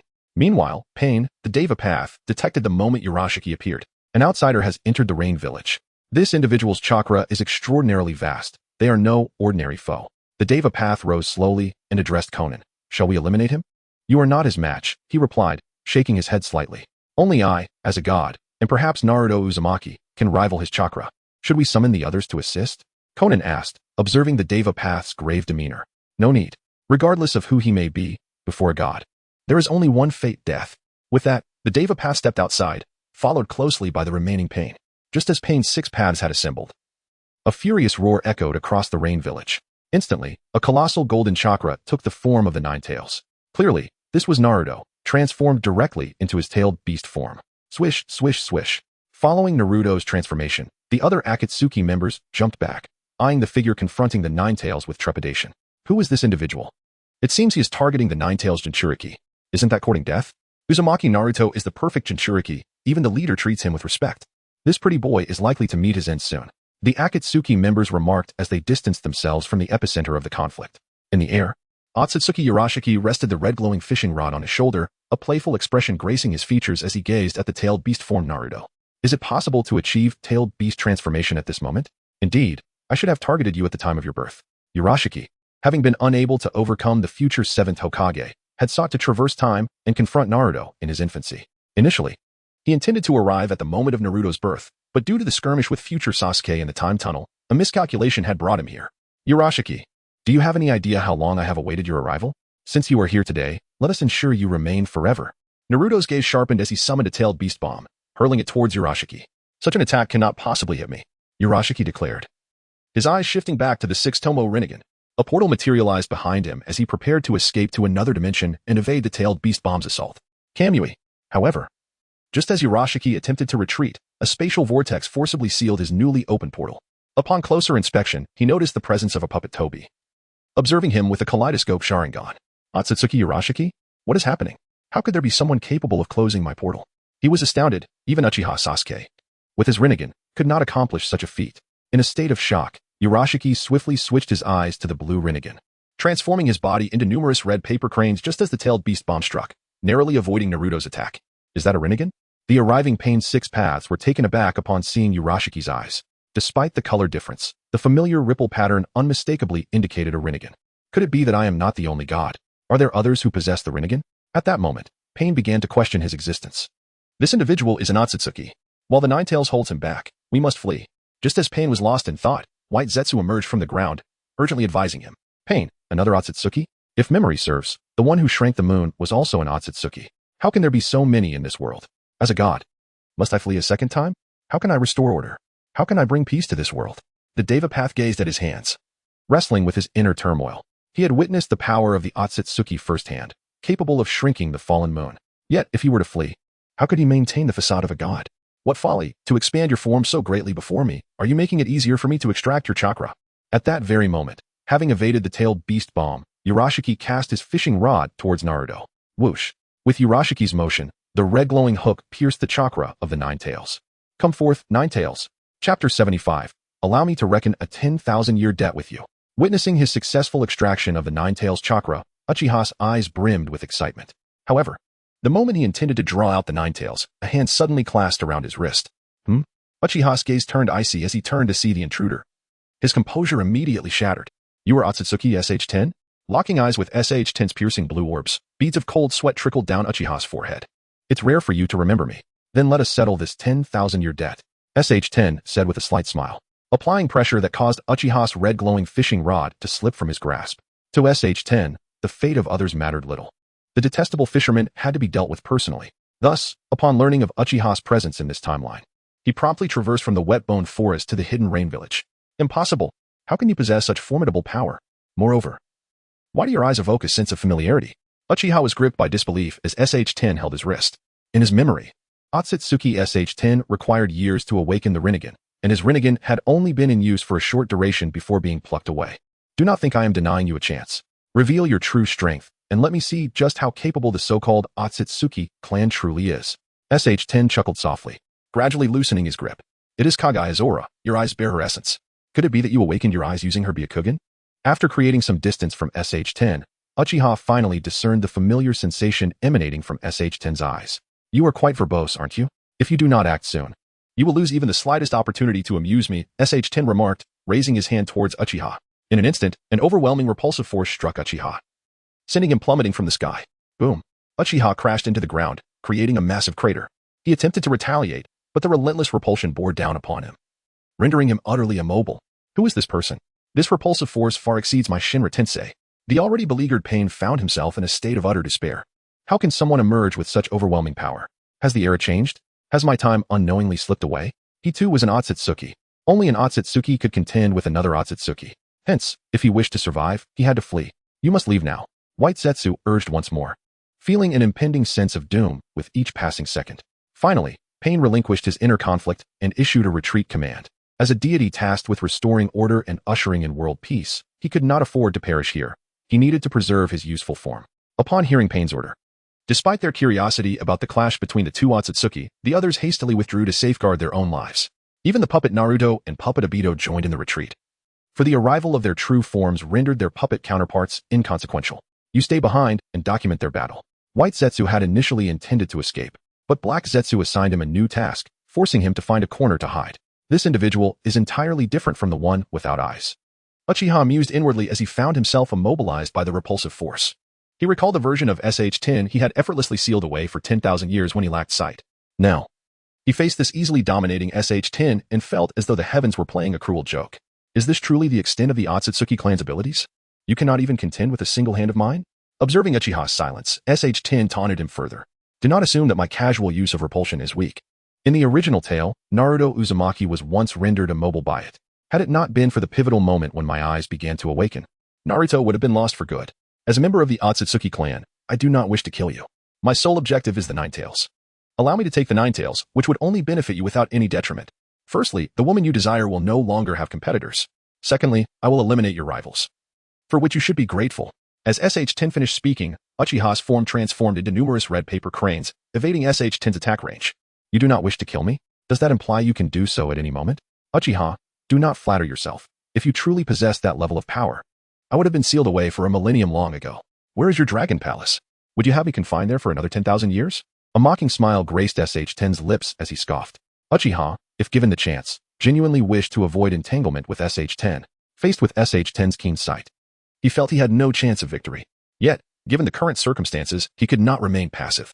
Since you insist on forcing my hand, let me witness just how powerful you are with your eyes. Tenseigan say? Uchiha declared as he clenched his hand, instantly conjuring a red glowing fishing rod, which he hurled at ShŁten. Is it necessary to resort to such childish tactics? ShŁten extended his palm, and a black Shinju jewel materialized into a shield, effortlessly deflecting Uchiha's assault. If you cannot amuse me, do not blame me for sealing you away for 100,000 years. ShŁten had no intent to kill Uchiha. Manipulating his psyche and sealing him was far more sinister. Otsutsuki ShŁten, it seems you have not grown wiser. In light of our shared heritage, you shall remain sealed in this prison for a millennium. Uchiha, unperturbed by ShŁten's words, pointed towards the ground beneath ShŁten, where a black box emitted swirling white smoke, enveloping ShŁten entirely. This was indeed Otsutsuki Uchiha's time-freezing technique, which had previously ensnared ShŁten. Time freeze. Unfortunately, this time it shall not unfold as you wish. ShŁten lowered his gaze slightly. As his eyes flickered open and closed, they transformed into Obito's Sharingan. The surrounding white mist passed through his form without any effect. Impossible. You can resist the time freeze? Uchiha exclaimed in disbelief. It seems your journey ends here. Senjutsu, Silver Wheel Rebirth Explosion. Chapter 76. The surrender of Urashiki and the plan of ShÄten under ShÄten's control, the Seekers of Truth transformed into a tempest, surging towards Urashiki Otsutsuki. Futile, I have already foreseen this. As ShÄten launched his assault, the azure eyes of Urashiki sparkled with brilliance in an instant. He flickered and evaded the strikes one by one. Is this the ability to reverse time? ShÄten was acutely aware of Urashiki's powers. His most troublesome ability allowed him to rewind time, enabling him to experience countless identical attacks in a fleeting moment and subsequently discover the most suitable countermeasure. We belong to the Otsutsuki clan. There is no need for us to fight to the death. It is not too late for you to retreat now. If you persist, it shall yield no benefits for you. After dodging ShÄten's onslaught, Urashiki once again urged ShÄten to withdraw. Despite ShÄten's inability to harm him due to his time reversal ability, Urashiki found himself equally powerless against ShÄten. Foreseeing attacks was merely an advantage. If one were to unleash an unavoidable strike, his eyes would be rendered utterly useless. With a cold smirk, ShÄten mused that while he might show leniency towards others, he would never let Urashiki, the fisherman, escape easily. With that thought in mind, ShÄten gathered the Seekers of Truth once more, and soon 9 spheres materialized, transforming into 9 dark rods that shot outward. Whoosh, accompanied by the sound of slicing air. The rods embedded themselves into the ground. Simultaneously, ShÄten formed hand seals, and crimson barriers began to rise from the earth. The 9 Red Sun Formation. ShÄten had invoked the ultimate version of the 4 Red Suns Formation, the strongest barrier of Konoha core. This formation's power varied depending on the number of participants and their strengths. When the 1st, 2nd, 3rd, and 4th Hokage combined their might, they wielded the 4 Red Suns Formation. When Obito entered the realm of the 6 Paths, he could single-handedly employ the 6 Red Suns Formation, surpassing the 4. At this moment, ShÄten, utilizing the 9 Seekers of Truth as his foundation, unleashed the 9 Red Suns Formation, far exceeding the power of the 6 Red Suns Formation. As the barrier fully unfurled, ShÄten clasped his hands together, and the sole gap in the 9 Red Suns Formation, located at the apex, was gradually covered by a red shield. Noticing this barrier, Urashiki initially intended to switch to his 6 Tomo Rinnegan to escape. However, as soon as he activated the Yellow Spring of Hades, ShÄten employed his space-time ninjutsu to forcibly close Urashiki's spatial passage. Feel the power of the 9 Red Suns Formation, Urashiki. ShÄten smiled at him, barrier contraction. In the next moment, the barrier's shield began to rapidly shrink. You fool, you were trapped within this barrier as well. Are you truly willing to perish alongside me? Urashiki's expression turned frantic as he beheld the encroaching barrier. This was no longer a matter of whether he could reverse time, no matter how many times he rewound it. The outcome remained the same. The barrier would inevitably close in on him. There was no escape from this unavoidable assault. You are not worthy of my demise, ShÄten retorted, his expression indifferent. With the Manjiki Sharingan of Uchiha Obito at his disposal, he could easily evade the damage inflicted by the 9 Red Suns Formation. At that moment, Urashiki was genuinely panicked. As he watched the red barrier draw ever closer, he finally set aside his pride as an Otsutsuki. I concede, out of respect for our clan. Grant me a path to survival. In the eyes of an Otsutsuki, surrendering to ordinary beings was unthinkable, even in defeat. To bend the knee to those deemed inferior was a bitter pill to swallow. However, facing ShÄten, another Otsutsuki, made it a different matter. Losing to a fellow clan member was not a disgrace. Surrender? Urashiki, it seems I have overestimated you. If it were the likes of Momoshiki, they would have chosen to confront me to the bitter end. ShÄten's face wore a mocking expression, his condescending gaze unsettling Urashiki. Yet, he knew he could not best ShÄten. And despite his discomfort, he had no choice but to endure. Just let me go, and I shall return to my rightful era. Urashiki had no desire to linger in this place. He preferred the time he originally came from. Leave? That is certainly out of the question. However, I can offer you a chance at survival. Allow me to seal you within me, and from that moment forth, we shall be bound by life and death. When I require your strength, you shall provide it. ShÄten smiled. Neither Urashiki nor the future Sasuke and Boruto could return alive. They had but 2 choices, to remain here or to perish. You intend to consume me? Urashiki's face paled with fear at ShÄten's words. Members of the Otsutsuki clan could transform into chakra fruits, to be devoured by another Otsutsuki. The one who consumed the fruit would experience a dramatic surge in power, while the one consumed would meet an eternal demise. Do not be alarmed, it is not about devouring you, but rather sealing you within me to constantly provide me with strength. As long as I live, you shall not die. Though ShÄten possessed the Otsutsuki bloodline, he lacked the prolonged lifespan of the main clan. If sealing Urashiki would grant him longevity, ShÄten would not hold a grudge against him for sealing himself away for 10,000 years in the future. I understand now, despite your Otsutsuki heritage, you still possess certain flaws. You wish to use me to rectify the deficiencies in your bloodline, do you not? After a moment of contemplation, Urashiki finally grasped ShÄten's intentions. Astute. Now, tell me your choice. ShÄten nodded. His only current shortcoming originated from his limited lifespan. Once this flaw was addressed, he could inevitably become a being akin to Kaguya Otsutsuki. However, there exists a more optimal method to enhance your capabilities. If you allow me to inscribe a seal upon you, Once it is fully unsealed, you will transform into a perfect Otsutsuki. This is far more effective than sealing me within you. Urashiki regarded Sharon, his gaze flickering slightly as he spoke. No, my understanding of seals is woefully inadequate. Thus, I shall opt for a more secure approach. Sharon shook his head. While inscribing a seal was indeed an option, he was not well versed in its intricacies. Should any unforeseen complications arise, the consequences would be dire. Chapter 77. Everything about you is within my sight. It appears I have no choice. Since you insist on this, let it be. However, I must caution you that I do not belong to this time and space. A brief stay here will not pose any issues. But should I linger too long, what changes may arise is beyond even my knowledge. Otsutsuki Urashiki helplessly spread his hands. At this juncture, if he wished to avoid death, he had no alternative but to allow the sealing by the individual known as Shirin. It matters little. After all, this world is already chaotic enough. A little more disorder is inconsequential. Shirin was wholly unfazed by this. The alterations you instigate, no matter how significant, cannot surpass those caused by the reincarnators and travelers. If you are unafraid, then let it come. Seeing Shirin's resolute intention to seal him, Urashiki could only temporarily suppress his grievances. After all, the Otsutsuki clan boasts longevity, and even if sealed for several hundred or thousand years, as long as he remained alive, there would always be an opportunity for liberation. Very well. As Shirin spoke, he employed the rebirth seal, entrapping Urashiki within his form. Thus, within Shirin's body, a magnificent collection had been amassed: the giant Rinnegan, the giant Sharingan, Otsutsuki Urashiki, the Sage of Slugs, and the Two Tails. Upon entering Shirin's body, Urashiki was immediately astonished by the immense form of the Sage of Slugs. Then, he beheld two colossal eyes gazing intently at him. Were those the Rinnegan and Sharingan? And a tailed beast? At that moment, Urashiki comprehended why Shirin possessed such formidable strength. With these entities residing within him, even without that azure Rinnegan, he was far from being a match for Shirin. Urashiki, my eyes, and the other beings sealed within here will keep a vigilant watch over you. It would be prudent for you to avoid any subterfuge. Otherwise, I can eliminate you at any moment. Just then, Shirin's voice echoed ominously in Urashiki's ears. Urashiki, under the scrutiny of so many eyes, all his previous schemes evaporated. That Otsutsuki was actually defeated. Within the Rain Ninja village, the watching White Zetsu murmured to himself upon witnessing Urashiki sealed within Shirin. Because Shirin and Urashiki had been locked in aerial combat, and White Zetsu dared not approach too closely, he had no knowledge of their exchanges. He only understood that the initially appearing Otsutsuki had succumbed to the later emerging Otsutsuki. Just as White Zetsu intended to employ the mayfly technique to depart, a hand suddenly emerged from behind him, snapping his neck with a sharp crack. Did you truly believe I was oblivious to your presence? The assailant was none other than the puppet Obito. He had been hiding within the Kamui dimension, emerging only after the battle had concluded to swiftly eliminate White Zetsu. Next, he utilized Kamui once more, departing from the Rain Ninja village to rendezvous with Pain and the others. This was the original base of the Akatsuki. Now, they awaited the return of White Zetsu with intelligence. Upon reaching the original Akatsuki base, Pain inquired, "Leader, who exactly is Otsutsuki? Why did he flee before we even engaged in battle?" Indeed, even if those two are formidable, if we unite our efforts, we need not fear defeat, right?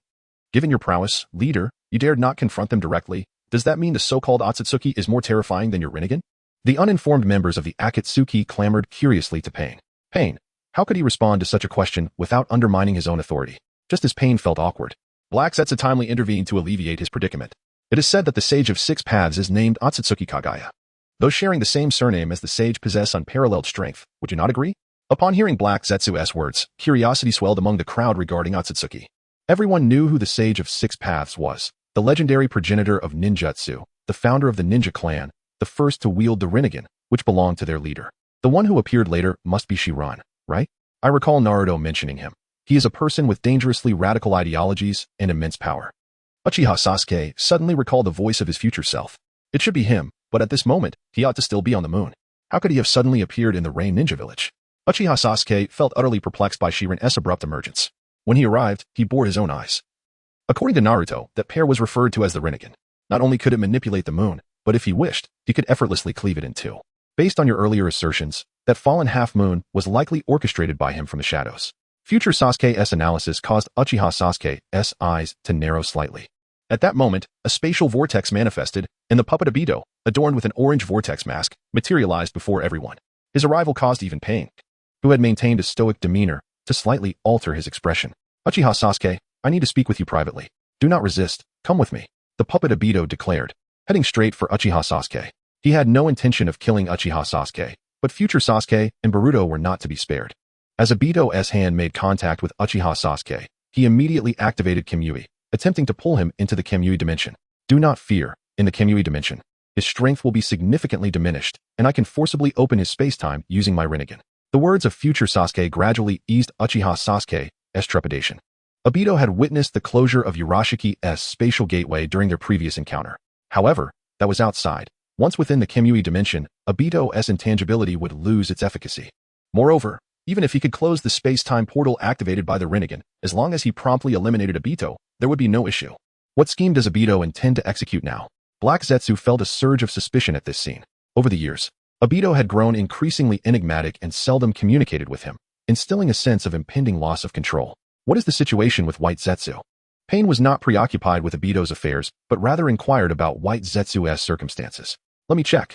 Upon hearing Pain's words, Black Zetsu hastily attempted to contact White Zetsu. Unfortunately, the deceased White Zetsu was beyond reach. Within the Kamui dimension, Obito stated bluntly, Uchiha Sasuke, bring forth your other self. How did you discover this? Uchiha Sasuke paused, looking up at Obito with curiosity. Because everything about you is within my sight. Chapter 78. The resoluteness of future Sasuke. Much like his counterpart, Boruto, the future Sasuke attracted the attention of Shin upon his arrival. Uchiha Obito, what do you seek from me? Future Sasuke did not attempt to conceal himself any longer, with Boruto revealing his presence as well. He found it curious that Uchiha Obito was aware of his existence. However, judging by Obito's earlier response, he surmised that any inquiry would yield nothing but incomprehensible nonsense. Hand over the plow, and I shall grant you a chance at survival.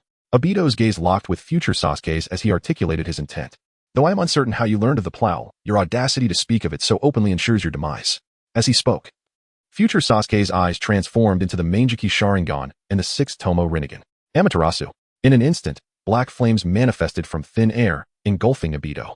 You still have an affinity for Amaterasu, but alas, it cannot kill, Obito retorted, tearing at his burning garments and discarding them.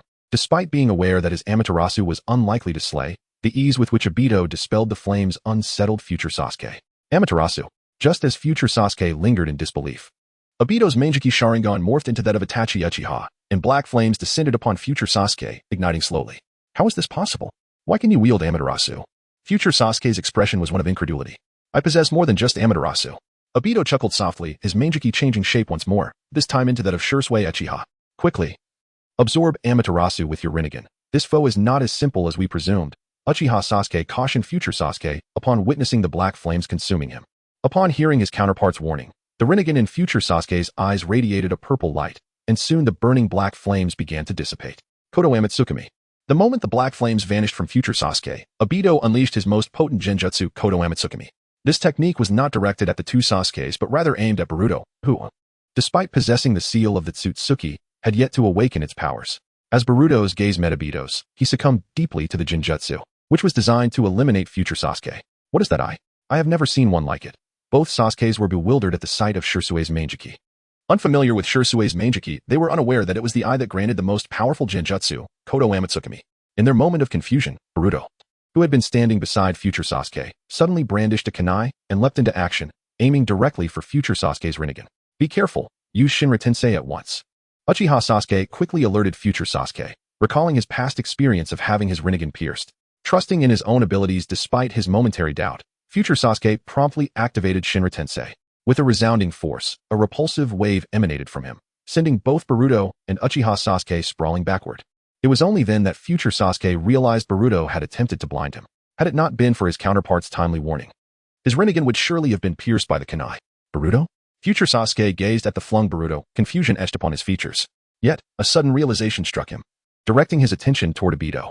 Could it be that your eye is Shursui's Manjiki?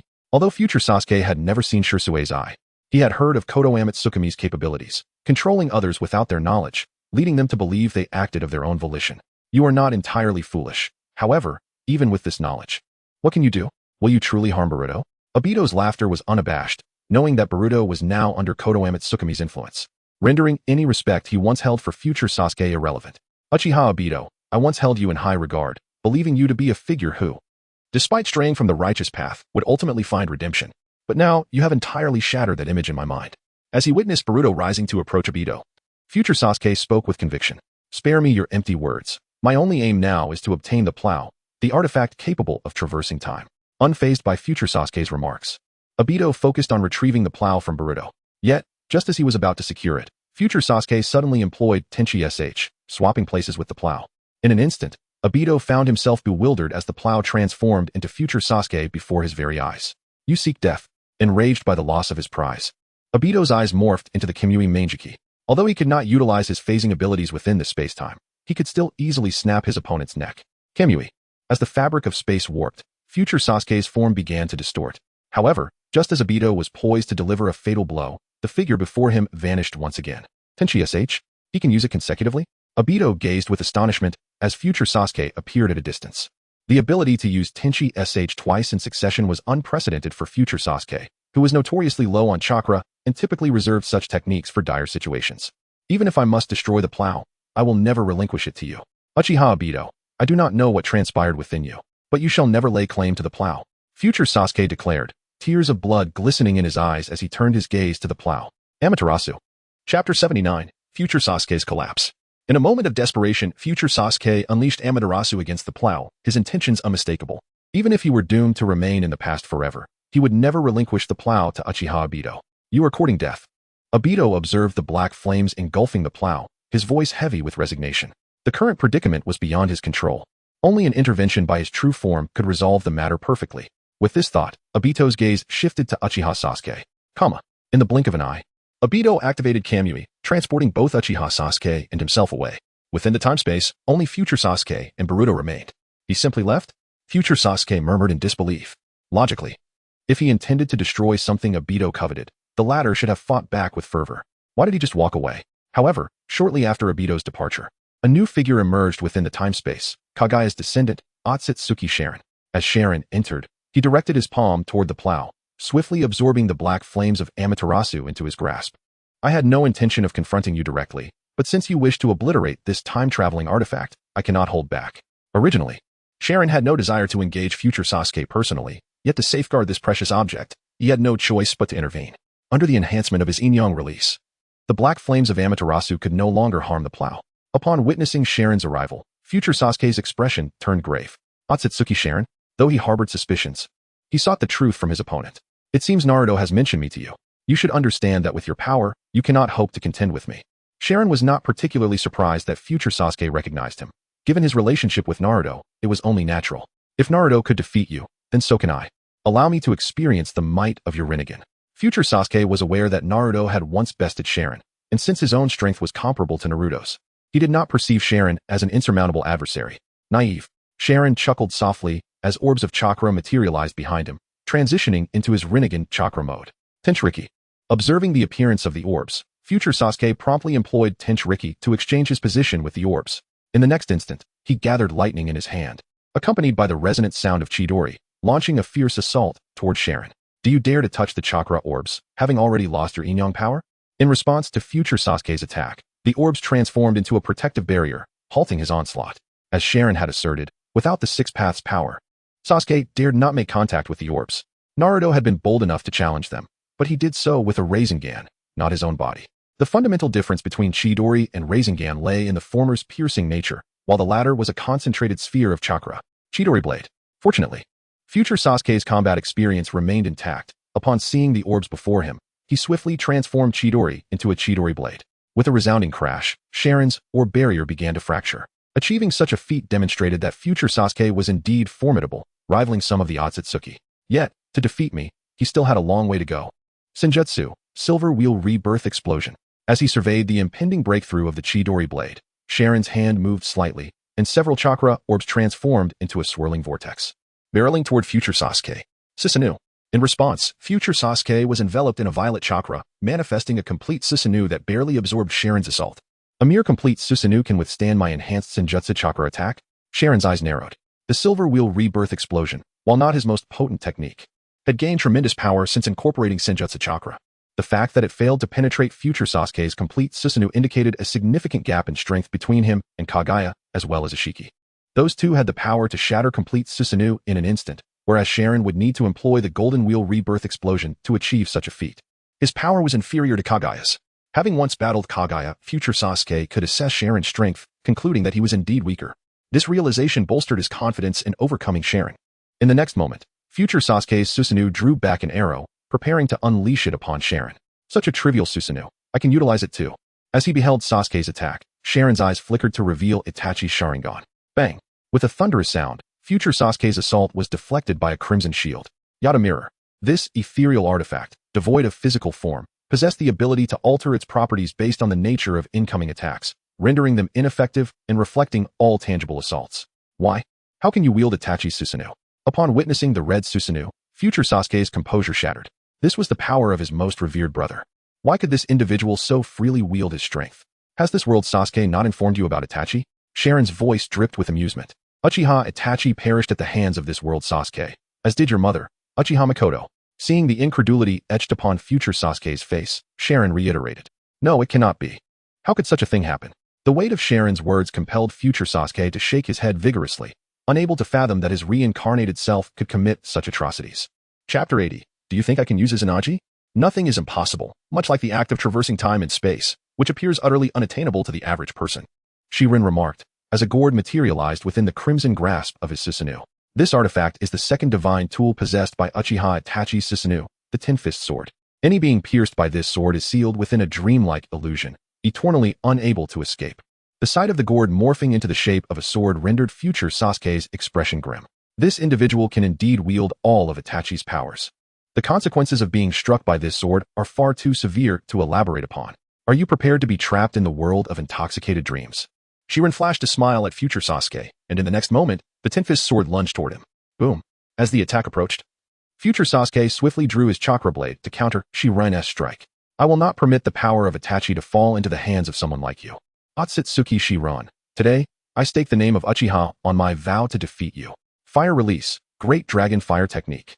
Future Sasuke's eyes glinted with murderous intent as he unleashed a fire ninjutsu through his Susanoo. Sage Art, Water Release, Water Barrier. Observing the colossal dragon-shaped flames racing toward him, Shirin swiftly merged his hands together, channeling Sage Chakra into the water release, instantly engulfing future Sasuke's attack. Shirin possesses chakra of all elemental attributes: wind, fire, lightning, earth, water, yin, and yang. Moreover, during his years of controlling the puppet, he thoroughly perused the sealing scrolls of Konoha. If he so wished, he could effortlessly summon any jutsu, secret arts, or forbidden techniques contained within those scrolls. Hungry Ghost Path. As the torrent of water surged forth, future Sasuke ultimately harnessed the power of the Hungry Ghost Path from his Rinnegan. However, as he absorbed the waves, his body trembled slightly. Is this natural energy? Could it be that he is employing sage techniques? Despite his inability to utilize sage arts, future Sasuke was well acquainted with natural energy, having witnessed his longtime rival, the 7th Hokage, Naruto Uzumaki, master it. Thus, he was aware of its perilous nature. Excessive absorption could lead to petrification. Shinra Tensei. As he could not safely absorb Shirin's attack, future Sasuke resorted to the power of the Deva Path to repel it. After all these years, your mastery of the Rinnegan has not progressed at all. It is no exaggeration to say that Nagato's utilization of the Rinnegan outshines yours by several degrees. Observing Sasuke's clumsy Shinra Tensei, Shirin couldn't help but scoff. The abilities of the Rinnegan are exceptionally potent, yet future Sasuke seldom employs them, at most. He might utilize the universal pull or occasionally the planetary devastation technique, and little else. One might argue, the Otsutsuki can absorb ninjutsu, your Rinnegan can do the same. Why not simply absorb in tandem? Yet, he seems utterly incapable of utilizing such abilities, to the point of rendering himself nearly powerless. It is indeed a grand farce.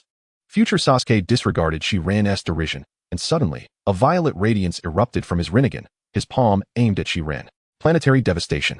Future Sasuke aimed to seal Shiran using the technique centered on him, though it was evident that beneath his calm facade, he had already lost his wits. Attempting to use planetary devastation without controlling Shiran was a futile endeavor. Had it been the 6 paths, planetary devastation, I would indeed be sealed. However, your inferior version cannot even seal a mere peach technique, and you expect to seal me? Sage Art, Golden Wheel Rebirth Explosion. Despite being ensnared by the formidable gravitational force and lifted into the air, Shiran was not constrained in his movements. With a flash of golden light, future Sasuke and his complete Susanoo were swiftly cleaved in two. The shards that erupted into the air upon his dismemberment began to fall as well. Sending you off with my strongest attack is only fitting. As he watched the dissipating Susanoo and the slowly descending halves of future Sasuke's body, Shiran murmured to himself. Through this battle with future Sasuke, he gained a clearer understanding of his own strength. Compared to Otsutsuki Kagaya and Otsutsuki Ishiki, he still had a way to go. After all, those two could effortlessly shatter a complete Susanoo, while he required the Golden Wheel Rebirth Explosion. This marked the most evident gap between him and those two. You seem to celebrate prematurely, given your knowledge of me. You should be aware that the Uchiha possess a technique known as a Zanaji, correct? No sooner had Shirin spoken than he felt a sharp pain in his heart, accompanied by future Sasuke's voice reaching his ears. You actually dared to sacrifice one of your eyes? Having been stabbed through the heart. Shirin turned slightly to gaze at future Sasuke behind him. In his eyes, future Sasuke's right eye was gradually closing. Once his Zanaji is invoked, that eye is rendered utterly useless. I vowed to stake the name of Uchiha on my promise to defeat you. I will not allow you to tarnish the Uchiha clan by wielding Itachi's power. As future Sasuke spoke, the Kusanagi sword piercing Shiren's heart turned slightly. A wave of excruciating pain instantly engulfing Shiren's entire being. Then allow me to ask, do you think I will employ Zanaji? Shiren chuckled, gazing at future Sasuke. Upon hearing this, future Sasuke's form quivered slightly, his eyes betraying a flicker of panic. If he can wield Itachi's power, there is a high probability he can also use his Zanaji. The thought sent beads of sweat cascading down future Sasuke's brow. Could it be that sacrificing an eye would still not suffice to vanquish him? There is no need to be so anxious. Your attack is hardly sufficient to compel me to use his Zanaji. Observing Sasuke's anxious demeanor, Shiren floated forward, distancing himself from the Kusanagi sword. Simultaneously, the wound in his heart began to heal at a visible rate. This was the power of the Sage of Slugs. As long as Shiren did not die on the spot, even the gravest injuries would mend swiftly. If you have a next life, remember to be sure to sever my head with a single stroke. Perhaps there might still be a chance to vanquish me. Shiren turned to gaze at the stunned future Sasuke. Then, with a swift motion, he grasped the air, summoning a red glowing fishing rod into his hand. With a gentle flick, the red hook plunged into future Sasuke's body, extracting all of his chakra. Chapter 81. Urashi. You are truly a genius. Is this the power of Urashi? The familiar style of attack, along with the sensation of chakra being siphoned away, instantly reminded future Sasuke of Urashi. Although I have yet to fully comprehend his power, utilizing this method to extract chakra is indeed quite convenient. Watching the large mass of chakra drawn from future Sasuke, Shiren displayed a satisfied smile. Spare Boruto. Seeing that he was powerless to change fate, future Sasuke glanced at Boruto below and said, he is Hinata's child. My death is inconsequential, but I cannot allow Boruto to perish alongside me. It seemed the 7th Hokage had spoken to you about the battle on the moon. However, let me tell you, do not attempt to alter anything using Hinata's name. The Hinata of this world is my destined wife. I shall not acknowledge the Hinata from your timeline. Shiren's gaze grew cold. He understood future Sasuke's intentions clearly. He merely sought to leverage his connection to Hinata to spare Uzumaki Boruto. Unfortunately, he underestimated Shiren. You indeed know about my world, future Sasuke began. But Shiren did not grant him the opportunity to continue. Enough. I have no desire to discuss these matters with you. Let me inform you of one last thing. I shall travel to your world. I will feed the 10 tails to Otsutsuki Ashiki, and then consume the fruit of the god tree. Farewell, future Uchiha Sasuke. As Shiren spoke, the truth-seeking orb in his hand transformed into a black longsword, infused with the power of Yin-Yang release. After dispatching future Sasuke, Shiren extracted his Rinnegan with 6 Tomo. The gigantic Sharingan, nourished by my chakra, was on the verge of evolving into a Rinnegan. With this 6 Tomo Rinnegan as a catalyst, I believe I will soon possess the colossal Rinnegan. Storing the 6 Tomo Rinnegan away, Shiren directed his gaze towards Boruto below. The plow was now in his grasp. Urashi had also been sealed within him.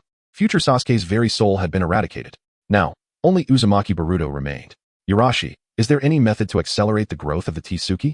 Shiren expressed little interest in Boruto himself, but rather in the Tsuki within him. However, the Tsuki's growth had not yet reached the awakening stage. You even noticed the Tsuki?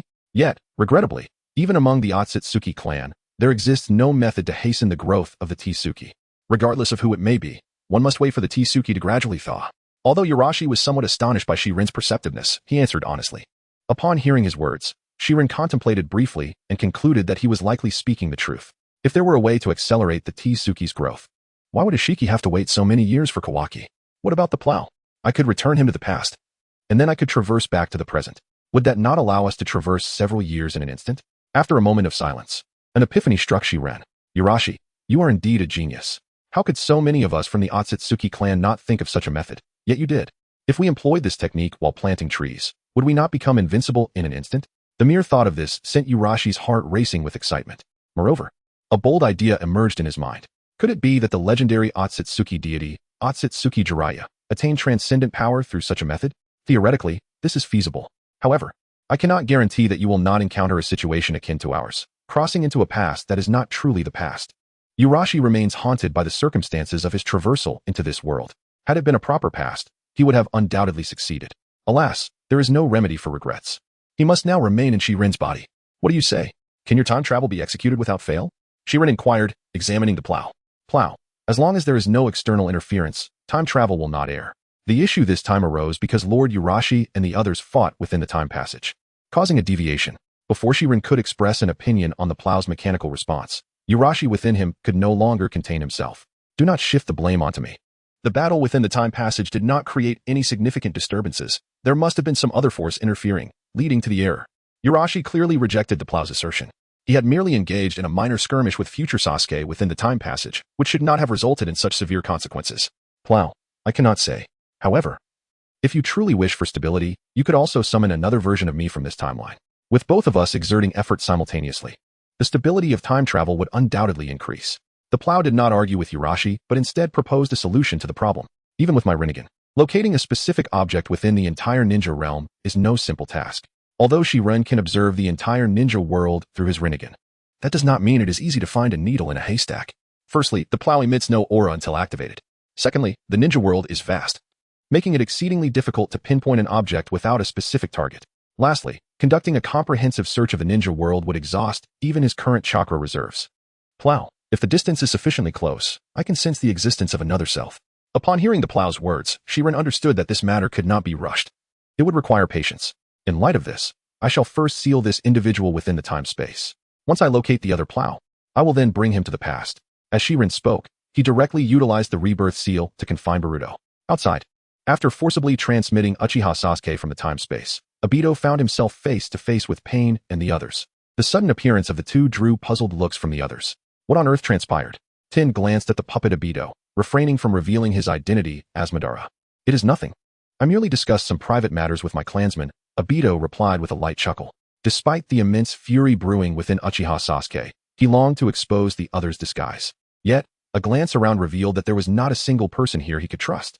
Chapter 82. The concept of the rebirth I indeed. It was merely a discussion of personal matters. Uchiha Sasuke, feeling helpless, could do nothing but acquiesce to Obito's words. He lacked the leverage to turn the tables and was perplexed as to why his adversary had not eliminated him.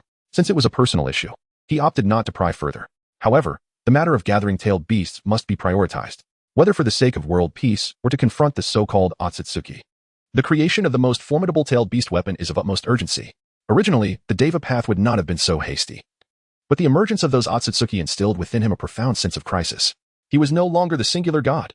These Otsutsuki possessed powers that far surpassed his own. Only by collecting the tailed beasts and forging the strongest tailed beast weapon could he hope to contend with them. I propose that we act in unison to avoid the dispersion of our strength, which could lead to our downfall, suggested Kagaya's manifestation, Black Zetsu, who had remained silent until now. With the advent of the Otsutsuki, Black Zetsu's sense of urgency grew exceedingly acute. Despite the formidable nature of the Akatsuki members, should they encounter those Otsutsuki, their survival would be in jeopardy. Only by banding together would they stand a chance of overcoming their foes. Very well, let us proceed as you suggest. When faced with those Otsutsuki, let us not dwell on exterminating them. If we can obtain a sample of their blood and present it to Haiden, we shall emerge victorious. Deva Path declared, casting his gaze toward Haiden amidst the gathering. While Haiden may not have been the strongest within the Akatsuki, his abilities were undeniably unique. With just a single drop of blood from the opponent, he could ensure their demise. Though the Otsutsuki were powerful, as long as they were not beings like Kagaya, who were impossible to kill, they would not escape Haiden's lethal grasp. After all, both Uchiha and Momoshiki had previously fallen to the spiral sphere. From this perspective, they were even less formidable than the Six Paths gatekeeper, Uchiha Obito. Obito could utilize Yin-Yang release to nullify ninjutsu, while those Otsutsuki rarely achieved such a feat. The reason for this disparity likely lay in their ability to absorb chakra, which precluded them from dedicating time to studying Yin-Yang release. Obito's understanding and application of Yin-Yang release were entirely derived from Uchiha Madara, who had learned it through Black Zetsu's guidance. Black Zetsu, the will of the Otsutsuki Kagaya, had monitored the ninja world for millennia, ensuring that even the Sage of Six Paths could not evade his watchful eye. Throughout this millennium, he had guided countless reincarnations of Indra, which endowed him with profound insights into Yin-Yang release, an understanding fundamentally distinct from the stagnant Otsutsuki who had squandered thousands of years. If only Momoshiki and the others had exhibited a modicum of ambition, they would not have found themselves helpless in the face of the Rinnegan after being blinded. It is worth noting that Momoshiki possessed 7 chakra natures, qualifying him to wield Yin-Yang release. Yet, when compared to the Sage of Six Paths, who could effortlessly resurrect the mortally wounded, Momoshiki's capabilities paled in comparison. I'm feeling quite pressured by all this, Haiden exclaimed as the collective gaze of the group fell upon him.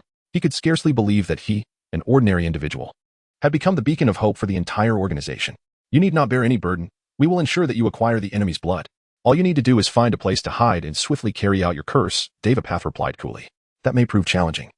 His curse ritual is lengthy and odorous. By the time he manages to curse his target, we might already be eliminated by our foes, Kakuzu interjected. Having partnered with Hyuga and thus understanding him well. Hey, that is to express reverence for the Lord of Evil. The steps of the ritual absolutely cannot be simplified. Hyuga retorted.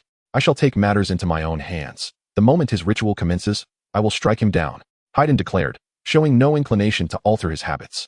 Perhaps that is unnecessary? I could handle it myself, Devapath suggested, his cold gaze imposing a great weight on Hyuga. It is settled then. Now, we shall proceed to Sunagakure to capture the One-Tail, Pain declared, leaving no room for Hyuga's objections as he led the group towards Sunagakure. It seemed that immense pressure compelled Nagato to act preemptively. Upon emerging from the space-time continuum, ShÄten murmured to himself. The Akatsuki sought to collect tailed beasts, and he too desired the same.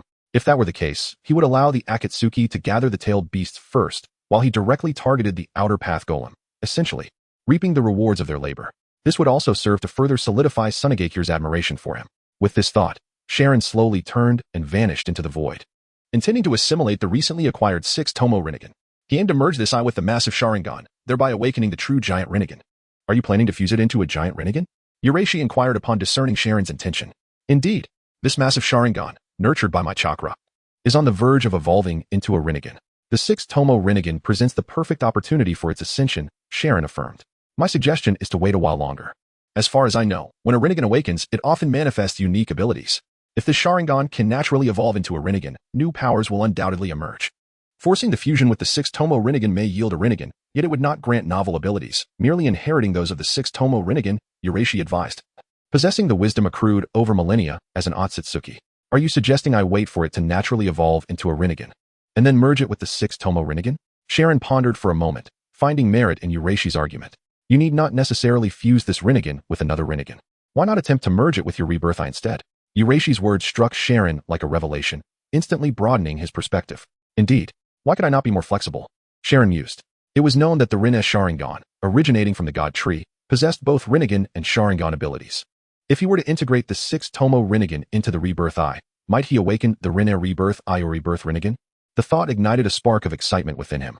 By the way, I recall that Boruto seems to possess the clean eye, correct? Do you know what abilities it holds? Would it be detrimental for me to extract the clean eye now? With his thoughts now flowing freely, ShÄten immediately considered Boruto's clean eye. Chapter 83, The Power of God. Inflicting pain upon the world. The Jinyan bears some resemblance to your Samsara eye, both being an evolution of the Byakugan, albeit their evolutionary paths diverge. While the Jinyan retains all capabilities of the Byakugan, its spatial perception is remarkably acute, even allowing it to see through the spatial landing of the Yellow Springs Hirabayashi, thus enabling preemptive responses. S understanding of the Jinyan is rather limited. His observations stem only from the abilities Boruto had previously exhibited. During their earlier battle, every time he utilized the Yellow Springs Hirabayashi, his opponent could foresee his emergence point. Is there truly no offensive or defensive capability? ShÄten pondered, perplexed. Since they are both evolutions of the Byakugan, it seemed illogical that his Samsara eye would be so powerful while the Jinyan appeared so feeble. I do not possess extensive knowledge about the Jinyan, however, is quite well versed in this area. You may inquire further about the Jinyan's intelligence once awakens, awkwardly remarked. Among the Tsutsuki clan, he considered himself to be academically inferior, while excelled as a top scholar. Not only comprehends various divine techniques present in the world, but also possesses an in-depth understanding of the myriad eyes within the Tsutsuki clan. Despite both being Tsutsuki, how can the disparity be so vast? ShÄten expressed his frustration. Had it not been for certain commendable abilities he would not have retained him. Confronted with ShÄten's mockery, felt an overwhelming urge to retort. In this world, humans are merely inferior beings. Isn't their disparity equally significant? Yet, he dared only to grumble internally. Were he to voice such thoughts, ShÄten would undoubtedly retaliate fiercely. In the land of wind, Sunagakure, the Akatsuki organization had gathered in full force. Scorpion, since this is your native village, you shall initiate the negotiations, Devapath instructed as they approached the outskirts of Sunagakure. The villagers are a stubborn lot. There is no need for negotiations. We will simply enter and take the Jinchuriki, Scorpion replied, shaking his head. His emotional ties to the village had long since faded, save for perhaps the lingering memory of the elderly Chiyo, who had taught him puppetry. Very well. We shall not hold back, Devapath signaled, and the Akatsuki members swiftly infiltrated Sunagakure. Unlike Konoha, Sunagakure lacked sensory barriers. Its defenses relied solely on human effort. Water release. Great exploding water colliding wave. Upon entering Sunagakure, Kisame Hoshigaki unleashed a vast water technique, transforming the desert into a boundless ocean. The sheer volume of chakra was enough to elicit envy from the nearby P-Pod JZ. How can there be such a disparity among the 7 ninja swordsmen? Summoning technique. Meanwhile, Orochimaru utilized the summoning technique to call forth several colossal serpents. Having suffered defeat during the Nin exams in Konoha, he was eager to exact revenge upon Sunagakure. The others equally unleashed their signature techniques, poised to obliterate the village. Is this the Akatsuki? Upon exiting the office of the Kazekage, Raza's expression grew grim as he beheld the devastating scene before him. Given that Konoha had previously endured an assault from the Akatsuki, the organization's notoriety had spread throughout the ninja world. Magnet release, Sand Gold Wave. As the 4th Kazekage, witnessing the village under siege compelled Raza to extract vast quantities of sand gold from the earth, sweeping toward the Akatsuki members like golden waves. I have already submerged the village. How can he still manipulate sand? Kisame remarked, astonished by Raza's display. The sand is not ordinary, it is sand gold. The 4th Kazekage possesses the magnet release bloodline limit, allowing him to control sand gold, which is impervious to water, Scorpion explained. Sand gold? If he can mine gold, why is Sunagakure still so impoverished? Kisame posed a perplexing question. It was known that Sunagakure was destitute, yet the 4th Kazekage could extract gold. Why not utilize the mined sand gold to enrich the village? Sunagakure belongs to the land of wind. Everything within it is the personal property of the daimyo. Without the daimyo's permission, even if he mined vast quantities of sand gold, he could only use it within the land of wind and could not export it, Scorpion lamented. Both possessing the magnet release bloodline, why did the 3rd Kazekage manipulate iron sand while the 4th controlled sand gold? This disparity showcased their differing perspectives. The 3rd Kazekage mined iron sand, which, though less visually striking than sand gold, was highly practical, capable of being poisoned and attracting enemy weapons. In contrast, sand gold lacked such potency and could not be easily poisoned, lest it harm the citizens of the land of wind. Stand aside. I shall personally make Sunagakure feel pain. Just as the Akatsuki members prepared to counter Raza's assault, Devapath abruptly positioned himself before them. Having fled from the Tsutsuki twice, he felt his divine authority had been severely challenged. He must reclaim his dignity, demonstrating that the power of a god is beyond reproach. The leader is personally intervening?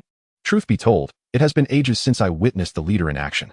The power of the Rinnegan is truly something to behold. The members retreated, their eyes filled with anticipation as they gazed at Devapath. As Pain began the chant of God, his form slowly ascended into the air. The other 5 Pains were instantly drained of their power, collapsing to the ground. This sense of oppression, is this the power of the Rinnegan? So the leader, like those Tsutsuki, can soar into the heavens? The Akatsuki members had retreated to the outskirts of Sunagakure. Pain's chant concluded with a resounding proclamation. Now, let the world feel pain. With this declaration echoing throughout Sunagakure, Pain emanated a brilliance akin to the sun. Super, almighty push. In the next moment, centered around Pain, an unparalleled repulsion surged forth, instantly propelling Raza's sand gold away. The entire Sunagakure was laid to waste by this force, reminiscent of a cataclysm. What manner of power is this? Raza trembled as he witnessed the devastation unfold. Chapter 84. What? Do you wish to contend with me? The 4th Kazekage demanded. Hand over the person, or else there will be no survivors left in your sand village. After descending from the sky, Pain confronted Rasha. Who are you? What do you seek? Rasha questioned in despair. You have wreaked havoc upon my sand village, and now you have leveled it. What do you desire? Speak. Rasha was on the verge of madness, utterly bewildered by the intentions of the Akatsuki members, and even more so by whom they sought. Pain interjected, wait. Did we not request the one-tailed Jinchuriki? It seemed the intention had been for Scorpion to negotiate, but upon his dismissal, they had resorted to violence without ever mentioning the one-tail. As this realization dawned on Pain, a hint of embarrassment crossed his otherwise stoic visage. Yet, as a being of divine stature, he could not afford to admit fault. Surrender the one-tailed Jinchuriki, he demanded with a cold demeanor. You seek Gaara? Rasha's expression shifted slightly as he glanced downward. Despite the devastating Super Shinra Tensei that had obliterated the sand village, Gaara had shielded most of the villagers with sand, significantly mitigating their losses. As his father, how could he possibly surrender him now? I will not hand over Gaara, Rasha began, but his words faltered as he suddenly paused. Quickly, he recalibrated his stance, asserting, your aim is merely the one-tail.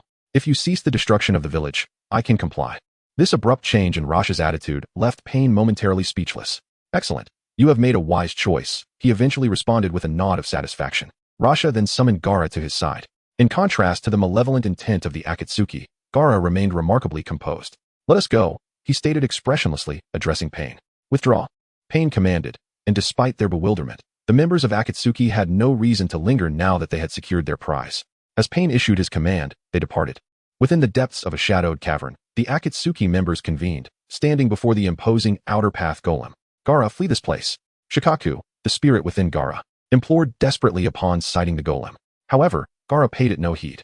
He understood that cooperating with the Akatsuki to collect the tailed beasts was an order from the progenitor of humanity, Otsutsuki Kagaya, and he would not defy it. Commence the operation. Pain instructed.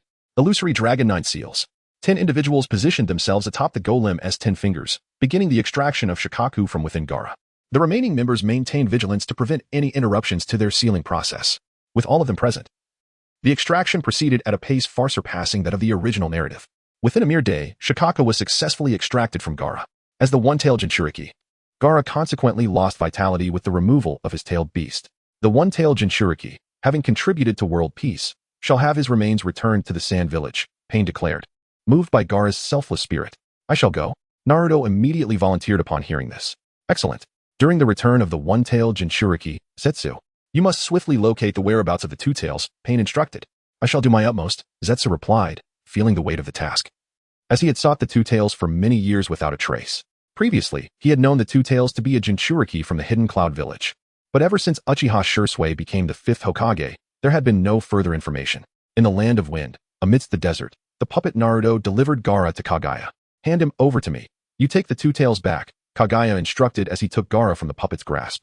He pressed gently on Gaara's heart. And with the infusion of yin-yang release, life surged back into the once lifeless body. Simultaneously, Kagaya released the two tails from within himself. Roar. The two tails, upon liberation, intended to attack Kagaya, but before it could raise its paw, the puppet Naruto had already transformed into its tailed beast state, slamming it to the ground. Otsutsuki Kagaya, do you seek to resurrect the ten tails? If that is your intent, my chakra is indispensable, meaning I am merely a tool for your resurrection of the ten tails? The actions of Kagaya ignited a profound sense of peril within the nine tails. Having witnessed Shikaku being consumed by the outer path golem, the nine-tail sense of danger lingered. Indeed, Kagaya did not shy away from his ambition. To resurrect the ten tails and cultivate new divine tree fruits, I must ascend beyond all Otsutsuki. For only then can I bring everlasting peace to this world. Otherwise, as long as there exists a being stronger than myself, this peace may be shattered at any moment. Is there no room for negotiation? The nine tails, unwilling to be consumed or revert to the ten tails, contemplated a course of action. If it sacrificed its sealed half and preserved its current form, it might yet find a way. Yes, you have reminded me. You are not yet in your complete form. I must ensure the ten tails resurrects in its most perfect state. Before the nine tails could finish its thought, Kagaya interrupted. Roar. The nine tails, realizing Kagaya offered no escape, howled furiously, prepared to confront him. Yet, before it could act, Kagaya's eyes glimmered, and the nine tails chakra was swiftly sealed back within the puppet's body. With a mere glance, Kagaya's eyes reflected the pattern of the kaleidoscope, and he summoned a new puppet to encapsulate the two tails within. Chapter 85, The Village Hidden in the Mist, the fourth Mizukage. Alright, take this puppet back. After sealing the tailed beast, you shall personally dispose of it. After Sharon spoke, he departed with Gaara. In the cavern where the Akatsuki organization resided, everyone was eagerly awaiting news from Ju. However, after a prolonged wait, they were met with the disheartening revelation that the whereabouts of the two tails could not be traced. Without locating the two tails, how could the sealing proceed? Could they not seal the other tailed beast first and leave the two tails for last? No, the sealing must follow the precise order from 1 to 9. The inability to find the two tails left the members of the Akatsuki organization in a state of distress, particularly for their leader, Pain. They had obtained information on all the other tailed beasts, yet the two tails remained elusive. Wonderful. Although I do not know why, as long as they cannot find the two tails, they cannot resurrect the ten tails. The only one who felt somewhat elated was Uchiha Sasuke. He understood the formidable nature of the ten tails and recognized this as Kagaya's scheme. Now that the plot could not proceed, it was the best outcome for him. I'm back. Just as Pain and the others were troubled, Naruto strode in, dragging the puppet of the two tails behind him. Naruto, who is this? Tiandao inquired, noticing the puppet with a hint of confusion. The host of the two tails. On my way back, I happened to encounter this fellow and casually captured him. Naruto replied with a smile. Tiandao? Sasuke? Others? Upon hearing that it was the host of the two tails, everyone was momentarily stunned. Moments ago, they had been fretting and celebrating. Yet Naruto had directly brought back the host of the two tails. Excellent. I knew I was right about you. In the future, you shall be the next successor of the Akatsuki. A flicker of excitement broke through Tiandao's cold demeanor as he approached Naruto and patted his shoulder. Naruto, there's definitely something amiss. Sasuke mused silently, his mind racing with thoughts. Indeed, fortune smiles upon me. Mother, you are one step closer to resurrection. Black Zetsu, once despondent, felt a surge of emotion welling up, his gaze towards Naruto growing increasingly warm. Alright, everyone, let us hasten. Prepare for the sealing of the two tails. At Tiandao's command, they once again invoked the illusionary Dragon 9 seals. The sealing of the two tails took an entire day. Once completed, Naruto personally dealt with the remains. The gaze of the Akatsuki now turned towards the three tails. Due to Uchiha Obito being dispatched by Sharon early on, there was no occurrence of Uchiha Itachi and Hoshigaki Kisame teaming up to infiltrate the hidden mist village. Thus, the fourth Mizukage remained alive, and the three tails was also unharmed. The difference was that the Jinjutsu on the fourth Mizukage dissipated with Obito's death. The host of the three tails is the fourth Mizukage of the hidden mist village. Regarding his information, Hoshigaki Kisame and Hoshigaki J.Z. should be more knowledgeable than I. After sealing the two tails, Black Zetsu divulged information about the three tails. The fourth Mizukage, though he appears childlike, possesses immense strength and is a perfect Jinchuriki. Hoshigaki Kisame pondered for a moment before speaking slowly. His most troublesome ninjutsu is the water mirror technique, which can perfectly replicate the enemy and cast the same techniques and power. Even bloodline limits can be replicated one-to-one. So, even the techniques of my Rinnegan can be replicated by him? Tiandao raised an eyebrow and inquired. Theoretically, yes, which is why I say his technique is quite troublesome. Hoshigaki J.Z. nodded in agreement. We have numbers on our side. Even if he can replicate one or two of us, does he truly believe he can replicate us all? Indeed, as long as we unite our strength, a mere fourth Mizukage shall pose no challenge. If it proves too difficult, we can extract a drop of his blood and have Haiden curse him. Surely he cannot replicate without sight. After thorough discussion, they devised several strategies to confront the fourth Mizukage. Then let us proceed to the land of water. After finalizing the plan, Tiandao issued his command without delay. In the land of water, the hidden mist village, the fourth Mizukage, CHJR, lifted the Jinjutsu placed by Obito and abolished the prior blood mist policy. This decision gradually improved the previously isolated hidden cloud village. CHJR's reputation began to rise as well. Lord Mizukage. The new candidates for the 7 ninja swordsmen have been selected, but swords such as the decapitating carving knife and the great sword Samahata still remain lost outside the village. Should we send someone to retrieve them? The Mizukage's guard, AO, reported to CHJR about the current situation. For years, the hidden mist village had been cultivating a new generation of 7 ninja swordsmen while also investigating the whereabouts of the lost swords. Now that the new generation had been trained, it was merely a matter of finding the swords. Let us wait a bit longer. Aren't the decapitating carving knife and Samahata both in that Akatsuki organization? It is said that Konoha was once attacked by the Akatsuki, and until we have absolute certainty, we cannot act recklessly. CHJR was cautious and aware that Konoha had faced an invasion before. Thus, he refrained from recklessly sending people to confront the Akatsuki. Lord Mizukage, we have an intruder in the village. Just as CHJR and AO were discussing the new generation of the 7 ninja swordsmen, a member of the Mist Umbu burst in through the door, exclaiming loudly, "What? Who dares to intrude upon my hidden mist village?" CHJR's expression darkened. From their attire, they appear to be members of the Akatsuki. Additionally, there are 2 renegades from our village, Hoshigaki JZ and Hoshigaki Kisame. The Umbu responded promptly. The Akatsuki? I have not provoked them. How dare they come to my hidden mist village to cause trouble? Gather the troops at once. I shall see what capabilities these Akatsuki members possess. As CHJR spoke, he hastened outside. No sooner had he departed from the Mizukage Tower than several projectiles were launched towards him. These were precisely the rocket arms of the Azura path from the 6 paths of pain. Water release, water barrier. In a moment of crisis, CHJR quickly summoned the water barrier to deflect the Azura path's attack. Lord Mizukage, it has indeed been a long time. When the water wall dissipated, Hoshigaki Kisame and Hoshigaki JZ appeared before CHJR, speaking. Hoshigaki Kisame, Hoshigaki JZ, you traitors dare to show yourselves before me? CHJR glowered at the two, anger etched on his face. Haha, since we dared to return, we are confident in our ability to capture you. Hoshigaki Kisame said, exchanging a glance with Hoshigaki JZ. Then, the two simultaneously formed hand seals. Water release, Great Shark Bullet Technique. Water release, Water Dragon Bullet Technique. Chapter 86. Successful capture of the 3 tails and the summit of the 5 Kage in the face of the 2 assailants. The 4th Mizukage responded promptly. Water release, Water Mirror Technique. A mirror materialized before Yagura, reflecting the figures of Kisame Hoshigaki and Jinchuriki of the Biwa clan. Instantly, the 2 emerged from the mirror, employing Water Dragon Bullet and Great Shark Bullet techniques to neutralize their attacks. After fending off their assault, Yagura transformed into his tailed beast cloak mode, swiftly appearing behind Biwa Jinchuriki and struck with a palm to his back. Coral palm. Just as Yagura's attack was about to land, Biwa Jinchuriki was unexpectedly propelled backward, unable to control his movement. Universal pull. In the distance, Nagato, embodying pain, directed his palm at Yagura, unleashing an irresistible force that left Yagura powerless to resist. Quick! Protect the Mizukage. A ninja from the Mist Village, Shintian, shouted urgently upon witnessing the dire situation. Ninjutsu, Mist Concealment Technique. Water Release, Water Pillar. Water Release, Water Chaos Wave. As the Mizukage was about to fall into enemy hands, the Mist Village ninjas hastily formed hand seals and launched their counteroffensive against Pain. Meanwhile, thick fog enveloped the Mist Village, obscuring the Akatsuki members' vision. Shinra Tensei. In response to the Mist ninjas' attacks, Pain activated Shinra Tensei just as Yagura was about to make contact, sending the fourth Mizukage and the impending ninjutsu flying away. Wind release, spiraling shuriken. On the other side, Puppet Naruto glanced at the encroaching Mist ninjas and rewarded them with a spiraling shuriken, a technique that, while simple, combined the properties of wind with the Rasengan. Others similarly showcased their prowess. Red secret technique, 100 machines manipulation, serpents constricting formation, wind release, pressure damage, fire release, head engraving bone. As Scorpion unleashed his 100 machines manipulation, despair flickered in the eyes of the Mist ninjas, soon to be overwhelmed by an endless torrent of snakes spewed forth by Orochimaru. Following that, Kakuzu executed a combination of wind and fire techniques, significantly amplifying their power. Damn Akatsuki, you shall pay for your actions. Yagura, having just been blasted away by Shinra Tensei and rising from the rubble, could no longer contain his fury upon witnessing the devastation of his village. In the next moment, he fully transformed into the Three Tails. Tailed Beast transformation.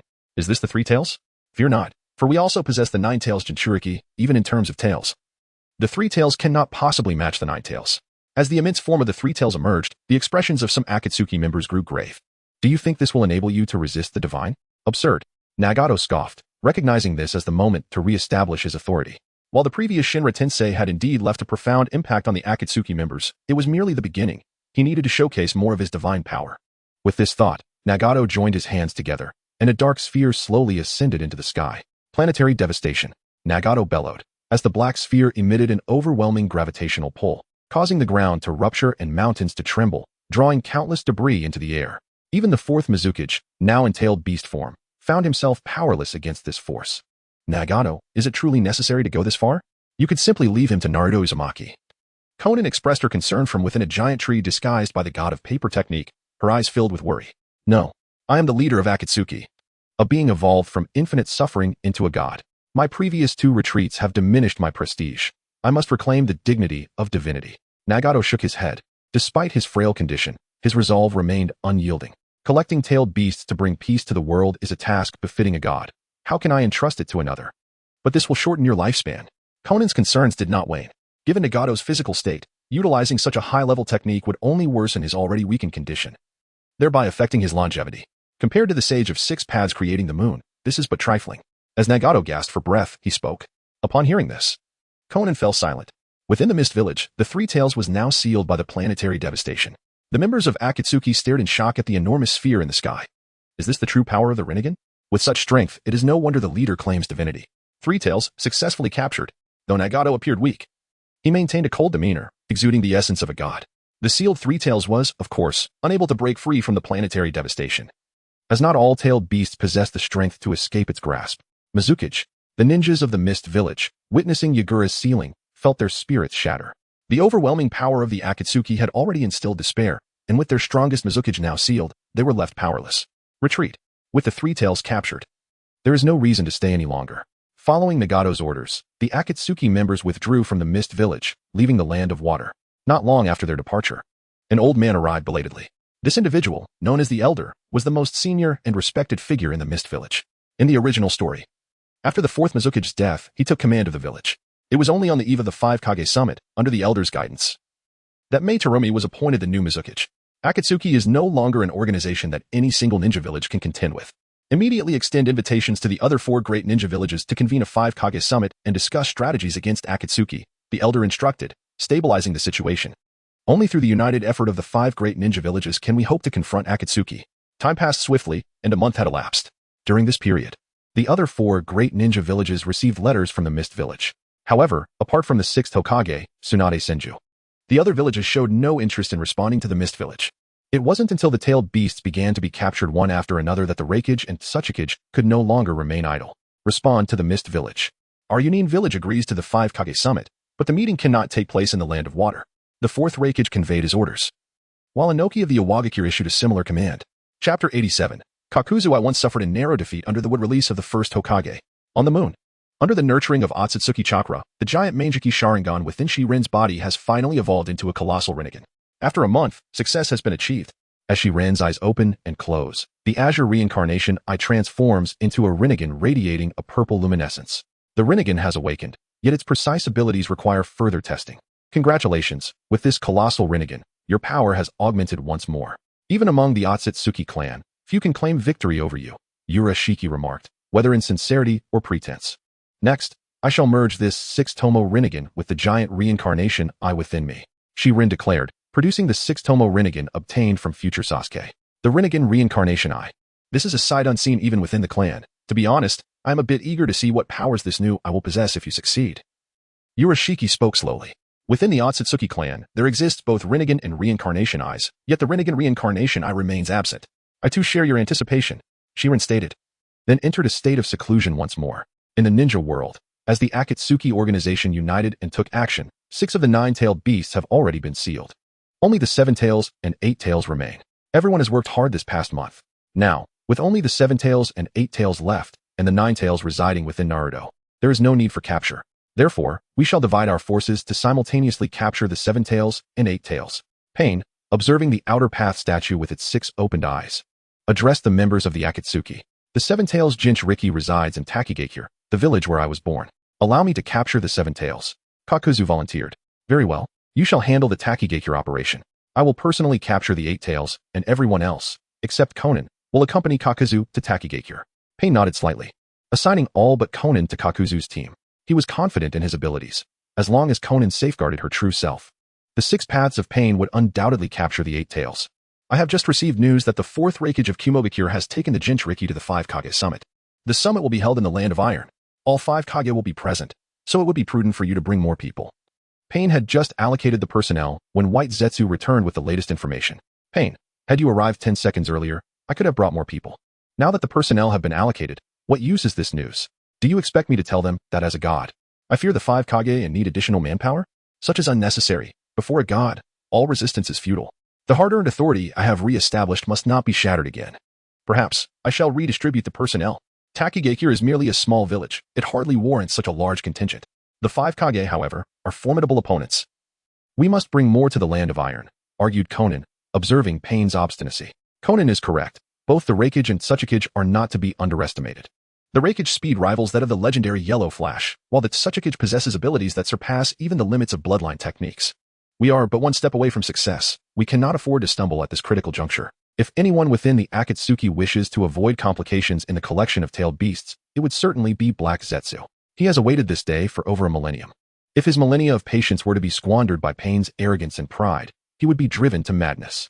Listening to Konan and Black Zetsu, Pain refrained from further comment. Clearly, he was not a fool. Despite his self-proclaimed divinity, he was far from invincible. However, he could not openly suggest reallocating the personnel. Do not inquire why. The dignity of a god forbids it. Instead, let Kakuzu and I proceed to Takigakure, while the others head to the Land of Iron. We can certainly handle the 7 tails, asserted the puppet Naruto. In truth, I could manage it alone. Once, I even clashed with the first Hokage of Konoha, ultimately losing to his would release. Now, a mere 7 tails Jinchuriki should be within my grasp. Kakuzu, hearing that the strongest 5 Kage had proceeded to the Land of Iron, regarded Takigakure with disdain and proudly recounted his past battle with the first Hokage. You fought the first Hokage? Orochimaru glanced at Kakuzu with surprise. Over the years, he had extensively researched the cells of Hashirama Senju, fully aware of the formidable power of the Sage of the Senju. Thus, upon hearing of Kakuzu's encounter with Senju Hashirama, he could not help but feel astonished. Indeed, the wood release of the first Hokage is undeniably powerful. However, I had yet to learn the Earthgrudge fear technique at that time. Were I to face him now, I would not necessarily be defeated. Kakuzu affirmed Hashirama Senju's strength, then claimed his earlier defeat was due to the lack of his current abilities. Who would have thought, Kakuzu, that you possess such a glorious past? Haiden remarked, as if he were meeting Kakuzu for the first time. These are merely old tales. Had I not feared the leader doubting my capabilities, I would not have mentioned them at all. After all, being defeated by the founder of Konoha, dubbed the god of shinobi, who uniquely mastered the wood release techniques and distributed the tailed beasts to various villages, is hardly a matter of great pride. Kakuzu's words drew peculiar glances from those around him. Showing off. You dare claim you are not boasting? To flaunt a defeat is quite the feat. However, reflecting upon the fact that this was the individual known as the god of shinobi, who single-handedly subdued all but the one tail and established the village system, they could not help but feel a twinge of envy. To have fallen before such a figure and survived indeed seems rather commendable. Puppet Naruto, you truly dare to boast. You suffered a narrow defeat to the first Hokage? Wasn't that merely a swift defeat? Were it not for Hashirama's benevolence, would you be alive today? Had I not seen the anime, I might have believed your tales. Since you possess such confidence, then the 7 tails shall be entrusted to you. The rest shall accompany me to the land of iron. Let us confront the 5 Kage. Pain, seeing Kakuzu's earnestness, spoke forth. Chapter 88. The 5 Shadows and the Akatsuki Organization in the Land of Iron. Under the auspices of the samurai leader, Mifune, the summit of the 5 Shadows was officially convened. The purpose of this meeting was to address the Akatsuki organization's pursuit of the tailed beasts. It has been reported that Konoha, Sunagakure, and Kirigakure have all suffered devastation at the hands of this organization. Furthermore, even the 4th Mizukage was captured by them. Mifune gazed at the 5 Shadows before him and noted that the Land of Iron is a neutral nation, hence the choice of venue for this critical assembly. As the leader of all samurai, the 5 Shadows entrusted him with the responsibility of presiding over the meeting out of respect. According to the latest intelligence from Kirigakure, 7 of the 9-tailed beasts have already fallen into the hands of the Akatsuki. Aside from the 1 tail to the 6 tails, the host of the 9 tails is, in fact, a member of the Akatsuki. The newly appointed 5th Mizukage, Terumi Mei, shared the information she had gathered during this period. This implies that only the 7 tails and the host of the 8 tails, the Raikage's brother, remain unscathed by the enemy's insidious grasp. On hearing this, Noki cast a glance at the 4th Raikage. I believe the 7 tails will soon fall into the clutches of the Akatsuki. If we, the 5 great shinobi villages, cannot safeguard our hosts, how do you expect a mere Takigakure to withstand the Akatsuki? The Raikage scoffed. We should immediately dispatch individuals to Takigakure to protect the host of the 7 tails, Tsunade interjected. Although they remained unaware of the Akatsuki's true intentions behind collecting the tailed beasts, there was no doubt that the organization was malevolent. Regardless of their motives, they must not be allowed to succeed. But what if they attack my brother while we are occupied with the 7 tails? The Raikage argued. I propose we consolidate the full strength of the 5 great shinobi villages to protect the 8 tails. As long as they cannot capture him, their schemes will inevitably fail. Tsunade's suggestion was swiftly dismissed by the Raikage. The importance of the 7 tails cannot be compared to that of my brother. I find myself more aligned with the Hokage's perspective. Having an additional card to play can never be detrimental, Noki remarked sagely. If only the 8 tails host remained, the 5 great shinobi villages would undoubtedly have to yield to Kumogakure in the future. However, if the 7 tails were still in play, Kumogakure could not dominate alone. Thus, for whatever reason, he felt compelled to counterbalance Kumogakure's influence. I, too, concur with the Hokage's view. Raza added his voice to the discussion. In truth, the summit held little significance for him, as he believed that regardless of the circumstances, that individual would reverse their fortunes. The resurrection of his son Gaara was testament to this. As long as that individual remained, no one could stir significant unrest. You are all so short-sighted. Protecting 2 hosts simultaneously will undoubtedly dilute our strength. The consequence of such an action is that both hosts could potentially be captured by the Akatsuki. The 4th Raikage slammed his fist onto the table in frustration. While he harbored some ulterior motives in advocating for the protection of the 8 tails, their common enemy was the Akatsuki, not internal strife. Just as the 5 Shadows were embroiled in heated debate, a white Zetsu emerged from the ground, greeting them. With all 5 of you present, this saves me considerable effort. I am a white Zetsu of the Akatsuki. Here to inform you that if you wish to avoid an all-out war with us, you must surrender the host of the 8 tails. The white Zetsu surveyed the room, addressing the gathered 5 Shadows. At the moment of his appearance, the 5 Shadows guards swiftly leaped onto the table, their expressions filled with vigilance. Who are you? Before you stands the 5 Shadows. The irate Raikage thundered, advancing towards the white Zetsu and seizing his neck, pulling him out from the ground. I merely come to inform you that we, the Akatsuki, will soon be coming to capture the 8 tails. If you wish to avoid conflict, you should comply. The white Zetsu began to speak, but before he could finish, the Raikage tightened his grip, snapping the white Zetsu's neck with a sickening crack. Curse the Akatsuki. How dare they threaten the 5 Shadows? The Raikage declared, his body enveloped in a cloak of lightning chakra. Given the circumstances, it appeared that they would have to confront the Akatsuki head-on. Noki, witnessing the scene, refrained from further antagonizing the Raikage. Regardless, the 8 tails must not fall into the hands of the Akatsuki. The audacity of the Akatsuki to attempt capturing the 8 tails in the presence of the 5 Shadows was simply unacceptable. Tsunade slowly rose, her desire for retribution against the Akatsuki, who had previously devastated Konoha, rekindled. Wind Shadow and Water Shadow, both of your villages have engaged with the Akatsuki members. Please share what you know about them. In contrast to the Raikage's fury, Noki turned to Raza and Terumi Mei, seeking intelligence regarding the Akatsuki members. The members of the Akatsuki are formidable. Among them is a rogue ninja from Sunagakure, Sasori of the Red Sand, whose mastery of the puppet technique is unrivaled in the entire shinobi world. Additionally, the leader of the Akatsuki wields the legendary Rinnegan, capable of obliterating an entire village with a single strike. Sunagakure is still in the midst of reconstruction. Raza spoke with a mixture of grief and indignation. In my village, 2 members of the 7 ninja swordsmen are also affiliated with them. The wielder of the decapitating carving knife, P.P. Shizuku, and the possessor of the great blade Samahata, Kisame Hashigaki. Moreover, the Akatsuki leader possesses an exceptionally potent sealing technique, which even the tailed beast-empowered fourth Mizukage could not resist. Terumi May recounted her knowledge. Once the five shadows exchanged their intelligence, members of the Akatsuki arrived at the venue. Soon after, several missiles descended from the sky, crashing above the conference room of the five shadows. Boom, boom, boom, accompanied by a series of thunderous explosions. The Akatsuki's unique method of greeting ignited the ire of the five shadows. Let us see what these Akatsuki members are truly capable of, the Reikage stated, transforming into a bolt of lightning as he burst from the meeting room, followed closely by the others. Outside, the Akatsuki members, clad in their signature black cloaks adorned with red clouds, gazed coldly at the assembled five shadows. So, the five shadows are indeed present. This makes things considerably simpler. Surrender the Eight Tails host, or prepare for war. Pain addressed the five shadows with an indifferent tone. Chapter 89. Pain of the Heavenly Path, for World Peace.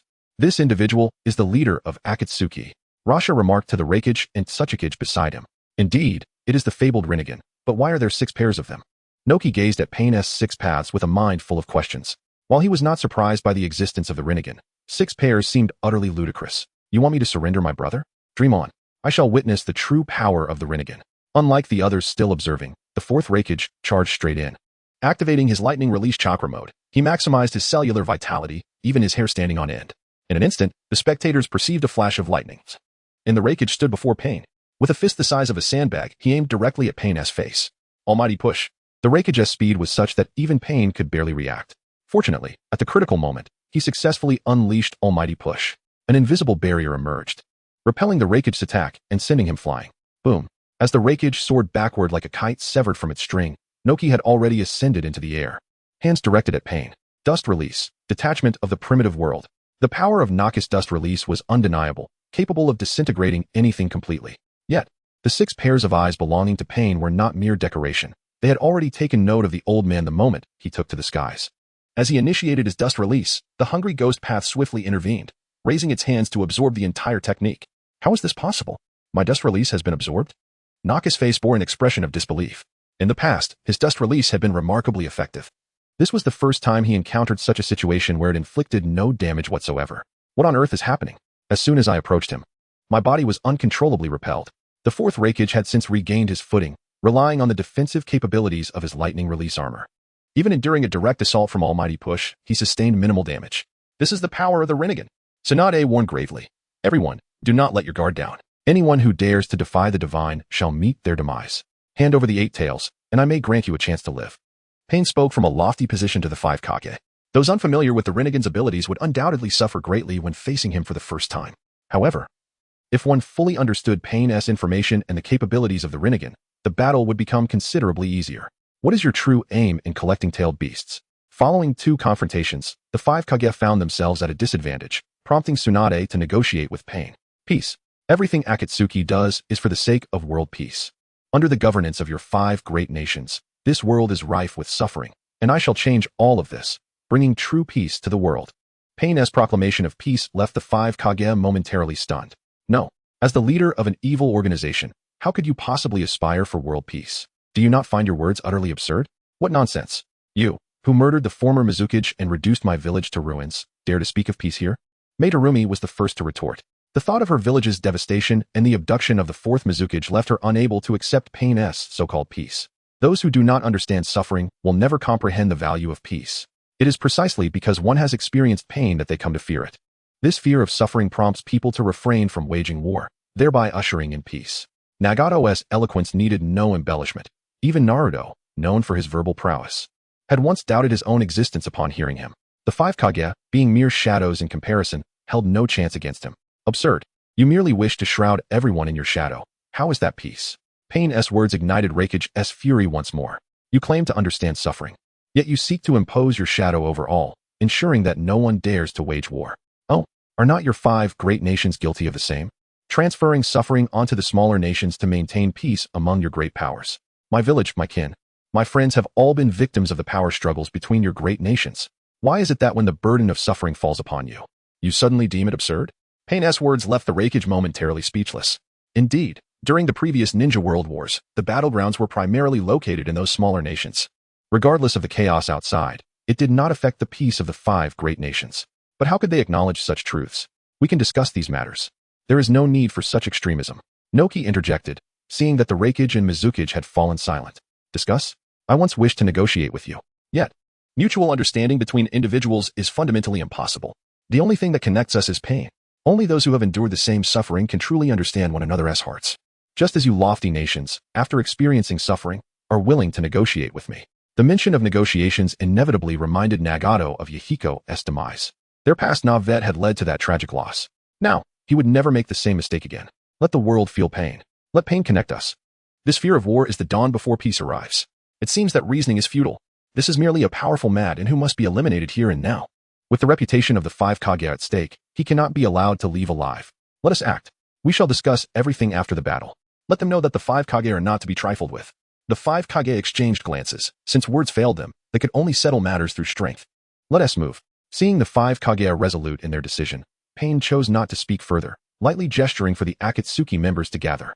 Hehe, Tsunade. As one of the legendary Sannin, allow me to witness your true strength. Orochimaru addressed his old classmate. 4th Kazekage. Let me see just how much you pale in comparison to the 3rd Kazekage. Scorpion summoned the puppet of the 3rd Kazekage. 5th Mizukage, come forth and showcase your prowess. Kisame and Hoshigaki stood before Terumime. Chapter 90. Black Absolute. You will regret this, Obito. Universal pull. The Deva Path spoke little, raising his hand directly towards Inoki, drawing him closer. This individual could fly, and if he chose to flee, it would prove troublesome even for himself. Thus, it was imperative to eliminate him at the swiftest possible pace. The Tsuchikage. Upon witnessing this, the Raikage intended to intervene and halt Inoki, but as he reached out, Inoki's form was already uncontrollably drawn towards the Deva Path. Super Heavy Stone Technique. At a critical moment, Inoki employed the Heavy Stone Technique to augment his weight, striving to counteract the gravitational pull of Universal Pull. As his body suddenly became heavier, he experienced a slight delay, significantly reducing his speed towards the Deva Path. However, he did not come to a complete stop, illustrating just how formidable the pull truly was. Whoosh! Just as Inoki exerted all his strength to resist the pull, the Raikage appeared behind Pain at remarkable speed, delivering a powerful elbow strike. Heavy flow burst.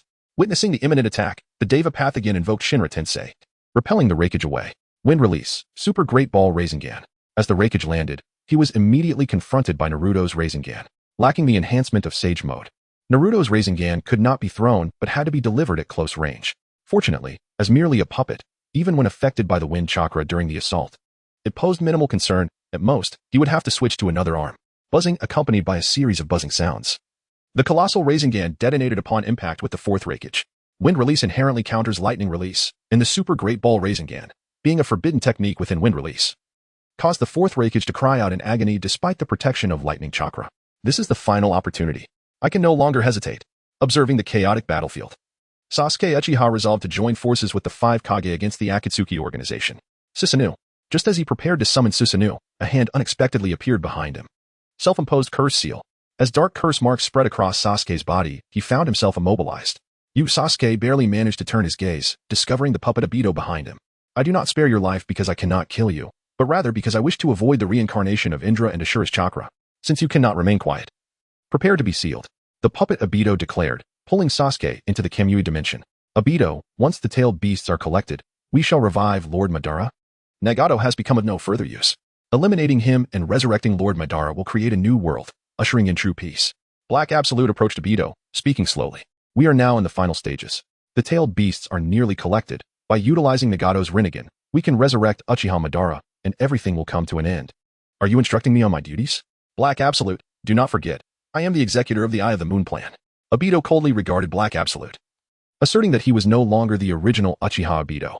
Obito, I embody Madara's will. The Eye of the Moon plan was devised by Lord Madara. Only he can create a new world and bring everlasting peace to the realm.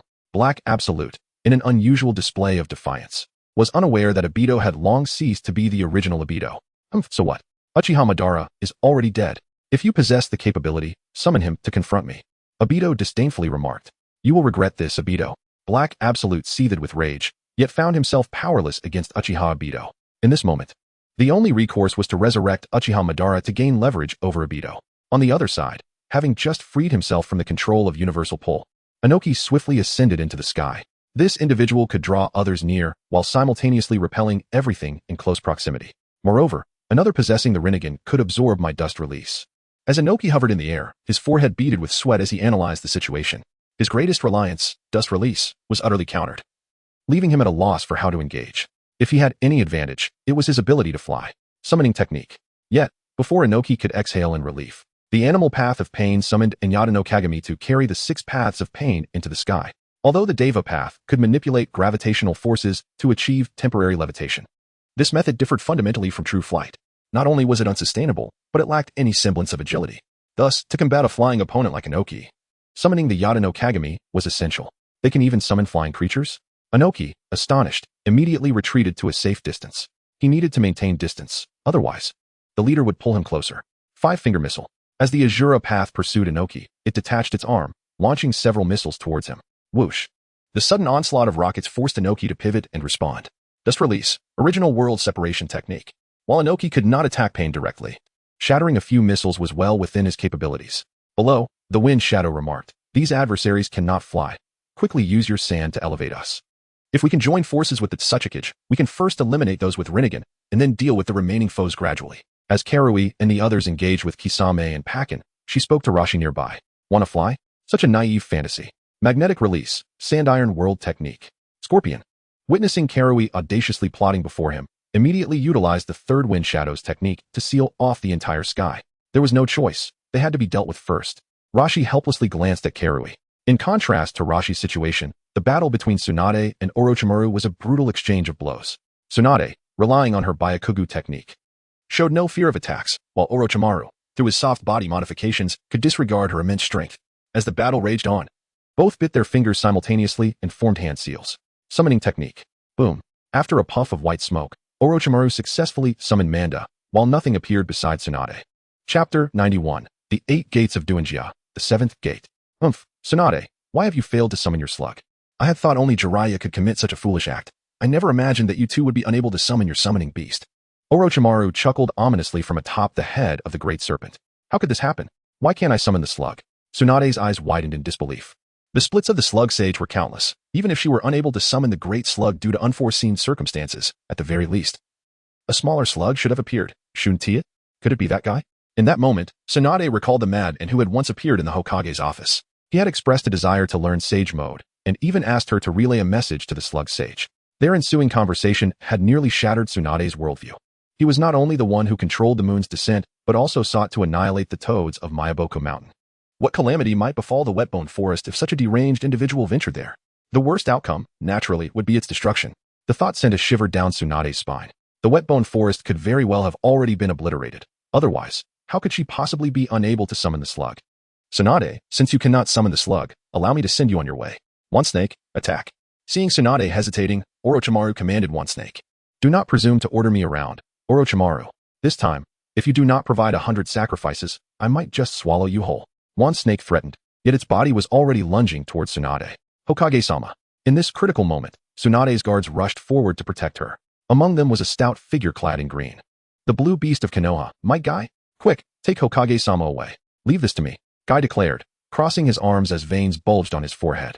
The 8 Gates of Duinjia. Open the first gate, the rest gate, the life gate, the injury gate, and the death gate. As more veins appeared on his skin, it turned a dark crimson hue. Then, a green flame erupted from his body. The 6th gate of the 8 Gates of Duinjia, the View Gate, open. Facing the legendary Sannin Orochimaru, Guy held no reservations, entering the battle in the state of all 6 gates opened. The 8 Gates of Duinjia, Orochimaru, well versed in the techniques of Konoha, immediately recognized this as the forbidden technique of the 8 Gates of Duinjia. Without hesitation, he leaped off One Snake's head and formed hand seals. Summoning technique, triple Rashomon. Upon landing, Orochimaru summoned 3 Rashomon gates to shield himself. In the distance, battling alongside Koharume, the Pipa Shirue caught sight of Guy, radiating a green glow, and an image involuntarily surfaced in his mind. That Konoha ninja who single-handedly defeated their 7 ninja swordsmen. Could this fellow be a descendant of that person? Pipa Shirue gazed at Might Guy in astonishment. Just as he was lost in thought, Koharu seized the opportunity to launch an attack.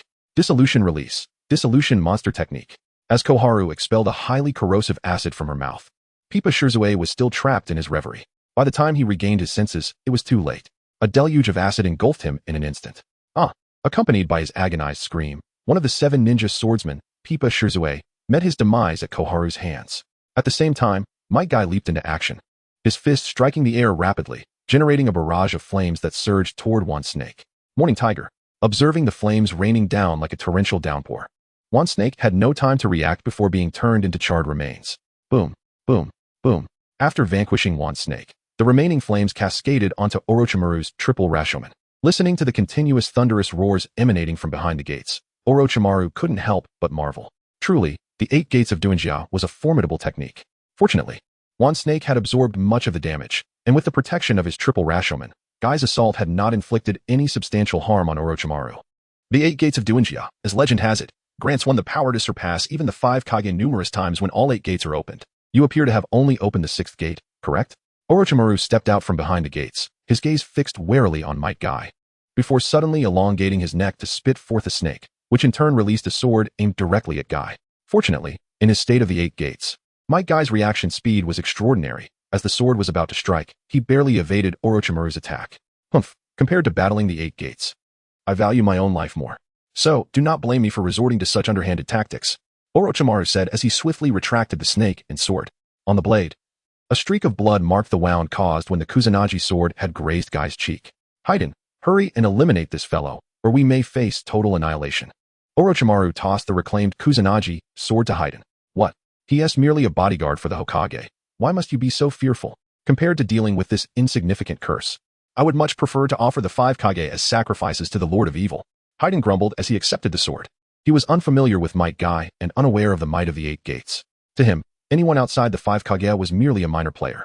Stop your prattling and commence your ritual. Orochimaru's expression shifted slightly as he addressed Hyuga. His urgency stemmed from witnessing the green flames surrounding Might Guy transforming into a brilliant blue. The 8 gates of Duinjia, the 7th gate, the shock gate, opened. The moment Might Guy opened the 7th gate, an invisible shockwave radiated outward from him. The overwhelming aura compelled even pain in the sky to glance down. This power has already surpassed that of the 5 Kage. Tendo regarded Might Guy with unprecedented seriousness. In the 7th gate, Might Guy not only had the strength to defeat the advantageous Kisame, but had also previously shattered Madara's Susanoo. He could even exchange blows with the single-eyed Rinnegan Madara, rendering his power beyond that of mere mortals. Quickly, intercept his attack, Tendo commanded, hurling the hungry ghost path from the sky. Simultaneously, Might Guy prepared to unleash his assault. Daytime Tiger. Chapter 92. Raso impossible, absolutely impossible. Kai unleashed a punch of tremendous force. The roaring tiger left Orochimaru utterly bewildered, unsure of how to defend against it. Fortunately, at a critical moment, the hungry ghost path pain descended from above, positioning himself in front of Orochimaru, extending his hands in an attempt to absorb Kai's attack. Seeing this, Orochimaru exhaled a sigh of relief, but the next moment, the hungry ghost path was incapacitated. The hungry ghost path possessed the ability to absorb all chakra-based attacks. However, Kai's Day Tiger was an air cannon generated by striking the air, devoid of any chakra. Thus, the hungry ghost path, which could only absorb chakra, was utterly powerless against such an assault. How is this possible? The Deva Path, observing the situation, displayed a look of astonishment. He could hardly believe that there existed an attack that the hungry ghost path could not withstand. Reverse summoning technique. In a state of panic, Orochimaru hastily executed the reverse summoning technique, transporting himself to the dragon cave. He had no confidence in withstanding such an onslaught. Therefore, fleeing was his best option. Boom. After Orochimaru's retreat, the massive explosion triggered by the Day Tiger drew the attention of all members of the Akatsuki organization. Simultaneously, Scorpion's sand iron technique crumbled under the impact of the shockwave. What immense power! Who on earth is this person?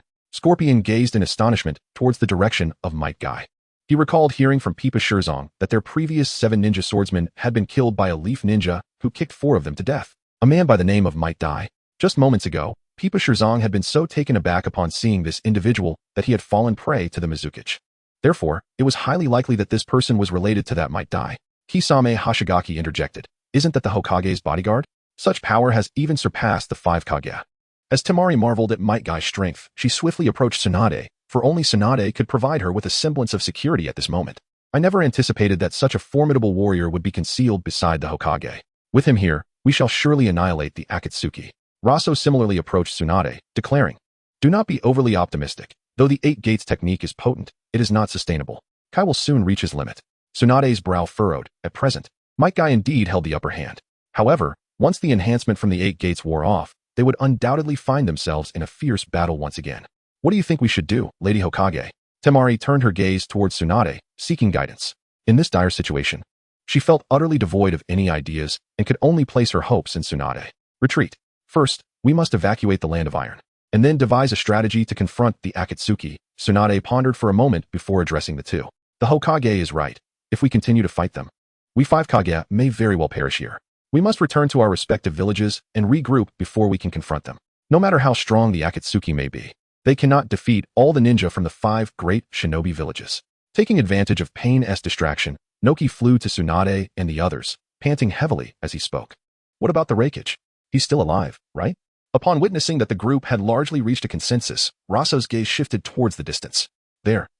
Only a deep pit remained where Naruto's wind release, supergiant Raisin Shuriken had struck, with no trace of the Reikage in sight. Just as the 4 Kage began to worry, a flash of lightning burst forth from the ground, emerging from beneath.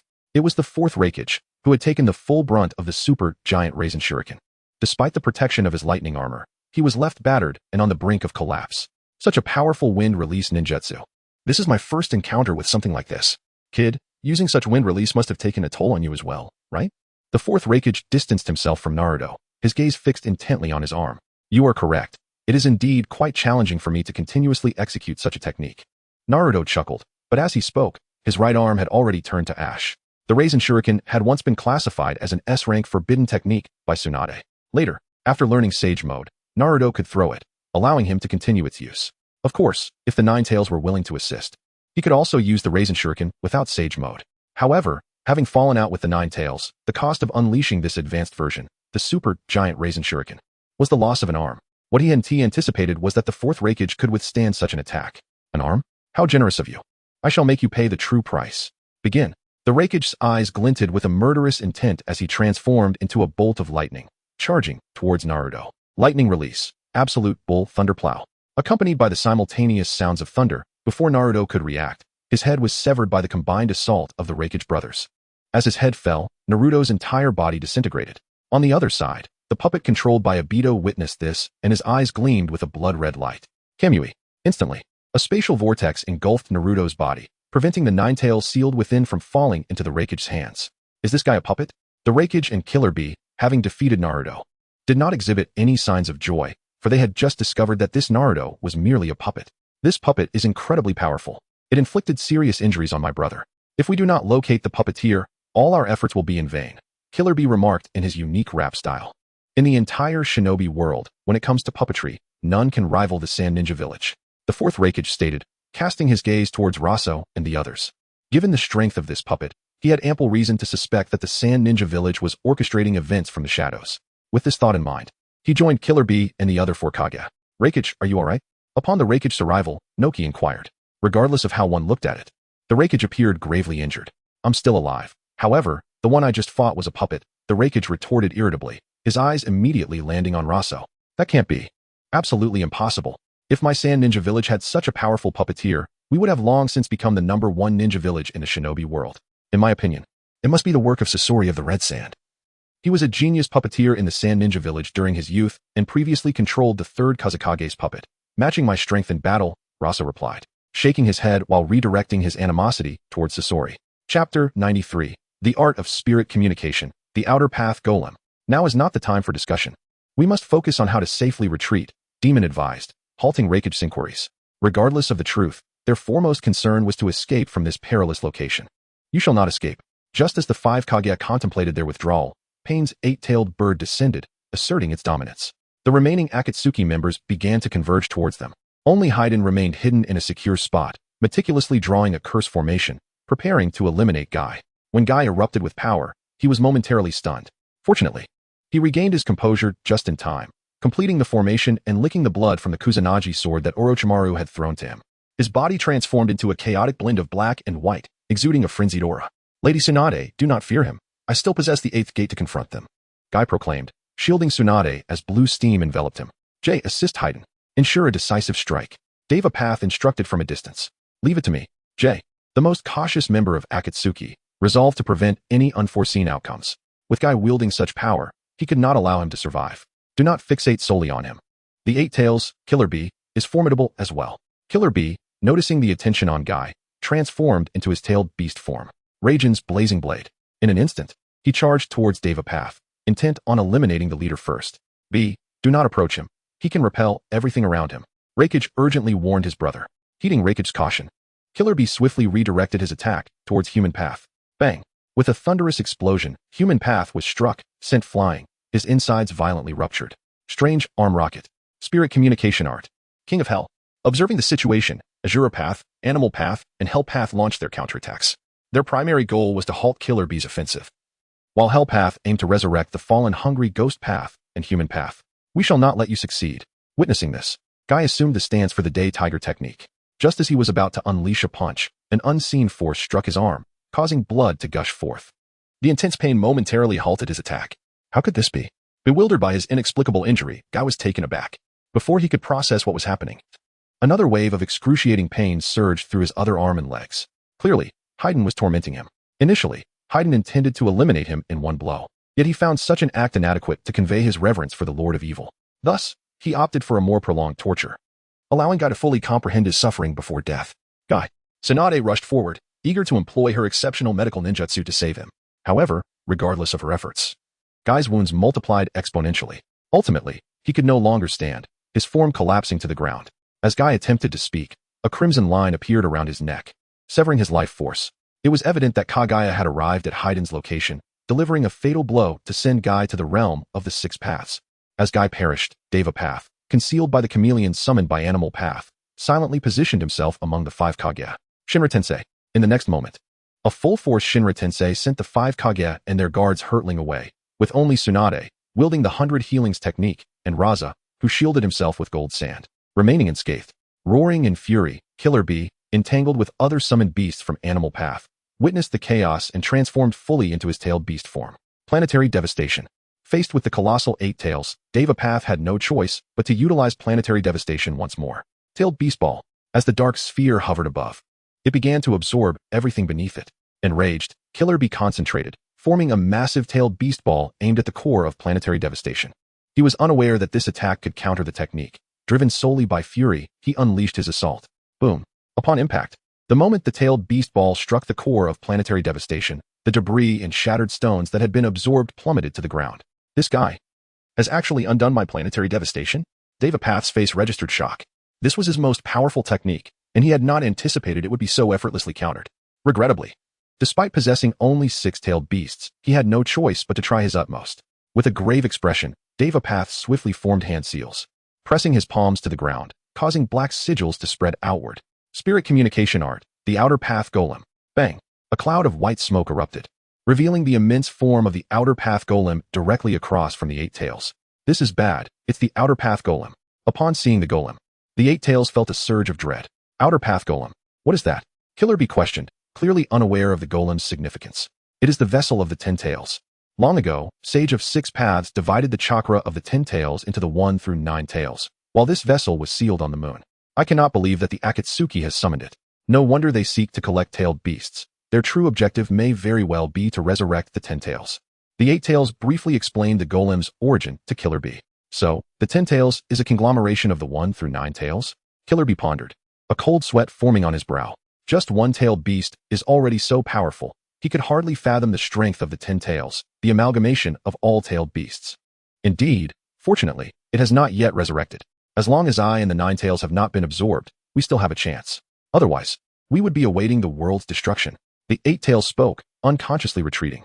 Evidently, even the Outer Path Golem, having absorbed only 6-tailed beasts, instilled fear within him. So soon, the Outer Path Golem has been summoned. It is time for me to prepare for the finale. Observing the unfolding battle, Obito utilized Kemui to enter the Kemui space. The shinobi on the moon was still merging with the Rinne Rebirth Eye, thus the affairs of the ninja world would have to be handled by the puppet Obito. Upon arriving in the Kemui space, Obito first subdued the 9 tails, then used Kemui to connect to the Dragon Cave, locating Orochimaru, who had escaped here using reverse summoning. Chapter 94. Only Tsutsuki can confront Tsutsuki. Fortunately, I am swift in my escape, otherwise, I might have perished at the hands of that fiend. After arriving at the Dragon Cave, Orochimaru felt a surge of relief. However, he was soon summoned by the Sage of Whitesnake, leaving him in a state of astonishment. It is well known that securing an audience with the Sage of Whitesnake is no simple feat under ordinary circumstances. Orochimaru. Have there been numerous occurrences in the outside world recently? Upon seeing Orochimaru, the Sage of Whitesnake inquired directly. As the leader of the Dragon Cave, it was impossible not to feel unsettled given the recent troubles at my Bokuzen and Shikatsu forest. both of which are among the 3 great sacred lands. Which specific matters are you referring to? Orochimaru raised his gaze to the Sage of Whitesnake and asked, concerning the affairs of the other 2 sacred lands, and also about the Tsutsuki, the Sage of Whitesnake replied. Despite having never left the Dragon Cave, she had heard whispers regarding the Tsutsuki in recent years. You are aware of the Tsutsuki? Orochimaru was taken aback by the sage's keen awareness. Speak, commanded the Sage of Whitesnake, her tone calm, yet firm. The calamity at my Bokuzen was caused by the fallen moon, leading to its destruction. As for Shikatsu Forest, I am less informed, but Tsunade, who had a contract with it, can no longer summon the slugs, Orochimaru divulged. His words plunged the Sage of Whitesnake into deep contemplation. For her understanding of these events far surpassed that of Orochimaru. The ability to control the moon's descent must belong to the descendants of Tsutsuki Kagaya, who once resided on the moon. As for Tsunade's inability to summon the slugs, it is likely that Shikatsu Forest has met a similar tragic fate. The slug sage may have been killed by the Tsutsuki. The mere thought sent a wave of dread through the heart of the Sage of Whitesnake. With 2 of the 3 sacred lands annihilated, would her dragon cave be next? And the Tsutsuki? Tell me more about them. After a moment of silence, the Sage of Whitesnake pressed Orochimaru for information. My knowledge of the Tsutsuki is limited, but it seems that when the moon fell, it was a member of the Tsutsuki who shrank it. If not for that individual, the ninja world might have faced utter annihilation. Recently, 2 Tsutsuki appeared in the Rain Village and engaged in battle. Orochimaru shared all he knew. Upon hearing this, the Sage of Whitesnake's expression grew increasingly grave, and her ominous premonition intensified. Do you know the origins of the Tsutsuki? The Sage of Whitesnake suddenly posed a counter-question, leaving Orochimaru momentarily bewildered. It is said that the progenitor of ninjas, Sage of 6 Paths, was named Tsutsuki Hagoromo, and they must be descendants of him. Orochimaru shared what he knew. The Sage of 6 Paths? He is indeed part of the Tsutsuki, but he is not the original Tsutsuki who arrived in this world. The first 2 to come here were Tsutsuki Kagaya and Tsutsuki Ishiki, both hailing from other celestial bodies. As for the Sage of 6 Paths, he is the son of Kagaya. Upon learning that his mother intended to utilize the divine tree to absorb this planet's energy, he turned against her under the guidance of Gamamaru, ultimately sealing her on the moon. Thereafter, he founded the ninja religion, disseminating chakra and establishing the ninja system. Recounted the Sage of Whitesnake. Her revelation seemed to open a portal to a new realm of understanding for Orochimaru. It dawned on him that, beyond the ninja realm, other worlds teemed with life. These Tsutsuki were extraterrestrial beings, which explained their distinct appearances. So Tsutsuki Ishiki is the father of the Sage of 6 Paths? Orochimaru inquired, recalling the other Tsutsuki mentioned by the sage. No, the Sage of 6 Paths has no father. Tsutsuki Kagaya was revered as the goddess of the moon and conceived the Sage of 6 Paths and his brother through the blessings and prayers of all beings. I share this with you not to delve into their familial ties, but to convey that only a Tsutsuki can confront another Tsutsuki. The dynamics of the ninja world are now dominated by the Tsutsuki. If one wishes to resist them, one must become an Tsutsuki oneself. The Sage of Whitesnake's gaze bore into Orochimaru, knowing him well. Although he lacked the aptitude for learning sage arts, his intellect was remarkably sharp. To become an Tsutsuki? Are you suggesting that I possess the potential to transform into one? Orochimaru grasped the crux of her words. Realizing her summons and extensive dialogue hinted at his possible transformation into an Tsutsuki. By becoming the Jinchuriki of the 10 Tails, you can embody an Tsutsuki. The 10 Tails is a manifestation of the combined powers of the 1 tail through 9 tails and is the embodiment of the divine tree. The Akatsuki organization has long sought to collect tailed beasts. Once they resurrect the 10 Tails, if you form the 10 Tails seal, you will become its Jinchuriki. The Sage of Whitesnake explained, igniting a spark of ambition in Orochimaru's eyes. He had witnessed the overwhelming might of the Tsutsuki firsthand, and the prospect of acquiring such power left him exhilarated. Why are you sharing this with me? Orochimaru, now brimming with excitement, asked with a tinge of suspicion. Because I desire your demise, which is why I impart this knowledge to you. If anyone could easily become the Jinchuriki of the 10 Tails, then the value of such power would diminish significantly. As Orochimaru concluded, a voice abruptly interrupted. Suddenly, a spatial vortex materialized, revealing the figure of a puppet resembling Obito Uchiha. Who are you? Despite his years in the Akatsuki, Orochimaru had rarely encountered Obito, and no one had ever addressed him by name during those few meetings. Uchiha Madara. The puppet Obito unabashedly invoked the name of Uchiha Madara. Madara? A flicker of terror crossed Orochimaru's face upon hearing Obito's words. Deceiving Orochimaru is one thing. But do you think you can deceive me? The Sage of Whitesnake interjected, exposing the ruse without hesitation.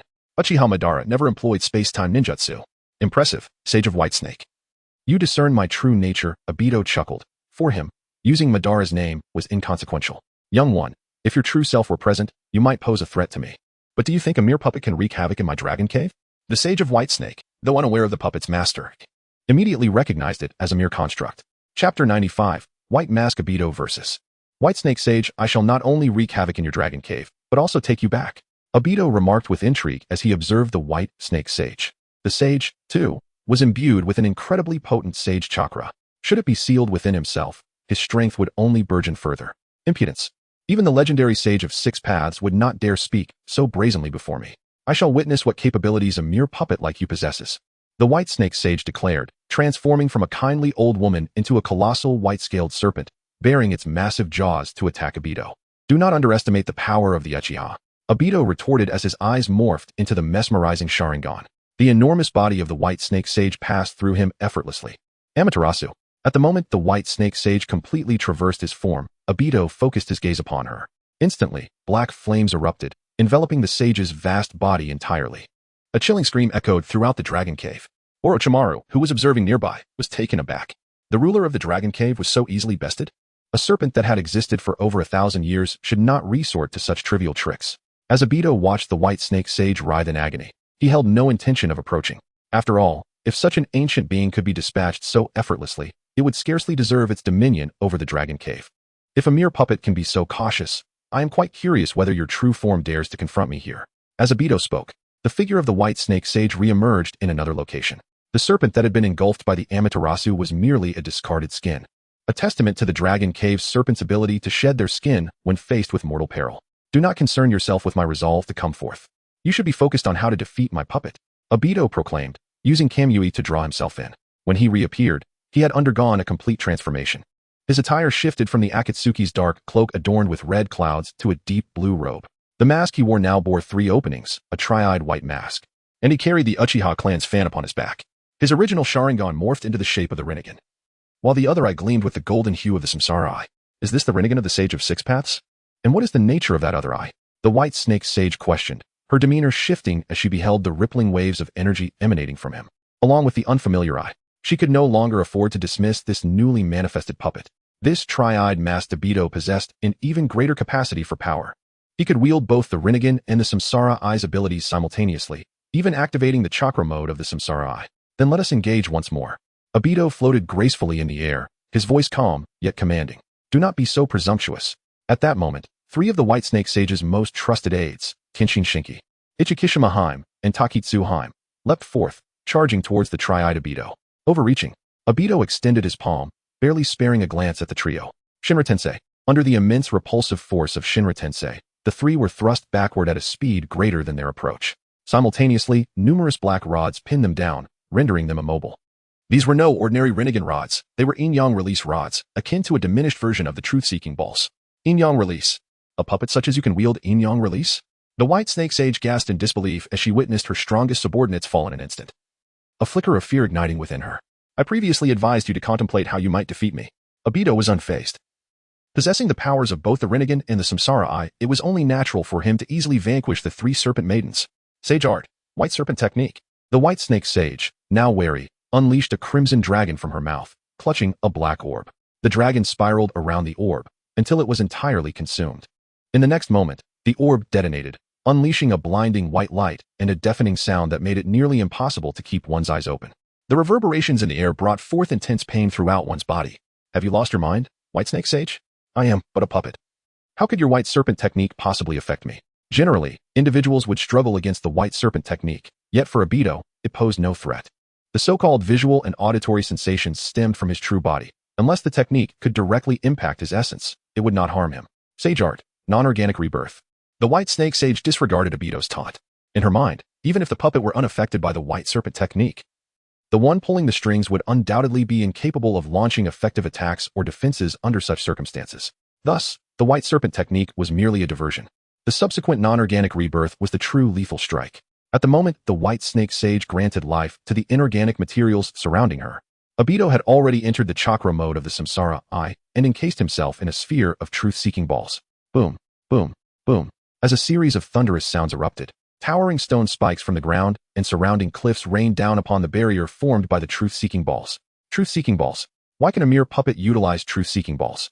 The White Snake Sage was nearly driven to madness. Even the Sage of 6 Paths had not exhibited such absurdity. White Snake Sage, if this is the extent of your capabilities, I shall not hold back any longer.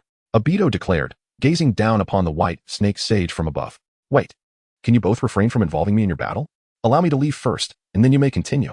just as Obito prepared to strike. Orochimaru emerged from a pile of rubble, calling out loudly. He had found himself caught in the crossfire of their confrontation. Had it not been for his formidable vitality, he might have already perished in the aftermath of their clash. That will not do. I have come specifically to find you. Once I have dealt with this serpent, I shall take you with me. Obito replied with a slight shake of his head. Chapter 96. Super Earth Explosion Star. Yellow Spring Hiruzen. Orochimaru felt utterly despondent. He had believed himself to be an unfortunate victim, only to discover that he was the very person sought by his adversary. The White Snake Sage, equally bewildered, realized that this puppet was not here to obliterate the Dragon Cave, but rather to capture Orochimaru himself. Had he known this sooner, he would have expelled Orochimaru the moment he arrived, thus averting the current predicament. Do you look down upon me? The White Snake Sage's ire grew as he contemplated the disgrace of being overshadowed by a mere Orochimaru. Not at all. I hold you in great esteem. If you consent to be sealed within me, I will spare your life, Obito said with a smile. I, the White Snake Sage, have lived for over 1,000 years. Even the legendary Sage of Six Paths never entertained such an idea. You, a mere junior, wish to seal me like those tailed beasts? Such thoughts are sheer folly. The White Snake Sage maintained a facade of defiance, dismissing Obito's words entirely. You lack the authority to refuse. I will accord you the respect you deserve. Ensuring that your sealing is without regret, Obito declared, his hands forming a prayer seal as a dark sphere ascended from his palms into the sky. Super Earth Explosion Star. The Earth Explosion Star Obito employed was far superior to the ordinary version, infused with a portion of yin-yang power, making it second only to the Six Paths Earth Explosion Star Sealing Technique. Is this the sealing technique of the Six Paths? I shall not be so easily sealed, the White Snake Sage proclaimed, opening its gaping maw to strike at the black sphere in the air. However, before it could launch its attack, a purple-black beam descended from above, enveloping it completely. In that moment, the White Snake Sage felt an overwhelming weakness, unable to muster even a fragment of chakra. I am more aware of the Earth Explosion Star's weaknesses than you, Obito continued. Thus, during the use of this technique, a sealing formula will render you incapable of mobilizing your chakra. Obito cast a calm gaze downwards at the White Snake Sage, speaking in a measured tone. Who are you? Even in captivity, I demand to know who has laid hands upon me. You will find out, but not now, Obito replied as the pull from above grew ever stronger, ultimately sealing the ancient serpent within the confines of the Earth Explosion Star. This spectacle left Orochimaru frozen in place, paralyzed by the sheer terror of such power. He had witnessed Pain's Earth Explosion Star before, yet this was an entirely different realm of might. With the White Snake Sage subdued, Obito descended, approaching Orochimaru. Are you familiar with the corpse bone rebirth technique? Corpse bone rebirth? Orochimaru blinked, momentarily lost in thought. It matters not if you are unaware. Simply follow my instructions. First, locate the Death God mask of the Uzumaki clan, then don it upon your face. This will summon the Death God. Subsequently, you may use your own soul as a sacrifice to release the souls sealed by the Death God. Fear not for your life. You can utilize your corpse rebirth to inhabit another's body, thus ensuring your survival. Obito's words left Orochimaru in a state of bewilderment. His current research had not yet reached this stage, leaving him ignorant of how to unravel the corpse bone rebirth. Why seek me out? Orochimaru finally inquired after a lengthy silence. You are the only one capable of corpse rebirth, Obito stated matter-of-factly. Orochimaru retorted, I merely developed a forbidden technique. Must you target me so relentlessly? Had I known, I would have refrained from this endeavor. Will I truly not perish? Orochimaru questioned, uncertainty lacing his voice. As long as you adhere to my instructions, you shall face no issues. Furthermore, I will procure a white Zetsu for you as a new vessel. The cells within it contain Hashirama's cells, a rare treasure that will undoubtedly enhance your strength beyond your current form. Obito's promise ignited a spark of temptation within Orochimaru, compelling him to abandon any hesitation. Very well, I shall assist you. He acquiesced, recognizing the overwhelming power Obito wielded, leaving no room for refusal. Astute. Once I dispatch this, I will escort you to Konoha, Obito stated, his eyes transforming into the crimson six-tomo Rinnegan. Utilizing this formidable ocular power, Obito executed the Yellow Spring Hiruzen technique, transporting the colossal Earth Explosion Star from the sky to the moon. Although Kamui is also a space-time ninjutsu, it is limited by the capabilities of the Sharingan.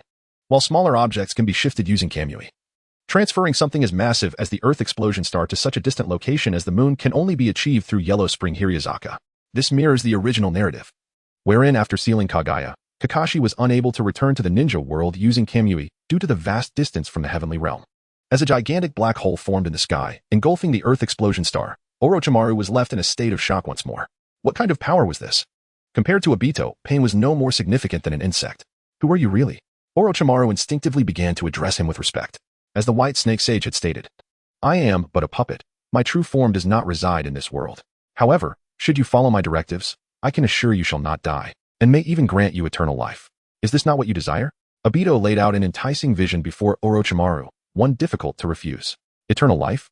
Upon hearing this, Orochimaru's eyes sparkled with ambition. At this juncture, he sought nothing less than immortality. Shadow Clone Technique.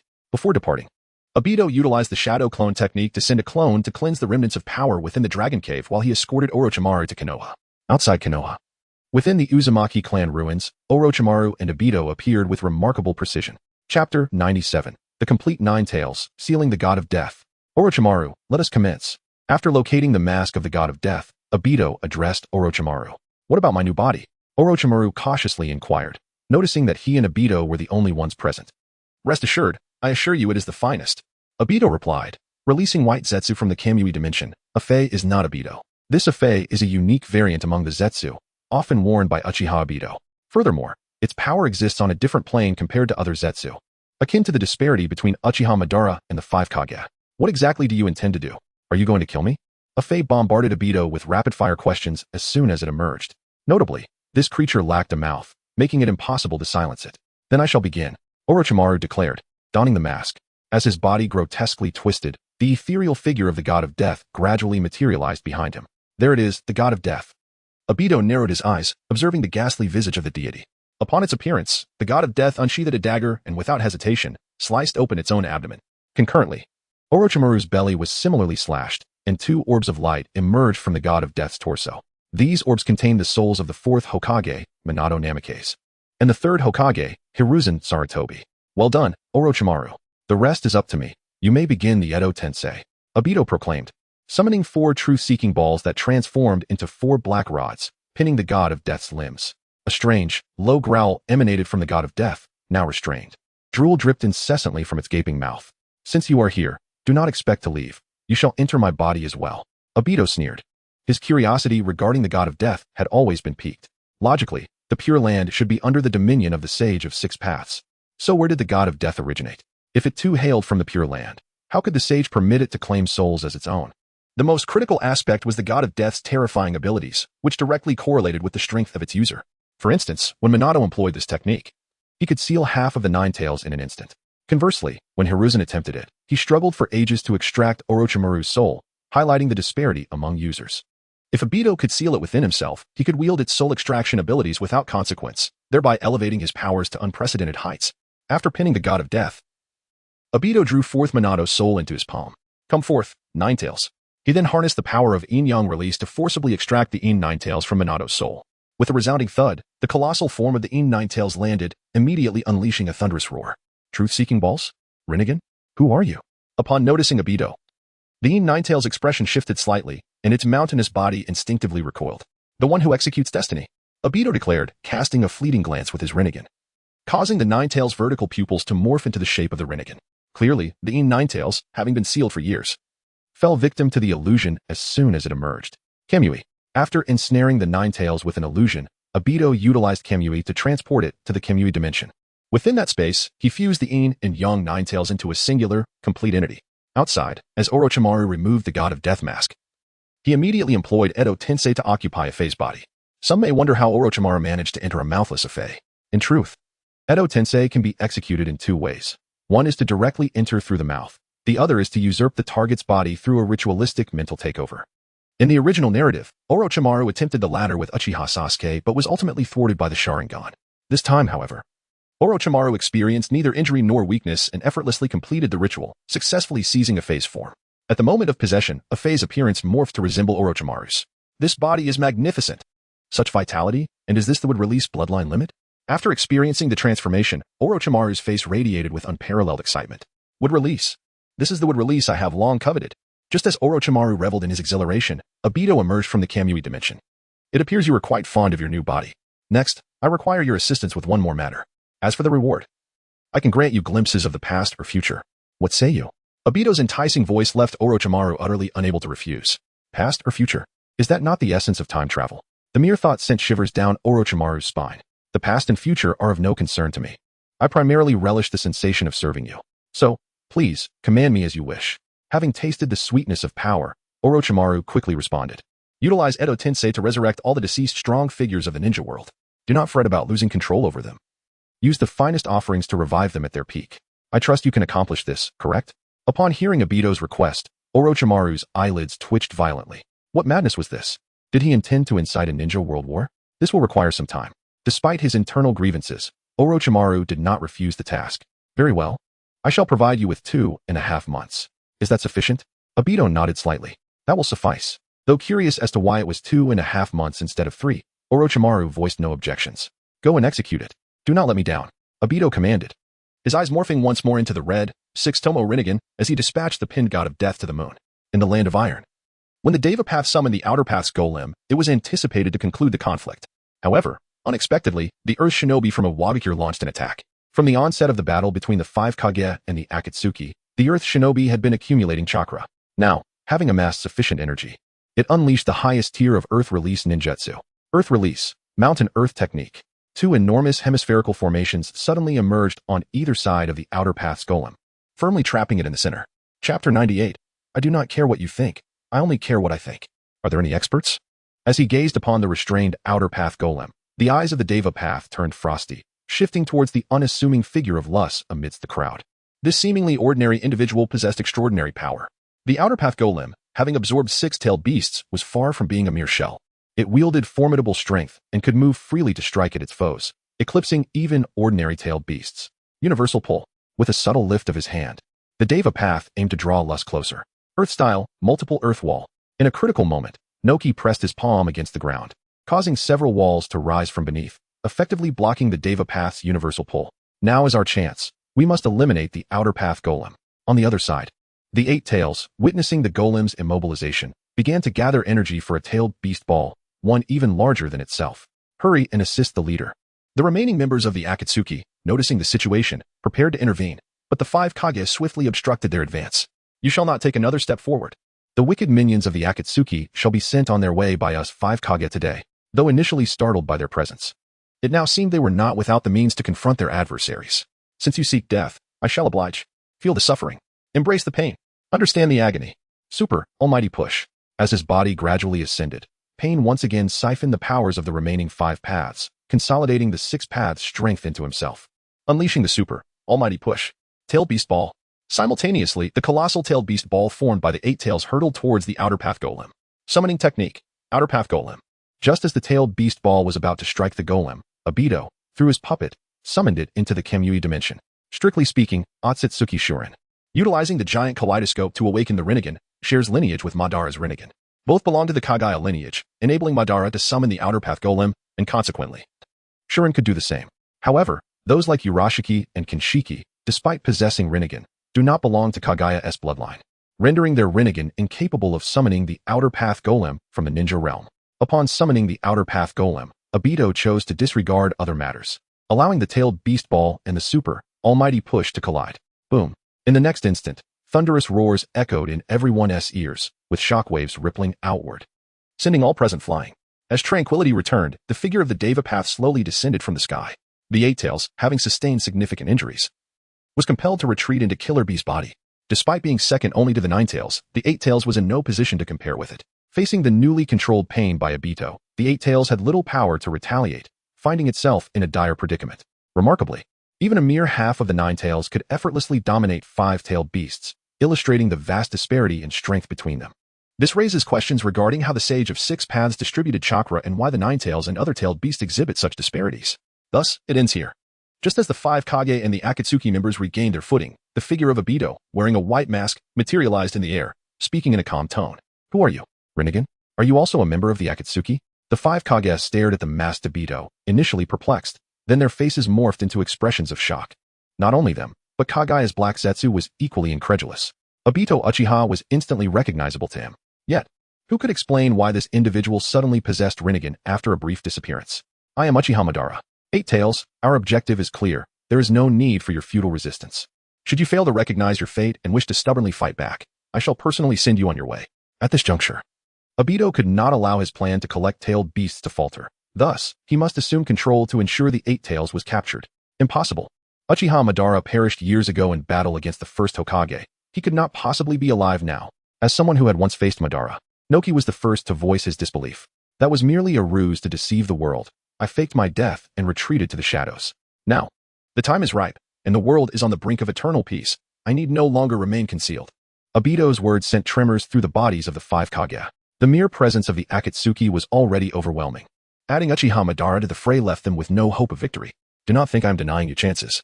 I grant you 2.5 days to rally your forces. After that, at this very spot, I shall settle matters with you.